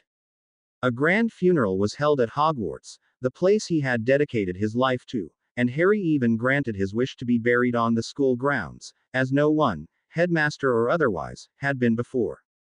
A tomb was made for him and placed down near the Black Lake, just out of the way enough so those looking out on the grounds wouldn't see it, but not so out of the way that those out on the grounds wouldn't pass it by. The tomb was inscribed with a long message about what a good person and wonderful headmaster Dumbledore had been, completely dedicated to both school and students. Harry cared little for the homage but liked the quote inscribed beneath. Nitwit, blubber, oddment, tweak. Harry remembered hearing those words at the start of term feast a few years back and couldn't help but smile. He was a good man. Harry looked over and saw an elderly man had come up beside him. He was all right, Harry replied, and the man chuckled. Looks like you had the true measure of him. Mr. Dumbledore, I'm Harry Potter, said Aberforth. He spoke often of you. That didn't surprise Harry. He did his best. Harry wasn't entirely sure why he was defending Dumbledore. He did. And no need to defend my brother to me, Potter. I've seen him at his best and I've seen him at his worst. I know more than most the man he really was. Then you should know he chose his own death. He wasn't murdered, Harry admitted quietly, somehow knowing that Aberforth Dumbledore wouldn't tell a soul exactly how his brother had died. I suspected. Things didn't often happen that my brother hadn't manipulated somehow. Except for you. I fear I was a disappointment. It was said with no remorse. I'm glad someone was. You sound resentful. Aberforth sighed. It wasn't easy being the brother of the brilliant Albus Dumbledore. The expectations were insurmountable, and it didn't help that Albus basked in the attention. My brother was many things. Vain, prideful, arrogant, but he always had the best intentions. Don't get me wrong, Potter, he was wrong about many things and yet always thought he couldn't be wrong, but no matter what he did it because he thought it right at the time. Right for whom though? Harry wanted to know. Aberforth finally turned to look at him. For the greater good. The repercussions of Dumbledore's death were predictable, and Voldemort had control of the Ministry within a fortnight, having killed Rufus Scrimgeour and put his puppet, Pius Thickness, in his place. Surprisingly though, he did not immediately come after Hogwarts, and things actually stayed relatively normal, all things considered, though that slowly changed over time. Slowly the rights and liberties of Muggleborns and other minorities were taken away. He stopped just short of mandating all Muggleborns register with the Ministry, though it was highly recommended that Muggleborns register of their own free will, who were now publicly trying to figure out how Muggleborns got their magic. Hermione was the reason he stopped short of making it mandatory. While a Muggleborn by blood, she was a Black by magic, and that is what mattered most to the pureblood fanatics he ruled. It was ironic, Harry thought, that they were called purebloods and yet blood mattered little in comparison to magic. With all the changes, life grew steadily intolerable as summer came to an end, though it had not yet reached the point where Harry must act before destroying all the Horcruxes. Still, the new laws that kept coming out impacted them every day, though none more than Hermione. Voldemort's latest law made it illegal for Muggleborns to attend Hogwarts, or any wizarding establishment, without the approval of a pureblood, which they were supposed to show by wearing the crest of that family. Essentially a mark of ownership, Hermione said disgustedly. When they had gotten wind of the law, both Sirius and Madame Bones, as well as Lady Longbottom, whom had never been more proud of her grandson than when he stood beside Harry and fought for what was right, all moved quickly to approve any Muggleborns at Hogwarts. Voldemort had not expected this and had tried to stop it, but it was too late. They were following the letter of the law, after all, and as it concerned the heads of two noble and ancient houses and one noble house, his hands were quite tied. Yes, Voldemort ruled largely by fear and did not hesitate to kill or torture, but fear only went so far.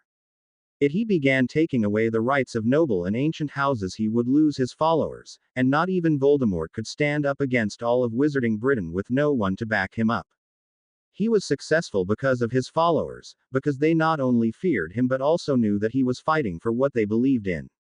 If he stopped fighting their fight, then many would leave him, and once some did, others would as well. The death sentence to all those who left would seem a lot less scary if it were only him against the rest of the wizarding world. So, for now at least, he would adhere to certain rules of theirs, and the Muggleborns were allowed to stay at Hogwarts, though it was highly recommended they don't venture into Diagon Alley and the like. As the three who had saved their education were now essentially under house arrest for fear of being taken if they left their homes, the Muggleborns took the warning seriously. Hogwarts was their one saving grace, as it was under Harry's control, so not just anyone could get in, nor did Voldemort's puppet ministry have any say in what happened there. It was agreed by all involved that allowing the Muggleborn students to ride the Hogwarts Express was not a good idea, and so though it took a great deal of time, Legion and Order members alike apparated each and every Muggle-born student from their homes to Hogwarts. At least, those who were allowed to return. While Hogwarts was undoubtedly the safest place for them, not all the Muggle-born's parents agreed and some refused to allow their children to return. For those that didn't, they were told to get out of the country for a while then, but some parents didn't believe in the danger. They and their children would pay the price for that. The new school year, the final school year for some, started with a somber feeling that was not quick to go away. Not even Quidditch could rouse the students and staff from what was going on in their world outside Hogwarts gates. Inside her gates, Harry's Legion and the Order of the Phoenix were working together thanks to McGonagall, though none of them had come up with a viable option on how to get rid of Voldemort's pet snake. Not even Salazar, who remained with the megalomaniac at Malfoy Manor, had any idea. It was impossible to separate the snake from Voldemort, and to try to do so would see him become suspicious and their whole operation could be ruined. Salazar did come through with further useful information, including that there were only 6 Horcruxes. He had confirmed that as directly as possible, Voldemort telling him that soon he will complete his goal of immortality. They were all relieved to hear that the snake was the only one left. Given all that was going on, school was the last thing on any of their minds, even Hermione's, and so it wasn't a surprise that Harry and Ginny were again missing from classes on Tuesday in early October. Mary Elizabeth Cattermole, the hated voice of the Toad, rang throughout the courtroom. Her Patronus, a cat like all those horrid plates in her office, was stopping a group of Dementors from affecting the room. Of 27 Chislehurst Gardens, Great Tolling, Evesham. Yes. An obviously scared woman replied. Mother to Maisie, Ellie and Alfred. Wife to Reginald. Yes. Mary Elizabeth Cattermole. A wand was taken from you upon your arrival at the ministry, Mrs. Cattermole. Is this that wand? Yes. Would you please tell the court from which witch or wizard you took this wand? Harry could feel his blood boiling, and a sharp kick from Ginny was the only thing that kept him from attacking. I didn't take it, Mary said, trying not to stutter in her fear. I got it in Diagon Alley, when I was 11. It chose me. You're lying. This time Ginny dug her heel into him and kept it there. Wands only choose witches, and you are not a witch. But I am. I am. Professor McGonagall came to me on my 11th birthday and told me I was a witch. I went to Hogwarts. With a stolen wand. Umbridge insisted. But I'm no. Silence. I say you are. And it is the purpose of this committee to discover exactly how mudbloods like you have stolen magic from real witches and wizards. Harry could feel Ginny losing her calm as well and took full advantage. We could ruin her day. Ginny shot him a glare. Just saying. To that end you will be taken to Azkaban until such a time as. She didn't get to finish her sentence as Ginny swooped in on her. Ow. Harry acted just as quickly and took out the few spectators in the room. With Umbridge having lost her concentration, her Patronus died out, but Harry and Ginny were ready for the Dementors. Expecto Patronum, they said together, holding each other's hands and releasing their own Patronuses. The 2 lions leapt towards the Dementors and destroyed them with little effort. The look on Umbridge's face was quite priceless, though whether that was because she'd just seen Dementors actually destroyed, or because Harry and Ginny had just appeared out of nowhere, was hard to tell. You, shut up. Harry snapped, turning furious eyes on her. We left you in Azkaban for a reason, and yet here you are. Obviously Voldemort thinks she's as nasty as his Death Eaters. Ginny muttered. Thinks. Harry shot her a look. All right, is. I wouldn't, Dolores. Harry's head snapped in her direction again, seeing she had been going for her wand. You'll only embarrass yourself. What do you want, Potter? She seethed. World peace. Though Voldemort seems intent on never granting me that. So for now I will settle for you leaving Britain. Umbridge scoffed. I'm quite serious. You may find you have a cushy job now, but that will end when I destroy Voldemort. Better to get out now. Portus. How dare you create an illegal portkey in the presence of the person who was going to shut it and use said illegal portkey to leave the country. Ginny interrupted. Goodbye, Dolores. Without a second thought, Harry shoved the portkey at Umbridge, who disappeared. Where'd you send her? Ginny asked. France. He replied, and Ginny smirked. Let Apolline and Grégoire deal with her. They won't thank you for that. No, but it's better than Fleur. We don't actually want to kill her, I think. Fleur had returned to England after finishing her schooling at Beauxbatons and had taken a job at Gringotts. A few months ago her path had finally crossed with Bill's and the two had fallen madly in love. Fleur had joined the Legion recently and had enlisted her parents' help wherever possible, usually in getting Muggleborns out of the country. Ginny hummed noncommittally before addressing the one conscious person in the room. Mrs. Cattermole, I suggest you go grab your children and husband and leave Britain. I would recommend traveling by Muggle means, if at all possible. Not having to be told twice, the woman jumped up and left, never seeing her two saviors transform, nor a raven flying away with a snake in its talons. Harry and Ginny returned to Hogwarts to the very unimpressed glare of Remus. You have no idea how much I wish I could ground you right now, Harry. He said. And you too, he added when Ginny smirked. Going off like that is very irresponsible and dangerous. What if you were caught? What if you died?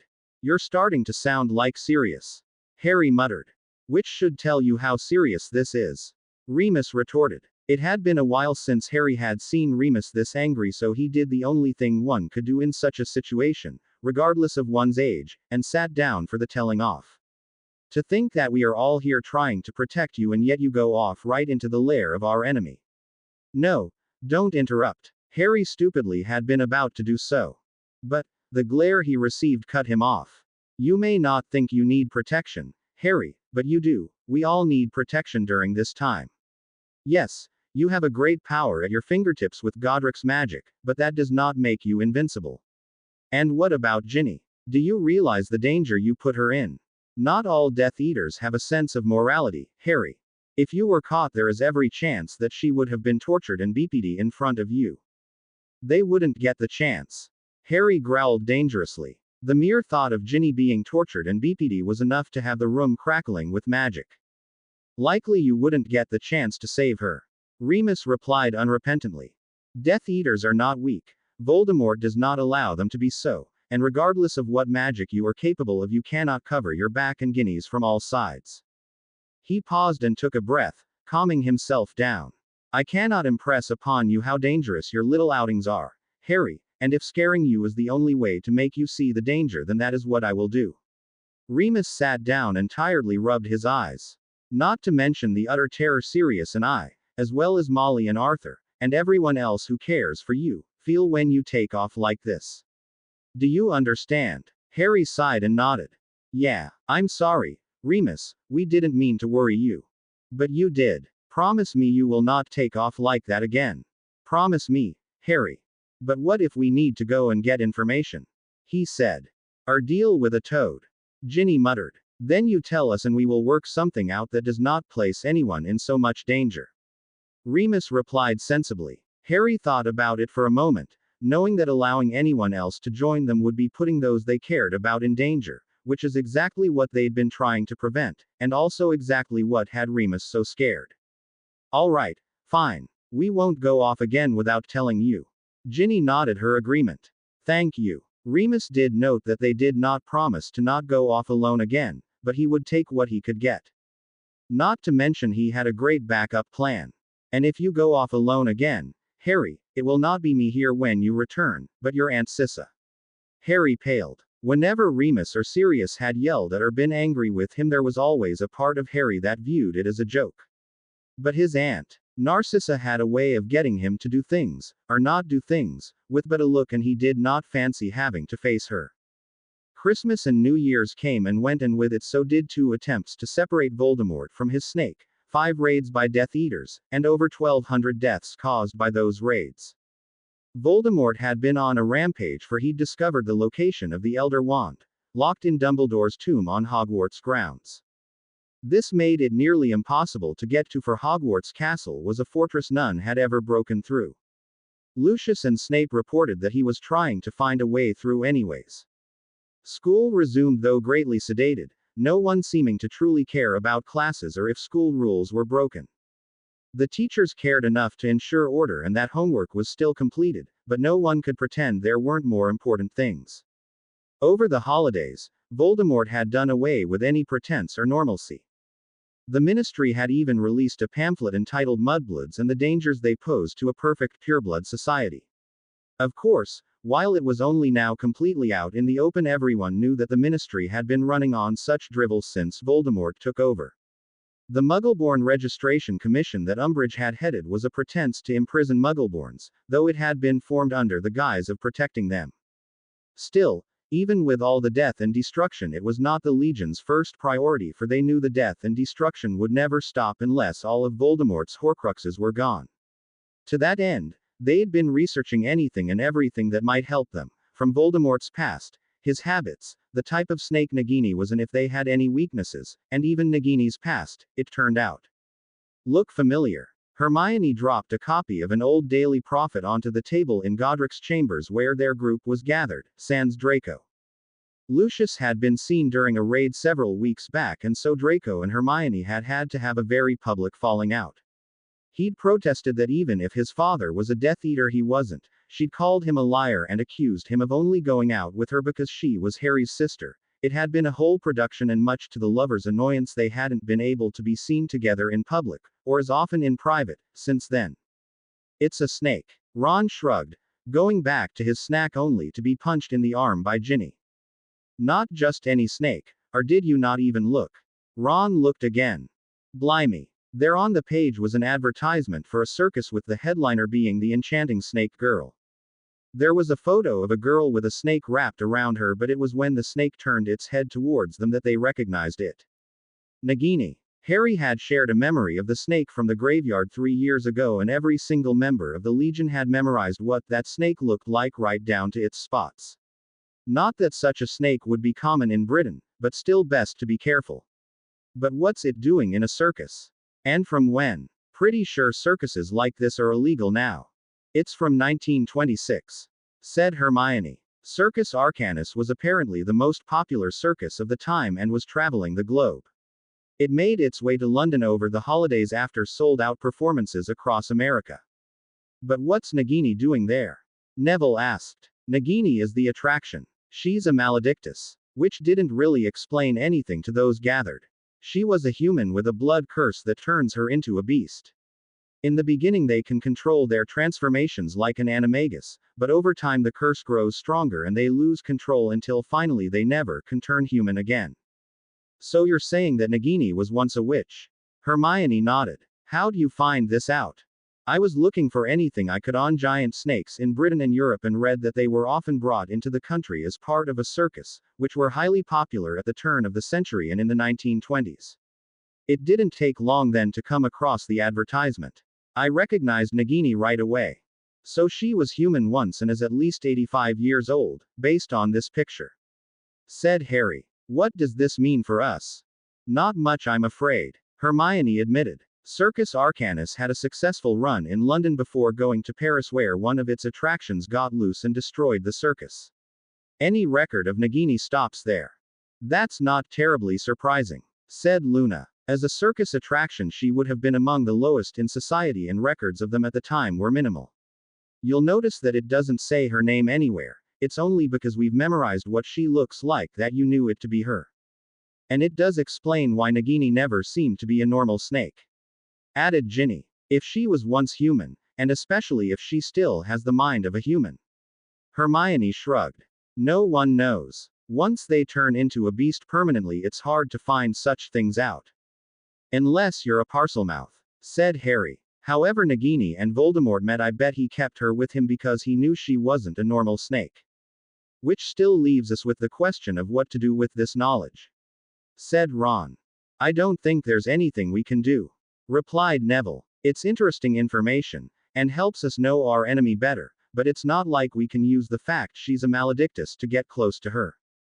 No, though it may make her hesitate.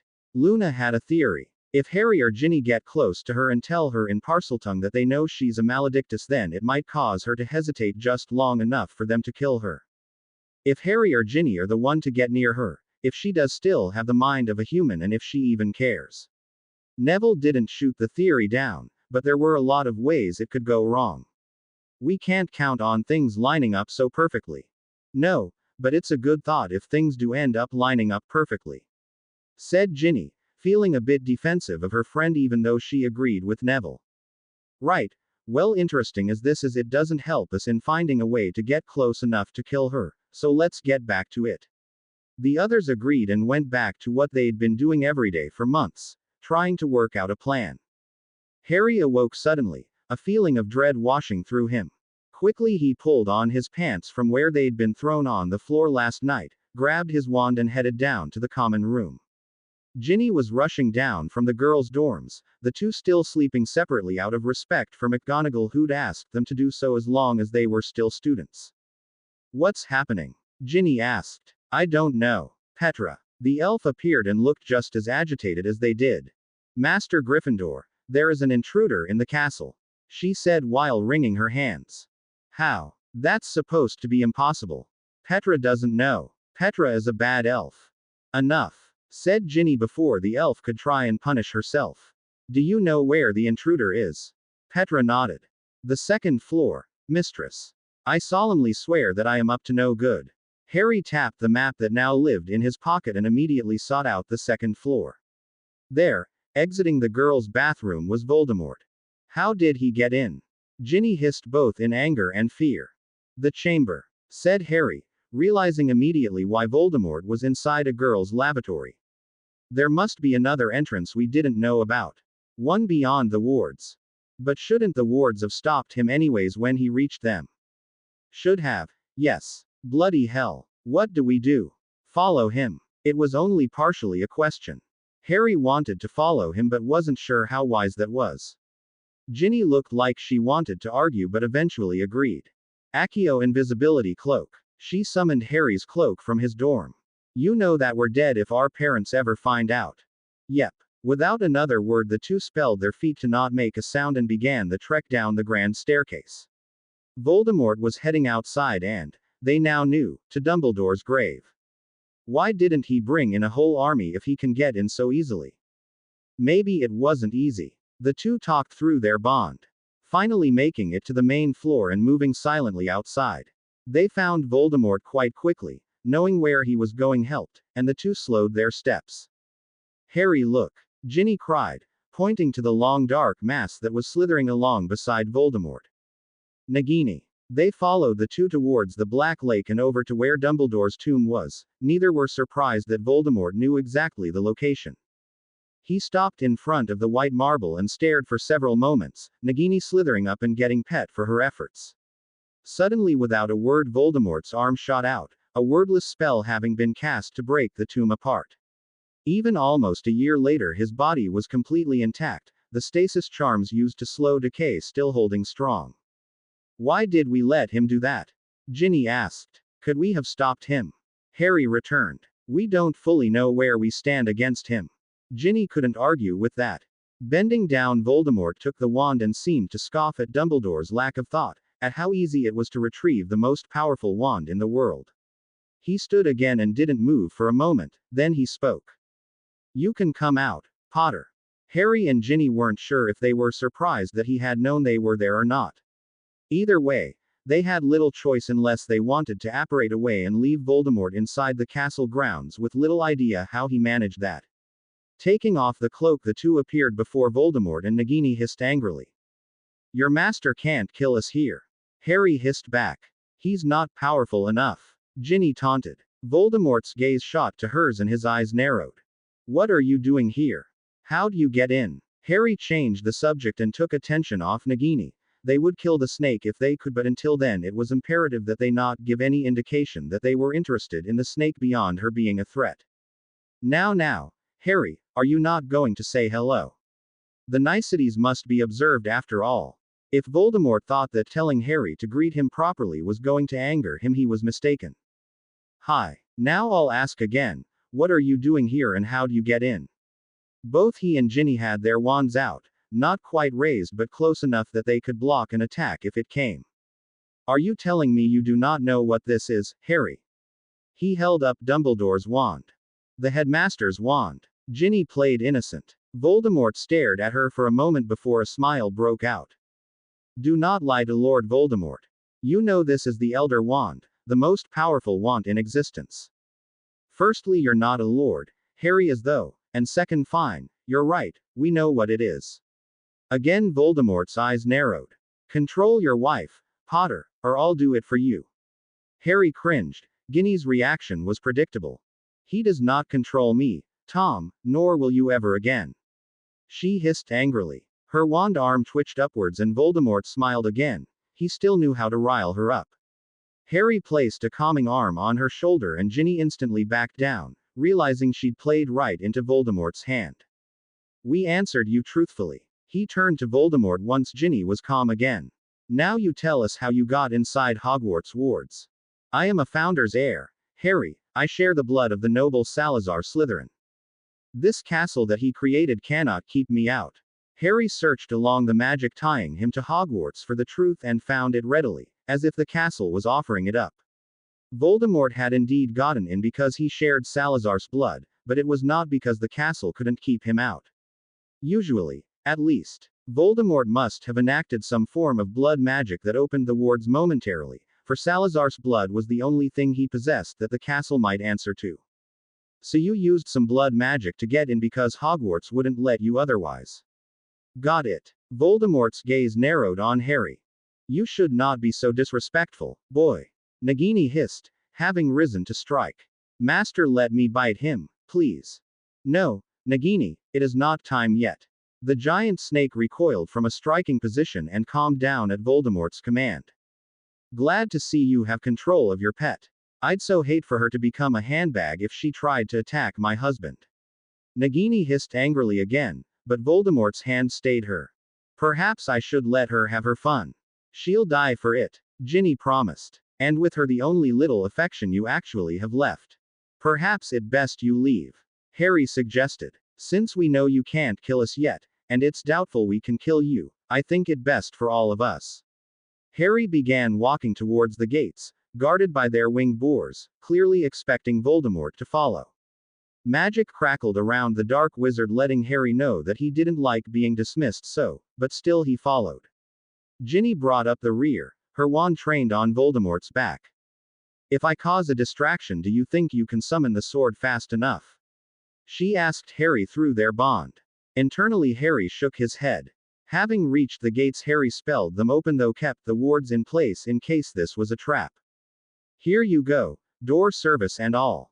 Now get out, he said. Voldemort smirked and stepped forward, waiting for the wards to disappear, though Harry still kept them in place. If you wish me to leave, Potter, you will have to lower the wards.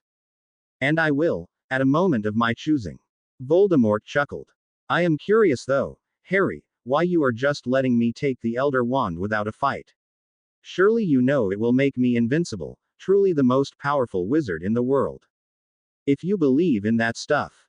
He replied. If there's an Elder Wand then I believe that's it, but I'm not fully convinced the tale is true. It was a lie and Harry waited to be called on it, though Voldemort gave no indication he knew it was a lie. Very well then. All, without warning the wards came down and Voldemort was hit by a repelling charm, finding himself on the other side of the wards as they snapped back into place and the gates closed with a bang. We'll see you around, Tom. He said before taking Ginny's hand and turning to leave. The pop of apparition was the only indication that he had left.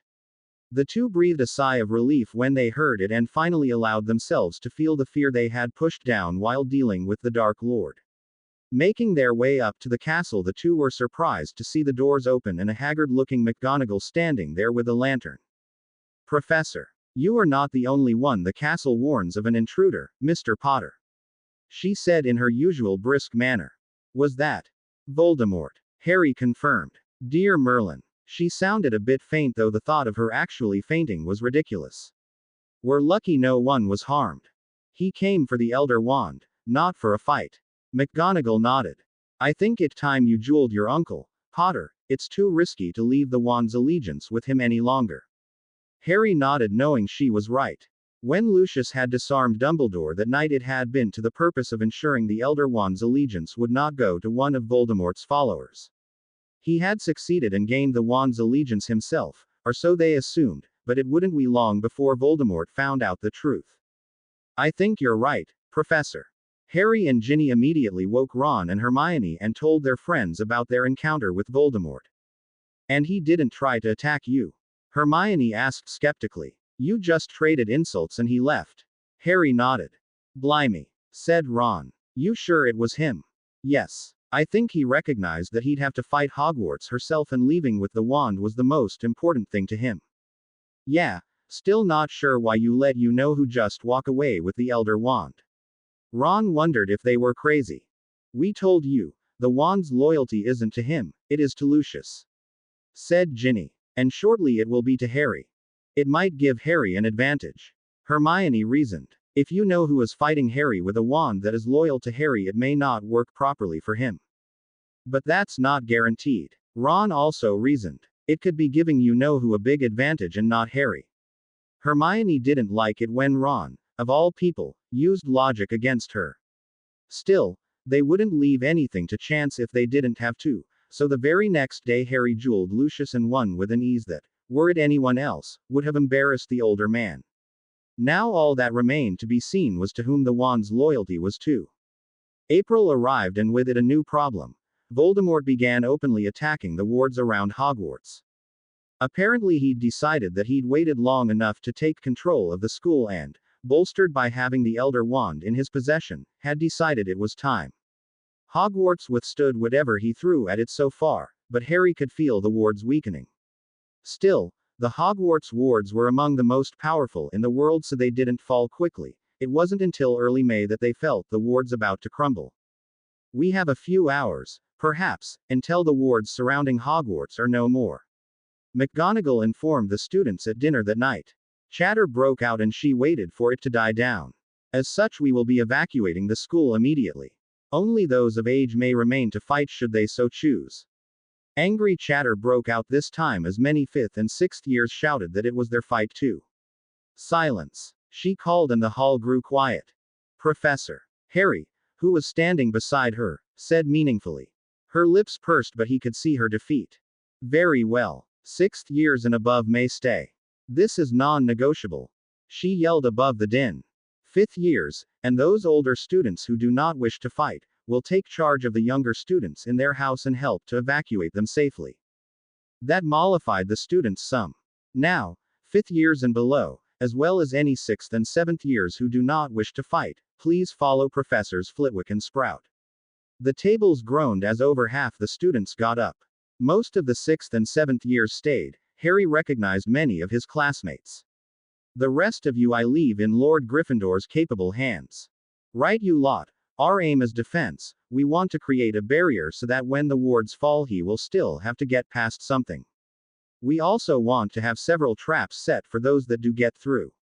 Who thinks they can help with that? 2 Ravenclaws, 4 Gryffindors and 1 Hufflepuff raised their hands, as did the sole remaining Slytherin. Mr. Zabini? Harry questioned. While he didn't want to paint all Slytherins with the same brush, there was a reason only one remained and he couldn't be too careful right now. In answer, Blaise pulled out his wand and held it above his head. I, Blaise Marius Zabini, do hereby swear on my magic that I am not a Death Eater, nor do I support the Dark Wizard styling himself as Lord Voldemort. A flash of light left his wand, indicating the oath was complete. Lumos. Blaise's wand lit brightly, showing he had magic still and that he'd been telling the truth. Thank you, Mr. Zabini. Harry said sincerely, glad he hadn't even had to ask it of the other 7th year. I would want an oath were I in your position. He shrugged it off. Thank you all the same. Now, you 8 can join Fred and George here, they have a few things up their sleeves. The twins wore identical smirks and Harry almost felt sorry for anyone who ran into one of their traps. And the rest of you, is there anyone who cannot cast a shield charm? No one raised their hand. Good. I want you to go to different courtyards and join the adults in preparing to cast the largest shield charm ever. We'll all be helping as it's got to cover all of Hogwarts. The students nodded and began deciding who was going where before taking off. Harry was glad to see they didn't need any further direction. Shall we go help them too? Ginny asked and Harry nodded. The two made their way to the main courtyard outside the Great Hall and saw several Legion and Order members were already there, waiting for his command. Let's do this. Those gathered raised their wands and cast together. Protega Maxima. Fiento Duri. Repello Inimicum. The spells combined and a visible barrier began to form, joining with that of the casters in the other courtyards, to form a dome around the castle. I didn't entirely know if that would work, muttered Harry. Neither did I, Potter, said McGonagall. This one, however, will most definitely work. Higher totem locomotor. A great clang was heard, coming at regular intervals and getting louder and louder. Shadows could be seen moving along the walls inside the doors before row after row of suits of armor walked themselves out of the castle. Hogwarts as threatened. McGonagall called to them. Man the boundaries. Protect us. Do your duty to our school.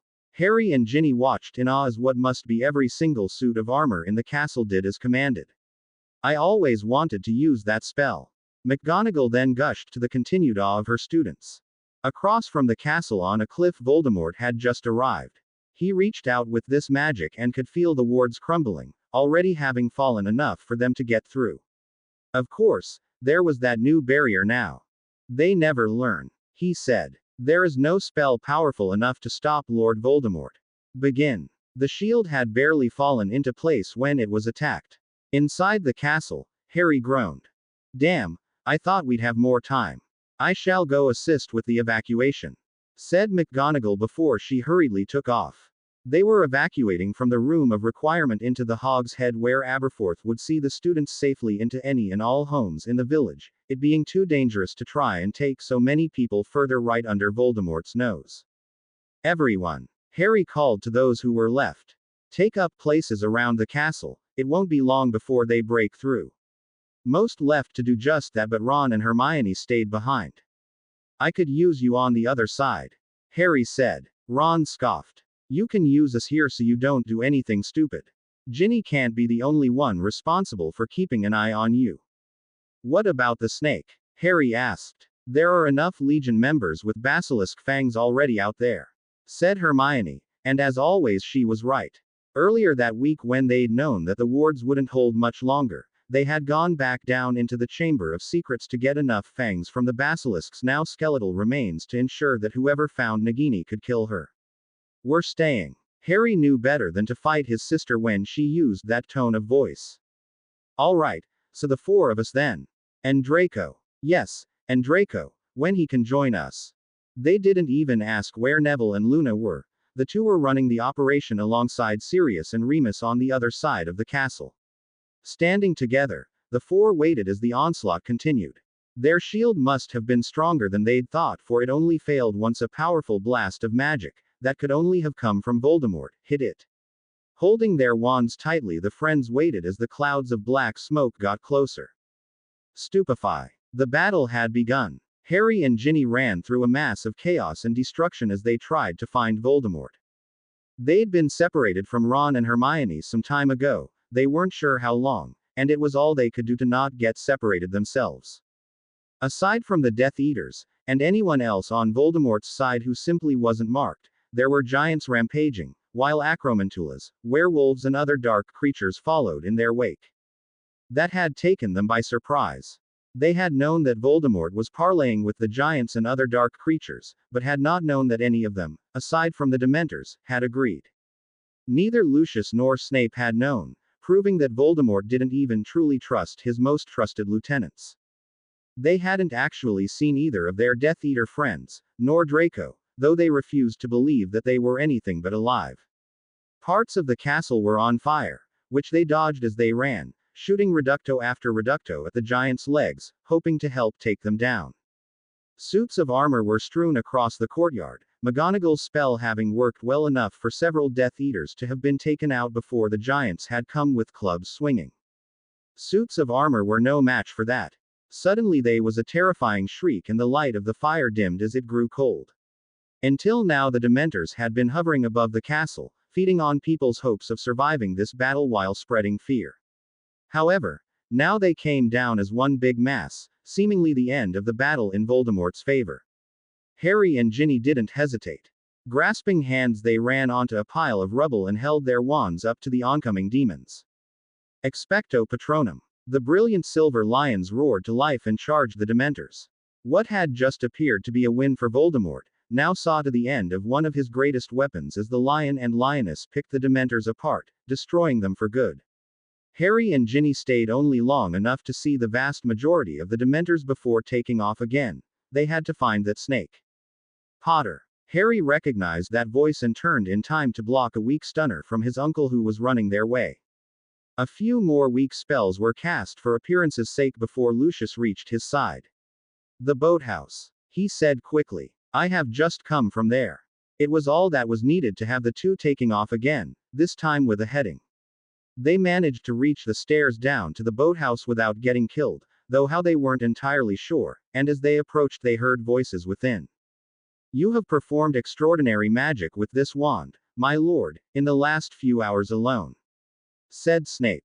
No, I am extraordinary, but the wand resists me. There is no wand more powerful.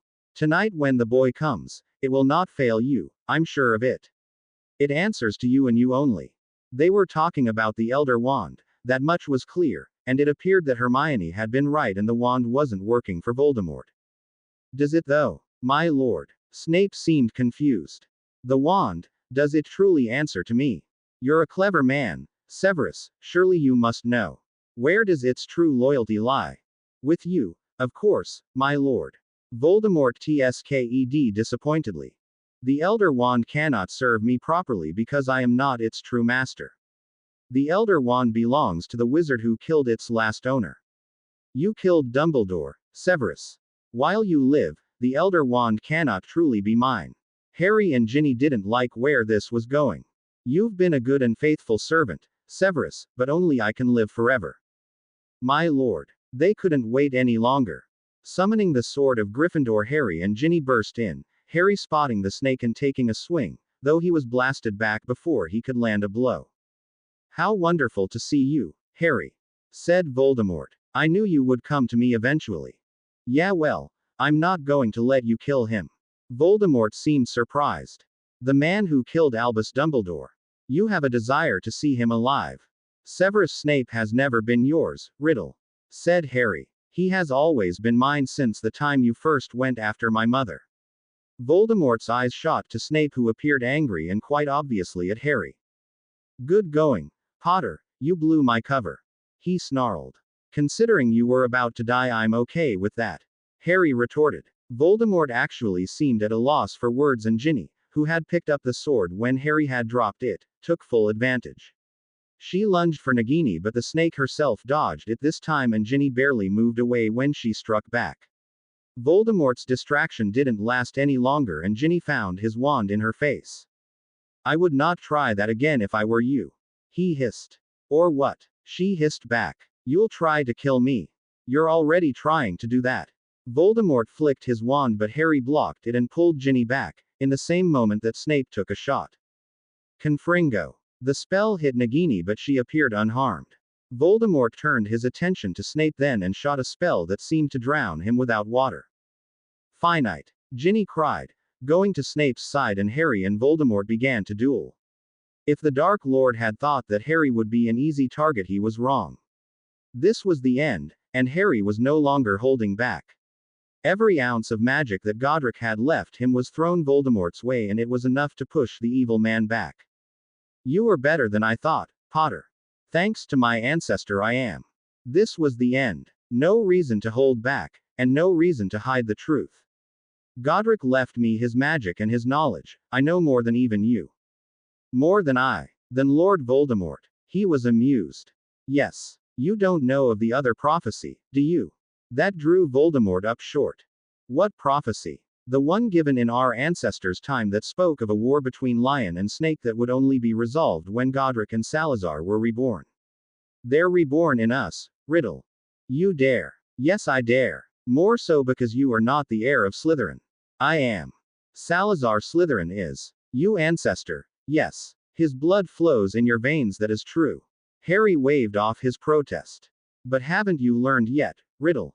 Magic matters more than blood. When I found Salazar's portrait, I told him what you had become. This Salazar had not yet gone mad, so he recognized that what you were doing was wrong and named me his heir. Magic accepted that, so you may have his blood, but I was chosen by him and accepted by magic itself. The noble Slytherin would never do as you say. He was becoming angry, the kind of angry that Harry was counting on. But he did. I think he also tried to tell you his true opinions, but you wouldn't listen. Voldemort's eyes widened. Oh yes, Salazar's portrait has been a spy for me all along. Ah. The cry and burst of magic was expected, and Harry used his wand as planned to gather Voldemort's magic in preparation to send it back to him. What he had not anticipated, however, was that there would be too much magic to gather. It overflowed and Harry could not control it, yet it still kept coming. With nowhere else to go, the magic hit the walls and the floor, and the boathouse began to shake. When the first stone crumbled, Voldemort stopped his attack and apparated away with Nagini. Harry blocked a second stone from hitting him on the head as he turned to find Ginny and Snape, who were both rushing towards him. Let's get out of here, he needlessly said, and the three ran for the door. However, they were too late. The ceiling had fallen in front of it and their way out was blocked. They were about to run to the opening onto the Black Lake when Snape pushed them down, yelled in their ears, and covered them with his body while the boathouse collapsed in on them. The boathouse collapsing was of little consequence to anyone fighting above, it was just another casualty of war. To the one standing outside, however, it meant the end of his enemy. Voldemort looked over the rubble carefully, looking for any sign that Harry Potter had survived. He found none, but still he pulled out his wand. Hominum Revelio. A dim tree formed of smoke rose from his wand before disappearing, and Voldemort actually smiled. There were 3 people in the rubble, all of whom were near death, or the 3 would have been a fiery red. Ha! It was said in relief, almost, and were anyone else there they'd see what Lord Voldemort actually looked like when happy. Come, Nagini, we are done here. Reaching down, Voldemort apparated them both away just before a raven and snake emerged from the rubble. Harry Potter is dead, Voldemort crowed. Having called a stop to the battle, he'd gathered his forces in the main courtyard for his big announcement.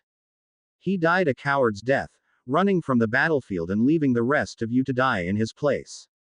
No one even moved as he spoke. Was it true? Was Harry dead? There was no body, nor was Ginny anywhere to be found, and the 2 of them stuck together like glue. Still, Voldemort would not be celebrating Harry's death unless he truly thought Harry was dead. You have fought valiantly, but your cause is dead. From this day forth, you put your faith in me and we shall have a world of peace and stability. No one responded. No one believed for a moment that this new world Voldemort wanted would actually be peaceful or stable. And now is the time to declare yourselves. Join us, or die. For a moment no one moved. Who would dare join Voldemort? Who would want to? It was one of the last people ever that anyone thought would join who finally hobbled forwards.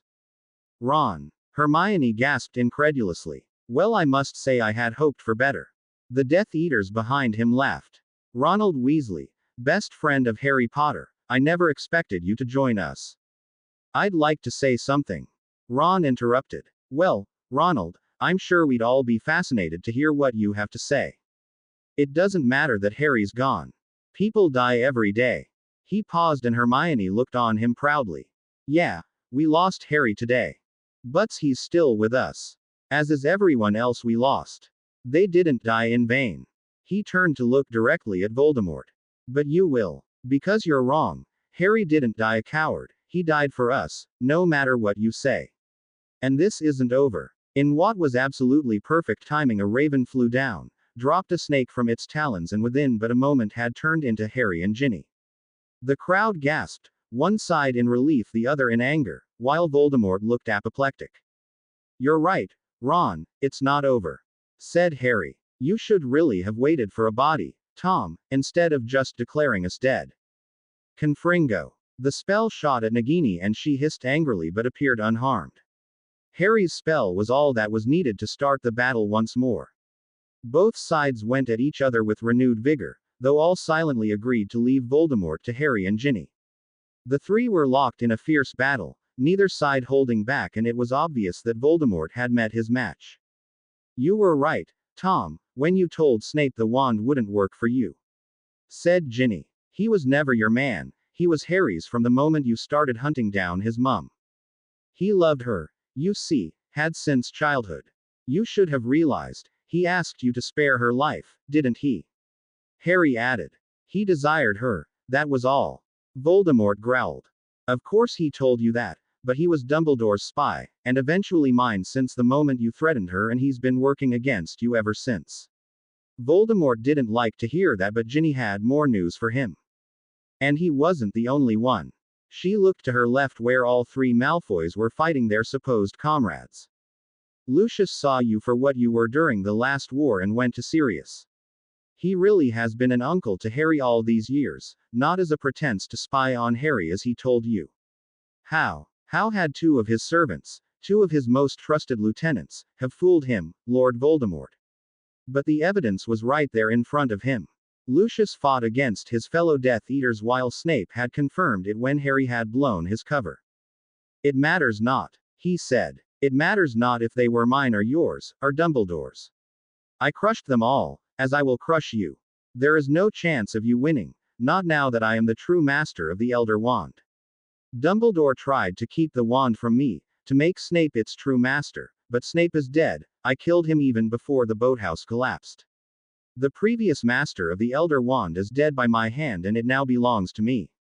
Wong. Harry said simply. Dumbledore hadn't planned on Snape being master of the Elder Wand. He'd planned for himself to be the last master of the wand and for its power to die with him. That entire night was planned, every last moment. Dumbledore's death was supposed to be faked, but when that was no longer possible, he begged Snape to kill him, to keep to the plan that they had both come up with. Dumbledore arranged his own death. Then he all but gave me the wand. Aren't you listening? Said Ginny. If Dumbledore arranged his own death, then he would die undefeated and the wand's power would die out. But you were right that things did not go as planned. When Bellatrix and Lucius were the first up the stairs that night, Lucius disarmed Dumbledore to ensure that Bellatrix could never be the wand's master. Lucius Malfoy took the wand from Dumbledore forcibly and he became its new master. But what does it matter? Once you are dead, I will deal with Malfoy. You're too late though. Ginny all but sang. Harry got there first. He and Lucius dueled and Lucius' wand was forcibly taken from him. So it all comes down to this. Does the wand in your hand know that its last master was defeated? If it does, then Harry is the true master of the Elder Wand. Voldemort let out a great shriek and sent a powerful blast of magic their way. It knocked them both back and they scrambled to get up again. For a moment Voldemort didn't say a word about their claim. He seemed to be either in shock or trying to deny that it was true. If things happened as you say, then I shall just have to defeat you. He said finally, Avada Kedavra. The spell missed as they dove to the side and the battle continued. They fought for some time, moving throughout the courtyard and eventually entering the castle. It was there that Harry saw Ron and Hermione huddled together with Nagini about to strike. Hermione, Ron, he shouted, summoning Gryffindor's sword and throwing it to them. Ron caught it and didn't hesitate in swinging it towards the snake. It was too late for Nagini. She'd sprung on the attack already, mouth open for the kill, and found she could not dodge the venom-laced sword. No, Voldemort roared, seeing his pet, and Horcrux, destroyed. Another powerful blast left him and knocked the four friends into the great hall where all fighting stopped at their appearance. Nobody help, it's got to be this way, said Harry, picking himself up and facing Voldemort head-on and alone, Ginny having stepped aside this time. Potter doesn't mean that, the Dark Lord sneered. That isn't how he operates. It's over, Tom. You dare. Yes, I dare. Your Horcruxes are gone, Tom. You have no anchors to this world left. Voldemort looked frightened, if that was possible. He had not known his Horcruxes were being destroyed. The last one had been destroyed some time ago, and while he had felt something when it was destroyed, the thought that it was one of his Horcruxes, his most closely guarded secret, never even crossed his mind. And now it's down to us, the Lion and Snake. Gryffindor against Slytherin, you mean? He replied. Salazar may not have been working as much for you as you thought, for he told me of the prophecy. Harry was surprised. Salazar hadn't mentioned that, but it didn't matter, not now. Finally, Slytherin House will defeat Gryffindor as foretold. Harry broke out laughing. As foretold? What prophecy are you talking about? Voldemort was silent. Perhaps Salazar is on my side after all. The prophecy I speak of says that when Godric and Salazar are reborn, one house will triumph over the other. It doesn't mention which house though. Godric is reborn in me, and Salazar in you. However, the prophecy is mistaken. One house will not triumph but two, for by magic I am Slytherin's heir. I will not see to the ruin of that house but the triumph of both. You assume you shall win. Like Ginny said, it comes down to whether the wand in your hand recognizes me as its master or not. Then let us find out. Avada Kedavra, Expelliarmus. The wands connected, a ball of light appearing in the middle. Harry had heard of this phenomenon and knew then that the Elder Wand was his. Wands only connected like this if they were not meant to be fighting each other.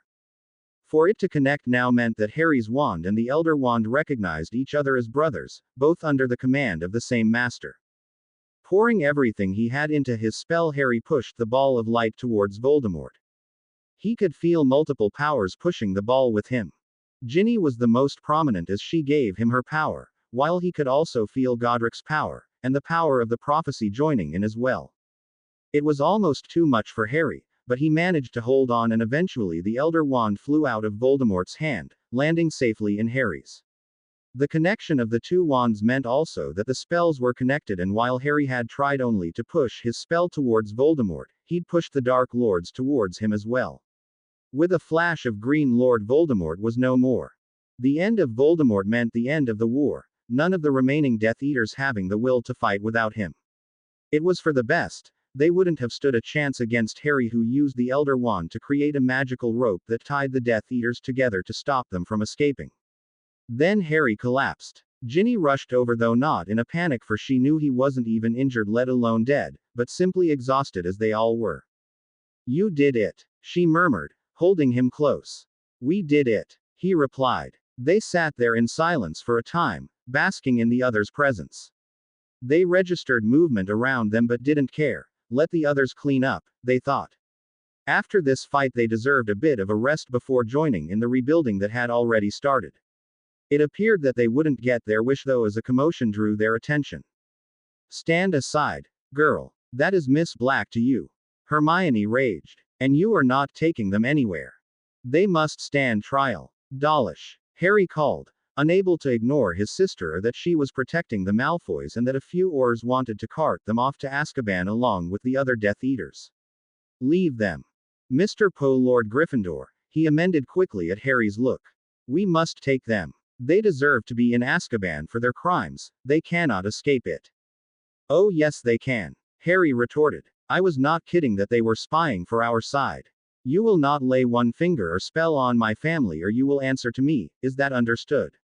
After having seen this young man just defeat one of the darkest wizards of all time, that was not something he wanted to do. Dawlish. A deeper voice called this time as Kingsley came up. Leave them be. But, sir, I said leave them. Kingsley snapped. Yes, Minister. Harry and Ginny looked to Kingsley with raised eyebrows. Madam Bones is dead, he explained. That leaves myself, Arthur, and a handful of others as the only senior ministry employees still alive. Given my campaign for minister was almost successful, they've given me the job. The two nodded. Who else? Harry asked, not needing to clarify. We got lucky, all things considered. They breathed a sigh of relief but still waited for him to tell them whom among their circle was gone. Andromeda and Ted are both dead, as are a few of your professors and classmates. Otherwise we got lucky. So by some miracle their family had all survived.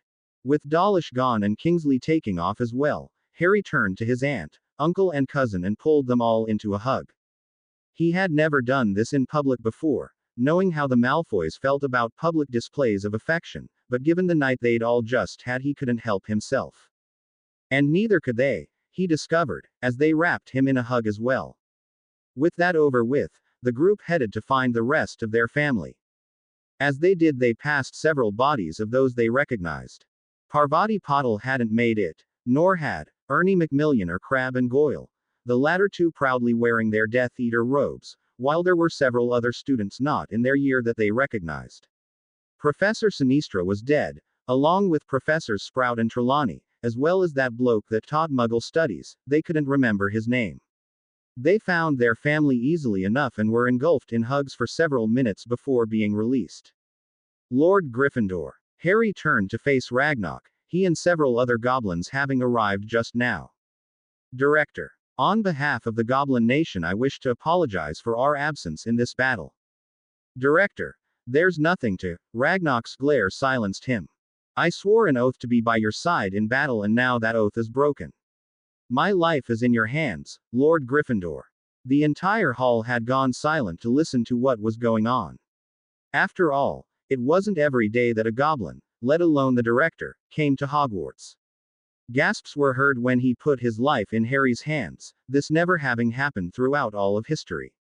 In response, Harry kneeled and summoned Gryffindor's sword, holding it out hilt first to Ragnar. Director, I wonder if you might find a place to display this sword at Gringotts for all to see. It is a mastery of goblin craftsmanship, after all, and it is selfish of me to keep it to myself. Harry knew his goblin mannerisms well. By not even acknowledging the life debt, Harry voided it and told the Goblin Nation that he did not consider any oath to have been broken. Following his example, Ragnar took the sword, somewhat reverently, and said not another word about the life debt.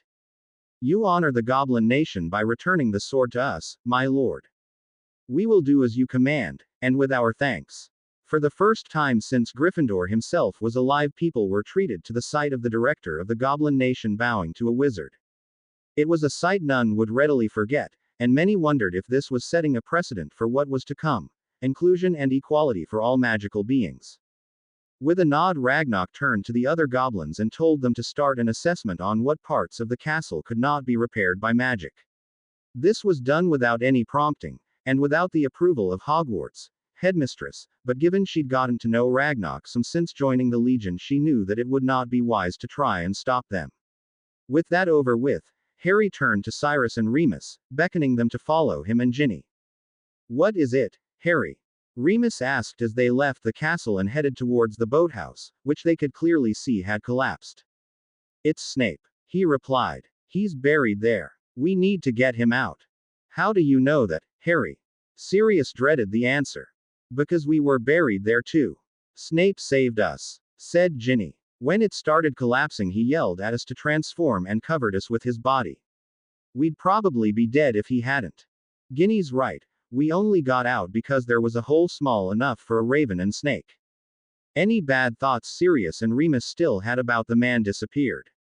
They may still not like him particularly, but he saved the people, most important to them, and that trumped everything else. They reached the boathouse and began to levitate the stones out of the way until they'd uncovered Snape's body. They then levitated the body back up to the castle and placed him gently alongside the others who had died. Thank you, Harry whispered. Thank you for everything. 2 weeks later, a memorial was held at Hogwarts, much as one had been held for Dumbledore. Each and every person who had given their lives had someone to speak for them, whether it was only a few words, or a near half-hour eulogy. At the end, Harry stood up to speak for Snape, who had no one else. Severus Snape was a complete bastard. I think anyone here who had him as a teacher can attest to that.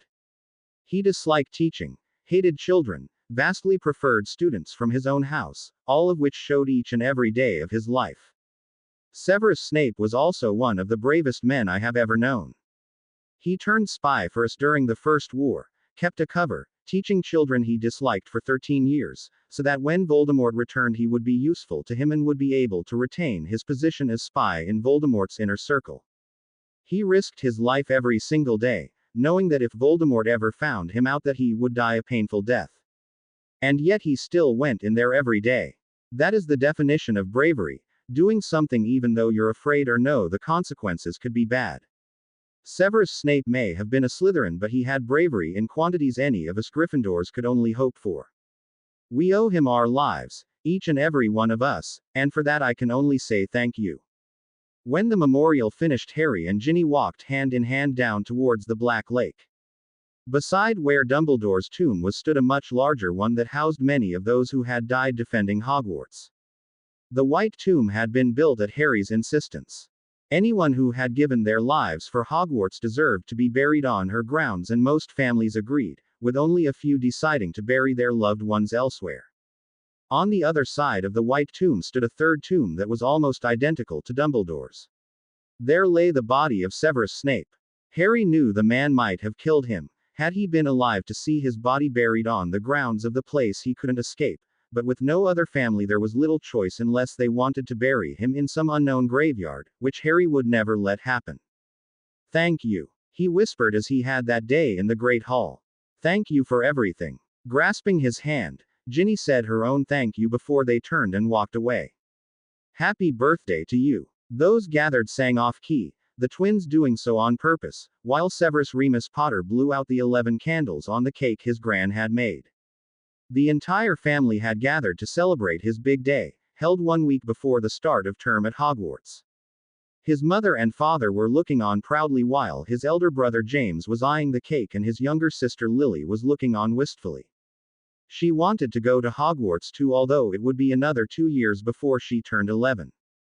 As he looked around the backyard of the burrow, Severus couldn't help but wonder how they all fit. The yard was large, but their family was too. The Weasley Potter Malfoy family was actually quite massive. 6 of the 7 Weasley children were married and all had at least one child that ranged in age from 17 to 1 year.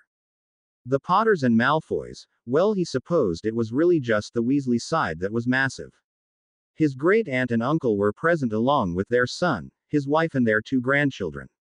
It had been a surprise when 10 years after Scorpius Malfoy had been born, Hermione announced she was once again pregnant.